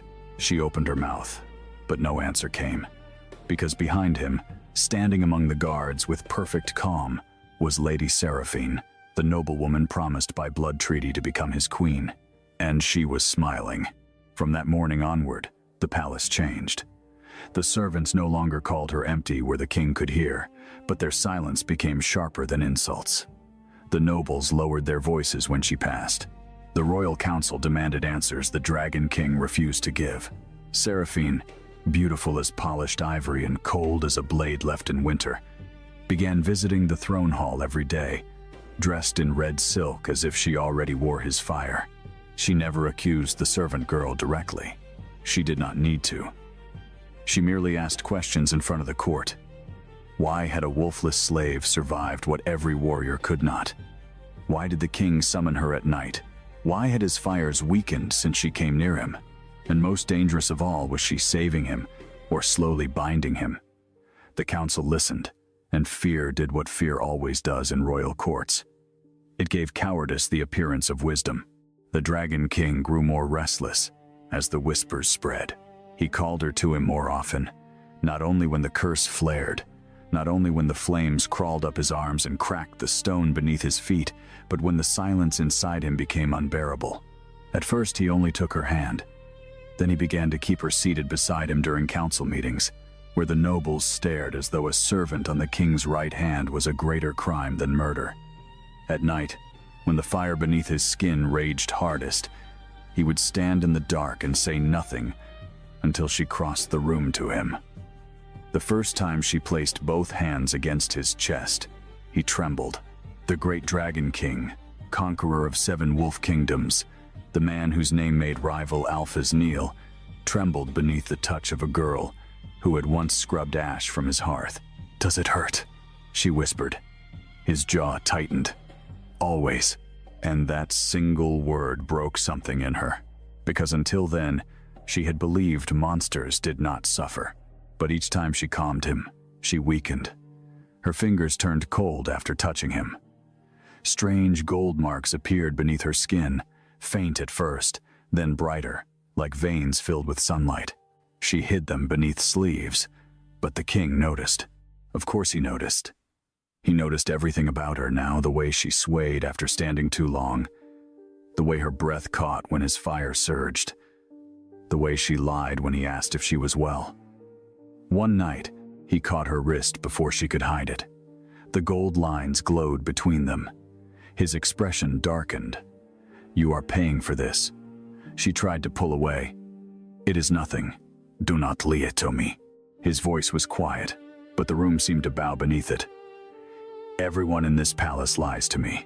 You will not." She looked at him then, truly looked, and saw not the king, not the curse, not the living fire, but the man trapped inside it. "If I stop," she said, "you burn." His grip loosened, not because he wanted to release her, but because the truth had wounded him more deeply than any blade. That was the beginning of his restraint, and the beginning of her danger. He tried to keep distance. She saw it in the way he folded his hands behind his back when she entered, the way he stood across the room though the fire visibly tortured him, the way he dismissed her before nightfall even when sweat burned at his temples. But the curse punished him for mercy. Without her touch, his body rejected the world with renewed violence. Candles melted before he passed them. Iron handles glowed red beneath his fingers. The stone floor cracked wherever he stood too long. On the third night, his monstrous form emerged. It began with wings, not fully formed, not free, but shadows of them tearing from his back in a storm of heat and black flame. His spine bowed. Scales rose along his neck. His eyes turned molten gold. The guards fled before he could command them to stay.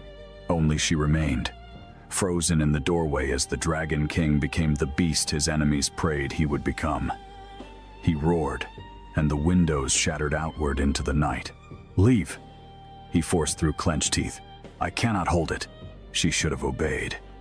Every sane part of her begged her to run.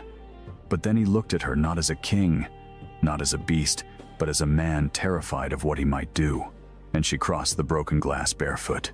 "Do not come closer," he growled. She kept walking. I said, "Leave." The flames rose higher, circling him like a living crown. She stepped through them. They bent away from her skin, then rushed into her body, bright and terrible. When her palms touched his face, the beast inside him shuddered. His claws dug into stone. His wings collapsed into smoke, and slowly, impossibly, he leaned into her hands like a starving creature finding warmth for the first time. By dawn, every courtier in the palace had heard what happened. By noon, Seraphine had turned rumor into accusation. By dusk, the royal council summoned them both before the throne. Not the Dragon King's throne, the ancient judgment seat beneath the Hall of Ashes, where kings themselves could be challenged if the council believed the realm was endangered. It was a trap, and he knew it. Still, he went, because kings who refused judgment looked guilty before history. She stood beside him in plain gray linen, surrounded by nobles in jewels and armor, feeling smaller than ever beneath the painted eyes of dead rulers. Seraphine stepped forward with a silver dagger in her hand and a softness in her voice that fooled no one. "Your Majesty," she said, "we do not question your strength, we question hers." She turned toward the court. A wolfless slave appears from nowhere, survives dragonfire, drains the king's power, and now his curse worsens whenever she is absent. "Is that salvation or possession?" the council murmured. The Dragon King's hand curled into a fist. Heat rolled across the floor. She felt it searching for her, reaching instinctively, but he held himself back. Seraphine saw it and smiled. Let her prove innocence. Let her touch the sacred flame. At the far end of the hall, an ancient brazier burned with white fire, said to reveal forbidden blood. No servant was allowed near it. No liar survived it. The girl's stomach dropped. The Dragon King turned on the council. "No." His voice shook the pillars. "This judgment ends now." But Seraphine had already won the room. "If she is nothing," she said, "then nothing will happen." They dragged her forward. The king moved, and 20 spears lowered toward him, not because the guards could stop him, but because the council wanted the kingdom to see him choose violence for a servant. She looked back at him once. His face was carved from fury and fear. "Do not touch it," he commanded. But for the first time since she had entered his life, she did not obey. She placed her hand into the white flame. The hall exploded with light, not fire, not smoke. Light. Vast, golden, ancient light surged from the brazier and wrapped around her like a crown remembering its queen. The gray linen burned away into luminous ash, but her skin remained untouched. Across her arms, the hidden gold veins blazed into the shape of scales. Behind her, the shadow of enormous wings unfurled against the wall, not his wings, hers. The court fell to its knees without understanding why. The white flame rose higher, forming words in a language older than the wolf kingdoms, older than the dragon throne, older than betrayal itself. The Dragon King stared at her, as if seeing the answer to a question his blood had been asking all his life. Then the oldest counselor whispered the name no one had spoken for 3 centuries. The Emberblood heir. Seraphine's smile vanished. The truth broke over the hall like judgment. She was not wolfless because she was empty. She was wolfless because no wolf could live inside dragon blood.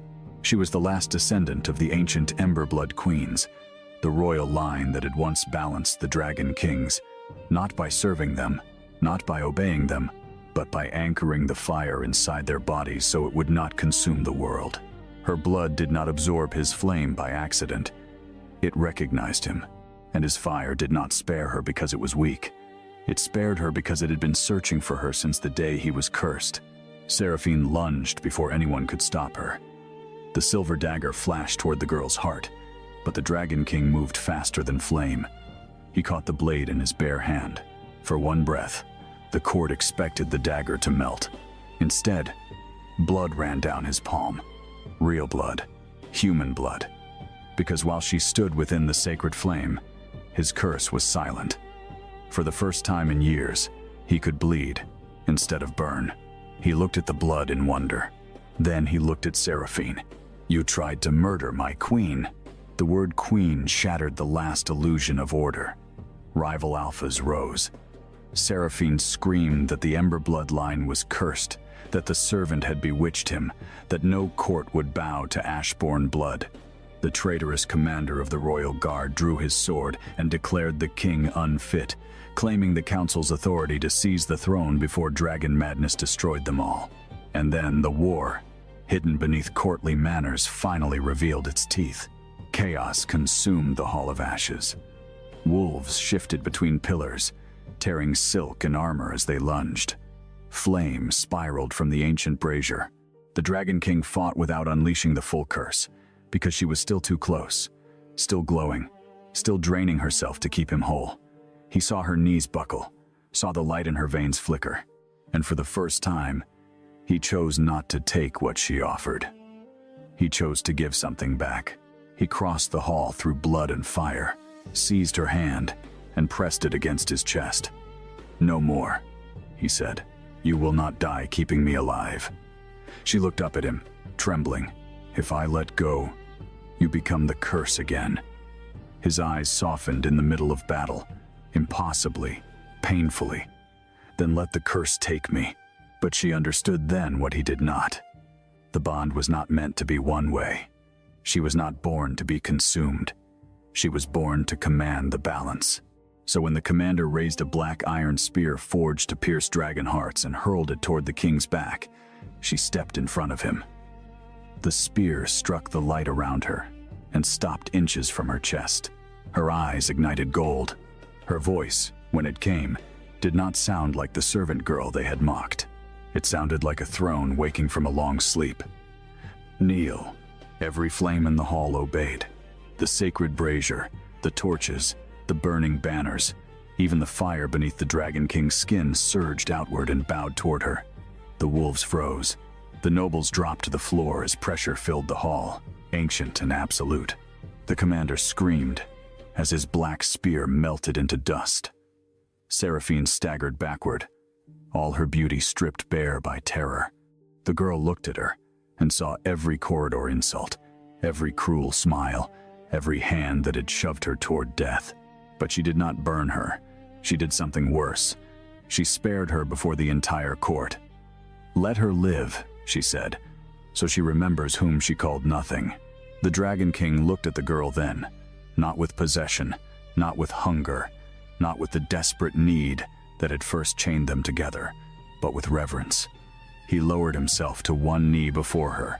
The court gasped, because Dragon Kings did not kneel. Not to councils, not to gods, not to fate. Yet he knelt before the servant girl with ash on her feet and fire in her blood, and he placed his wounded hand over his heart. "I choose her," he said, his voice carrying through the ruined hall. "Not because she saves me, not because my curse demands her. I choose her because every soul in this kingdom saw her suffer and called it weakness, while she carried a power greater than all of us, and still chose mercy." The mate bond struck like thunder. It was not soft. It was not gentle. It was a collision of ancient fire and living blood, a force that cracked the white marble beneath them and sent golden flames spiraling into the broken roof.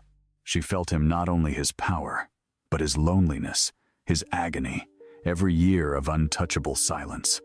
Every night he stood alone, afraid to breathe too near another living thing.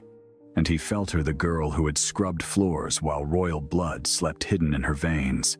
The child who had been called empty so often she nearly believed it. The woman who could have let the world burn, and instead chose to hold it together with her bare hands. When the light faded, the curse was changed. Not gone, not destroyed, transformed. The Dragon King's fire no longer lashed blindly at the world. It moved beneath his skin, like a sleeping beast, answering to two hearts instead of one. He reached for her slowly, not because he feared burning her now, but because choice mattered. She gave him her hand. This time, the touch did not drain her. Warmth passed between them, equal and steady. His thumb brushed over the gold marks on her wrist, and they softened into delicate lines like a living crown beneath her skin. Seraphine and the traitorous commander were taken away before sunset. The corrupt council was stripped of authority, its eldest members forced to swear before the sacred flame they had tried to weaponize. The rival alphas who had come hoping to witness weakness bowed instead to a union older than their bloodlines. And the servant quarters, where she had once slept, nameless and cold, were opened by royal decree. No child born without a wolf would again be called empty in his kingdom. That night, she returned not to the small chamber beside his, but to the high balcony overlooking the Black Mountains, where dragon fire once lit the sky in lonely storms. The king stood beside her, no longer surrounded by unbearable heat. For the first time, snow began to fall over the volcanic peaks without melting before it touched the stone. He watched it with quiet wonder, then looked at her as though the world had given him something too fragile to deserve. "You could leave," he said. "After everything this palace did to you, no oath binds you here." She turned her palm upward, the same hand that had once accidentally saved him before the entire court. "And if I stay?" His breath caught, and she saw the feared Dragon King become simply a man afraid to hope. "Then I will spend the rest of my life proving you were never born to be used." She stepped closer. "I was not born to be your cure." "No," he said, lowering his forehead to hers. "You were born to be my equal." And when he kissed her, the kingdom did not burn. The mountains did not crack. The ancient curse did not rise to punish them. Instead, deep beneath the palace, the sacred flame turned gold, and every wolf in the capital lifted its head as one, sensing the birth of a bond powerful enough to change the fate of kings. The girl once called empty stood beside the Dragon King as the last Emberblood queen, no longer hidden, no longer owned, no longer afraid of the fire that had tried to devour them both. And for the first time in his cursed life, the Dragon King slept with her hand in his, not because he needed her to survive the night, but because he had finally found a world that did not reject him. But peace did not come simply because the Dragon King had chosen her. In kingdoms built on old blood and older pride, love was never allowed to arrive without a blade hidden beneath it. By morning, the entire capital knew that the servant girl once called empty had stood in the sacred flame and survived, that the Dragon King had knelt before her, that the court had watched his curse bow to her blood. Some whispered her name with wonder, others with fear, but the most dangerous ones whispered it with hatred. Because a girl raised among ashes had done what noble daughters had failed to do for years. She had touched the untouchable king, and instead of dying, she had become the one person no throne could ignore. The palace tried to dress her in silk before sunrise, but every gown they brought felt like a costume stolen from someone else's life. She stood before a polished bronze mirror, while 3 trembling attendants fastened gold clasps around her wrists, and all she could see was the same girl who had once scrubbed soot from hearthstones until her hands cracked. Only now, beneath her skin, golden lines shimmered faintly, pulsing whenever the Dragon King drew near, and he was always near. Not openly at first, not in a way the court could easily name, but his presence followed her like a storm refusing to break. Guards doubled outside her doors. Poison tasters appeared at every meal. Corridors emptied before she walked through them, not because she commanded it, but because he had made one thing clear without saying it twice. Anyone who touched her without permission would answer to fire. Yet protection could become another kind of cage, and she felt it before he did. The first week after the reveal, he tried to keep her away from every council session, every public ceremony, every noble gathering where resentment might sharpen into danger. "You have survived enough courts," he told her one evening, as red dusk bled through the balcony arches. "You do not need to endure another room full of smiling wolves." She looked at him carefully, at the man who had once demanded her touch, because his own body was a prison, and she understood the fear beneath his command. "If I hide now," she said, "they will say I am only powerful when you stand in front of me." His jaw tightened. "Let them say it. I have lived my whole life beneath names other people gave me." Her voice did not rise, but something in it made the torches flicker. Empty, wolfless, servant, threat, curse. I will not add coward to that list. For a moment, anger flashed across his face, not at her defiance, but at the world that had taught her to defend her own existence with every breath. Then the anger faded, leaving only the ache he did not know how to hide. "I cannot lose you," he said. And there it was, the truth neither of them had fully spoken. His need for her had begun as survival, but now it had become something far more dangerous, because a king could command armies, conquer borders, burn enemies from the earth, and still be helpless before the thought of one woman disappearing from his reach. So she went to the council chamber the next day, not behind him, beside him. The nobles watched her as though she were a flame brought indoors, beautiful, only until it spread. The remaining counselors bowed, but their eyes betrayed them. They saw the servant's posture beneath the new silk. They saw the faint gold under her skin. They saw the king's hand resting close to hers, not touching, but ready. The meeting began with land disputes from the northern wolf packs, tribute failures from border lords, and petitions from minor houses suddenly eager to prove loyalty. But beneath every word lay the same question. What was she now? A queen? A weapon? A cure? A threat? Then Lord Vare, an elderly alpha with silver hair and a voice like dry parchment, rose from his seat. "Your Majesty," he said, never once looking at her. "With respect to the old laws, no woman may sit beside the dragon throne until formally recognized by blood trial, council assent, and royal bond sealing." The chamber grew quiet. The Dragon King's eyes darkened. "Choose your next words with care." Lord Vare bowed his head just enough to avoid open rebellion. "I ask only for order. The girl's blood may be ancient, but it is unverified beyond spectacle. Sacred flame can be manipulated.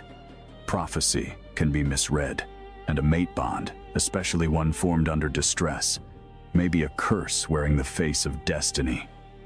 The words struck exactly where they were meant to. Her fingers went cold. A curse wearing the face of destiny. She had wondered the same thing in the darkest corner of her own heart. Did he want her? Or did his fire want her? Did she stay because she chose him? Or because her blood had been made for his? The Dragon King rose slowly, and heat rolled across the table. "You accuse your king of being bewitched. I accuse no one," Lord Vare said. "I ask for proof." Proof became the weapon they used against her. The council could not deny what the court had seen, so they demanded more. If she was truly Emberblood, she must enter the mirror crypt below the palace, where old queens had once faced the memories of their line.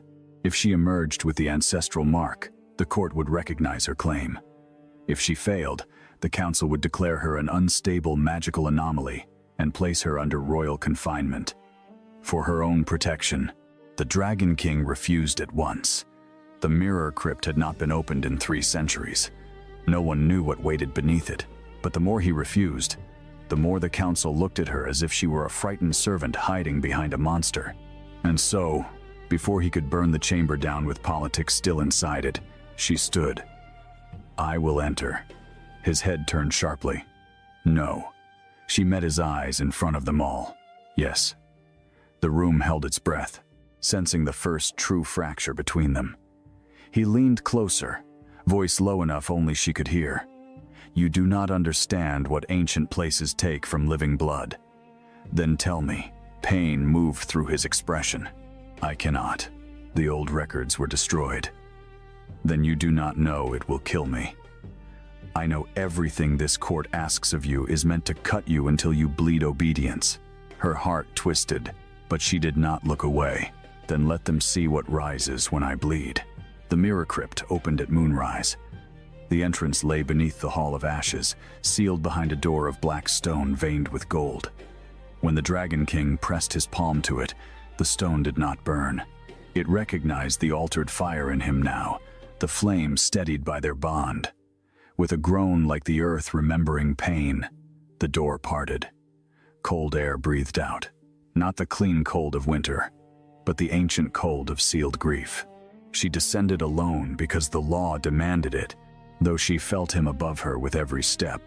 Their bond stretched thin between them like a thread of flame. Down below, the crypt was not a tomb. It was a palace beneath a palace, carved from obsidian and filled with mirrors taller than towers. Each mirror reflected a different version of her. In one, she was the barefoot servant girl. In another, a queen crowned in fire. In another, a corpse with gold cracks across her skin. She walked forward, and the mirrors began to whisper. They spoke in voices like women singing through smoke. "Daughter, Ashborn, hidden flame, last of the line." Then the reflections changed. She saw a battlefield from centuries before. Dragon kings burning entire armies because no Emberblood queen stood beside them. She saw women with her same golden veins chained by rulers who loved their power more than their souls.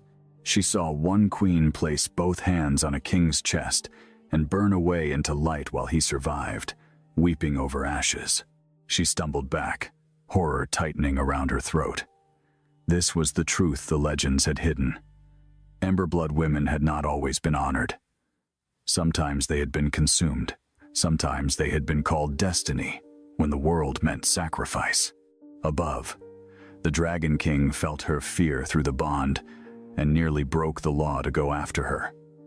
The council watched him from a distance, tense and eager, waiting for grief to make him reckless. His fists clenched so hard the stone beneath his feet cracked. In the crypt, she reached the final mirror. Unlike the others, it reflected nothing. Its surface was dark, still, and endless. When she touched it, the glass softened like water and pulled her inside. Suddenly she stood in a chamber of white flame, and before her waited a woman crowned in embers. She was older, regal, sorrowful, with the same gold-lit skin and eyes that seemed to carry every dawn ever born. "You are late," the woman said. The girl could barely breathe. "Who are you?" "The first queen who refused to die for a king." The words struck harder than any vision. The woman moved closer, her gown trailing sparks across the unseen floor. "They told you your blood exists to save him, does it not?" The queen's smile was sad. "Your blood exists to balance fire. Balance is not surrender. It is not obedience. It is not letting a man, even a wounded one, turn your life into medicine." Tears burned in her eyes before she could stop them. "Then why does touching him feel like coming home?" "Because some bonds are true," the queen said softly. "And some truths still become chains when fear holds them too tightly." When she emerged from the crypt hours later, dawn had turned the sky pale above the broken roof of the Hall of Ashes. The entire council waited. So did the Dragon King.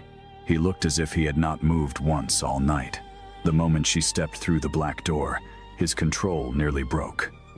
But he stopped himself, waiting for her choice, for her signal, for permission to cross the distance.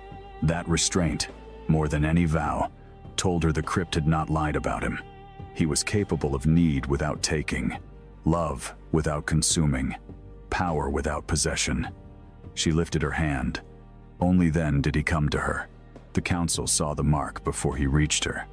A crown of gold fire glowing at the base of her throat, delicate and unmistakable.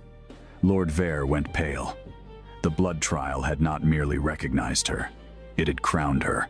The Dragon King stopped in front of her, his eyes fixed on the mark, and for one fragile breath, the feared ruler of the realm looked humbled beyond words. "What did it show you?" he asked. She answered honestly, because the bond between them could not survive pretty lies. "That women like me have died saving men like you." The words landed in silence. His face changed, and she saw the wound open in him. Not anger, shame. He stepped back at once, as though his closeness itself had become a threat. "Then, I will never ask again. That is not what I said. It is what I should have understood." His Volproti. His voice roughened. "I called you my equal before the court. Then let them send you beneath the earth to prove you deserve to stand beside me." She reached for him, but this time he did not take her hand. "I have spent years fearing my fire would destroy anyone who came near me," he said. "I never feared that my need might do the same." And then he turned away, not because he did not love her, but because he did. That emotional retreat became the cruelest distance between them. He protected her still, honored her publicly, gave her authority the court could not ignore. But he stopped reaching for her in the quiet, stopped asking her to calm the fire when it hurt him, stopped sleeping with her hand in his. At first, she told herself, this was what freedom should feel like. Space, choice, no demand. But every night, through the bond, she felt his pain flare behind walls of restraint. She felt him walking alone in chambers scorched by his own skin. Felt him biting back roars until blood filled his mouth. Felt him choosing suffering because he had mistaken distance for respect. And she, proud enough not to beg and wounded enough to doubt, let the silence grow. The palace noticed. Seraphine, though imprisoned in the Western Tower awaiting judgment, noticed most of all. Hatred sharpened her patience. From behind iron bars, she began sending messages through servants still loyal to her house. If the Emberblood girl had created distance between herself and the king, then the curse could be turned again. And if the curse returned in full before the realm, the council would have its proof that neither love nor ancient blood could save him.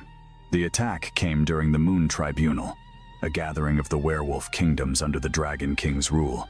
Alphas from the Frost Packs, the River Clans, the Ironwood territories, and the Southern Red Wolves filled the great amphitheater beyond the palace walls. It was a night of public oaths, where each pack renewed allegiance beneath the full moon. She stood beside the throne in a gown of deep ember gold, her ancestral mark visible for all to see. The Dragon King stood apart from her by several steps, a distance no one else understood but everyone felt. Rival Alpha Kale of the Ironwood Pack watched that distance with predatory interest. He was broad, scarred, and ambitious, a ruler who had obeyed only because the Dragon King's curse made rebellion suicidal. But now, the curse had weakened. The king bled, the servant queen doubted, and men like Kale could smell fracture the way wolves smelled blood. When the sacred horn sounded, each alpha approached to kneel. Kyle came last. He bowed lower than required, then looked up with a smile that never reached his eyes. "Your Majesty," he said, "we are honored to see the realm steadied by your companion." The insult was wrapped in silk. The amphitheater chilled. The Dragon King's fire stirred, but he held it down. She stepped forward before he could speak. "You may address me as Emberblood." Kyle's gaze slid to her throat. Blood is easy to claim in times of fear. A murmur passed through the packs. Power is harder. Then he did the one thing no one expected. He drew a small silver chain from his cloak and threw it onto the moonlit stone between them. Attached to it was a collar blackened by dragon fire, her old servant collar. Gasps rippled outward. "I found this in the lower quarters," Kale said, "a touching relic. Tell me, my lady, does royal blood remember the feel of a chain?" The humiliation hit like a slap. Not because the collar exposed her past. Everyone knew what she had been. But because for one moment, she was back there again. Barefoot, nameless, laughed at, by people who believed cruelty was proof of rank. The Dragon King moved. She felt his rage before the flames appeared. The air warped. Stone groaned. Chaol wanted exactly that. If the king unleashed fire before the assembled packs over an insult, he would look unstable, ruled by attachment, weakened by the woman he claimed as equal.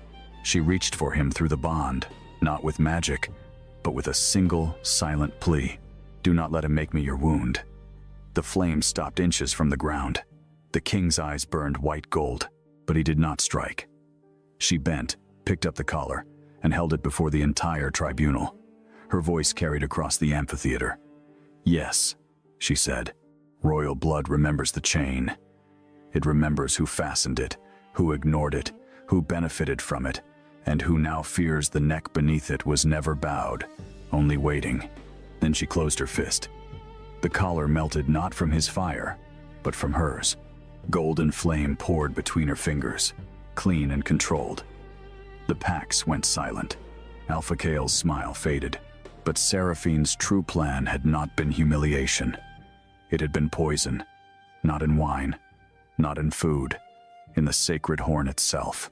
When it sounded again for the final oath, the note carried a forbidden resonance, an ancient anti-dragon spell hidden in music, designed to awaken the curse and sever any balancing bond. The sound ripped through the amphitheater. The Dragon King staggered. Fire burst from his skin in a violent ring. Wolf screamed as heat slammed into the stone seats. She rushed toward him, but the force threw her back.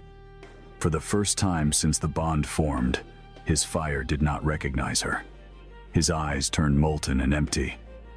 Wings of black flame tore from his back. Scales climbed across his face.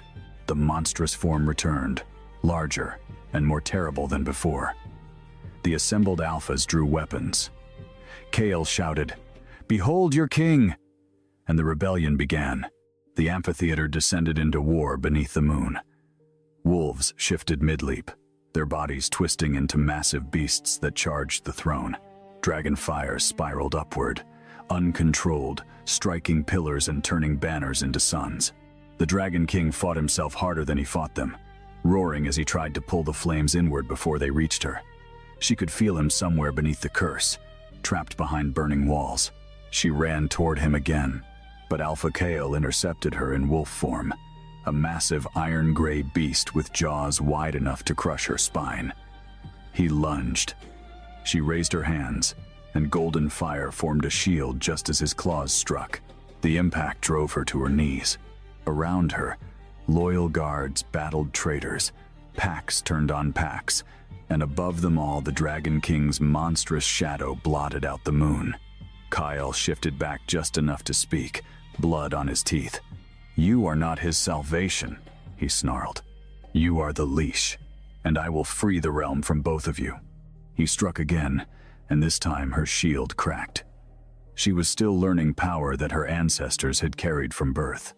He was a war, Alpha, forged through decades of violence. He drove her backward across the broken stone until her shoulder slammed into the base of the throne. The Dragon King saw it, even through the curse, even through the spell tearing his mind apart. He saw Chaol standing over her. Something human awakened inside the beast. He roared Chaol's name with such fury that every wolf in the amphitheater froze. But when he tried to move toward her, the anti-dragon resonance twisted tighter around him, turning his own fire inward. Black cracks spread across his chest. He was burning from within.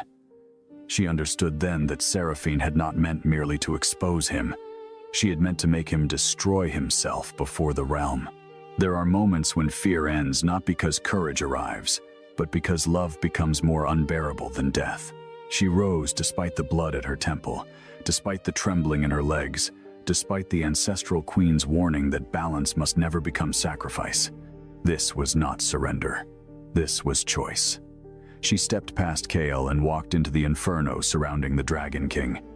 The flames struck her like 1,000 blades. Her skin lit gold. The bond screamed. He saw her coming and fought to retreat, but chains of sound held him in place. "No," he growled, voice broken between man and beast. "Do not." She kept walking. "You told me I was your equal." "Yes, then stop deciding alone what I am allowed to risk." his monstrous eyes filled with pain. "I will kill you." She reached the center of the fire and placed both hands against his burning chest. This time, she did not absorb. She commanded, "Then find me before you do."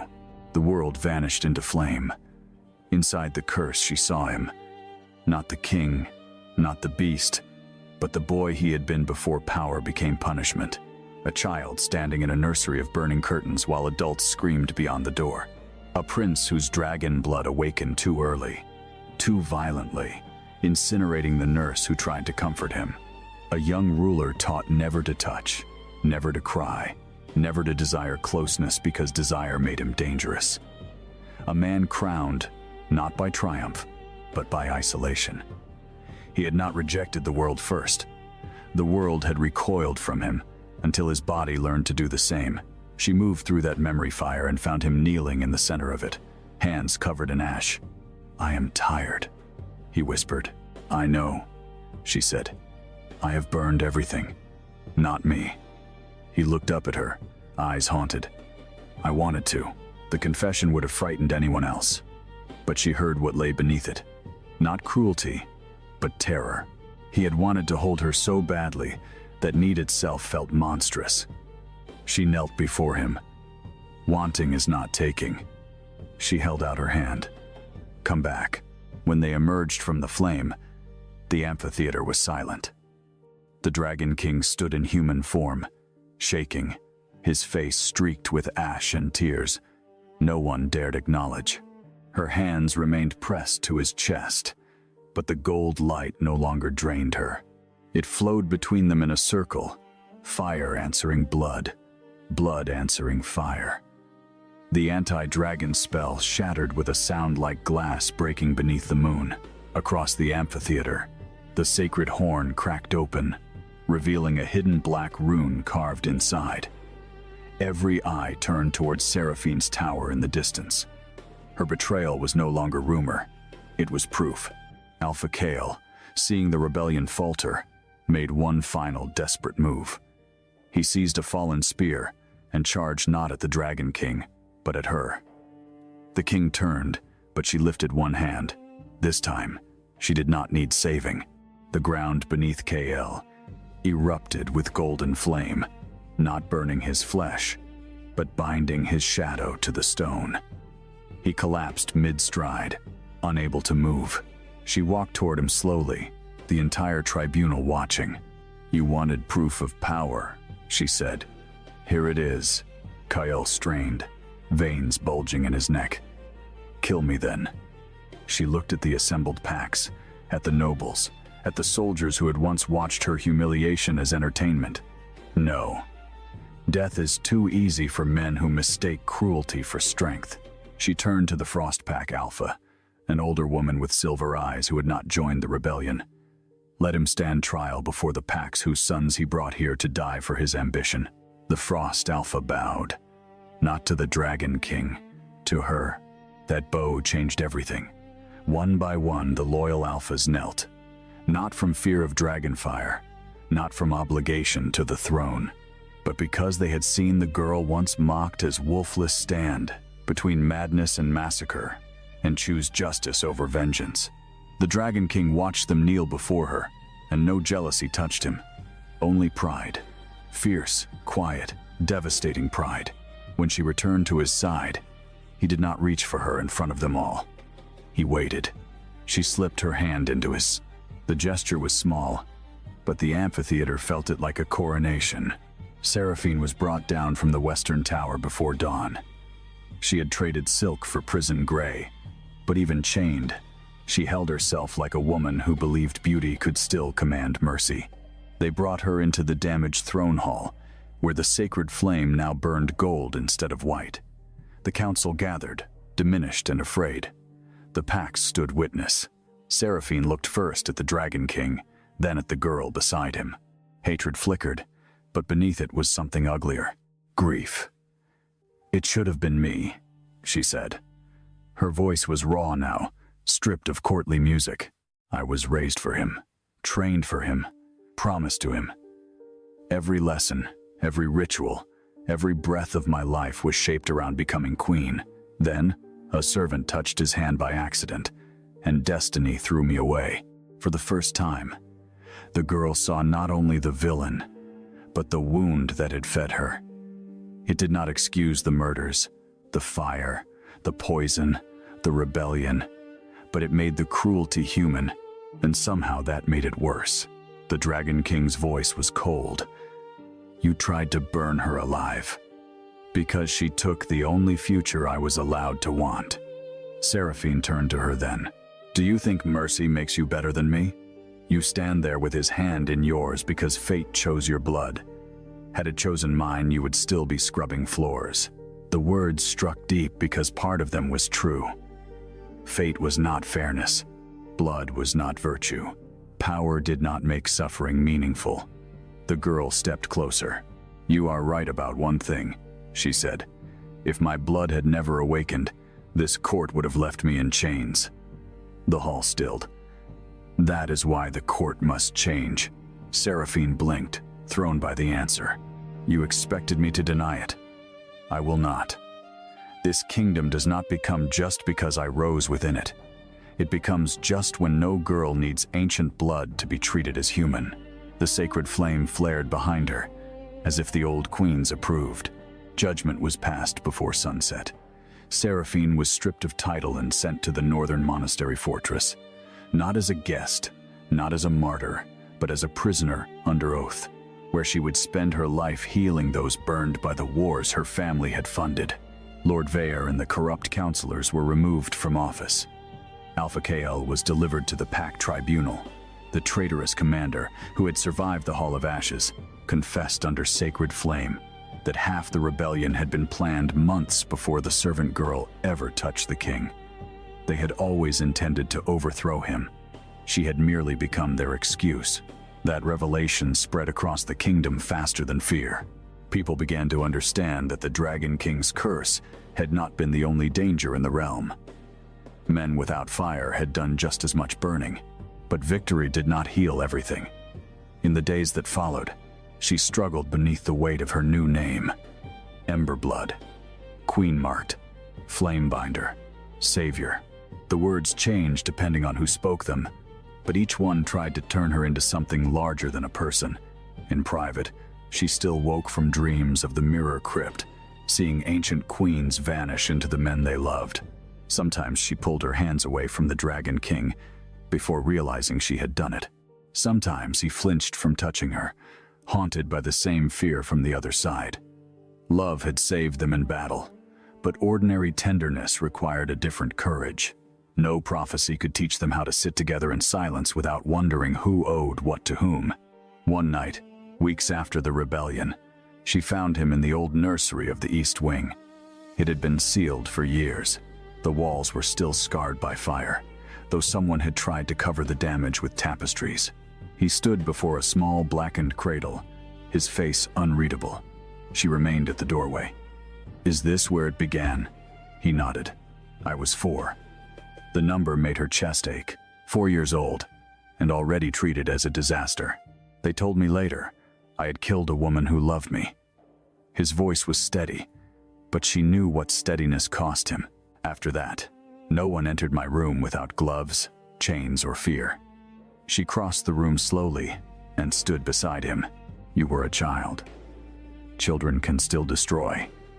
Yes, she said softly, but they should not be left alone with the ashes. He closed his eyes. For a long moment, neither spoke.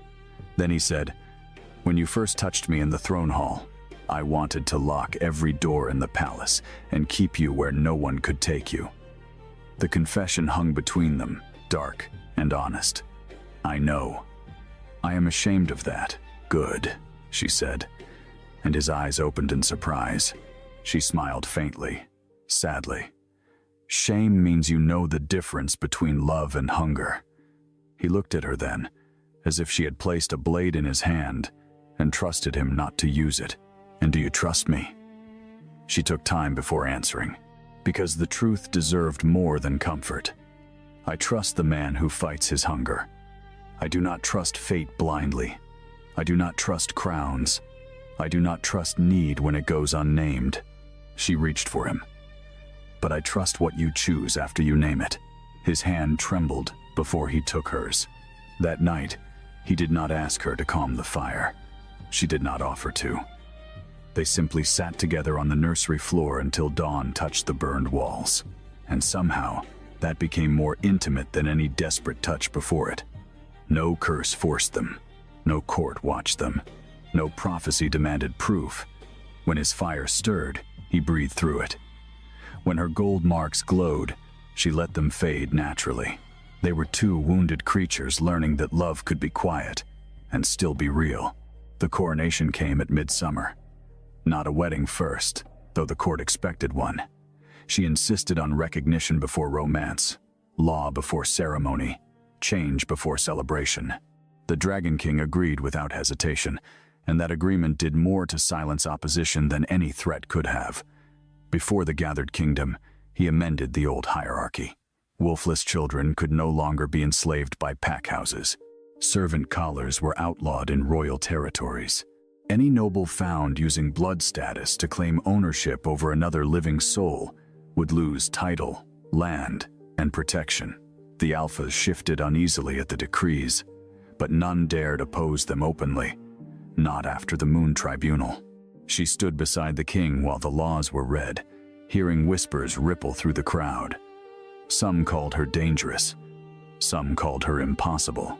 But in the back of the hall, among the servants, a little girl with no wolf stared at her with wide, shining eyes. That was the moment the new queen nearly wept. Only after the laws were sealed did she agree to the bonding ceremony. It was not held in the throne hall, where humiliation had first made them visible to each other, nor in the Hall of Ashes, where power had been revealed through violence. She chose the ruined garden behind the East Wing, a place long abandoned because nothing had grown there since the Dragon King's curse first scorched the soil. On the morning of the ceremony, servants cleared the ash, opened the stone channels, and brought water from the mountain springs. She walked barefoot over the black earth in a gown the color of dawn. The Dragon King waited beneath the skeletal branches of an ancient tree, dressed not in armor, not in conquest black, but in simple, dark ceremonial robes edged with gold. He looked less like a weapon that day, more like a man standing before the possibility of being loved without fear. The bond vows were older than the Wolf Kingdoms. He spoke first, voice low enough for intimacy, strong enough for the gathered realm. "I do not claim you as cure, shield, possession, or destiny's payment. I choose you as sovereign of your own fire. I choose your will above my need, your freedom above my fear, and your life beside mine only so long as you desire it." The words moved through the crowd like wind through dry grass. Many did not understand how radical they were. She did. Her throat tightened, but when she spoke, her voice did not break. "I do not bind myself to your pain as sacrifice, nor to your throne as ornament. I choose the man who came back from the fire when I called, the king who knelt not to own me, but to honor what he had failed to see. I choose your hand when it is offered, never when it is demanded. I choose the flame we carry together."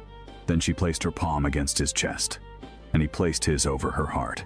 For a heartbeat, nothing happened. Then the dead garden bloomed, not slowly, not with the gentle patience of spring. It erupted. Black soil split open, gold-veined flowers burst from ash. Vines climbed ruined pillars. The ancient tree above them shuddered, and leaves of deep crimson unfurled across its branches like living fire. The crowd gasped as petals drifted through the air, glowing faintly before dissolving into warmth. The Dragon King looked around in stunned silence, then down at her. "You did this." She shook her head, smiling through tears. "No, we did." And when they kissed beneath the reborn tree, the fire that rose around them did not threaten the world. It illuminated it. Years later, songs would claim that the servant girl saved the Dragon King with a touch. Songs always preferred simple lies. The truth was harder and far more beautiful. She had not saved him by letting herself be consumed. He had not loved her by needing her more fiercely than anyone else. They saved each other in the places where power was not enough, in restraint, in truth. in the painful choice to unlearn every cruel lesson the world had carved into them. The Dragon King still carried fire beneath his skin. The Emberblood Queen still bore gold in her veins. The kingdom still had wolves with pride, nobles with ambition, borders with enemies, and histories that did not vanish because one crown changed hands. But in the palace where servants once lowered their eyes and no one dared touch the king, children now ran through the rebuilt garden, laughing beneath crimson leaves. Some had wolves, some did not. None wore collars. And on quiet nights, when snow fell over the volcanic mountains and the sacred flame burned low beneath the palace, the Dragon King would wake from dreams of ash to find her beside him, not as a cure, not as a chain, but as a choice renewed with every dawn. Sometimes he would reach for her hand in his sleep, then stop before touching, still honoring the line between need and permission. And every time, she would smile softly in the dark and place her fingers through his. Not because fate commanded her, not because the curse demanded it, but because she wanted him, because the world that once rejected him had become, in the circle of her palm, a place where he could finally rest. Welcome to Moonlit Romance Library. Please follow for more stories. Chapter 1: The Hall of the Moon Vow. The Moon Vow Hall of the Black Pine Pack had stood for 400 years, and in all that time, no Luna had ever been replaced in front of her own people on the night of her own renewal ceremony while wearing the ceremonial silver she had polished herself that morning. Seraphine Marlowe had that honor. She stood at the foot of the Moonstone dais where she had stood every winter for 6 years, her golden hair braided with pine sprigs in the old way, and watched her mate, her alpha, her first love, the man whose fever she had once sweated out of him with her own hands for 9 straight nights, walk into the hall with another woman on his arm. The whispers started before Roderick even reached the dais. They rolled through the packed hall like wind through wheat. Who is that? A northern lady. Look at the fur on her cloak. That's White Winter Fox. That's a fortune on her shoulders. Where is she supposed to stand? There's only one place for a woman to stand up there. Roderick Blackpine was, as always, devastatingly handsome. That was the cruelest part. If he had been ugly, if he had been dull or coarse or weak-jawed, Seraphine might have convinced herself she had never really loved him. But Roderick was tall and dark-haired and built like a war poem, with gray eyes that could make a woman forget her own name when they softened, which they used to do, often, when he looked at her. They did not soften now. He walked with the northern woman past the long tables where Seraphine had arranged the winter feast herself. The roast venison she had traded 2 bolts of good linen to secure, the root vegetables from the cellar she had reorganized in September, the honey mead she had bartered from the river merchants using a credit line she had personally guaranteed. He walked past all of it as though it had appeared by magic, and he stopped at the foot of the dais, and he did not look at Seraphine. "Members of the Black Pine Pack," Roderick said, and his voice filled the hall the way it always did, like a bell rung inside a cathedral. "Honored elders, bonded families. Tonight is the night of the moon vow, when the Alpha reaffirms his bond and presents his Luna to the watching moon." Seraphine's hands were steady at her sides. She had rehearsed her part. She would step forward, Roderick would take her hand, they would speak the old words, and the winter would be sealed. She had done this 5 times before. She knew the cadence of it, the way she knew her own heartbeat. "Tonight," Roderick continued, "I present a new bond." The hall went so quiet that Seraphine heard a log shift in the great fireplace 30 feet away.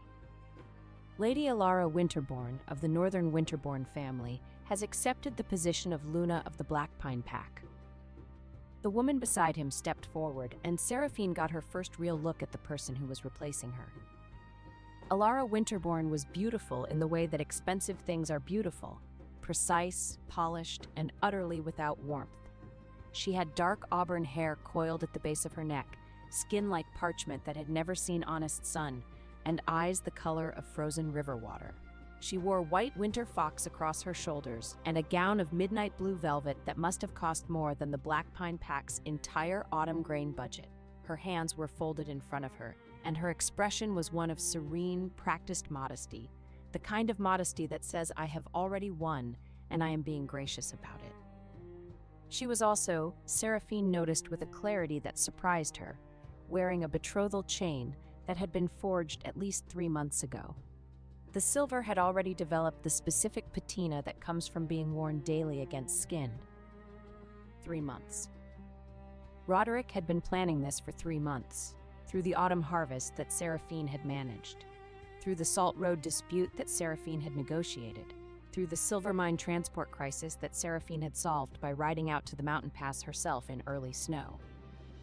3 months of smiling at her across the breakfast table, of accepting her reports on grain stores, of letting her work herself raw to hold his pack together, while this chain cooled against another woman's throat. Seraphine looked at Roderick. For the first time since he had entered the hall, he looked back. She saw it in his eyes. Not cruelty, not hatred, not even indifference. Something worse. Relief. He was relieved to be done with her. Not because he had never loved her. He had, she knew that with the certainty of 6 years of shared nights and whispered promises and the specific way he used to press his face against her hair and breathe her in like she was the only clean air in the world. He had loved her. But loving Seraphine Marlowe came with a price that Roderick Blackpine had decided he could no longer afford. She was too competent, too necessary, too much. When Aluna runs the grain stores and the Salt Road and the medicine supply and the merchant contacts and the elder relationships, the Alpha starts to feel like a figurehead. When Aluna solves crises faster than the Alpha hears about them, the pack starts to look at her first and him second. When Aluna is brilliant and capable and golden-haired and universally respected, the Alpha starts to wonder if his pack is really his pack or hers. Roderick had found a solution.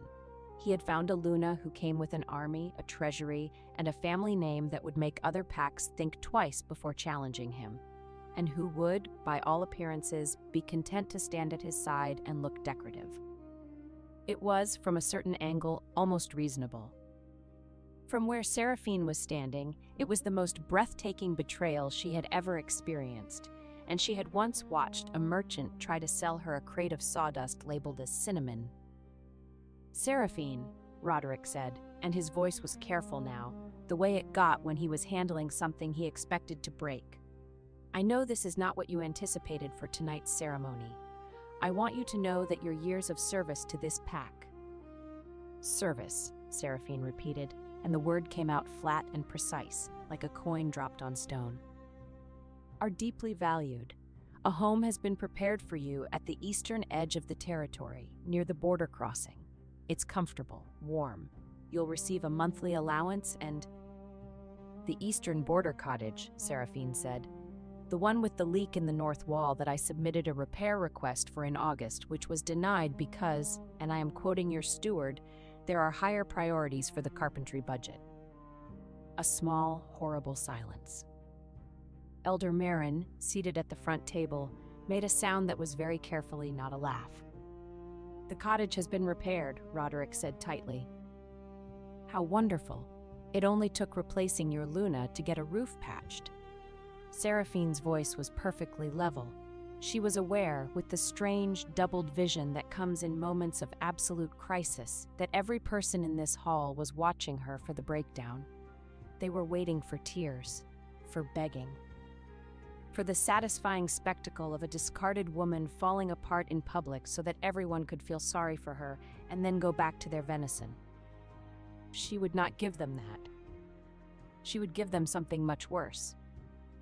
"You mentioned my years of service," Seraphine said, and she reached into the embroidered belt pouch at her waist, the one she had sewn herself, the one that contained the tools of every function she had performed for this pack for 6 years. "Let me return what belongs to the position." She pulled out a heavy iron key on a leather cord. The granary key. Main store, reserve store, emergency winter reserve. She placed it on the edge of the dais. "The river merchants renew the winter grain credit in 11 days. They renew it with me because I am the one who has paid them, fed their drivers, and kept their caravans safe for 6 years. If I am no longer Luna, 40% of your winter grain stops at the river." The hall went quiet enough for the fire to sound loud. She drew out a small leather medicine ledger. The Ashwick herb women supply our feverfew, willow bark, and wound seal poultice. Their payment is due in 6 days. They do not extend credit to men who remember sick rooms only when they need a heroic speech beside one. She set the ledger beside the key. Without this, the deep winter comes with no fever medicine and no wound treatment. Then came a wooden passage token stamped with pine and road. The Salt Road Agreement. Renewed 9 days ago in my name because Greymarch trusts the woman who actually sends the wagons on time. The token clicked against the stone. If I am removed, this token dies in 30 days. 3 objects: grain, medicine, road. Even the oldest grandmother in the hall could count them, and every person understood what they meant: food, survival, and a way out of winter. Seraphine left the rest in her pouch. The firewood contracts, the tallow notes, the cobbler favors, the elder grudges, the little human details that made a pack function. She would not drown the room in paper. She would let them discover those losses one by one when the first child needed boots and the first hearth ran cold. There, Seraphine said. The position of Luna returned in full. She looked at Alara Winterbourne, who was standing very still, her pale eyes moving over the key, the medicine ledger, and the road token with an expression Seraphine recognized. The expression of a woman doing rapid mental arithmetic and not liking the sum. I'm sure Lady Winterbourne will find it manageable, Seraphine said pleasantly. She looks like a woman who enjoys a challenge. Roderick's jaw was tight. Seraphine, this display is unnecessary. Is it? She turned to him, and for the first time something hot flickered in her golden brown eyes. You are replacing me in front of the entire pack on the night of the moon vow. You have been planning this for at least 3 months, based on the age of Lady Winterbourne's betrothal chain. You did not tell me. You did not warn me. You let me organize this feast, polish the ceremonial silver, braid my hair in the old way, and walk into this hall believing I was still your Luna. If anyone in this room is putting on an unnecessary display, Roderick, it is not me. The silence was so complete that Seraphine heard Elder Marin's knuckles crack. You may keep the eastern border cottage, Seraphine said, and the monthly allowance. I will not be a pensioned-off inconvenience living at the edge of your territory, tending a garden while your new Luna wears my ceremonial silver and pretends she knows where the salt comes from. She reached up and unclipped the thin silver chain at her throat, the Luna's chain, the one Roderick had clasped there 6 years ago with shaking hands and wet eyes. She set it on the dais with the rest.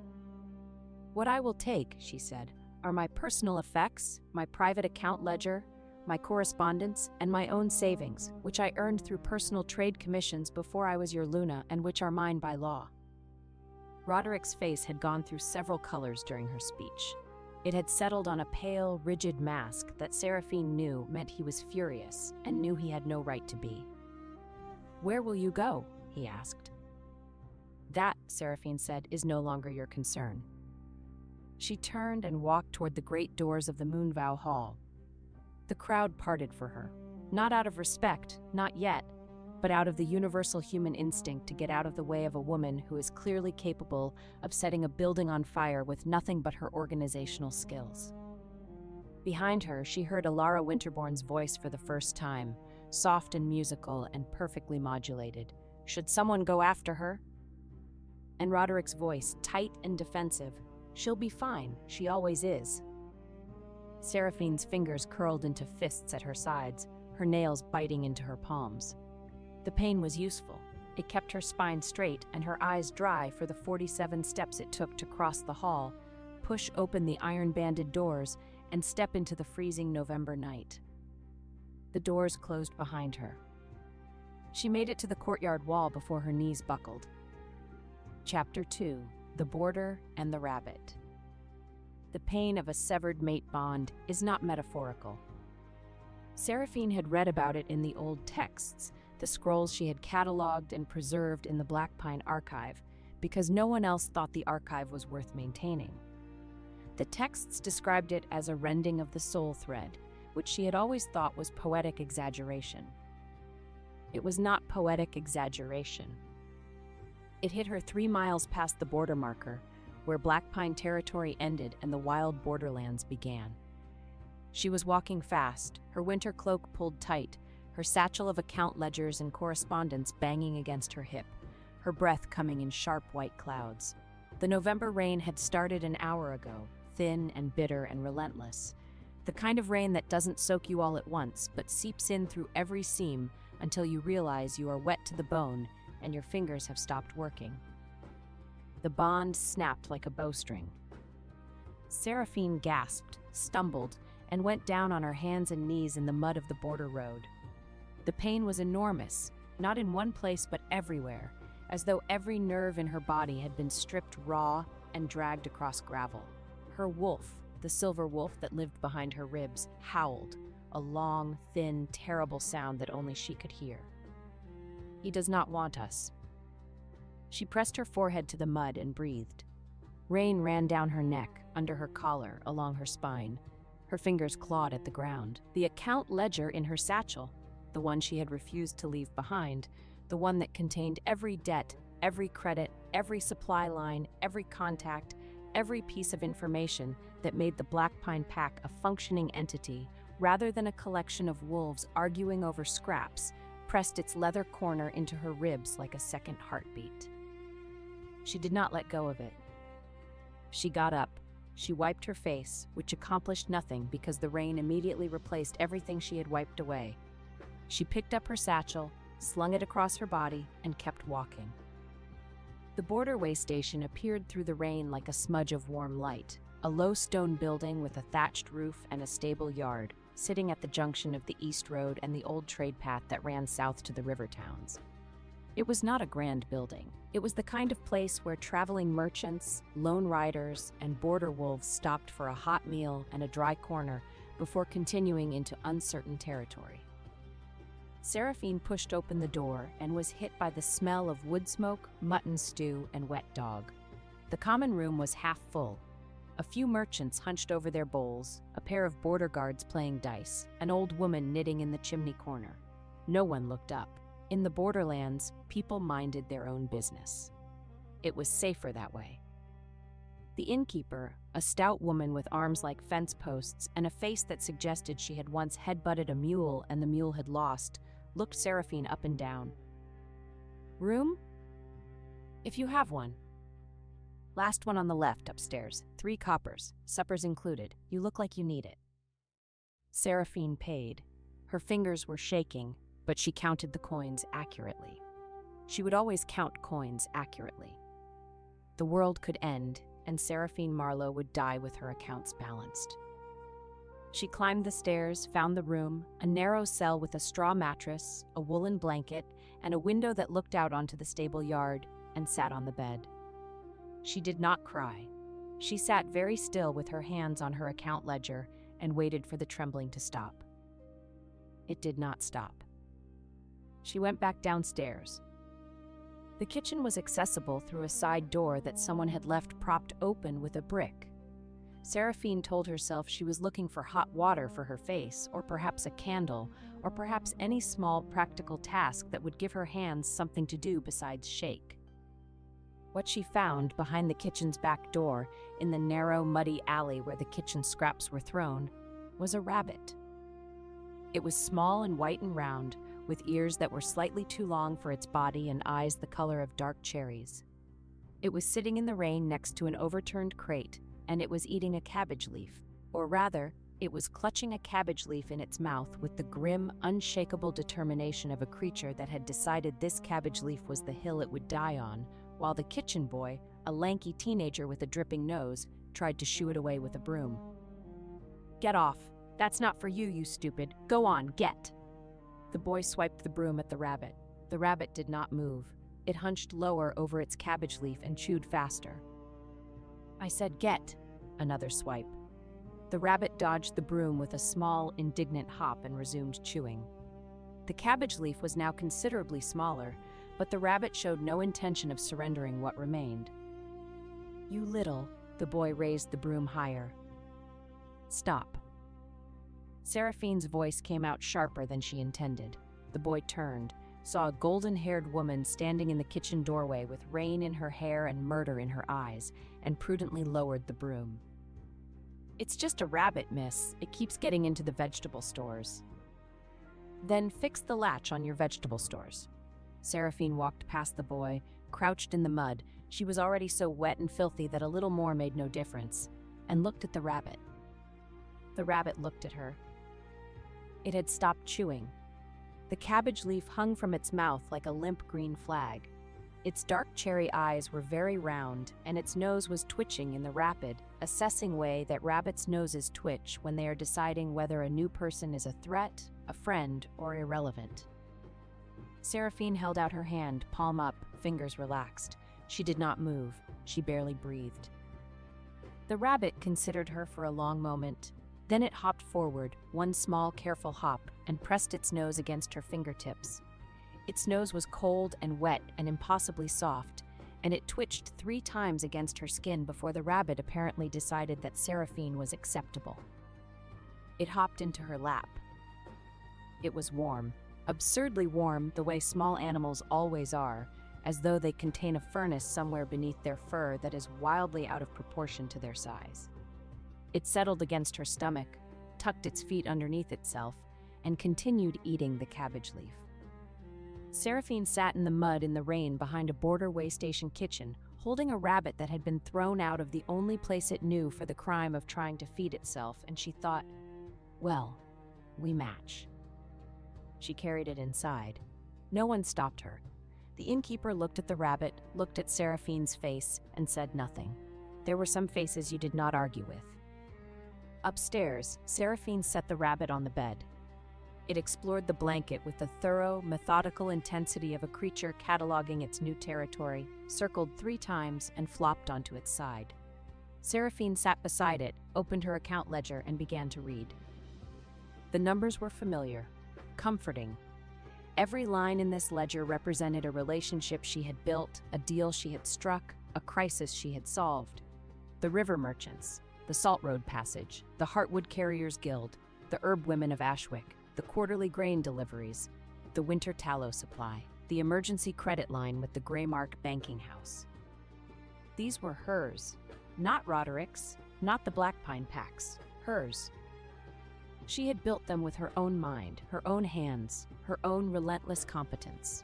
And when Roderick Blackpine stood in his Moonvow Hall with his beautiful northern bride and realized that his granary was emptying, his salt road was closing, his medicine supply was vanishing, his silver mine wagons were not arriving, and his elders were asking uncomfortable questions about where the woman who actually ran everything had gone, these relationships would still be hers. The rabbit nudged its nose against her ankle. She reached down and stroked its ears without looking, her eyes still on the ledger.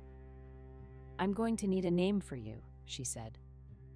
The rabbit thumped one hind leg against the mattress. A small, decisive thump, the sound a rabbit makes when it is either content or staking a claim. "Clover," Seraphine said, "because you are small, round, and apparently impossible to uproot." Clover thumped again and went to sleep. Chapter 3. The Border Wolf King. The rain stopped sometime before dawn. Seraphine knew this because she had not slept. The broken bond ached in her chest like a cracked rib, pulsing with every heartbeat, and she had heard every shift in the weather, every creak of the building, every snore from the common room below. She heard the riders arrive at first light. Not merchants. Merchants traveled in carts. These were mounted riders, heavy horses, moving in formation. She heard the jingle of tack, the low murmur of voices accustomed to command, and distantly, the whine of wolves. Border wolves, big ones, from the sound of their vocal range. Seraphine was dressed and packed in 3 minutes. She had not unpacked much. She was a woman who understood that situations could change quickly, and she kept her belongings in a state of permanent readiness. The only concession to the night was that Clover was now riding in the front fold of her cloak, a warm white lump against her collarbone, ears flat, nose twitching. She came down the stairs with her satchel on her hip, her golden hair in a single damp braid, her spine straight, and her face arranged in the polite, competent mask she had worn for 6 years of managing a pack that did not appreciate her. The common room was full of soldiers.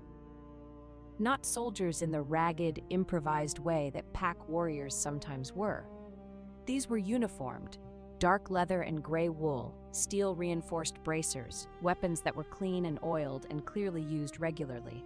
They moved with the easy discipline of men who had been well-trained and well-fed, and who answered to someone they genuinely respected rather than merely feared.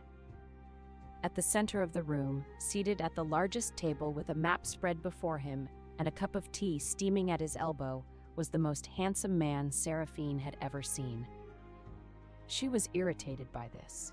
She had just been publicly humiliated, thrown out of her home, and severed from her mate bond. Her clothes were mud-stained, her hair was a disaster, and she had a rabbit in her cloak. She was not in the mood to notice that a man was handsome, but the universe, apparently, did not care about her mood. He was tall. Taller than Roderick, which she would not have thought possible, since Roderick's height had been one of his most weaponized attributes. His hair was dark, nearly black, cut shorter than the black pine fashion, and his jaw was the kind of jaw that made portrait painters weep with gratitude. He had a scar that ran from his left temple to his cheekbone, not disfiguring, merely interesting, the kind of scar that suggested a story worth hearing. His eyes were a deep, startling blue, and they were currently fixed on the map in front of him with an expression of calm, focused intelligence that Seraphine recognized because she saw it in her own mirror every morning. He looked up. Their eyes met. Seraphine felt absurdly as though the floor had tilted. Not dramatically, not the sweeping, world-stopping way the bards described it. Just a small, subtle shift, as though gravity had quietly rearranged itself around a new center. The man's blue eyes moved from her face to her mud-stained cloak, to the satchel on her hip, specifically to the account ledger visible through the satchel's unbuckled flap, and back to her face. His expression did not change, but something in his gaze sharpened, the way a blade sharpens when it finds the right angle against a whetstone. "You're the Black Pine Luna," he said. It was not a question. It was a statement, delivered in a voice like dark oak, deep, steady, and suggesting structural integrity. "Former," Seraphine corrected. "As of when?" "Last night." One of the soldiers near the door glanced up. The innkeeper, who had been very carefully pretending to polish a mug, stopped pretending. The man at the table studied her for a moment longer. Then he said, "Sit down." "I don't know who you are." "Cale Ashbourne, Alpha of the Iron Ridge Border Pack, Lord Warden of the Eastern March." He paused. "Some people call me the Border Wolf King, which is dramatic, but not entirely inaccurate." Seraphine had heard of him. Everyone had heard of him. Cale Ashbourne held the borderlands between the settled Pack territories and the wild country to the east, a vast, ungoverned stretch of mountain, forest, and trade road that every merchant, every caravan, and every supply chain had to cross. He controlled the passes, the bridges, the river crossings, and the way station network. He was, in practical terms, the man who decided what moved through the borderlands and what did not. He was also, she realized with a start, the man who had been quietly investigating irregularities on the northern trade roads for the past 6 months. She knew this because the Heartwood Carriers Guildmaster had mentioned it, nervously, in his last letter to her. "Sit down," he said again, and this time it was softer. Not a command, an offer. She sat. Clover, disturbed by the change in altitude, shifted inside her cloak. A tiny white ear poked above Seraphine's collar, rotated once like a small furry periscope, and disappeared back into the fabric. Cale Ashbourne looked at the place where the ear had been. He looked at Seraphine. One corner of his mouth moved by approximately 1/16 of an inch. "Is there a rabbit in your cloak?" he asked. "There might be." "Does it have a name?" "Clover." "Of course it does." He took a sip of his tea. "You crossed the border last night, in the rain, without escort, with a broken mate bond and—" his eyes dropped to her satchel again. what appears to be a full set of commercial account records. I was not offered an escort. I was offered a leaking cottage and a monthly allowance. And you chose the rain. The rain doesn't condescend to me. That 1/16th of an inch movement at the corner of his mouth happened again.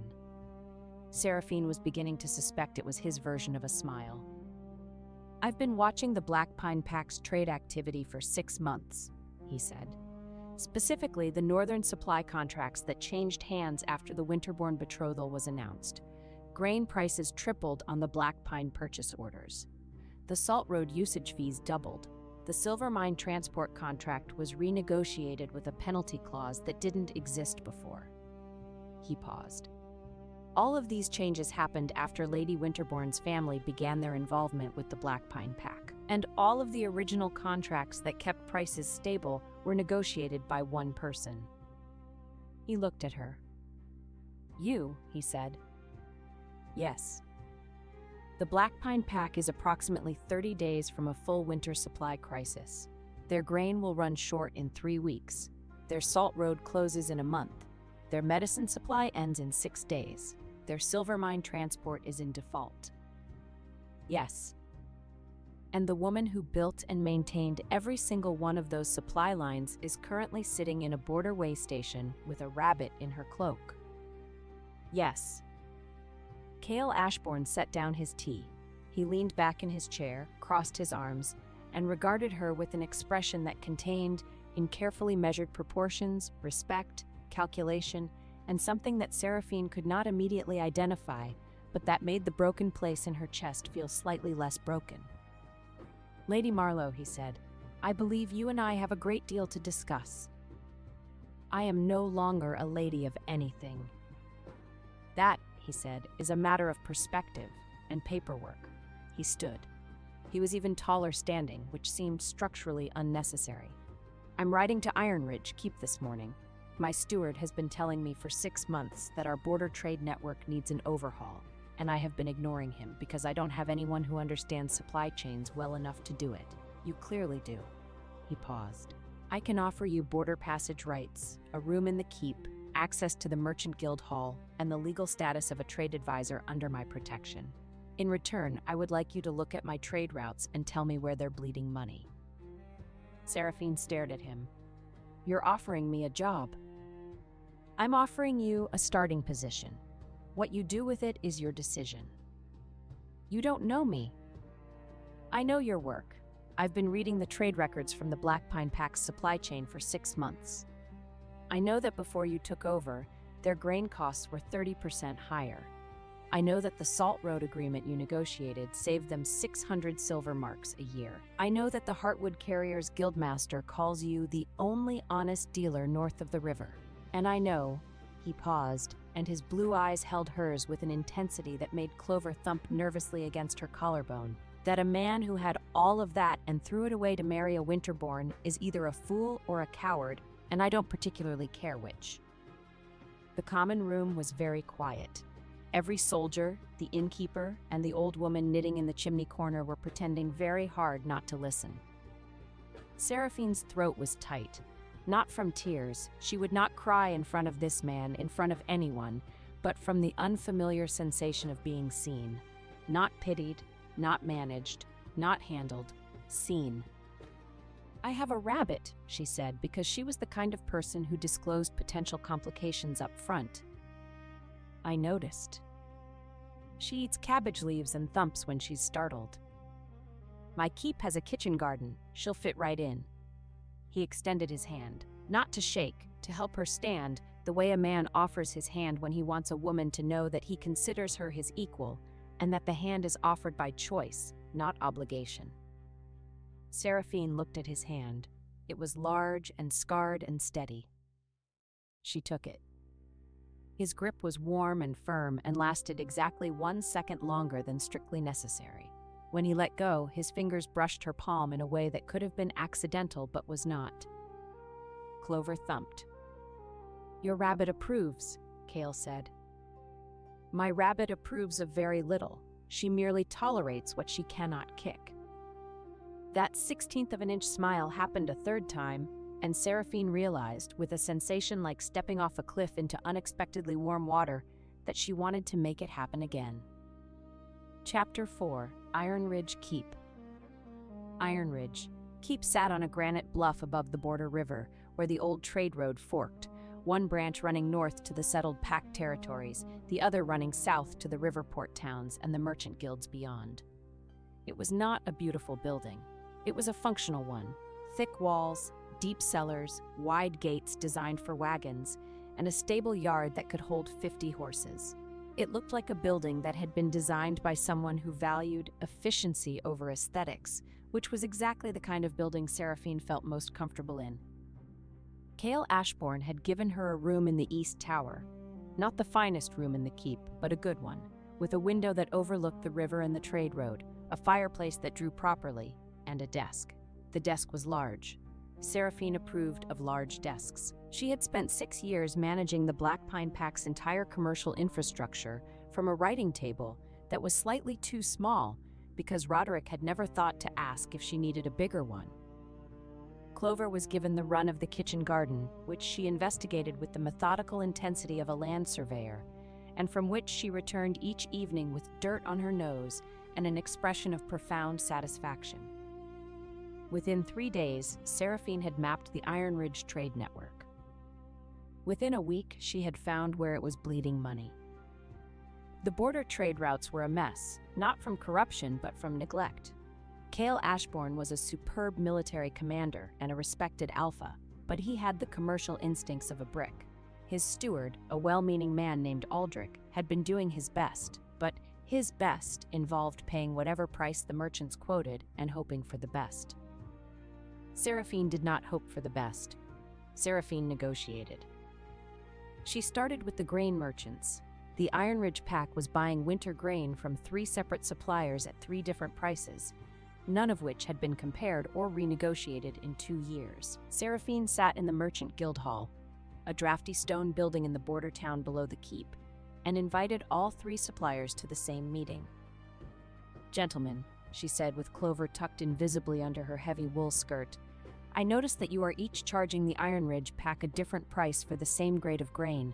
This suggests either that grain quality varies dramatically between your warehouses, which would concern me, or that you have been taking advantage of the fact that no one here has bothered to compare your invoices, which would also concern me." The grain merchants looked at each other. They looked at the golden-haired woman sitting at the head of the table with her hands folded and her expression pleasant and her eyes sharp enough to cut glass. They lowered their prices, all 3 of them, voluntarily. "That," Aldrich said afterward with the dazed expression of a man who has just witnessed a miracle, "has never happened before." "It happens," Seraphine said, "when you read the invoices." By the end of the 2nd week, she had renegotiated the tallow contract, restructured the firewood supply chain, established a new credit arrangement with the river port warehouses, and set up a rotating delivery schedule for the border way stations that cut transport costs by 1/3. The merchants liked her. The guild leaders respected her. The border guards, who had been eating terrible food for years because no one managed the supply contracts for the way station kitchens, practically worshipped her. Cale watched all of this. He watched from the doorways of meeting rooms, from the upper gallery of the guild hall, from the parapet of his keep where he stood in the mornings with his tea and his maps and his scar catching the winter light. He watched Seraphine Marlowe walk into rooms full of men who had been cheating his pack for years and walk out with better terms, fair prices, and signed agreements. He watched her crouch in the kitchen garden to let Clover climb into her hands, her golden hair falling over her shoulder, her face soft in a way it never was when other people were looking. He watched, and he said very little, because Cale Ashbourne was a man who understood that some things are better observed than discussed. But his soldiers noticed, Aldrich noticed, the cook noticed, the stable master noticed. Everyone in Iron Ridge Keep noticed that their alpha, who had never in anyone's memory shown personal interest in any woman, tracked Seraphine Marlowe's movements through the keep like a compass needle finding north. Chapter 5: The First Cloak. The first ambiguity-destroying moment happened 16 days after Seraphine's arrival, on the night of the first real snowstorm. She had been in the guild hall until well past dark, finalizing a salt contract with a coastal trader who had the negotiating style of a weasel and the attention span of a gnat. The deal was done. Favorable terms, reliable delivery, penalty clause for late shipments that Seraphine had insisted on because she had once waited 3 weeks for a late salt delivery and had no intention of ever doing so again, and she was walking back to the keep through the narrow streets of the border town. The snow came suddenly, as border snowstorms do. Not a gentle beginning, but a wall of white, horizontal, and blinding, driven by a wind that turned the air into knives. Seraphine, who had been too focused on the salt contract to check the sky before leaving the guild hall, found herself blind and freezing in a street she barely knew. Clover, who had been riding under her skirt hem, her preferred mode of transport in cold weather, pressed against Seraphine's ankle like a warm, furry boot, began thumping. Not the small, conversational thump of contentment, the rapid, staccato thump of alarm. Thump, thump, thump. Seraphine could feel the vibration through the sole of her boot. "I know," she muttered, pressing against a building wall. "I know. I can't see either." The wind screamed. Snow plastered her hair to her face, found every gap in her cloak, bit through her gloves. The broken bond in her chest throbbed. It always throbbed more in the cold, as though the severed thread was trying to pull her back to a warmth that no longer existed. And then a cloak dropped over her shoulders. Not thrown, placed. With precision, with weight, with the careful deliberateness of a man who had practiced moving in darkness and bad weather until it was as natural to him as breathing. The cloak was enormous. Heavy, dark wool lined with fur, still warm from the body that had been wearing it, and it smelled of pine smoke and cold steel and something underneath both of those things that was simply, unmistakably, him. "The guild hall closed an hour ago," Cale said, and his voice was very close, cutting through the wind from directly above her left ear. "I sent Aldrich to walk you back. He said you were still arguing about penalty clauses." "I won the argument." "I would have been surprised if you hadn't." His hand found her elbow, unerringly, in total darkness and blinding snow, and steadied her. "Can you walk?" "Of course I can walk." "You're shaking." "I'm cold. Those are different things." A pause. She could not see his face, but she was absolutely certain that the 16th of an inch smile was happening. "Walk with me then," he said. "The keep is 4 streets north. I know the way blind." "You came out in a blizzard to find me." "I came out in a blizzard to check the border watch. Finding you was coincidence." "You're not wearing a cloak." "I have a thick constitution." "You're standing in a blizzard in a shirt." "A heavy shirt." Seraphine wanted to argue further, but the wind chose that moment to gust so hard that she staggered, and Cale's hand on her elbow tightened, and she found herself pressed against his side, his very solid, very warm, very shirt-clad side, and his arm came around her shoulders to hold the cloak closed against the wind, and she discovered that the warmth of a large man in a snowstorm is a profoundly convincing argument against further protest. They walked. His arm stayed. Clover, from her position under Seraphine's skirt hem, produced a single, contented thump. Halfway to the keep, Seraphine became aware that Cale was shielding her from the wind with his body. Not obviously, not dramatically, but with the quiet, automatic precision of a man for whom protecting others was as reflexive as breathing. He had positioned himself on her windward side. His arm across her shoulders was angled to block the snow from hitting her face. He was, she realized, freezing. "You should take your cloak back," she said. "No. You'll get frostbite. I'll get warm by the fire." "You are the most stubborn." This, from a woman who argued about penalty clauses for 3 hours in a room with a dying fire. The fire was adequate. The fire was 2 embers and an optimistic stick. She laughed. It was a small, involuntary sound, startled out of her by the sheer absurdity of standing in a blizzard, arguing about fire quality with a man who had given her his cloak and was pretending he wasn't cold. It was the first time she had laughed since the Moonvow Hall, and the sound of it surprised her so much that she stopped walking. Cale stopped too. In the narrow space between snow gusts, she caught a glimpse of his face, snow in his dark hair, ice on his scar, and his blue eyes looking at her with an expression that was not the 16th of an inch smile. It was something larger, something unguarded, something that he shut down almost immediately, but not quite fast enough. He had been looking at her the way Roderick used to look at her, except that Roderick's version of that look had always contained, underneath the warmth, a flicker of something wary, a man admiring a fire that he feared might burn him. Cale's version contained no fear at all. "We should keep walking," he said, and his voice was perfectly steady, because Cale Ashbourne could control his voice the way other men controlled their sword arms. They kept walking. His arms stayed around her shoulders. The cloak smelled like pine smoke and cold steel in him, and Seraphine stored that information in the same part of her mind where she kept her most important accounts, the things too valuable to write down, in case someone tried to take them away. Chapter 6: The Rotting Pack.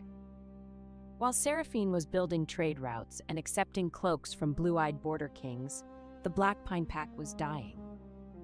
Not literally, not yet, but the slow, grinding death of a community that has lost its infrastructure and doesn't realize it until the food runs out.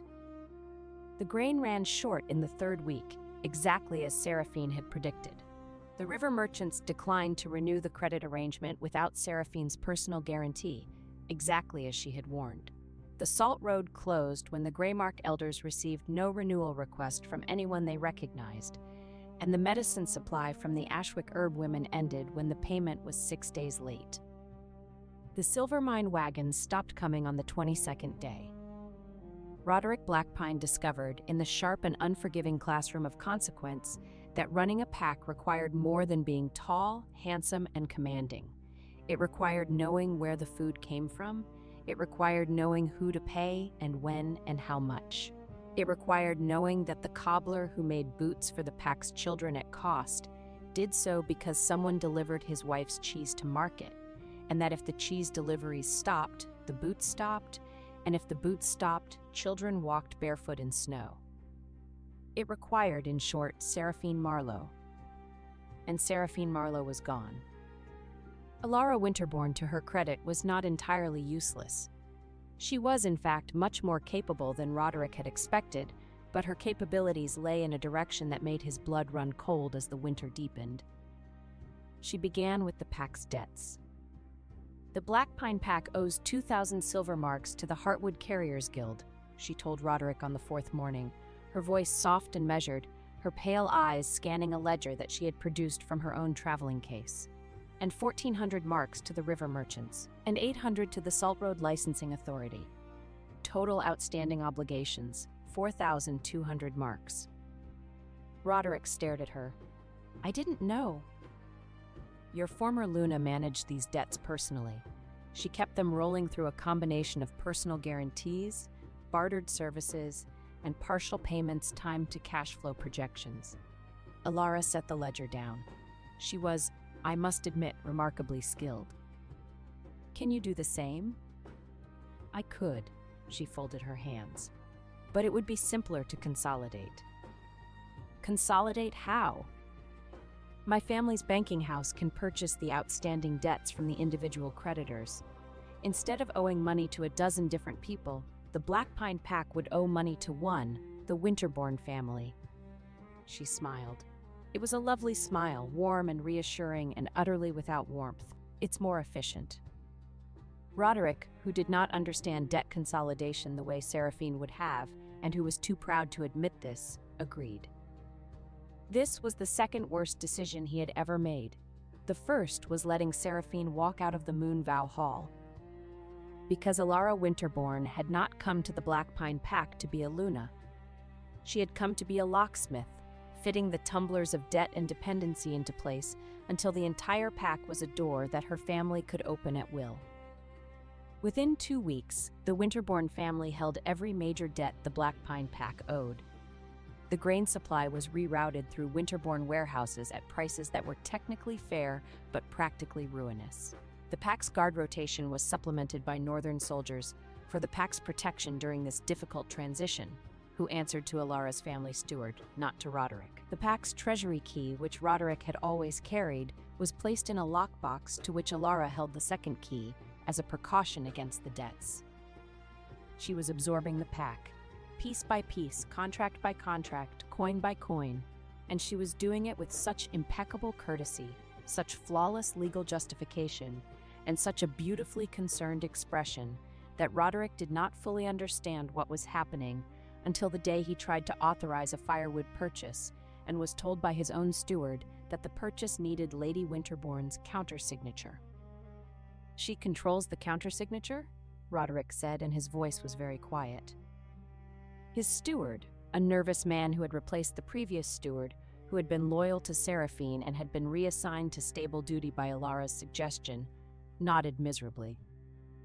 Roderick sat in his study, which had once been Seraphine's study before it was his, and which still smelled faintly of the lavender sachet she had kept in the desk drawer, and he thought about what he had done. He had traded a woman who loved his pack for a woman who was buying it. Chapter 7.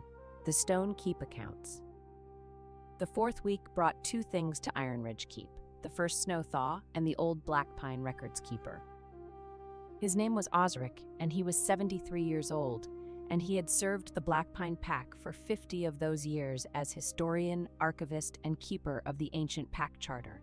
He arrived at Ironridge on a mule, wearing a coat that had been patched so many times it resembled a quilt with aspirations, and carrying a leather case that he held against his chest as though it contained his own heart. "Lady Marlowe," he said when Seraphine met him in the keep's great hall, and his old voice cracked on her name. "I'm not Lady Marlowe anymore, Osric." You are, because he never filed the severance." Seraphine went very still. "What?" Osric opened the leather case with trembling fingers and pulled out a sheet of parchment. Old, official, bearing the Black Pine Pack's seal. When an alpha dissolves a mate bond and removes a Luna from her position, the ancient charter requires a formal severance to be recorded by the pack historian and witnessed by 3 elders. The alpha must sign it. The historian must seal it. Until this is done, the former Luna retains her legal standing as a member of the pack. He held up the parchment. It was blank, unsigned, unsealed. "He forgot," Osric said. "He was so busy with the new Luna and the northern contracts and the spectacle of it all that he forgot to complete the severance. I waited. I prepared the document. He never came to sign it." Seraphine's mind was doing what it always did in moments of crisis, running calculations at a speed that would have made an abacus weep. If the severance was never completed, she was still, legally, under the ancient Black Pine Charter, a member of the pack, not Luna. She had publicly relinquished the title, but a member. With membership came certain rights, including the right to invoke the Charter's most ancient and least used provision, the right of stewardship. "Osric," she said slowly, "the stewardship clause." The old man's eyes lit up. Chapter 7, Article 3. When the Alpha's governance endangers the pack's survival through debt, famine, or loss of sovereign territory, any full member of the pack may petition for temporary stewardship, provided they can demonstrate both the means and the intent to restore the pack to solvency.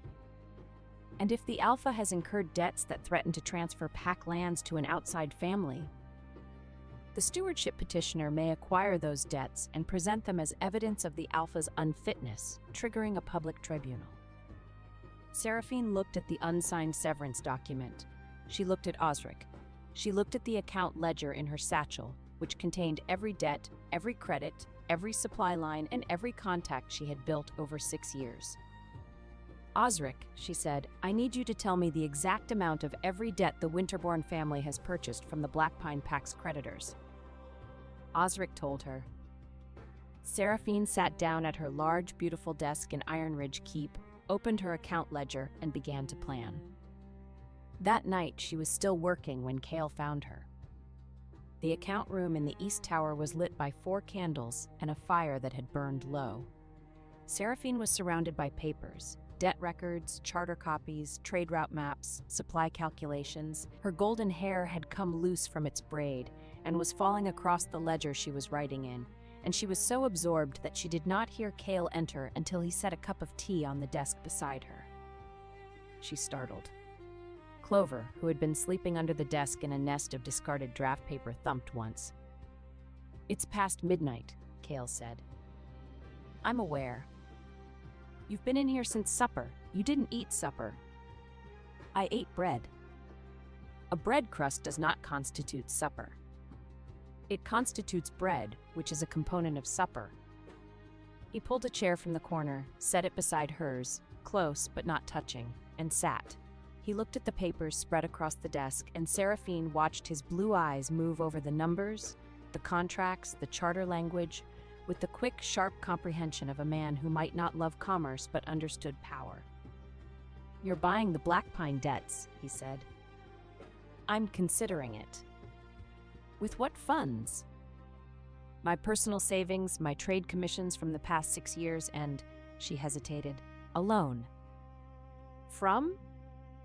"I don't know yet." Cale was quiet for a moment. Then he said, "I'll fund it." Seraphine turned to look at him. They were very close. Close enough that she could see the individual threads of silver in his blue eyes, close enough to smell the pine smoke on his shirt, close enough that when he shifted his weight, his knee brushed hers under the desk. "I can't accept that," she said. "Why not?" "Because it would make me beholden to you. And I have spent 6 years being beholden to a man who used my competence and discarded my person, and I will not. It's not a gift, it's an investment." His voice was steady. "I invest in the Black Pine debt acquisition. When you take stewardship of the pack, you fold the Black Pine trade routes into the border network, which benefits my territory. I get a return on my investment through reduced trade costs and increased traffic. It's business." Seraphine stared at him. She knew it was not entirely business. She could see it in the set of his jaw, in the way his hand rested on the desk near hers, not touching, but close, as though it was taking conscious effort to maintain the distance. "And if I fail?" she asked. "You won't."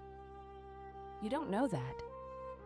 "I know you argued about salt contract penalty clauses for 3 hours with a dying fire. You don't fail. You outlast."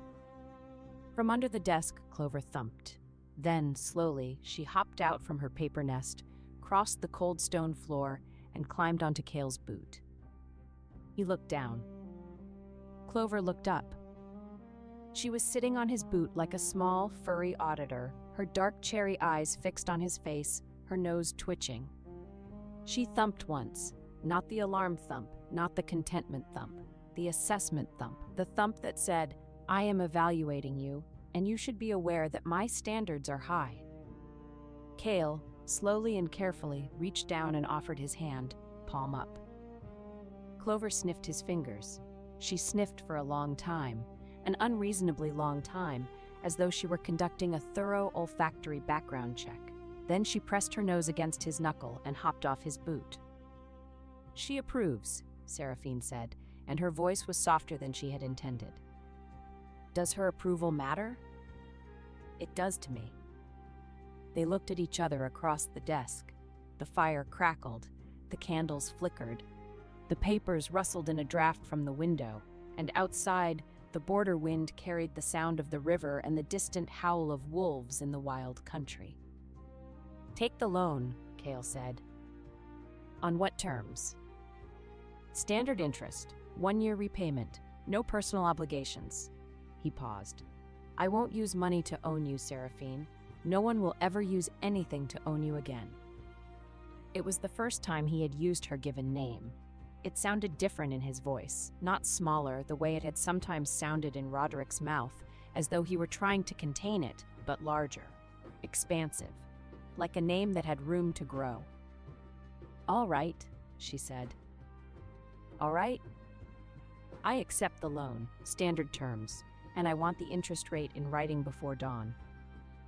The 16th of an inch smile became, for the first time, a full smile. It transformed his face. It made him look younger, warmer, and so devastatingly handsome that Seraphine's stomach did something structurally inadvisable. "I'll have it drafted," he said, and stood, and his hand brushed her shoulder as he passed, the lightest possible touch, barely there, a whisper of warmth through her wool sleeve. She did not sleep that night, but the reason had changed. Chapter 8. The Salt Road Gambit. Seraphine Marlowe bought the Black Pine Pack's debts in 8 days. It was, by any standard, a masterpiece of financial warfare. She approached each creditor personally, the Heartwood Carriers Guild, the River Merchants, the Salt Road Authority, the medicine suppliers, and purchased their claims on the Black Pine Pack at a discount. The creditors were happy to sell. They had no confidence in Roderick Blackpine's ability to pay. They had no relationship with Alara Winterbourne, and they trusted Seraphine implicitly. The total cost was 3,600 marks, less than the face value of the debts, because Seraphine negotiated discounts with the same ruthless efficiency she applied to grain contracts. Kale's loan covered the bulk of it. Her personal savings covered the rest. When it was done, Seraphine held every debt that Alara Winterbourne had purchased from the original creditors. Because Alara had bought the debts from the same people Seraphine had relationships with, and Seraphine had simply offered to buy the debts from Alara's family at a price slightly higher than what the Winterbournes had paid, making it look like a profitable exit rather than a strategic defeat. The Winterbournes, who thought in terms of interest rates rather than relationships, accepted the buyout. They did not realize until later that they had just sold their entire leverage over the Black Pine Pack to the woman the pack had thrown away. "You bought our own debts out from under us?" Alara's steward said, staring at the signed transfer documents that Seraphine's courier had delivered to the Black Pine Pack Hall. "I bought them from your family, yes. At a profit to your family. Your Lord Father should be pleased." The steward was not pleased. Alara Winterbourne, when she heard, was significantly less pleased. And Lord Aldous Winterbourne, the patriarch of the Northern family, who had spent 3 months engineering the perfect acquisition of a vulnerable pack in its territory, was so profoundly displeased that he broke a quill and had to sit down. But the documents were signed. The law was clear. The debts belonged to Seraphine Marlowe. While the debt acquisition was unfolding, 2 women arrived at Iron Ridge Keep. The first was Marta, the former warehouse keeper of the Black Pine Pack's central grain store. She was a broad-shouldered woman in her 40s with calloused hands and a face like a friendly boulder. She had managed the Black Pine granary for 15 years, knew every sack of grain by weight and origin, and had been dismissed by Alara Winterbourne and replaced with a northern-appointed manager who didn't know the difference between winter wheat and spring barley. "They fired me," Marta said, standing in Seraphine's account room with her hat in her hands and her chin trembling. "After 15 years. The northern woman said they were restructuring warehouse operations, which apparently means replacing everyone who knows anything with people who don't, but who answer to her." "How bad is the granary?" Seraphine asked. 2 weeks of supplies, maybe less. The northern grain shipments are coming, but they're delayed and the quality is poor. I saw the manifests before they locked me out. Half of it is feed grain, not milling grain. The pack will have bread, but it'll be the kind of bread that breaks teeth. The second arrival was Brenna, a widow from the border town who ran a small caravan operation, 3 wagons, 5 drivers, and a reputation for delivering anything, anywhere, in any weather.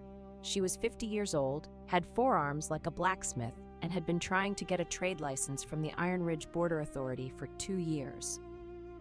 "I heard you're the woman who's reorganizing the border trade," Brenna said, standing in the guild hall with her arms crossed and her gray hair pulled back in a no-nonsense knot. "I also heard you're the woman the Black Pine Alpha threw out on her ear at the Moon Vow, which makes you either the unluckiest woman in the borderlands or the most interesting. I'm betting on interesting." Seraphine liked her immediately. "I need a grain run," Seraphine said. "Fast, reliable, and quiet. 40 wagons of good grain from the Riverport warehouses to a staging point on the Black Pine border. Can you do it?" 40 wagons? Brenna's eyebrows rose. "That's a full winter supply for a medium pack." "Yes." "When?" "Before the tribunal." Brenna grinned. It was the grin of a woman who had been waiting her entire life for someone to ask her to do something this ambitious. "I'll do it in 12 days, she said. "But I want the trade license." "Done." Brenna left. Marta stayed, and Seraphine put her to work organizing the grain logistics, purchase orders, quality checks, wagon assignments, delivery schedules. Marta was thrilled. She had not been this useful since being fired, and usefulness was the air she breathed. "It's like old times," Marta said, sorting manifests with the speed of a woman who dreamed in inventory counts. "Except better. Because this time, the person I'm working for actually knows what she's doing and appreciates it." Seraphine looked up from her ledger. "Roderick appreciated your work." "Roderick didn't know I existed until the granary was empty. You knew my name on your second day." Marta paused. "That's the difference, Lady Marlowe. You see the people who keep things running. He only saw the things." Chapter 9. The Riding Lesson. On the 29th day, Cale took Seraphine to inspect the southern trade route. This was technically a business necessity. The southern route ran through a mountain pass that was critical to the grain shipments Brenna was organizing, and Seraphine needed to see the terrain, the bridge conditions, and the way station capacity. It was also less technically the first time they had been alone together outside the keep since the night of the blizzard cloak. The southern pass was beautiful and terrible. A narrow road cut into the side of a granite gorge with the river roaring 100 feet below and the mountain rising sheer above.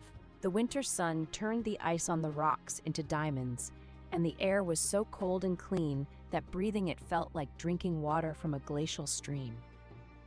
Seraphine was a competent rider, but she was not a mountain rider. The border horses were different from the gentle, road-trained animals she had ridden in the Black Pine lowlands. They were sure-footed, opinionated, and alarmingly comfortable with heights. Her horse, a gray mare named Slate, who had the personality of a mildly intoxicated duchess, decided halfway through the pass that the best route was 6 inches from the edge of a 200-foot cliff. "Pull her left," Cale said from behind her. "I am pulling her left. She is ignoring me." "She's testing you. Pull harder." "If I pull any harder, I will pull myself off this horse and into the gorge." Cale brought his horse alongside hers. There was barely room for 2 horses abreast on the narrow road, which meant his leg was pressed against hers, his shoulder almost touching hers, and his hand was available to reach over and steady her reins. He did reach over. His hand closed over hers on the reins, large and warm and absolutely steady, and he guided the mare away from the edge with a calm, practiced pressure that the horse immediately respected. "She listens to you," Seraphine said, and she was annoyed to discover that her voice was slightly breathless and not from the altitude. "She listens to confidence. Horses and wolves are the same. They follow the person who believes they know where they're going." "I know where I'm going." "I know you do." His hand was still on hers. The reins were steady. The horse was walking calmly. There was no practical reason for his hand to remain. It remained. "You can let go," Seraphine said. "I could." "The horse is fine." "The horse is fine." "Then why?" "Because your hand is cold and mine is warm, and I am choosing to interpret this as a practical concern rather than an emotional one." Seraphine turned her head to look at him. He was very close, close enough that she could count the shades of blue in his eyes, close enough to see the way the winter light caught on the fine scar across his cheekbone. He was looking at her with that expression again, the one from the blizzard, the one that contained no fear. "Is it a practical concern?" she asked. "Absolutely. Frostbitten fingers cannot sign contracts, and you have a tribunal to prepare for." "That is the most unromantic thing anyone has ever said to me." "I am a deeply unromantic man." His thumb moved across the back of her hand. Once, slowly. "Ask anyone." From beneath Seraphine's heavy riding skirt there was a soft, rapid thumping. Thump, thump, thump. Clover had strong opinions about the current situation. Cale looked at Seraphine's skirt. He looked at Seraphine. The full smile appeared again, the one that transformed his entire face and made Seraphine's internal organs rearrange themselves. "Your chaperone disapproves," he said. "My chaperone approves. That's the approval thump." "How many thumps does she have?" 7. I have a chart." he laughed. It was the first time she had heard him laugh, a real laugh, deep and warm, caught off guard by a woman with a rabbit under her skirt and a chart of rabbit thumps. The sound echoed off the granite walls of the gorge and came back to them like a gift. They rode the rest of the pass in silence, but his hand did not leave hers until they reached the valley floor, and when it finally did, she felt its absence like a change in temperature. Chapter 10. The Unwelcome Visitor. On the 33rd day, Roderick Blackpine came to Iron Ridge. He came alone, which was either brave or stupid, riding a horse that was too thin for the border roads and wearing clothes that were too fine for the weather. He looked, Seraphine thought when she saw him from her tower window, like a painting of a hero that had been left in the rain. Still beautiful, still technically impressive, but slightly running at the edges. He asked to see her. He was told by Aldrich that Lady Marlowe was in a meeting with the Merchant Guild. He waited in the Great Hall for 2 hours, during which he was offered tea, adequate, bread, good, and the company of 3 border guards who knew exactly who he was, exactly what he had done, and who spent the entire 2 hours playing dice and pretending he did not exist. When Seraphine finally came to the Great Hall, she found Roderick standing by the fire with his hands behind his back and his jaw set in the expression she recognized as his "I am about to do something difficult, and I need you to make it easy for me" face. She had seen this face before negotiations, before elder meetings, before every hard conversation in 6 years of partnership. She had always made it easy for him before. She would not be doing that today. Seraphine. Alpha Blackpine. The formality hit him like a slap. She saw it in the way his gray eyes flinched. If you came to ask me to return, save your breath. If you came to deliver the severance document, I should tell you that I'm aware it was never completed, and I intend to use that." Roderick's face went pale, then red, then pale again, which was a meteorologically impressive sequence of color changes. "How did you—" "Osric. That old man had no right." Osric is the pack historian. Maintaining the charter records is literally his right and his duty. If you'd bothered to talk to him at any point in the last 3 months, instead of being distracted by northern fur and winterborn flattery, you would know that. "Seraphine, I didn't come here to fight." "Then what did you come here for?" He looked at her. Really looked at her, the way he used to look at her in the early years when they were young and in love, and he hadn't yet started resenting her for being better at his job than he was. His gray eyes were soft and pained and, damn him, honest. "The pack is falling apart," he said. "The grain is running out. The northern contracts are strangling us. Ilara's family is— I think they're trying to take our lands. Our people are cold and scared, and they're asking for you. Not me. You. They want to know where Lady Marlowe is, and when she's coming back, and whether she knows that the children don't have boots." Seraphine's chest constricted. The children who had always come to her when they needed things, boots, medicine, a story before bed, someone to listen when they were scared. "The children should have boots," she said, and her voice was not entirely steady. "Come back," Roderick said. "Come back and fix it. I'll give you whatever authority you need. Full control of the supplies, the trade routes, everything. Just come back." "And Lady Winterborn?" "Ilara stays. The marriage it's done. But you can be co-Luna, or—" "Co-Luna?" Seraphine's voice could have frozen the river. "You want me to come back and do all the work of running your pack while your wife sits in the Luna's chair and her family continues to drain your treasury. You want me to save you and remain subordinate to the woman who replaced me. It's not like that." "It is exactly like that. It is, in fact, so precisely like that I am impressed you managed to describe it without realizing what you were describing." "Sera?" "Do not call me that." The old name, the private name, the one he had whispered against her hair in their bed, the one he had called her when they were alone and happy, and the world was small enough to fit between them, hung in the air between them like a ghost. "You don't get to use that name anymore," Seraphine said. "You gave up that name when you paraded another woman into our hall on our night and told our people that I was being retired to a leaking cottage. You gave it up, Roderick, and you cannot have it back." The doors at the far end of the Great Hall opened and Cale Ashbourne walked in. He was wearing his border commander's coat, dark leather, gray fur collar, steel-reinforced bracers. He had clearly come from the training yard. There was a fine sheen of sweat on his temple, and his dark hair was pushed back from his face in a way that made the scar on his cheekbone catch the firelight. He looked, Seraphine thought, with a completely unhelpful surge of awareness, like a man who had been carved by a sculptor with a very generous imagination and a deep understanding of shoulder-to-waist ratios. He assessed the scene in approximately 2 seconds. Roderick Blackpine, standing by the fire, tall and handsome and visibly desperate. Seraphine, standing 10 feet away, golden-haired and furious and shaking slightly.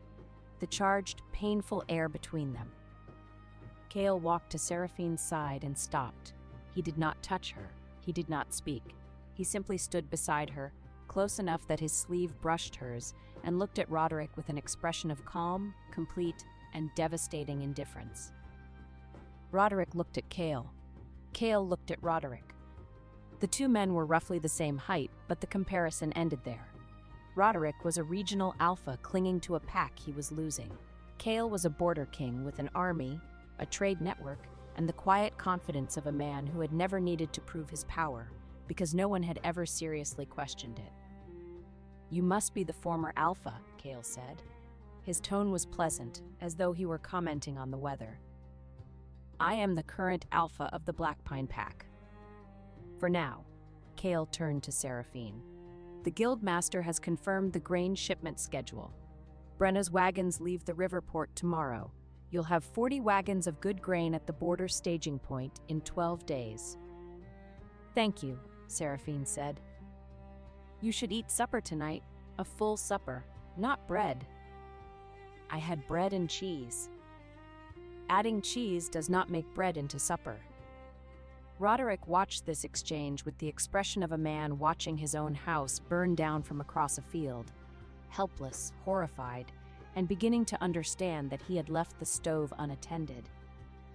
Cale was not touching Seraphine. He was not holding her hand, not putting his arm around her, not making any overt claim. He was simply there, solid, warm, calm, and so obviously oriented toward her that the entire room rearranged itself around the two of them like iron filings around a magnet. And Seraphine, for the first time since the Moonvow Hall, looked comfortable. She looked like a woman standing next to someone she trusted, in a place where she was valued, doing work that mattered. Roderick saw all of this. It destroyed him. "I should go," he said. "Yes," Seraphine agreed. "You should." He walked to the door. He stopped. He turned back. "I loved you," he said. "I need you to know that. I loved you, and I was afraid of how much I needed you, and I chose wrong. I know that now." Seraphine looked at him across the hall. Her golden brown eyes were steady. "You loved me," she said, "but you loved your pride more, and that, Roderick, is why you lost both." He left. The great doors closed behind him. Seraphine stood very still for a long moment. Then her shoulders dropped half an inch, the only outward sign that the encounter had cost her anything, and she exhaled. "Bread and cheese is a perfectly adequate supper," she said to no one in particular. "It is not," Cale said. From beneath her skirt, Clover produced a single, emphatic thump of agreement. Chapter 11. The Northern Reckoning. Alara Winterbourne arrived at Ironridge 4 days later, and she did not come alone. She came with her father. Lord Aldous Winterbourne was a tall, thin man with hair the color of old iron and eyes like a ledger. Every number noted, every debt remembered, every opportunity calculated to the last decimal. He wore fine clothes without ostentation, spoke softly, and radiated the particular kind of menace that belongs to people who destroy others using paperwork instead of swords. He also brought 20 Northern soldiers, which was technically a breach of border protocol and practically a statement of intent. Cale met them at the gate. He did not invite them in. He stood in the gateway of Ironridge Keep with his arms crossed, his border guard flanking him, and an expression that suggested the northern soldiers had approximately 30 seconds to explain themselves before they experienced the practical implications of trespassing on a border king's territory. "Lord Winterbourne," Cale said, "your soldiers can make camp outside the walls. Border law does not permit foreign armed forces within Ironridge Keep." Lord Winterbourne's thin smile did not waver. "They are an escort, Lord Ashbourne, for my daughter's safety." "Your daughter is safe. The borderlands are my jurisdiction, and I do not lose guests." He paused. "The soldiers stay outside." They stayed outside. Lord Winterbourne entered the keep with Alara and a single steward, and was shown to the hall where Seraphine was waiting. This was the first time Seraphine and Alara had been face-to-face since the Moonvow Hall. Seraphine had spent the intervening weeks building a trade empire, acquiring debts, organizing grain shipments, and falling reluctantly but thoroughly in love with a border king. Alara had spent the same weeks managing a dying pack, executing her father's acquisition strategy, and slowly discovering that being a tool was lonelier than being a person. They looked at each other across the hall. "Lady Marlowe," Alara said. Her voice was as musical and measured as it had been in the Moonvow Hall, but there were shadows under her pale eyes that had not been there before. "Lady Winterbourne, I understand you've purchased our family's debt holdings on the Blackpine Pack." "I have. At a profit to my family. At a fair price to your family. I don't operate through deception, Lady Winterbourne. I find it inefficient."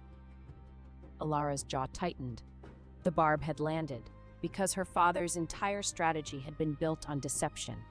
The deception of a marriage disguised as an alliance, debts disguised as assistance, absorption disguised as generosity. Lord Winterbourne stepped forward. "Lady Marlowe, my family has invested considerable resources in the Blackpine Pack's recovery. We have supplied grain, soldiers, and administrative support during a time of crisis. The debts you purchased represent a fraction of our total commitment. I propose a discussion about—" "Lord Winterbourne," Seraphine said, "I don't negotiate with men who use their daughters as financial instruments." The hall went silent. Lord Winterbourne's thin smile froze. Alara beside him went very still, but not with anger, with something else. Something that looked, for one unguarded instant, like recognition. "I beg your pardon?" Lord Winterbourne said. "Your daughter was sent to the Blackpine Pack with a betrothal chain, a set of debt contracts, and instructions to convert a marriage into an acquisition. The grain you supplied was feed quality, not milling quality. The soldiers you sent answered to your steward, not to the Alpha. The administrative support involved replacing every pack official who might resist your control with northern appointees." Seraphine opened her account ledger. "I have the manifests, the contracts, the personnel records, and the correspondence between your steward and your banking house.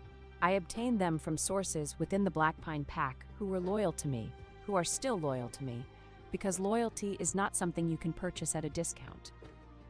She set the ledger on the table.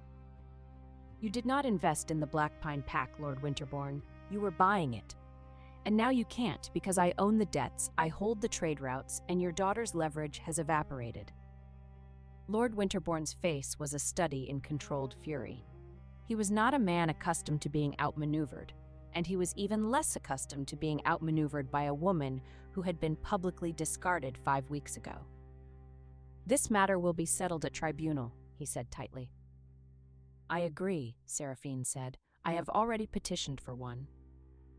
After the Winterbournes left the hall, Cale found Seraphine in the kitchen garden, sitting on a stone bench with Clover in her lap, staring at nothing.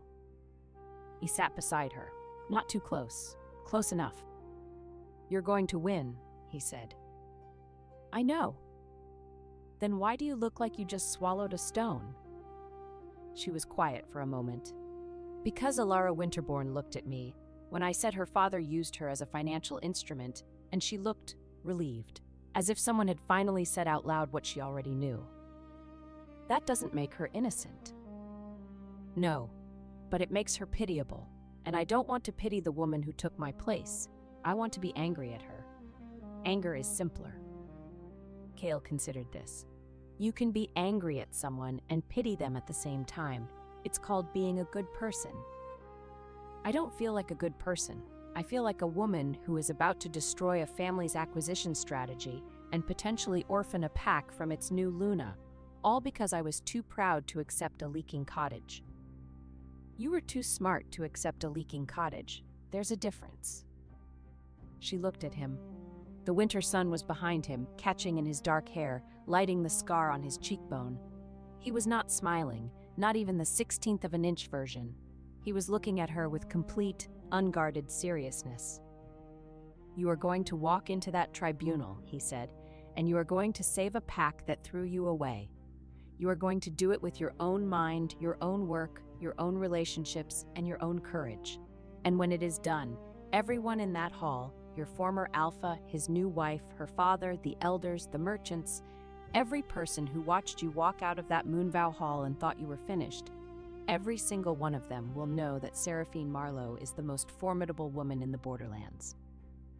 His hand was on the bench between them. She put hers on top of it. His fingers curled around hers, warm, steady, certain. Stay with me, she said. At the tribunal. I don't need you to fight for me, but I need you beside me. I was always going to be beside you, he said. You just hadn't asked. Clover from Seraphine's lap thumped once. The approval thump. The real one. Chapter 12. The second flash of white lightning.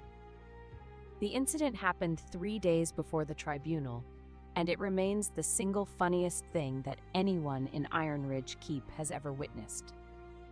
Lord Winterbourne's steward, a thick-necked man named Garrett who had been left at Ironridge to coordinate logistics, but who was actually there to intimidate and obstruct, cornered Seraphine in the Guildhall antechamber while she was reviewing the final tribunal documents. Lady Marlowe. He stepped between her and the door. He was a large man, and he used his size the way large men often do, not through direct physical threat, but through the implicit suggestion that the space he occupied was his, and anyone smaller had better work around him. Your tribunal petition is ill-advised, he said. Lord Winterbourne is prepared to offer generous terms for a withdrawal, a payment, a property, a position in the northern household. No. You would be wise to consider. I have considered. The answer is no. Garrett stepped closer. Lady Marlowe, you are a woman alone in the Borderlands with no pack, no family, and no protection. The tribunal may not go the way you expect. Lord Winterbourne has resources. Step back. And influence and allies who... I said step back. He did not step back. He reached for her arm, not to grab, not exactly, but to guide, to steer, to physically move her the way men sometimes move women when they want to emphasize that they are larger and stronger and that this is a conversation they intend to control. His hand was 6 inches from her wrist when Seraphine gathered her heavy wool skirt in one hand and lifted it exactly 8 inches off the ground. Clover came out like a white cannonball. The rabbit had been pressed against Seraphine's ankle for the entire conversation, and the thumping, rapid, furious staccato had been building with each word Garrett spoke. When the skirt lifted, Clover launched. She crossed the 3 feet between Seraphine and Garrett in approximately half a second.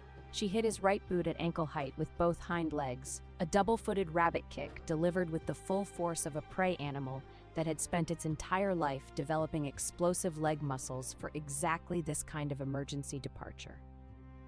The kick itself was not devastating. Clover weighed 4 pounds, but the impact, combined with the sheer cognitive disruption of being attacked by a white rabbit that had apparently materialized from a woman's skirt, caused Garrett to lurch sideways. His boot caught on the leg of a chair. The chair tipped. Garrett grabbed for the table to steady himself and caught the edge of a wooden document tray, which slid, taking with it a large inkwell that upended itself across Garrett's shirt sleeve and a stack of correspondence that scattered across the floor like paper snowflakes.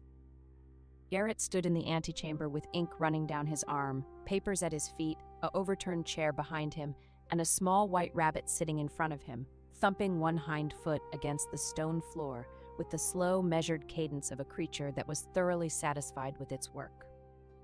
In the doorway, 2 Guildhall clerks and a border guard, who had been passing in the corridor, stood frozen in various states of astonishment and barely contained hilarity. "What?" Garrett sputtered. "What is that?" "That," Seraphine said, gathering Clover up and tucking her back into the safe, warm space beneath her skirt, "is my associate. She has strong opinions about people who crowd her workspace." Garrett looked at the ink on his arm. He looked at the papers on the floor. He looked at the border guard, who was biting his lip so hard it had gone white. "Lord Winterbourne will hear about this," he said, which was the verbal equivalent of a man trying to reassemble his dignity out of wreckage. "I do hope so," Seraphine said pleasantly. "I hear he enjoys a good story." Garrett left. The border guard waited until he was out of earshot, then doubled over laughing. The story was all over the keep by sundown, and by the following morning, the kitchen staff were leaving extra cabbage leaves outside Seraphine's door. Chapter 13. The Night Before the Tribunal. The night before the tribunal, Seraphine could not sleep. She stood at the window of her tower room and looked out at the border river, silver in the moonlight, and thought about everything she was about to do. She was about to walk into a room full of people who had watched her be humiliated and demand that they acknowledge her authority. She was about to challenge the man she had loved, outmaneuver the woman who had replaced her, and dismantle the strategy of a family that was older and richer and more powerful than she would ever be. She was terrified. Not of losing. She had done the math. The law was on her side. The evidence was overwhelming. She was terrified of winning. Because winning meant going back. Winning meant returning to the Black Pine Pack, to the halls and hearths and faces of the people who had watched her be set aside and said nothing. Winning meant being responsible again for people who had not fought for her. There was a knock at her door. "It's me," Cale said from the other side. She opened the door. He was standing in the corridor in a dark shirt, his hair slightly disheveled, as though he had been running his hands through it. He looked, for the first time since she had met him, uncertain. "I saw your candle from the yard," he said. "You should be sleeping." "I am aware of what I should be doing." "May I come in?" She stepped back. He entered. The room was small with both of them in it. Small in a way that made the air feel charged, as though the space between their bodies was conducting something that neither of them had named. He stood by the window. She stood by the desk. Clover was asleep in a basket by the fire, a small white comma of fur and contentment. "You're afraid," Cale said. "I am not." "Seraphine." She stopped. He never used her name as a weapon. He used it like a key, gently, precisely, to open something she was trying to keep locked. "I'm afraid of going back," she said. "I'm afraid of being needed by people who didn't need me enough to keep me." "They needed you. They just didn't know it until you were gone." "That's the same thing as not needing me." "No, it's not." He crossed the room. Not quickly, slowly, deliberately, giving her every opportunity to step back, to refuse the closing distance. She did not step back. It's the difference between a man who doesn't know what air is and a man who doesn't breathe. One is ignorant. The other is dead. He stopped in front of her. Close. Very close. Close enough that she could feel the warmth radiating off his body. Close enough that his breath stirred the loose strands of her golden hair. "Your pack is suffocating without you," he said. "You are the air. You have always been the air. And tomorrow you are going to walk into that hall and remind every person in it what it feels like to breathe." She looked up at him. He was looking down at her with such focus, such intensity, such barely contained want that the air between them felt like it was burning. "And after the tribunal," she asked, "if I go back to the Black Pine Pack, if I take stewardship, I'll be there and you'll be here. I'll be wherever you need me to be." "That's not an answer." "It's the only answer I have." His hand came up slowly, and his fingers brushed her jaw. A touch so light it was barely there, so careful it was almost reverent. "I will not make demands of you, Seraphine. Not tonight, not ever. You have had enough of men who demand things." "What if I want you to demand something?" The question fell between them like a lit match. Cale's blue eyes darkened. His fingers, still against her jaw, trembled. The first time she had ever seen him shake, and the knowledge that her words had caused it made her feel powerful in a way that had nothing to do with debts or trade routes or pack politics. "Then I would demand," he said, his voice low and rough, "that you eat a full supper every day, including vegetables, and that you stop staying up past midnight with your account ledger, and that you—" "Cale, let me stand next to you, not behind you, not in front of you, next to you, for as long as you'll have me." The fire crackled. Clover stirred in her basket, thumped once, the soft, sleepy thump that meant all was well in the world, and resettled. Seraphine lifted her hand and placed it flat against Cale's chest. His heartbeat was rapid beneath her palm, rapid, strong, and completely at odds with his controlled exterior. He was as terrified as she was, she realized. He was the Border Wolf King, commander of armies and master of trade routes, and he was standing in a tower room with his heart hammering because a golden-haired woman with a rabbit and a ledger had put her hand on his chest. "Next to me," she said. "Yes. Starting tomorrow. Starting now. Starting always. Starting every day from now until the borderlands crumble into the sea." She almost laughed. That was romantic. "I told you, deeply unromantic man. The most unromantic declaration I have ever received. I can do worse. Would you like to hear my opinions on grain tariffs?" She did laugh then, a real, full laugh that lit up her face and made the room warmer, and his hand slid from her jaw into her hair, gentle and reverent and shaking, and she leaned into his touch, and they stood there in the candlelight with the moonlit river outside the window and the sleeping rabbit by the fire, and an entire future balanced on the edge of tomorrow. Chapter 14, The Tribunal. The tribunal was held in the great hall of the Black Pine Pack's ancestral keep, a vast, cold, stone-vaulted room with pillars carved like pine trees, and a dais at the far end where the Alpha's chair sat under a banner of silver and black. Everyone was there. Roderick Blackpine sat in the Alpha's chair, and he looked terrible. Not in appearance, he was still devastatingly handsome because genetics are not subject to political consequences, but in demeanor. He was thin. His gray eyes were shadowed. His hands, resting on the arms of the chair, were not steady. He looked like a man who had not slept well in weeks, which was accurate because he had spent the last week discovering the full scope of the Winterborn acquisition and understanding, with mounting horror, that he had voluntarily married his pack into a trap. Alara Winterborn sat beside him in the Luna's chair, and she looked composed. Her auburn hair was immaculate. Her gown was immaculate. Her expression was immaculate. She was, to all appearances, a picture of confident authority.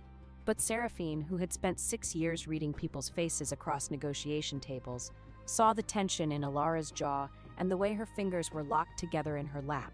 Not folded, locked, the way people hold themselves together when they are afraid of what will happen if they let go. Lord Winterborn sat in the honored guest's chair, flanked by his steward Garrett, whose sleeve still had a faint ink stain, and a lawyer whose expression suggested he had been promised an easy victory and was beginning to suspect he had been lied to. The 7 elders of the Black Pine Pack sat along one wall. Elder Marin, the oldest, caught Seraphine's eye as she entered the hall and gave her a nod so small it could have been a twitch. But it was not a twitch. The Merchant Guild representatives sat along the other wall. The Heartwood Carriers Guild Master, the River Merchants Factor, the Salt Road Commissioner, the Herb Women's spokeswoman. They had come because Seraphine had asked them to come, and because every one of them owed their best contracts to a golden-haired woman who actually read invoices. Brenna sat with the merchants, her gray hair pulled back, her arms crossed, her face set in the expression of a woman who had driven 40 wagons of grain through mountain passes in winter weather and was frankly looking forward to watching the bureaucrats try to match that. Marta sat beside Brenna, clutching a ledger of grain inventories and looking like she might vomit, but also like she might punch someone, and she had not yet decided which. Osric the historian sat in his designated corner with his leather case and his quilt coat, and his 73 years of institutional memory, looking like a man who had been waiting for this day for a very long time. And Cale Ashbourne sat at the side of the hall, in a chair that had been placed slightly apart from the others, not on the dais, not with the merchants, not with the elders, but in a position that gave him a clear line of sight to Seraphine and, not coincidentally, to every door in the room. He was wearing his border commander's coat, and his expression was the kind of calm that comes from absolute certainty about what he would do if anyone in this room made a wrong move. Seraphine entered last. She walked through the great doors of the hall in a gown of deep gold wool, not black pine colors, not Winterbourne colors, but her own, with her golden hair loose over her shoulders and her account ledger in her hand and Clover invisible under the heavy folds of her skirt. She walked down the center of the hall, past the elders, past the merchants, past Roderick and Alara and Lord Winterbourne, and she stopped at the foot of the dais. She did not look at Roderick, she looked at the elders. "I am Seraphine Marlowe," she said, and her voice carried the way voices carry in stone halls, clean, clear, and impossible to ignore. "I am a member of the Black Pine Pack by formal bond, which has never been legally dissolved. I am here to invoke the Stewardship Clause of the Black Pine Pack Charter, Chapter 7, Article 3, on the grounds that the current Alpha's governance has endangered the Pack's survival through debt, famine, and the imminent loss of sovereign territory." The hall erupted. Not literally, no one screamed or threw furniture, but the quality of the silence changed. It went from attentive to electric. Every elder leaned forward. Every merchant straightened. Lord Winterbourne's lawyer began writing furiously. Roderick gripped the arms of his chair. "You have no standing," Lord Winterbourne began. "I have full standing." Seraphine opened her ledger. "Osric, please confirm for the tribunal that Alpha Blackpine never completed the formal severance of my bond or my membership." Osric stood, opened his leather case, and held up the blank severance document. The severance was prepared on the night of the moon vow ceremony. It was never signed by Alpha Blackpine. It was never sealed by the pack historian. Under the charter, Lady Marlowe remains a full member of the Blackpine Pack. Roderick's face went white. He looked at the unsigned document, and Seraphine watched him realize, watched the understanding cross his face like a shadow, that his own carelessness, his own distraction, his own failure to complete a single piece of paperwork had given the woman he had discarded the legal right to challenge him. "That is an administrative oversight," Lord Winterbourne's lawyer said. "It is a legal reality," Seraphine said, "and here is why the Stewardship Clause applies."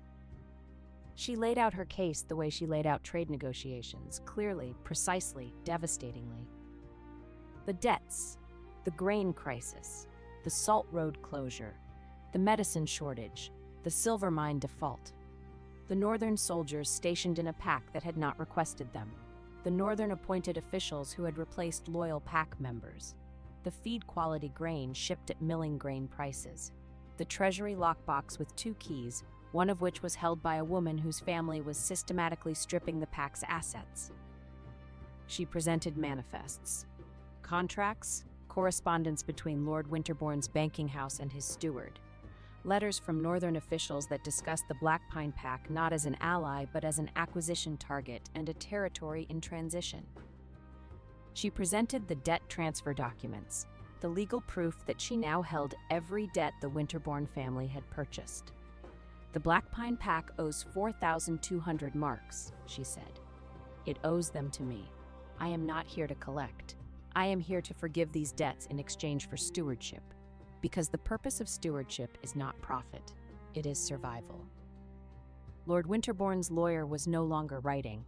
He was staring at the documents with the expression of a man who has just discovered that the ground he was standing on was never solid.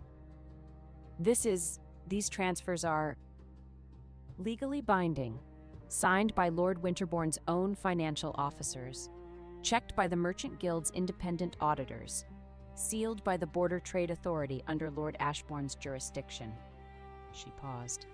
"You are welcome to examine them." He examined them. He examined them for a long time. When he looked up, his face told Lord Winterbourne everything. "The transfers are valid," he said. Lord Winterbourne stood. His composure was cracking, not dramatically, but in the small ways that composure cracks in men who have always controlled every room they entered. A tightening of the jaw, a flattening of the eyes, a voice that was a shade too controlled. This tribunal has no authority to dissolve a marriage alliance or to interfere with inter-pack trade agreements. I am not dissolving your daughter's marriage, Seraphine said. Alpha Blackpine chose Lady Winterbourne. That choice stands.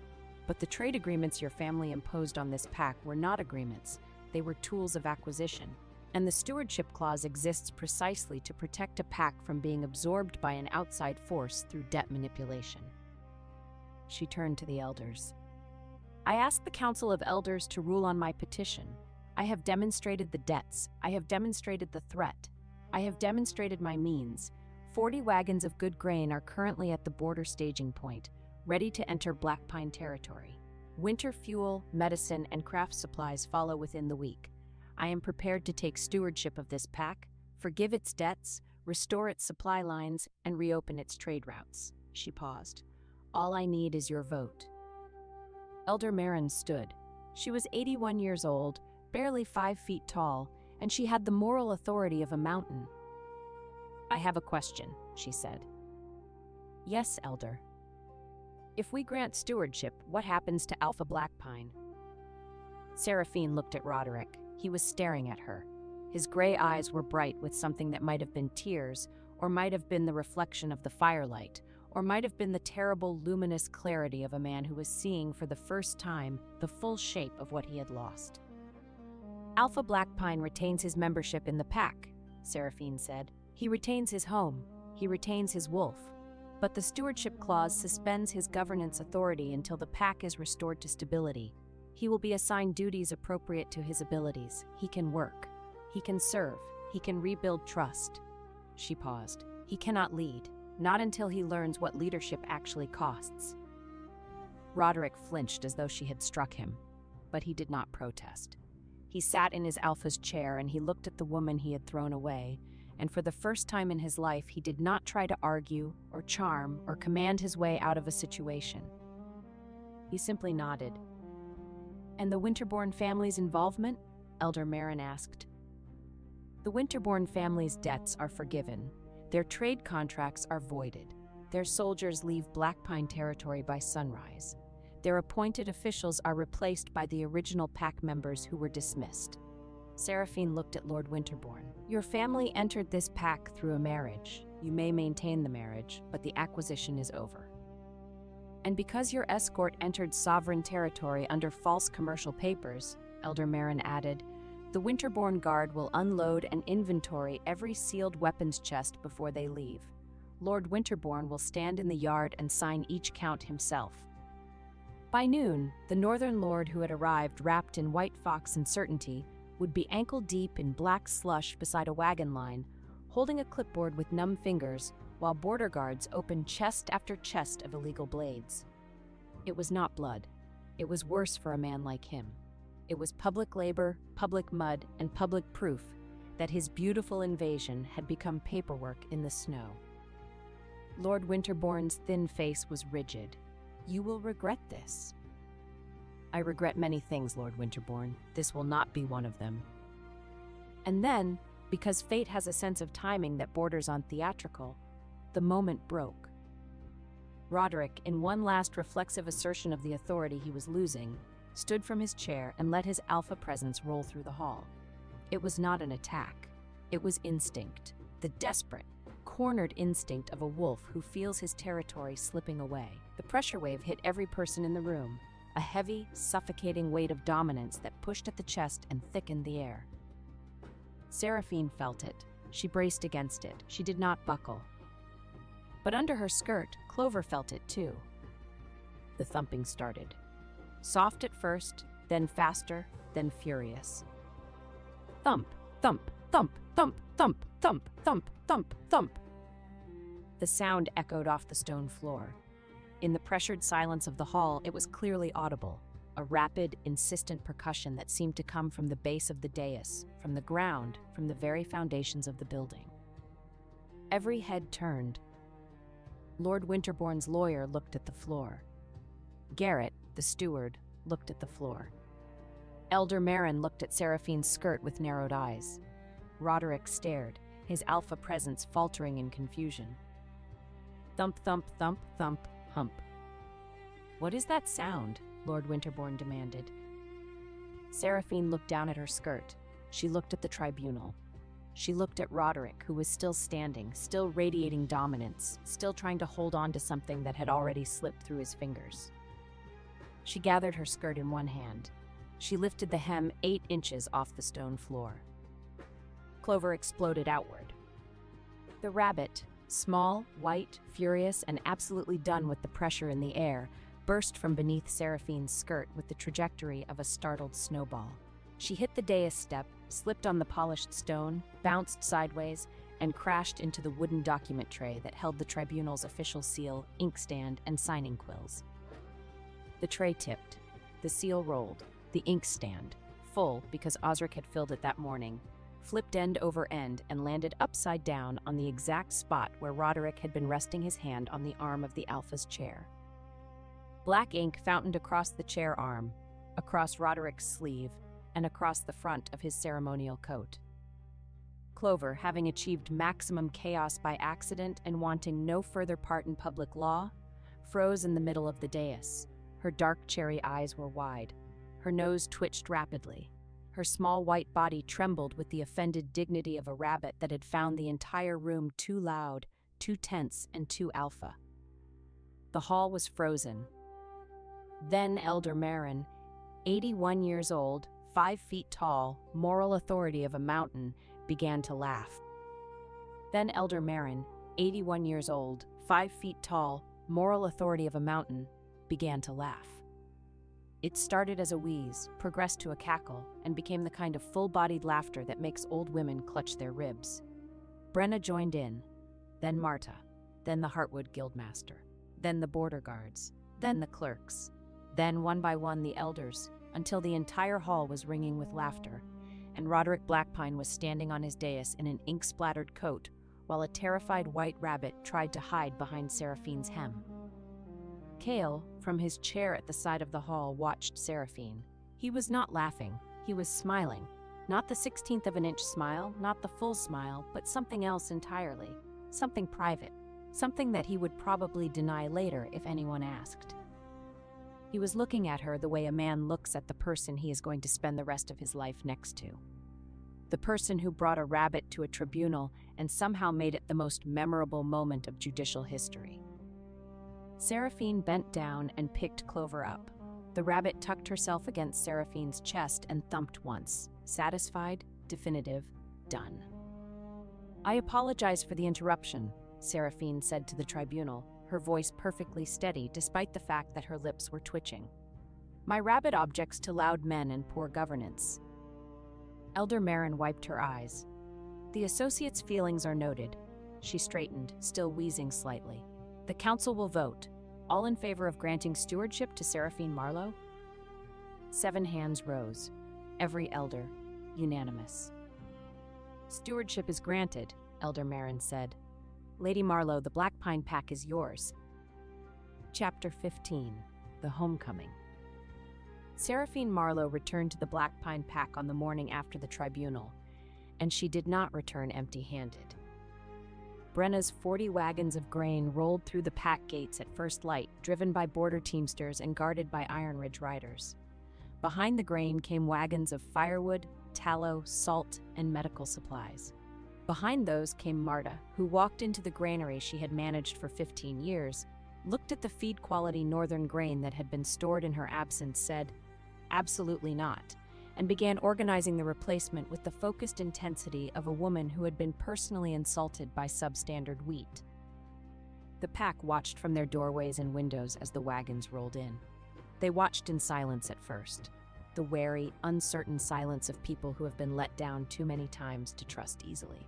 Then an old woman in the baker's row stepped out of her house, looked at the grain wagon, looked at Seraphine, and said, "Is that milling grain?" "Yes." "Good quality?" "I inspected it personally." "River Valley or Mountain?" "River Valley, this year's harvest, dry stored in the port warehouses since October." The old woman nodded. Then she did something that broke the silence of the entire street. She applauded. A single, sharp clap that echoed off the stone buildings, followed by another and another. The baker's wife joined, then the cobbler's apprentice, then the families in the doorways, one by one, hands coming together in the cold morning air until the sound rolled up the street like thunder. Seraphine stood in the center of it, golden-haired and straight-backed, with a rabbit under her skirt and a wolf in her chest and tears that she absolutely refused to let fall, and she thought, This is what power is for. The northern soldiers left by midday. Their departure was not graceful. Lord Winterbourne's steward Garrett, who was supervising the withdrawal, managed to trip over a grain sack that Marta had deliberately placed in the narrowest part of the gate corridor. He went down on one knee, his sword caught on his cloak, and his belt pouch split open, sending a cascade of copper coins across the cobblestones. 3 children, who had been watching the departure with the frank, unfiltered delight that children take in watching adults look foolish, scrambled to collect the coins and presented them back to Garrett with angelic smiles. "Thank you for visiting," the eldest child said. She was 7 years old and had clearly been coached. "Please don't come back." Garrett turned crimson, retrieved his coins, and left without further incident. Lord Winterbourne himself departed on horseback, his lawyer beside him, his thin face set in an expression that promised retribution. Seraphine watched him go from the parapet of the keep wall. "He'll be back," she said. "Eventually," Cale agreed. He was standing beside her, always beside her now, as naturally as breathing. But not soon. His leverage is gone, his debts are forgiven, his soldiers are withdrawn. The most he can do is complain to other northern families that a woman with a rabbit outmaneuvered him, and I don't think his pride will allow that. "And Alara?" They both looked down into the courtyard, where Alara Winterbourne was standing alone. She had not left with her father. She was standing by the well in the center of the courtyard, her auburn hair escaping its careful coil for the first time since Seraphine had known her, her midnight blue gown creased and travel-stained, her hands at her sides. She looked, stripped of her composure and her family's backing, very young. Seraphine went down to the courtyard. They stood on opposite sides of the well, and for a long moment, neither spoke. "Your father is gone," Seraphine said. "Yes." "You stayed." "The marriage is valid. Roderick is my husband. Whatever else has changed, that has not." Alara's voice was steady, but the shadows under her eyes were deep. "Unless you intend to dissolve it." "I don't dissolve marriages, I dissolve bad contracts. Your father's contracts were bad. Your marriage is your own business." Alara looked at her. "You hate me." "I don't hate you. I hate what you were sent here to do, but I watched you in the tribunal, and I don't think you enjoyed doing it." Something cracked in Alara's composure, a small, controlled fracture, like a line appearing in ice. "I was trained," she said, "from the time I was 12. Ledgers, contracts, debt structures, acquisition strategies. My father taught me to see every relationship as a transaction and every weakness as a purchase opportunity. I was very good at it." "You were excellent at it." "I didn't want to be." The words came out fast, as though she had been holding them for a long time. "I wanted to, I don't know, I wanted to be good at something that didn't require making people vulnerable. But my father said that was soft. He said softness was a luxury our family couldn't afford." Seraphine studied the woman who had replaced her. She saw the precision, the training, the cold competence. She also saw the exhaustion underneath it. The weariness of a person who had spent her entire life performing a role that someone else had written. "You are good at accounts," Seraphine said. "You are good at reading contracts, managing numbers, seeing patterns. Those are valuable skills. They do not have to be weapons." "What else can they be?" "Tools. For building something instead of taking something apart." She paused. "The pack needs a treasury manager. Someone who understands debt, credit, and financial structures. Someone who can prevent the kind of crisis your father's family exploited. It would not be a glamorous position. It would not be the Luna's chair, but it would be useful, and it would be yours." Alara stared at her. "You're offering me a job." I'm offering you a choice. You can go back to your father and be his instrument again, or you can stay here and be something else." The crack in Alara's composure widened. Her pale eyes filled, not quite with tears, but with the precursor to tears. The bright, painful pressure that comes when a person is offered something they did not expect and are not sure they deserve. "I'll stay," she said. Seraphine nodded. "Good. Your first task is to audit the northern grain that was delivered during your tenure. Marta says half of it is feed quality. I want to know exactly how much we were overcharged, because I intend to send the invoice to your father." Despite everything, despite the wreckage of her plans, the humiliation of the tribunal, the collapse of her family's strategy, Alara Winterbourne laughed. It was a small, startled, genuine sound, and it made her look, for the first time, like a woman rather than a strategy.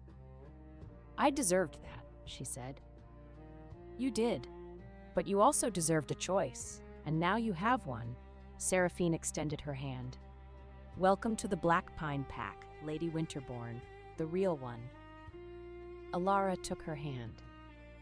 Chapter 16: The Reckoning of the Alpha. Roderick Blackpine's punishment was not dramatic. There was no public flogging, no chains, no exile. Seraphine understood, had always understood better than Roderick himself, that the most devastating thing you could do to a proud man was not to hurt him, but to make him useful. He was assigned duties, humble ones. He carried grain sacks from the wagons to the granary, heavy, dirty, back-breaking work that he had never done in his life because he was an alpha. And alphas gave orders about grain sacks rather than carrying them. He repaired the eastern border cottage, the one with the leaking roof, the one he had tried to banish Seraphine to, under the supervision of the pack's carpenter, who was a woman named Dag, who had once arm-wrestled a bear and who took visible pleasure in correcting Roderick's shoddy roofwork. "That nail is crooked," Dag said.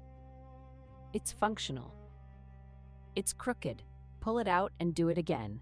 Lady Marlowe lives in a keep with straight nails. The least you can do is provide the same standard for the cottage."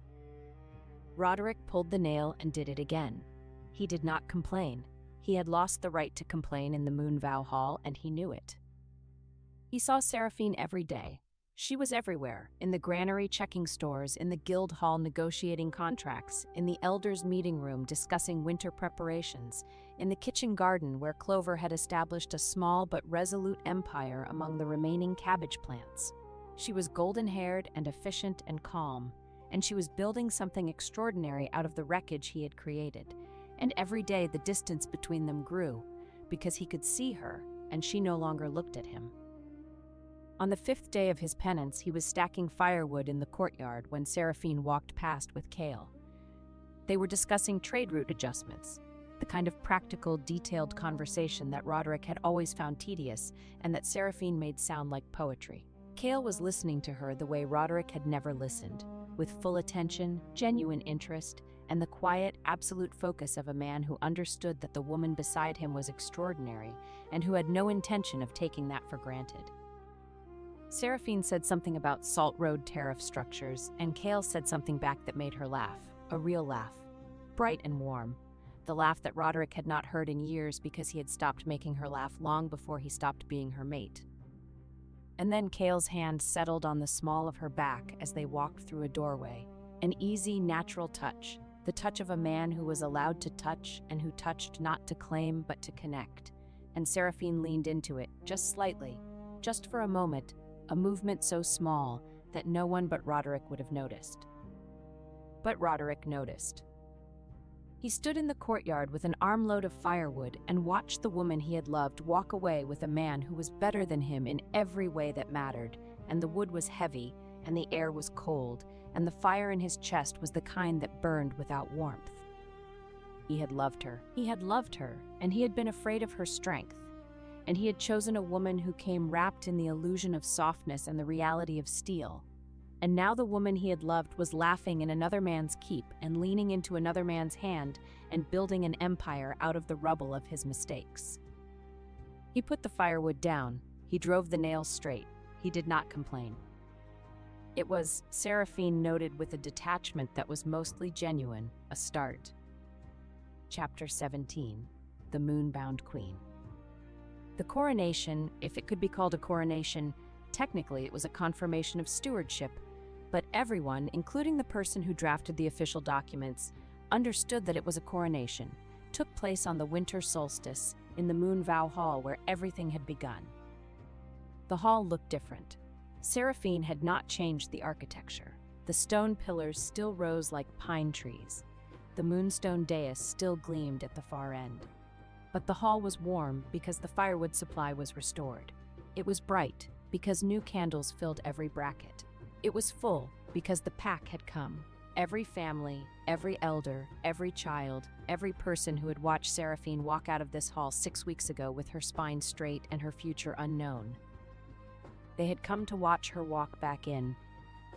The merchants were there, the Heartwood Guildmaster, the River Factor, the Salt Road Commissioner, all of them people who had done business with Seraphine for years and who had come to see her formally recognized. Brenna was there, wearing a new coat and the trade license that Seraphine had promised her, looking like a woman who had driven 40 wagons through a mountain pass and would do it again tomorrow if asked. Marta was there, standing near the granary delegation, clutching a grain manifest that showed the stores at full capacity for the first time in 3 months. Osric was there, in his quilt coat, holding the charter as though it were a holy relic, which to him it was. Alara was there.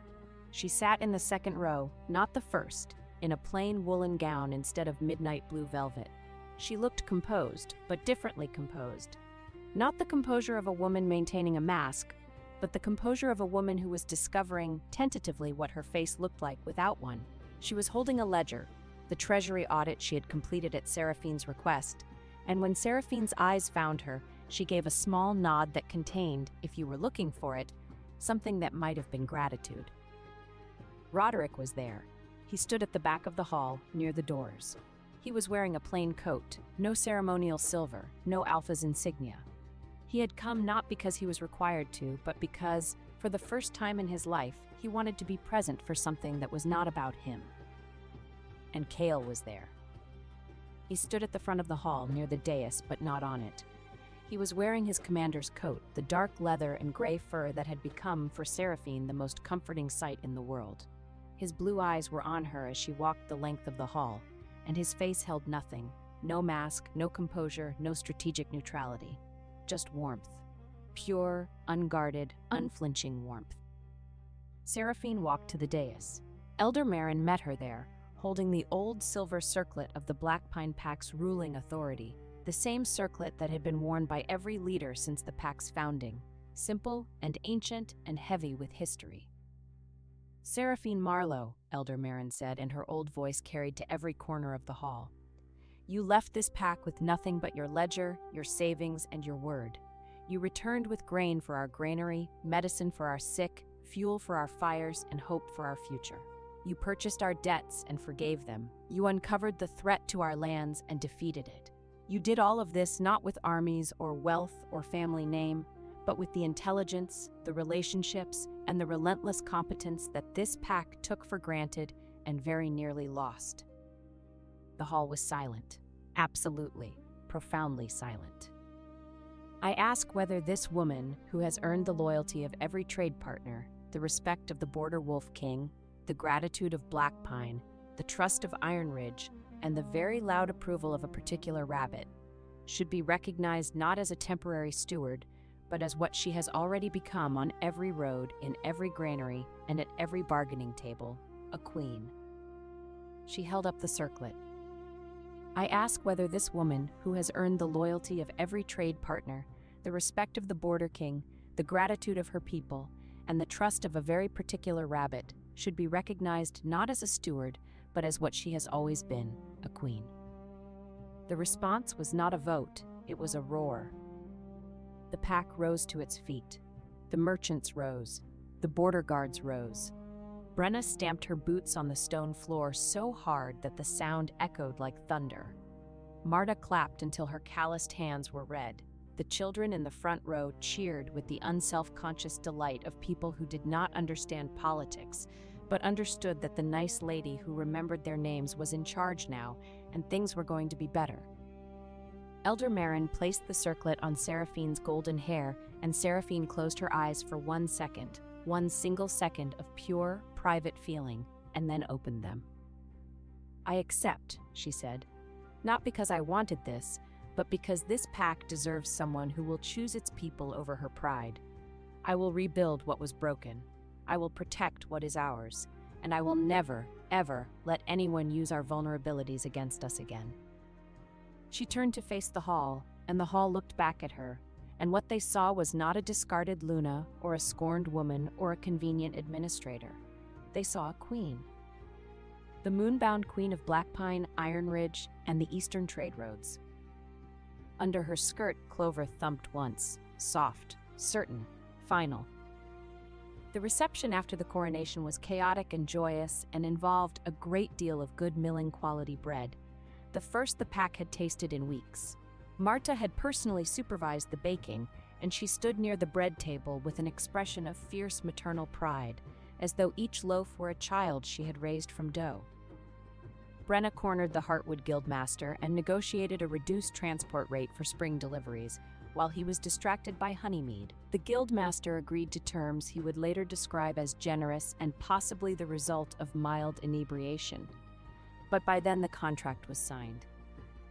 Osric sat in his corner and cried quietly into his quilt coat, which was the happiest Seraphine had ever seen him. One of the younger border guards, a sandy-haired man named Finn, who had been assigned to Seraphine's escort during the grain runs, brought her a cup of mead and said with the earnest directness of a 23-year-old who had been thoroughly smitten for weeks, "My lady, if there is ever anything you need, anything at all, I am entirely at your service." "Thank you, Finn." "Anything, day or night, rain or shine, I mean that quite seriously." "I know you do." Kale, who had appeared at Seraphine's shoulder with the silent, lethal efficiency of a man who had a sixth sense for when younger men were being too attentive to the woman beside him, said, "Finn." "My lord?" "The Eastern Watchtower needs a night patrol." "Now, my lord." "Now, Finn." Finn left, looking slightly dazed but fundamentally unharmed. Seraphine looked at Kale. Kale looked at his mead. "That was unnecessary," she said. "The Eastern Watchtower is chronically understaffed." "You're jealous." "I am strategically allocating personnel." "You are jealous, and you are bad at hiding it." "I am the Border Wolf King. I do not get jealous. I get territorial." He paused. "There is a significant difference." "Is there?" "Jealousy is irrational. Territoriality is biological." "And which biological impulse prompted you to send a 23-year-old to a watchtower in the middle of winter?" "The one that responds to men who say day or night, rain or shine to women who are not their mates." He took a sip of mead. "I can recall him if you found his attention flattering." "I found his attention sweet." "Sweet." The word came out as though it had personally offended him. "I will endeavor to be sweet. Would you like me to bring you mead and make earnest declarations? I can attempt an expression of youthful devotion. I should warn you, my face may not cooperate." Seraphine laughed. She laughed so hard she had to put down her own cup. And when she straightened, Kale was looking at her with that expression, the one that was not the 16th of an inch smile or the full smile, but something else, something that he had stopped trying to hide. "Come outside," she said. They went to the courtyard. It was cold and clear, and the moon was full, an enormous luminous moon that turned the snow on the mountains into silver and made the world look like it had been painted in light. They stood side by side, the way they had been standing for weeks, always side by side, always close enough to touch, always just barely not touching. "I have something to ask you," Seraphine said. "Ask."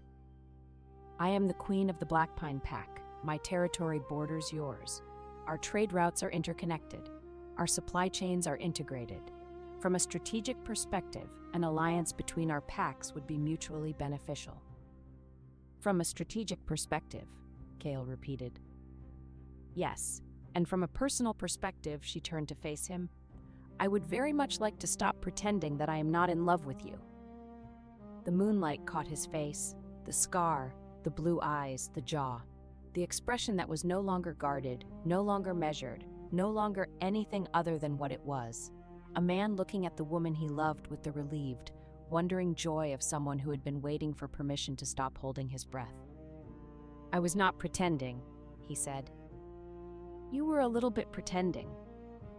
I was strategically managing my emotions. You were pretending." "I was. All right, I was pretending." He took her hand. Both hands. He held them the way he had held them on the mountain pass, warm, steady, certain. "I have been pretending since the moment I saw you in that way station, covered in mud, clutching an account ledger, with a rabbit in your cloak and your spine straighter than my sword. I have been pretending through every meeting, every trade negotiation, every blizzard cloak and mountain pass and midnight account session. I have been pretending because you had just been betrayed by a man who used love as leverage, and I would rather have pretended for the rest of my life than make you feel that my love came with a price." "It doesn't come with a price?" "It comes with a standing interest rate, an annual review, and a penalty clause for insufficient vegetable consumption at supper." She hit his shoulder. He caught her hand and held it against his chest, where his heart was beating fast and hard beneath the leather and fur and the warm solidity of him. "Seraphine Marlowe," he said, "moonbound queen, most formidable woman in the borderlands. Will you choose me? Not because you need me. Not because I am useful. Not because my territory borders yours or my trade routes complement yours. But because I am the man who walked into a blizzard without a cloak to find you, and I would do it again every night for the rest of my life, and I would like the opportunity to also argue about supper. You are the most unromantic man I have ever met. You have mentioned this. I love you." "I know. Your rabbit told me." She kissed him. Or he kissed her. It was difficult to determine who moved first because they had been moving toward each other since the way station, since the blizzard, since the moment their eyes met across a common room full of soldiers, and neither of them had looked away.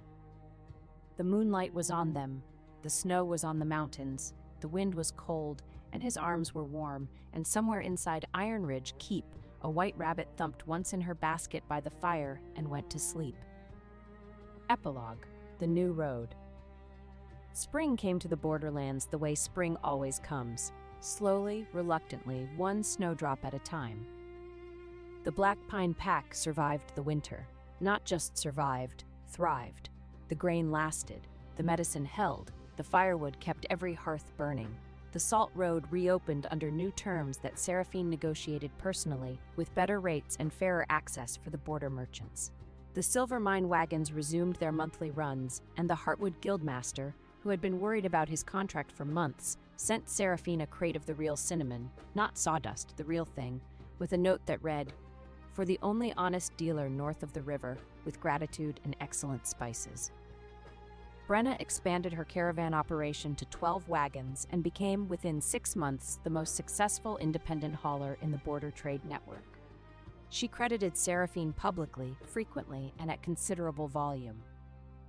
Marta reclaimed her granary and ran it with the fierce, methodical joy of a woman who had been given back her purpose. She also adopted 3 cats to patrol the grain stores for mice, and she named the meanest one Garrett.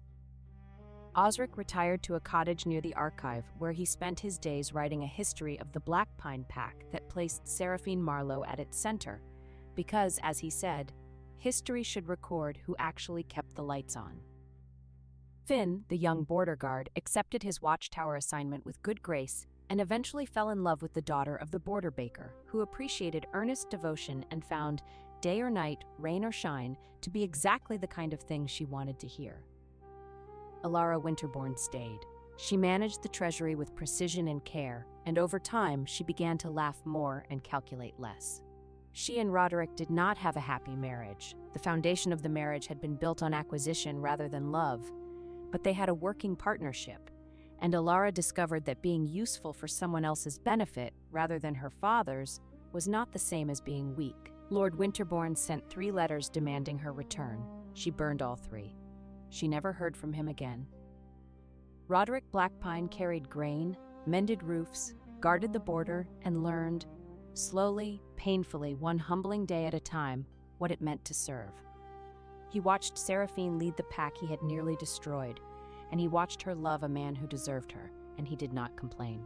Some nights, when the moon was full and the wind carried the sound of wolves in the wild country, he stood at the edge of the pack territory and looked toward Iron Ridge Keep, where a light burned in the east tower, and he thought about everything he had lost. He did not go back. There was nothing to go back to.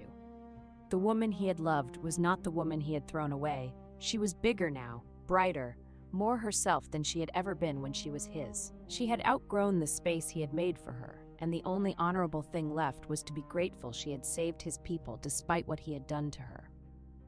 He was grateful. It was not enough. It would never be enough. But it was a start.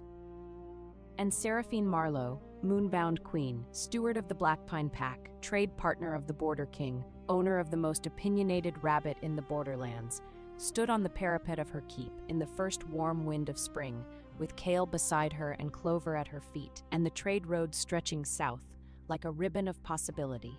And she looked at her kingdom and her king and her future, and she smiled. It was not a strategic smile. It was not a measured smile. It was the smile of a woman who had been thrown out, beaten down, stripped of her title, severed from her bond, offered a leaking cottage and a monthly allowance, and who had responded by buying back the debts of the people who betrayed her, outmaneuvering a northern banking dynasty, winning a tribunal with the help of a rabbit, and becoming a queen. It was in every way that mattered, the smile of a woman who had chosen herself, and who had been chosen in return by a man who understood that love is not about possession, but about standing next to someone in a blizzard and giving them your cloak. Clover thumped. Kale looked at the rabbit. The approval thump? The approval thump. Good. He took Seraphine's hand. I aim to maintain a satisfactory rating. Your rating is under annual review. I look forward to the performance evaluation. The spring wind blew, warm and full of promise, and the trade road was open, and the grain was in the granary, and the boots were on the children's feet, and the moonbound queen stood on her wall with her king beside her and her rabbit at her feet and the whole bright, difficult, wonderful world ahead of her. And somewhere in the borderlands, a waystation innkeeper told a traveler the story of a golden-haired woman who walked out of a wolf pack with nothing but an account ledger and a rabbit and came back as a queen. And the traveler said, "That can't be true." And the innkeeper said, "Every word." I poured her first cup of tea. And the wind carried the story south, down the trade road, past the river towns and the merchant guilds and the coastal ports, until it reached the kind of people who needed to hear it. The overlooked, the undervalued, the women who kept everything running and received no credit, the ones who had been offered leaking cottages and monthly allowances and told they should be grateful. And those women heard the story of Seraphine Marlowe, and they looked at their ledgers, and they looked at their supply lines, and they looked at the small, warm, stubborn creatures that followed them through their days, the cats and rabbits and stubborn goats and loyal dogs, and they thought, if she could do it with nothing but a ledger and a rabbit and a spine made of silver, then so can I. Thank you for listening. Please follow Moonlit Romance Library for more Rejected Mate, Alpha Regret, and Chosen Love werewolf romances.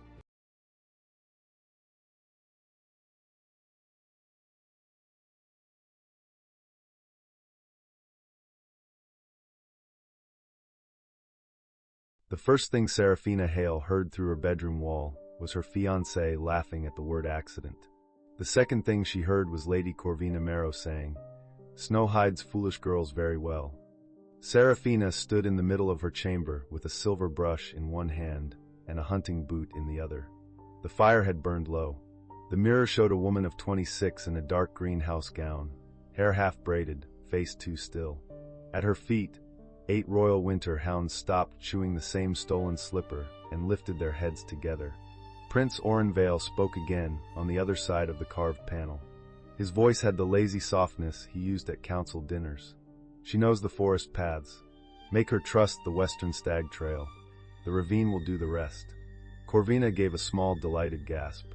You sound almost cruel. Cruel would be breaking the betrothal in open court, Oren said. This is cleaner. A tragic misdirection during the winter hunt. Her hounds will scatter. She will panic. By sunset, father will need a new bride for the Border Alliance. Serafina lowered the boot. Captain Biscuit, largest of the hounds, rose with the patience of a judge. Duchess followed. Buttons wagged once, then sneezed into the slipper. Orin added, "Besides, she is only the Royal Kennel Master's pretty daughter. My father liked her mother's service record. That does not make her fit to sit beside me." The silver brush bent in Serafina's hand. For 3 breaths, she did nothing. That was important. Her mother had taught her not to loose a hound until the hound understood the shape of the field. So Serafina listened. She heard Silk brush stone. She heard Orin lift a cup from the little table in the adjoining guest salon. She heard Corvina murmur that she had already moved the western trail markers. Then Serafina set the brush down and smiled at her hounds. "Good evening, respectable criminals," she whispered. "We're going to practice manners." Every tail began to move. She crossed the room, opened the hidden panel, and stepped into the guest salon with all 8 hounds at her skirts. Orin was standing too close to Corvina beside the wine table. His dark blue coat was unbuttoned at the throat. Corvina's white fur wrap sat over Serafina's own chair. They both turned at once. Serafina looked at the wine, the trail map, the shifted markers drawn in red ink, and the little knife Corvina had used to scrape wax from the royal hunt seals. "My lord," Serafina said, "my lady." Orin went pale. "Soha, this is not what it appears to be." "Excellent," she said, "because it appears to be a planned disappearance with poor handwriting." Corvina recovered faster. She smiled with her lips and not her eyes.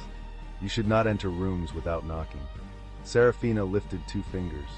Captain Biscuit put both front paws on Orin's chest and flattened him onto the carpet.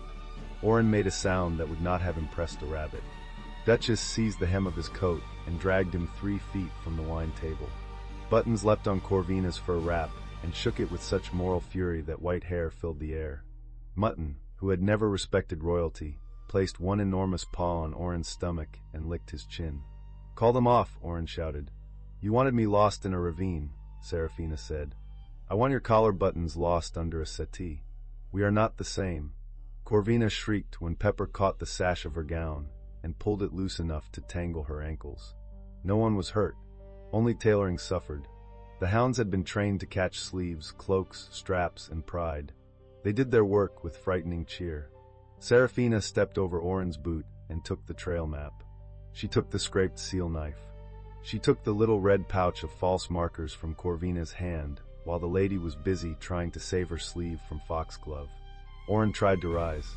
Captain Biscuit lowered his head and breathed directly into the prince's face. "He has eaten boiled cabbage," Serafina warned. "Make choices with that knowledge." Orin froze. For one wild moment, laughter climbed Serafina's throat. It was sharp and bright and wrong. She let it out anyway. The sound startled Corvina more than the hounds had. Serafina backed toward the panel. "I will send someone for the furniture. You may want new furniture. Also new soles." "Sarah," Orin said, voice breaking, "you cannot do this. Watch me." She whistled once. 8 hounds released Silk, Wool, Buttons, and Dignity. They rushed after her through the panel. Serafina shut it, bolted it from her side, and ran. She laughed down the corridor until the laugh cracked. She laughed past the tapestry of the first winter hunt. She laughed down the servant's stair, while Buttons carried Corvina's fur wrap in his mouth like a fallen enemy banner. By the time she reached the kennels, the laugh had become a sob she could not swallow. The royal kennels were warm with straw, iron stoves, and dog breath. 32 hounds lifted their heads from their beds. The youngest pups tumbled over each other to reach her. The old lead bitch, Grandmother Pike, opened one eye and judged everyone. Serafina shut the kennel door behind her and pressed both hands to her mouth. Orin had planned the western ravine. Corvina had moved the markers. The prince had said only the kennel master's daughter. Only pretty, only useful until a cleaner bride appeared. Her knees weakened. Captain Biscuit leaned his weight against her thigh. Duchess pushed her head under Serafina's hand. Buttons dropped the fur wrap and sat on it, proud and unhelpful. Serafina allowed herself 12 breaths. On the 13th, she stood. Crying was permitted. Collapse was not. She crossed to the tack room and lit 2 lamps. The kennel ledgers waited in their cabinet. She pulled the winter feed book, the hunt route register, the injury log, and the sealed copy of the hound master's oath. Her mother had made 3 rules for a woman cornered by a noble house. First, leave with proof. Second, leave with witnesses. Third, leave loudly enough that silence becomes suspicious. Serafina took all 3 rules personally. She packed the ledgers in oilcloth. She strapped grain pouches to 6 sled harnesses. She opened the iron cage where the hunt whistles hung and took the black horn whistle that had belonged to her mother. Then she paused at the smallest hook. A child's whistle hung there on a frayed blue cord. It was plain bone, carved with a crooked moon. A boy had given it to her in a snowstorm when she was 8. He had found her crying under a pine before she ever came to the palace. He had wrapped his own scarf around her and said, very severely, that brave girls were still allowed to ask for help before freezing to death. She had never learned his name. Serafina put the old whistle around her neck. The hounds watched with bright eyes. "We are not sneaking away," she told them. "We are conducting a professional relocation." Grandmother Pike groaned. "Do not take that tone." 1 hour later, the eastern kennel gate opened on a site the palace would discuss for years. Serafina Hale walked out under a hard white moon wearing her training coat, tall boots, and a belt full of whistles. Behind her came 32 royal winter hounds in travel harness. 6 dragged sleds of ledgers, feed, medicines, blankets, and 1 stolen white fur wrap that Buttons refused to surrender. At the front, Captain Biscuit carried Orin's torn collar in his mouth. Serafina stopped at the public hunt board in the stable court. She pinned the red pouch of false trail markers beside the royal map. Under it she wrote, in the bold hand her mother had beaten into her, "The Western Trail was tampered with. Ask Prince Orin why." After a moment, she added, "Do not feed traitors to the hounds. It upsets the hounds." The stable boys read it twice. One of them whispered, "Mistress Hale, where are you going?" "To the border," Serafina said. "The hounds require fresher company." Captain Biscuit wagged. No one stopped her. By dawn, the palace bells were behind them. The city road lay buried under clean snow, and Serafina had cried enough to leave salt on her scarf. Her hounds moved around her in disciplined waves. Some ran ahead to read the wind. Some guarded the sleds. Buttons kept trying to wear Corvina's fur wrap and falling sideways into drifts. Serafina should have gone south to her mother's cousin. She should have sought a magistrate. She should have stayed in the palace and forced a hearing before Orin could prepare his lies. Instead, she had chosen the border road. The border was where grain shortages were whispered about in the palace kitchens. It was where soldiers wrote complaints that disappeared inside sealed offices. It was where her mother had once said truth traveled faster because hungry men had less patience for court perfume. It was also the road Orin would least expect a kennel woman to take with 32 hounds and several sleds of incriminating paper. At mid-morning, Grandmother Pike stopped beside a frozen ditch and growled. Serafina raised a fist. Every hound halted. The road ahead curved through black firs. Beyond the firs came the low iron sound of horses moving under armor. Not palace riders. The rhythm was heavier, colder, controlled by people who expected ambush and had survived many. Captain Biscuit moved in front of Serafina. "Easy," she said. The first rider appeared between the trees. He was tall even on a tall black horse. A charcoal cloak hung from shoulders built for war rather than court. His hair was black, wind-torn, and swept back from a face cut with hard lines. A scar crossed the edge of his jaw. His eyes were the pale steel gold of an alpha who had stopped asking rooms for permission years ago. Behind him rode 20 border soldiers, all lean, all cold, all watching the hounds with the same wary calculation. The lead rider reined in. Serafina looked up at him. He looked down at her sleds, her hounds, her red eyes, and the stolen fur wrap currently wrapped around Button's middle. "Is this a rebellion?" he asked, "or a kennel exercise with poor paperwork?" Serafina wiped her face with the back of one glove. "That depends who is asking." General Rurik Voss of the Frost March. She stiffened. Every servant in the palace knew that name. The border alpha general was called cold-blooded by people who had never spent a winter without firewood. He had broken raider sieges, dragged 3 corrupt quartermasters to judgment, and once refused to bow to Orin at a feast until the prince apologized to a wounded soldier. Rurik's gaze moved over the hounds again. And you are? Serafina Hale, Royal Hound Trainer. Former fiancé of Prince Oren, unless he has developed courage during breakfast. One of the soldiers coughed. Rurik did not blink. Former? He planned to lose me in a ravine during the winter hunt. I objected with dogs. The general's horse shifted. Rurik's gloved hand tightened on the reins. Did you kill him? He asked. No. Did the dogs? Also no. They mauled his tailoring. A second soldier turned his face away. Rurik leaned slightly forward. Snow dusted the black sweep of his hair. You left the palace with every royal hound. Not every hound, Serafina said. I left 3 elderly spaniels. They are politically unreliable. For a moment, his mouth changed. It was not a smile. It was the memory of one. Then a cartwheel cracked behind his line. A grain wagon lurched sideways in the road. 2 soldiers jumped down to steady it. One sack fell from the back, burst against a stone, and spilled pale kernels across the snow. Serafina smelled the problem before anyone spoke. The hounds smelled it too. Grandmother Pike lowered her nose. Captain Biscuit sneezed and looked offended. Rurik turned in the saddle. Hold that sack. Serafina walked past him without asking. A border sergeant moved to block her, then stopped when 32 hounds politely considered removing him from the path. She crouched beside the torn sack. Wheat should smell dry, grassy, faintly sweet. This smelled of cellar mold, river silt, and something sharp that belonged in mortar. She pushed her fingers into the grain and rubbed. Grit scratched her glove. Sand, she said. Rurik dismounted in one smooth motion.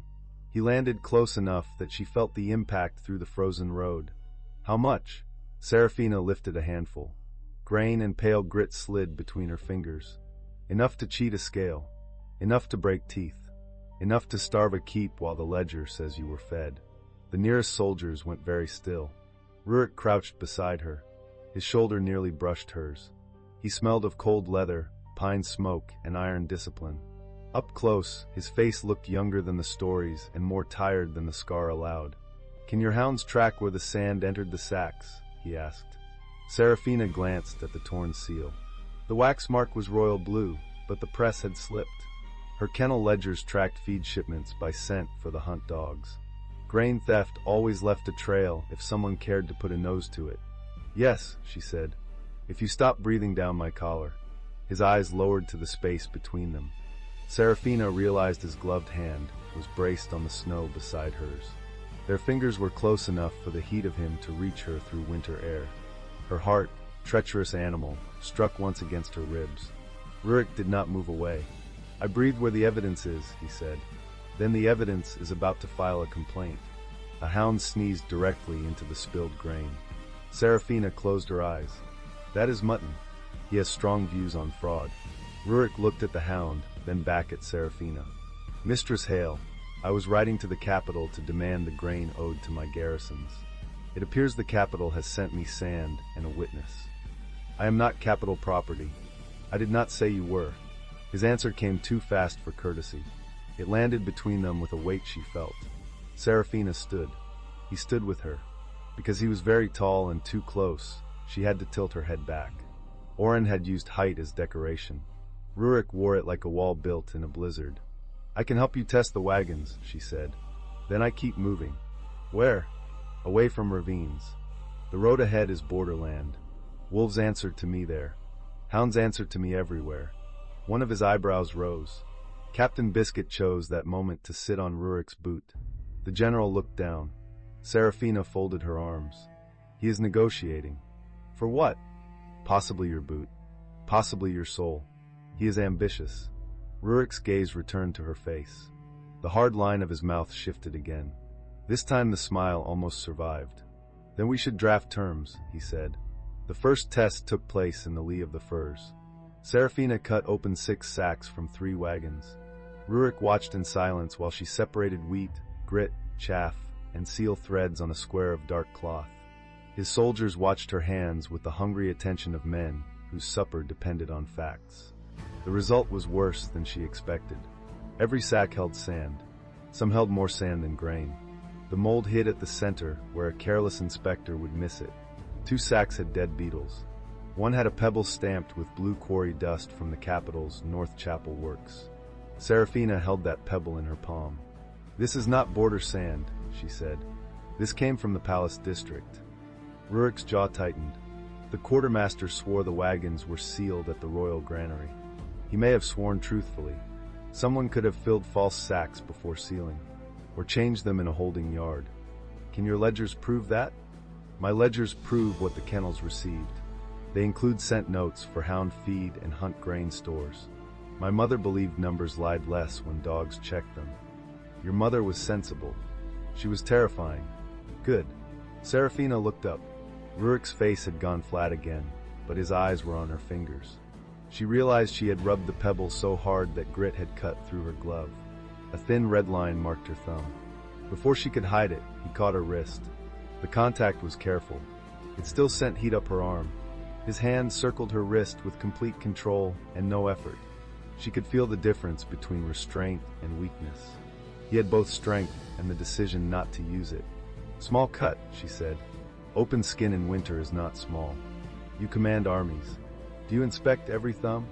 "Only the ones holding evidence." His thumb pressed the heel of her glove back. The motion exposed the cut.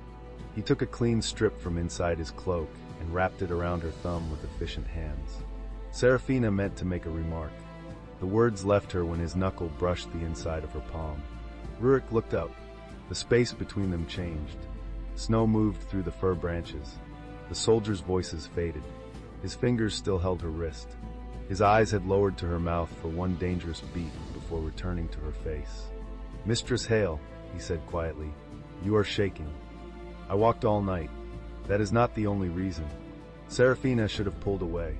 Instead, she leaned half an inch closer, angry that he had noticed, angrier that the notice did not feel cruel. "Do you always diagnose witnesses?" "Only when they arrive with 32 hounds, a stolen fur, and evidence of a planned disappearance." "A planned disappearance. Do not inflate my importance. I rarely need to inflate what is already large." His voice had gone lower. It struck under her ribs with an alarming lack of permission. Captain Biscuit sneezed between them. Serafina snatched her hand back. That was late but effective. Rurik looked at the hound. "He objects. He believes bandages should be paid for in dried liver." "Reasonable." The general gave the hound a strip from his saddlebag. Captain Biscuit accepted it with the solemnity of a treaty signing. By noon, Rurik had turned his column toward Frostgate Keep instead of the capital. Serafina objected immediately. "I said I would help test wagons. I did not agree to become a military attachment." "You have no safe lodging on this road," Rurik said. "Prince Oren will send riders. My keep has walls, witnesses, and enough legal clerks to make a liar regret literacy." That sounded almost charming until the clerks. "My charm is rationed. Your soldiers must suffer. They are alive." He said it without pride. Serafina heard the cost under it. They rode with her hound caravan between the grain wagons and the cavalry. Rurik offered her a spare horse. She refused and walked beside the sleds until the road iced over near a narrow bridge. Buttons slipped first. The sled lurched. Serafina grabbed the trace line, lost her footing, and slid toward the bridge rail. Rurik reached her before the hounds could. One arm locked around her waist and pulled her back against his chest. His other hand caught the sled rope. The motion stopped her hard enough to knock breath from her lungs. For one suspended second, Serafina stood pressed against him from shoulder to hip. His cloak wrapped around her side. His body was winter hard and living hot. She felt his breath at her hairline. "Still objecting to military attachment?" he asked against her ear. Her pulse did something humiliating. "I object to bridges that betray women in public. The bridge will be disciplined." "Severely?" "Without mercy." She looked down at his hand spread over her waist. He released the sled rope, but not her. His thumb had landed over the seam of her coat. Through wool and leather, she still felt the pressure of it. "General," she said. "Yes. Your soldiers are watching. They have been ordered to survive worse." Serafina turned her head. His face was close enough that she could see pale frost in his lashes. The cold-blooded Alpha General did not look cold now. He looked controlled by the width of a knife edge. "I can stand," she said. "I know. Then why are you still holding me?" A pause opened. His answer was very quiet. "Because you nearly fell. That was earlier." "I am aware." The hounds began to howl. Not a danger howl. Worse, a delighted howl. Serafina closed her eyes as all 32 hounds announced to the entire road that their mistress was being held by a tall man and had not bitten him. Rurik released her slowly. "Your pack reports everything," he said. "They were raised in court. Gossip is in the mortar." The hounds kept howling until Grandmother Pike barked once. Silence fell at once. Rurik looked at the old bitch with respect. "I want her on my council. You cannot afford her. What does she demand?" "Blankets, meat, and the right to judge men from a cushion. Half my council already does that." Serafina laughed before she could stop herself. The sound surprised them both. Rurik looked at her as if the laugh had shown him a door he had not known existed. Serafina looked away first. Frost Gate keep rose from the border cliffs at dusk. It was not beautiful in the palace sense. No gold domes, no painted saints, no perfumed arches. It was black stone, smoke, iron gates, and men on the walls with crossbows. The mountain wind struck it and broke. Hungry soldiers lined the yard when the wagons entered. Their cheeks were hollow. Their winter coats had been patched too often. A young guard in his early 20s stared at the grain sacks with such plain hope that Serafina's stomach twisted. Rurik dismounted before the main steps. "No sack opens for the kitchens until Mistress hail and my quartermaster inspect it," he ordered. "Any man who steals before inspection eats sand first." The soldiers managed a tired laugh. A young woman in a brown grainwatch coat pushed through them with a ledger under one arm and a steel staff across her back. Her dark braid was pinned high, her nose had been broken once, and every starving soldier made room for her without being told. "General, if the capital has sent us more rotten wheat, I am feeding the royal seals to the goats." "Grain Watch Captain Marave," Rurik said. "She monitors the border grain line, audits every wagon, and breaks the fingers of men who think hunger is paperwork." "Captain, this is Serafina Hale, Royal Hound Trainer. She found sand in the shipment." Marave looked Serafina up and down. "You brought dogs." "Hounds," Serafina corrected. "They eat." "With enthusiasm. Then they are soldiers. Welcome." Serafina liked her at once. Marave gave no court bow. She offered Serafina a square nod, then crouched and held one hand toward Captain Biscuit. The hound sniffed her knuckles, sneezed once, and accepted her as a public servant with potential. "He approves," Serafina said. "Good," Marave replied. "I have been rejected by bishops. I could not survive rejection by a working dog." Rurik said, "Captain Vey is honest, armed, and impossible to flatter." "A rare government office," Serafina said. Marave pointed her ledger at the sacks. "Then let us make it useful before someone important lies at me." Within an hour, the keep yard became an inspection hall. Torches burned in iron baskets. Sacks were opened under guard. Serafina set hounds in pairs to scent mold, silt, and false grain oil. Marave weighed samples, sealed jars, and made every driver say his route aloud in front of witnesses. Rurik stood over the work with the stillness of a locked gate. One wagoner tried to step backward when Duchess found silt under the clean top layer. Marave caught him by the elbow, turned his wrist with neat efficiency, and sat him on a flour barrel before he could blink. "Running makes ink suspicious," she told him. The wagoner swallowed. "I was stretching, then stretched toward the truth." Serafina tried not to laugh and failed. Rurik looked at Marave with the expression of a commander watching a regulation write itself. More than half the shipment was fraudulent. The soldiers did not shout. That was worse. Hunger had already burned the noise out of them. Serafina watched a young guard pick 3 good kernels from a bad sack and place them in his pocket. Not stealing, saving proof that the good grain had existed somewhere before it was taken. Her throat tightened. Rurik saw her looking. "This is why I was riding to the capital," he said. "The Frost March paid taxes in silver, timber, and service. The royal granary answered with excuses. Oren knew. I sent 6 petitions. He signed 3 dismissals. The prince's name turned the cold inside her into a cleaner thing. Then we will give him a 7th document," she said. "One he cannot dismiss." Rurik turned toward her. Serafina was tired. Her eyes burned. Her thumb hurt. Her heart had been dragged over stones by a man who had planned to lose her in snow.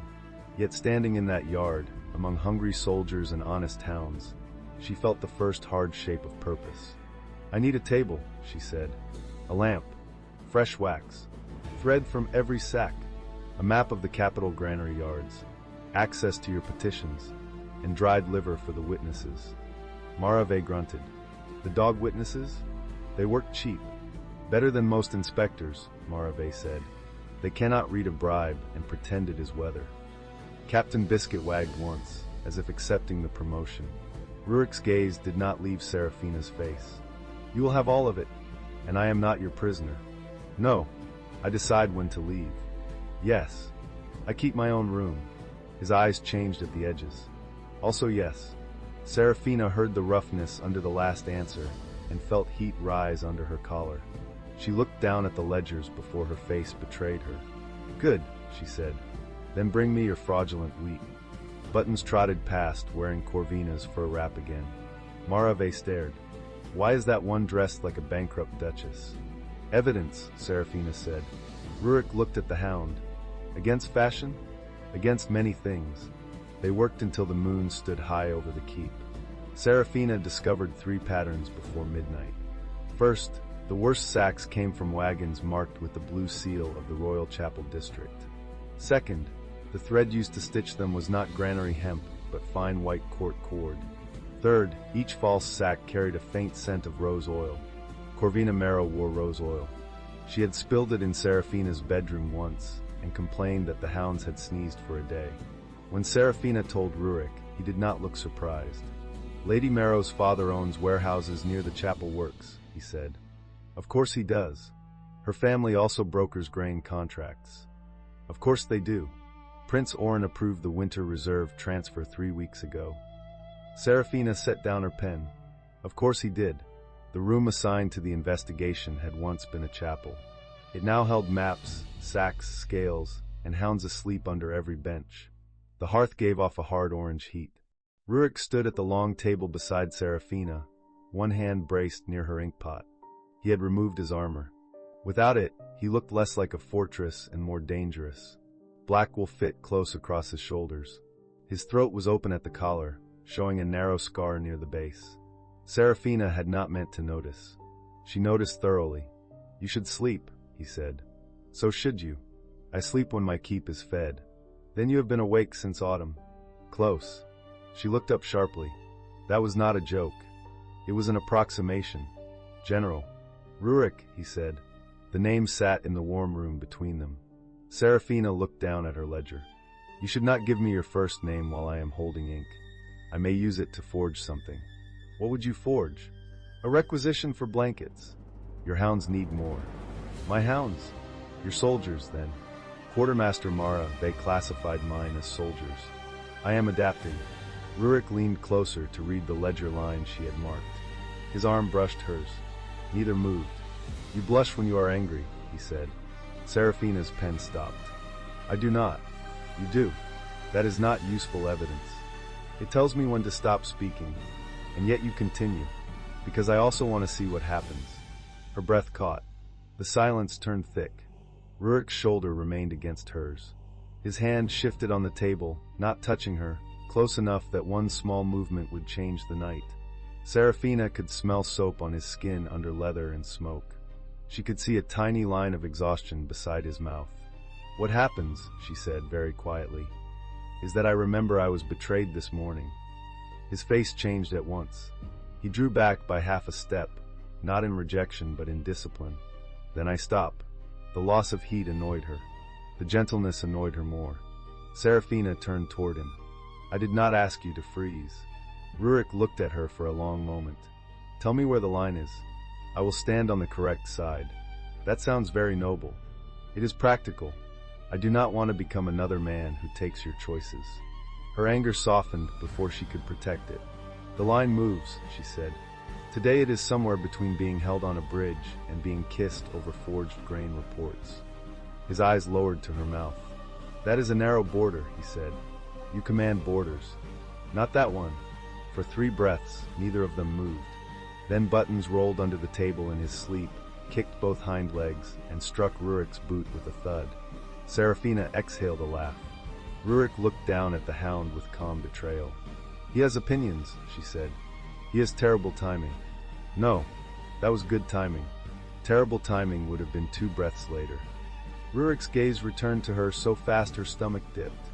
Then I owe him dried liver, he said. She did not sleep much that night. Her room was small, clean, and plainly prepared by soldiers who had no idea what women needed but respected blankets. Someone had placed 4 on the bed, 2 on the chair, 1 over the washstand, and 1 on the floor where Captain Biscuit immediately lay down. Serafina took off her boots and sat on the edge of the bed. The old bone whistle rested against her throat. Oren's voice kept returning. Only. The word had teeth. She pressed both fists into the blanket. The tears came without drama this time. They came because she had once wanted a husband who laughed with her at morning hound chaos. She had once imagined Oren watching her train pups and saying he was proud. She had spent years turning his distracted affection into proof of a future. Now that future lay on a salon carpet under Captain Biscuit's paws. The door creaked. Serafina wiped her face. If you are a soldier, retreat. If you are a hound, enter quietly. Grandmother Pike pushed the door open with her nose. Behind her stood Rurik holding a covered cup. Serafina sat straighter. You are not a hound. I brought one as a credential. Grandmother Pike walked in and took the rug. Rurik remained outside the threshold. Marave makes a winter herb drink. It tastes like boiled pine in punishment. It helps with shock. You're selling it poorly. I am honest about beverages. She stood and crossed to the door. He handed her the cup without stepping inside. Steam curled between them. Thank you, she said. His gaze moved over her face. He saw the tears. He did not mention them. There will be riders from the capital by morning, he said. Oren will call you unstable. He will call the hound stolen property. He may claim you attacked him without cause. I left the trail markers on the hunt board. Good. I took the knife. Better. I made his collar a dog toy. This time Rurik did smile. It was small, brief, and devastating. Necessary, he said. Serafina looked down at the cup because looking at him became difficult. I am not unstable, she said. I know. I am angry and embarrassed and apparently wanted dead, but I am not unstable. I know. Do you say anything else? When required. She drank. The herb brew did taste like pine and punishment. She grimaced. Rurik watched her mouth again, then looked away as if the wall required military attention. General, she said. Rurik. Rurik. His name changed the air a second time. Serafina lifted the cup. Thank you for stopping at my door. Thank you for not entering without permission. And thank you for looking at the wall as if it insulted your ancestors. It did. What did it say? That I have poor judgment. Does it often tell the truth? His eyes came back to hers. Tonight, yes. The cup warmed her fingers. His voice warmed everything else. Serafina should have closed the door. Instead, she let herself stand there with one bare foot on cold stone and one hound snoring behind her. Rurik's shadow filled the threshold without crossing it. Sleep, Serafina, he said. The way he said her name made it feel less damaged. You too. I will try. That was not an agreement. No. She narrowed her eyes. You are difficult. I have references. She closed the door before she smiled too much. Morning at Frostgate Keep began with a horn, a curse, and a hound stealing a sausage from a lieutenant's hand. Serafina woke before the second horn. Habit pulled her from bed while the sky was still iron gray.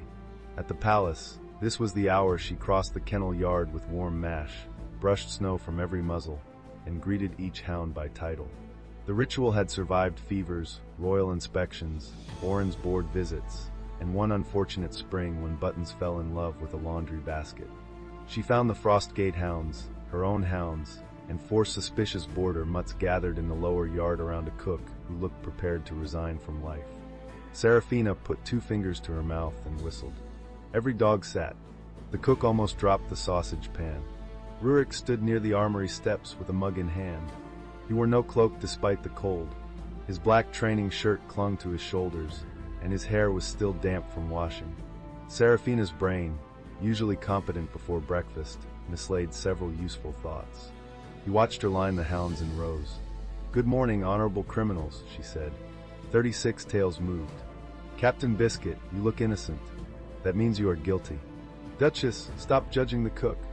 He has suffered enough. Mutton, remove your paw from that boot.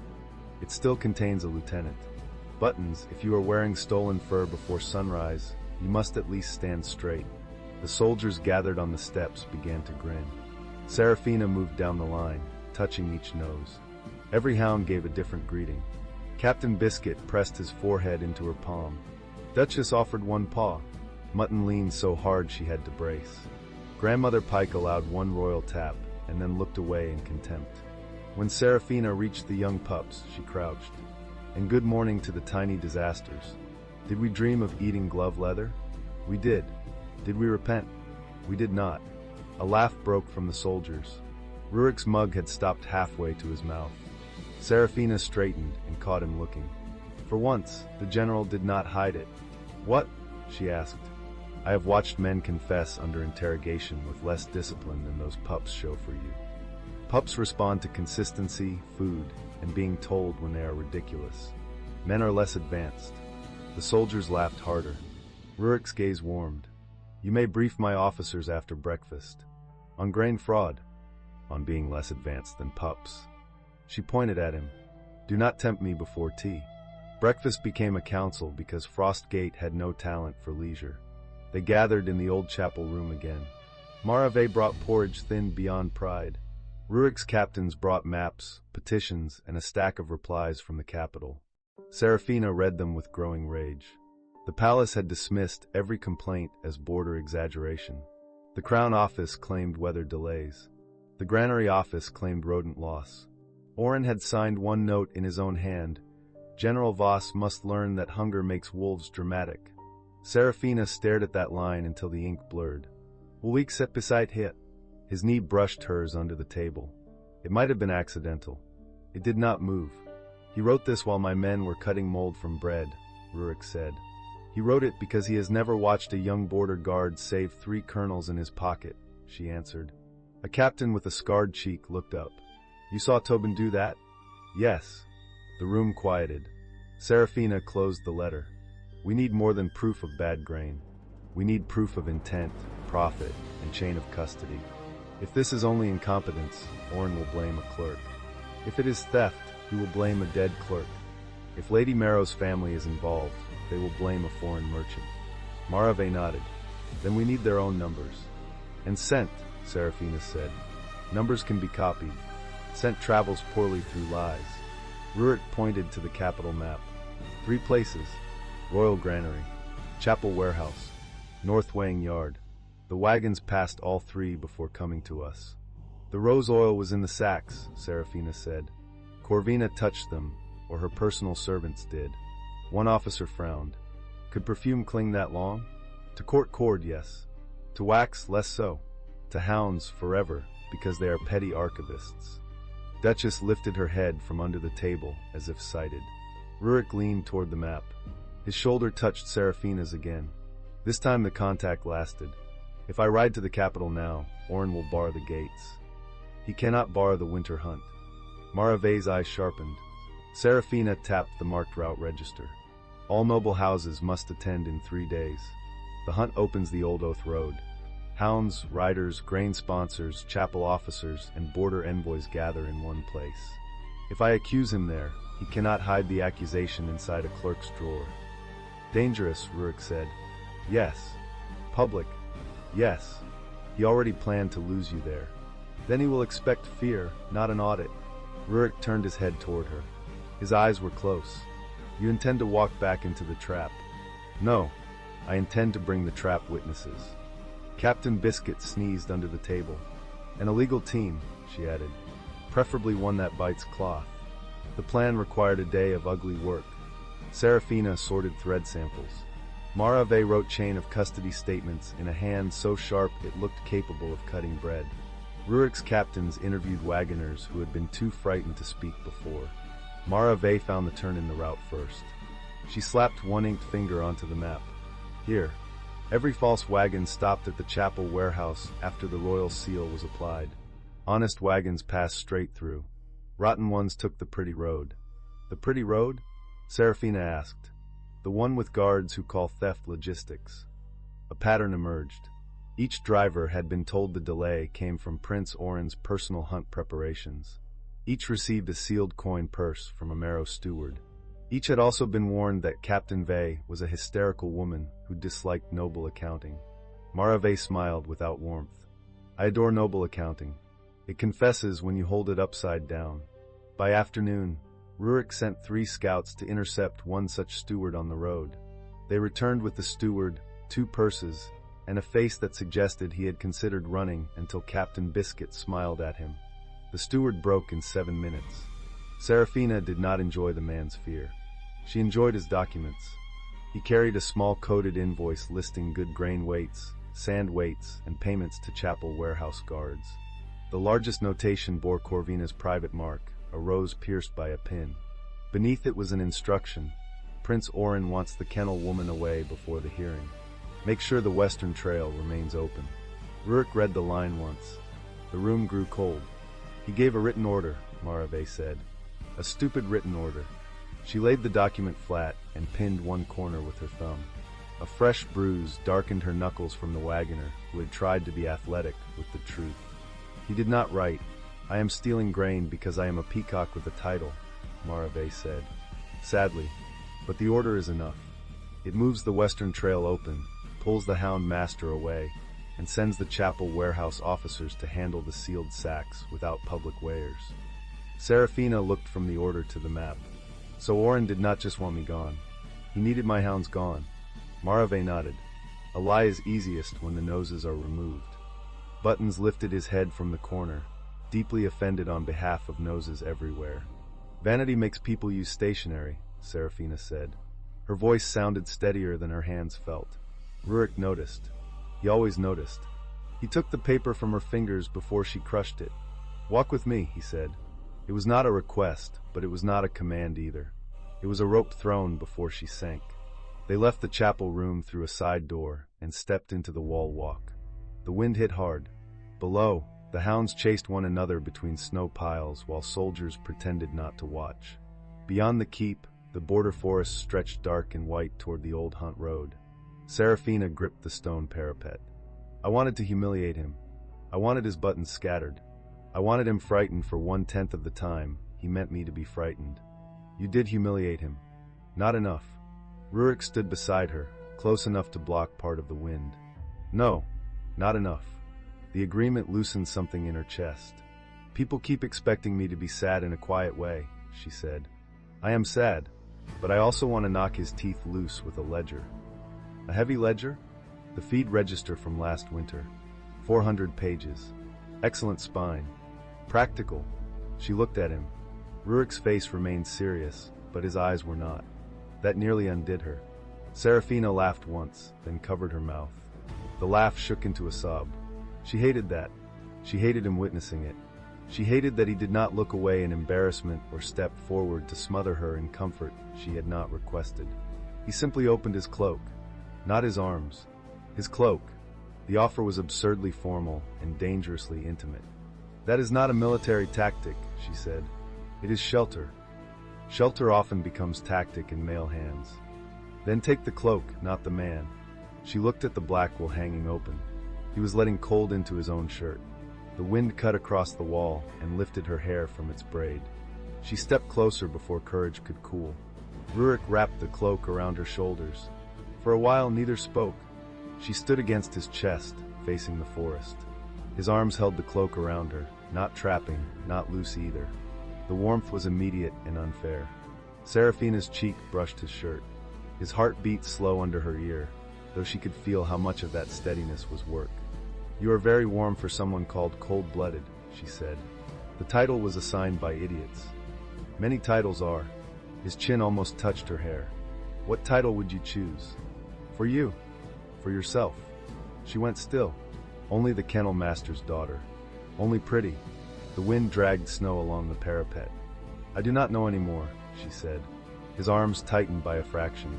Then do not let him name you while you are still bleeding. The words entered quietly and stayed. Serafina turned inside the cloak. They were too close. Her hands landed against his chest to steady herself. Muscles shifted under her palms. Rurik looked down at her hands first, then her face. "There," she said, softer than she meant. That sounded wise. "Are you ill? Severely? Symptoms?" "Poor judgment." Wall confirmed it. She smiled. His gaze dropped to that smile. The air between them tightened again. This time no hound stood near enough to save them. Rurik lifted one hand slowly, giving her time to step back. She did not. His fingers touched a loose strand of hair at her cheek and drew it away from her mouth. Serafina forgot the wind. "This is near the line," he said. "Yes." "Has it moved?" "A little." "Which direction?" She rose on her toes and kissed the corner of his mouth. It was brief, barely a kiss. Still, it struck through both of them. Rurik inhaled once, sharply. His hand moved to the back of her neck, then stopped before pressure became demand. Serafina felt that restraint. She liked it. She resented it. She wanted to test it with scientific cruelty. "That was not forged grain reports," she whispered. "No." It was also not quite a kiss. His thumb brushed the hair below her ear. "Do you require accuracy?" "In all investigations." Rurik bent his head. Captain Biscuit barked from the yard below. A soldier shouted. "General," the steward fainted again. Rurik closed his eyes. Serafina dropped her forehead against his chest and began to laugh. 2 breaths later, she said, "I am going to promote that dog to enemy command." "You cannot. He already holds a senior office." The laughter lasted longer than it should have. When it ended, the grief had not vanished. Nothing so convenient happened, but grief no longer held the only chair inside her. That evening, a palace rider reached Frostgate with a sealed order. Rurik received him in the keep hall with Serafina at his right and 32 hounds occupying the lower steps. The rider's face twitched when Button sniffed his boot. The order accused Serafina Hale of theft, assault, and emotional volatility. It demanded the immediate return of the royal hounds, the stolen hunt ledgers, and Lady Marrow's white fur wrap. It described Prince Oren's injuries as severe humiliation, though the scribe had crossed out humiliation and replaced it with bruising. Serafina appreciated the first draft. Rurik read the letter aloud without expression. Then he looked at the rider. "Reply," he said. "The hounds are material witnesses in a grain fraud investigation. The ledgers are evidence.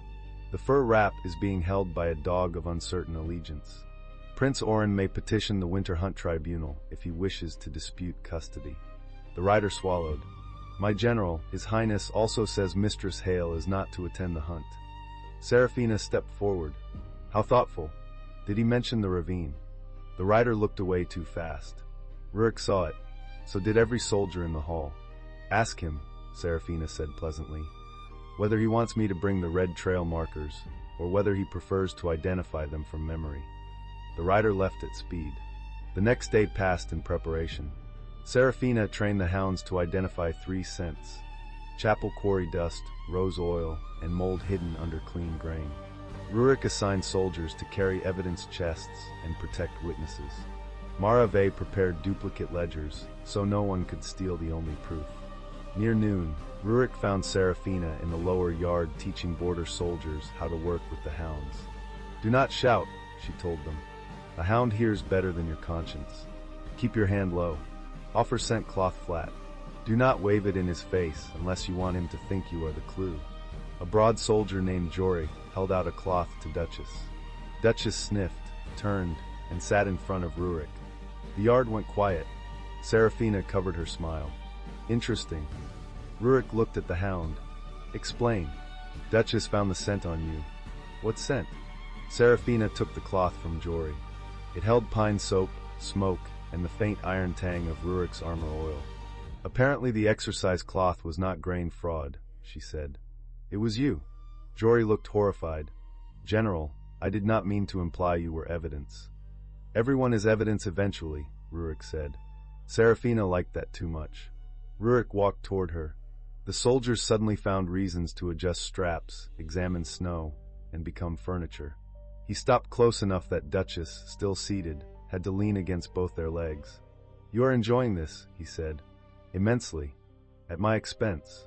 Your expense appears durable." His mouth curved. "What is the correction? For a false alert?" The handler apologizes to the hound, resets the scent, and praises the correct behavior. "Then apologize." I am not the handler. You are always the handler. That should not have sounded intimate. It did. Serafina held his gaze. Fine. Duchess, I apologize for asking you to identify fraud when General Voss was standing nearby being suspiciously scented. Duchess wagged once. Rurik bent, took the scent cloth, and held it out again. His shoulder brushed Serafina's hip as he crouched. She felt the contact all the way up her spine. Try again, he told the hound. Duchess sniffed the corrected cloth, crossed the yard, and put her nose on a marked sand sack. The soldiers cheered. Rurik stood. Good. Serafina looked up at him. That is all. Good. She saved your honor. My honor has survived worse than a hound's nose. Has it survived wearing Corvina's fur wrap? His eyes narrowed. Do not test command structure. I would never. Buttons appeared behind him dragging the white wrap. The entire yard inhaled. Rurik did not turn around. Mistress Hale. Yes. Is there a hound behind me with enemy fabric? No. A pause. Define no. There is a hound behind you with evidence. Jory made a strangled sound. Rurik turned. Buttons placed the wrap over the general's boot and looked proud. Serafina expected Rurik to scowl. Instead he reached down, lifted the wrap, and draped it over one forearm as if accepting a ceremonial mantle. If I must enter the winter hunt with this, he said, I will declare war on fashion. The soldiers laughed until Marave shouted that anyone with lungs that strong could carry evidence chests. Later, when the yard emptied, Rurik walked Serafina to the kennels built against the inner wall. The hounds settled around them in straw and lamplight. Outside, wind climbed the stones. Inside, the smells of clean fur, leather, and warm mash wrapped around her like something close to home. Rurik stopped beside a pen of young hounds. You look different here. Covered in hair? At ease. She fed a pup from her palm. Kennels make sense. Eat, work, play, sleep. If a hound loves you, he shows it. If he hates you, he also shows it. Court could learn from that. You belong there less than they told you. Her hands stilled. Do not be kind just because I am useful, she said. I am not kind. That is your defense. It is my reputation. Your reputation is terrible company. I know. The quiet after that was not uncomfortable. It was worse. It invited honesty. Serafina touched the old bone whistle at her throat. Rurik's eyes followed the motion. Where did you get that? He asked. A boy gave it to me when I was little. Before the palace. I got lost during a winter market storm. He found me under a pine, wrapped me in a blue scarf, and scolded me for freezing quietly. Rurik went still. Serafina looked at him. What? He reached toward the whistle, stopped, and lowered his hand. It was not blue. Her breath caught. What? The scarf was gray when my mother made it. I had fallen through creek ice the week before and stained it with the dye from a merchant's glove. It looked blue after that. The kennel sounds faded. Serafina's fingers closed around the whistle. You! Rurik's face had lost its hard command. Under it stood a boy with serious eyes in a snowstorm. I was 14, he said. You were very small, very angry, and determined not to cry where anyone could see. I was 8. You told me brave girls did not make noise. And you said brave girls were allowed to ask before becoming decorative ice. I was not diplomatic. A laugh escaped her, soft and stunned. You were rude. You were freezing. I kept the whistle. His gaze moved over her face in a way that felt almost painful. I looked for you the next morning. The market had cleared. No one knew where the little girl with the hound pup had gone. My mother found me first. She nearly killed 3 guards in one weather vane. Then she took service at the palace 2 years later. I remembered you, he said. The words were plain. They did not feel plain. Serafina leaned back against the rail because her knees had become unreliable. You remembered a lost child? I remembered a girl who corrected my knot while shivering. I tied the scarf badly. You were offended. It was a terrible knot. I improved. His voice had dropped. Serafina looked at the man before her, the general with scarred hands, the alpha who stood at thresholds, the boy who had given her a whistle without asking for anything back. Something in her chest shifted from interest into recognition. Not fate. She did not trust words that removed choice. Recognition was different. Recognition said, there you are, and I decide what that means. You saved me once, she said. Your mother saved you. I found you first. Do not argue with a woman holding 32 witnesses. He stepped closer. I am not arguing. You look like you are. I am trying not to touch you. The confession struck clean. Serafina's fingers tightened on the rail. Why? Because you learned today that I was part of an old memory that can make a person feel cornered by gratitude. You think too much. Often. Stop for a minute. His eyes darkened. She took his hand and set it at her waist. Rurik went completely still. The touch was over coat and corset and wool, but his fingers spread as if he had been made to hold that exact line of her body and punished for discovering it late. Serafina stepped closer until the toes of her boots touched his. Her free hand rested against his chest. I am not grateful right now, she said. I am tired, angry, and choosing badly on purpose. His thumb moved once at her waist. This is not bad. It may be unwise. Most things worth guarding are. She lifted her face. He bent slowly. This kiss was accurate. It began carefully, because both of them were too aware of what had broken behind her. Then his hand tightened at her waist, and hers slid up to the back of his neck, and careful became something warmer.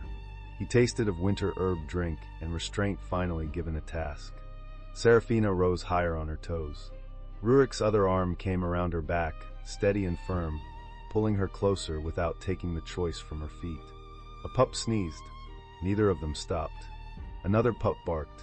Rurik made a low sound against her mouth that had nothing to do with command. Serafina smiled into the kiss before she could help it. Grandmother Pike barked once. They separated at once. The old bitch stared from her cushion with ancient disapproval. Serafina pressed both hands to Rurik's chest and breathed. That was not 2 breaths later. That was adequate timing. Rurik rested his forehead near hers. I dislike that hound less now. Her approval is difficult to win. I noticed. The hound settled again. Serafina should have been frightened by how quickly her body had trusted his. She was frightened. She was also alive in a way grief had tried to smother. Rurik touched the whistle cord lightly. Keep this visible at the hunt. Why? Old border law honors a rescue token. It proves I knew you before court could buy or name you. If Oren claims you manipulated me for protection, I will show that I owed you none and gave it anyway. You did not owe me protection. No, and you are not giving it anyway. His eyes searched hers. She tapped his chest. You are giving me soldiers, clerks, evidence chests, and a very severe quartermaster. I will protect myself in public. You may stand close enough to make stupid people reconsider their hobbies. Rurik's slow smile returned. That I can do. Good. Serafina. Yes. After the hunt, when the evidence is read and your name is yours again, I will ask if the line has moved farther. Heat climbed her neck. That is arrogant. It is strategic patience. You make patience sound indecent. Only near you. Grandmother Pike barked again. Serafina pointed at the old hound. Do not judge me. You had 6 mates and bit 3. Rurik choked on a laugh. The hunt began under a sky the color of polished steel.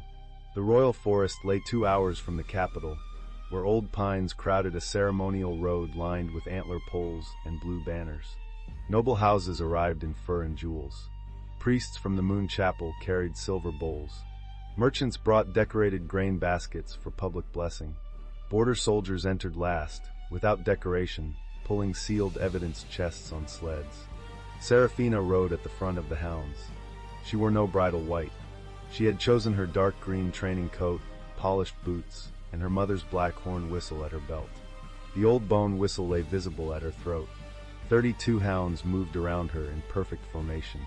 Buttons wore no fur wrap today because Marave had locked it in an evidence chest after discovering he had tried to trade it for sausage.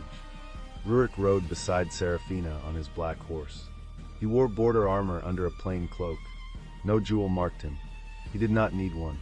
People moved aside because their bodies understood him before their pride did. Whispers rippled through the gathered houses. There she is. She stole the hounds. He brought the border wolf. Prince Oren stood on the high viewing platform beside King Albrecht, Lady Corvina, and the council. Oren's collar sat high enough to hide several bruises. Corvina wore a pale blue gown and a new white fur wrap. Her smile thinned when she saw Serafina. Serafina smiled back. Captain Biscuit showed his teeth in what might have been joy. The master of ceremonies lifted a staff. By royal command, the winter hunt opens with the prince's first trail. Objection, Seraphina said. Her voice carried because she had trained hounds across wind for 10 years. The staff faltered. Orin leaned forward.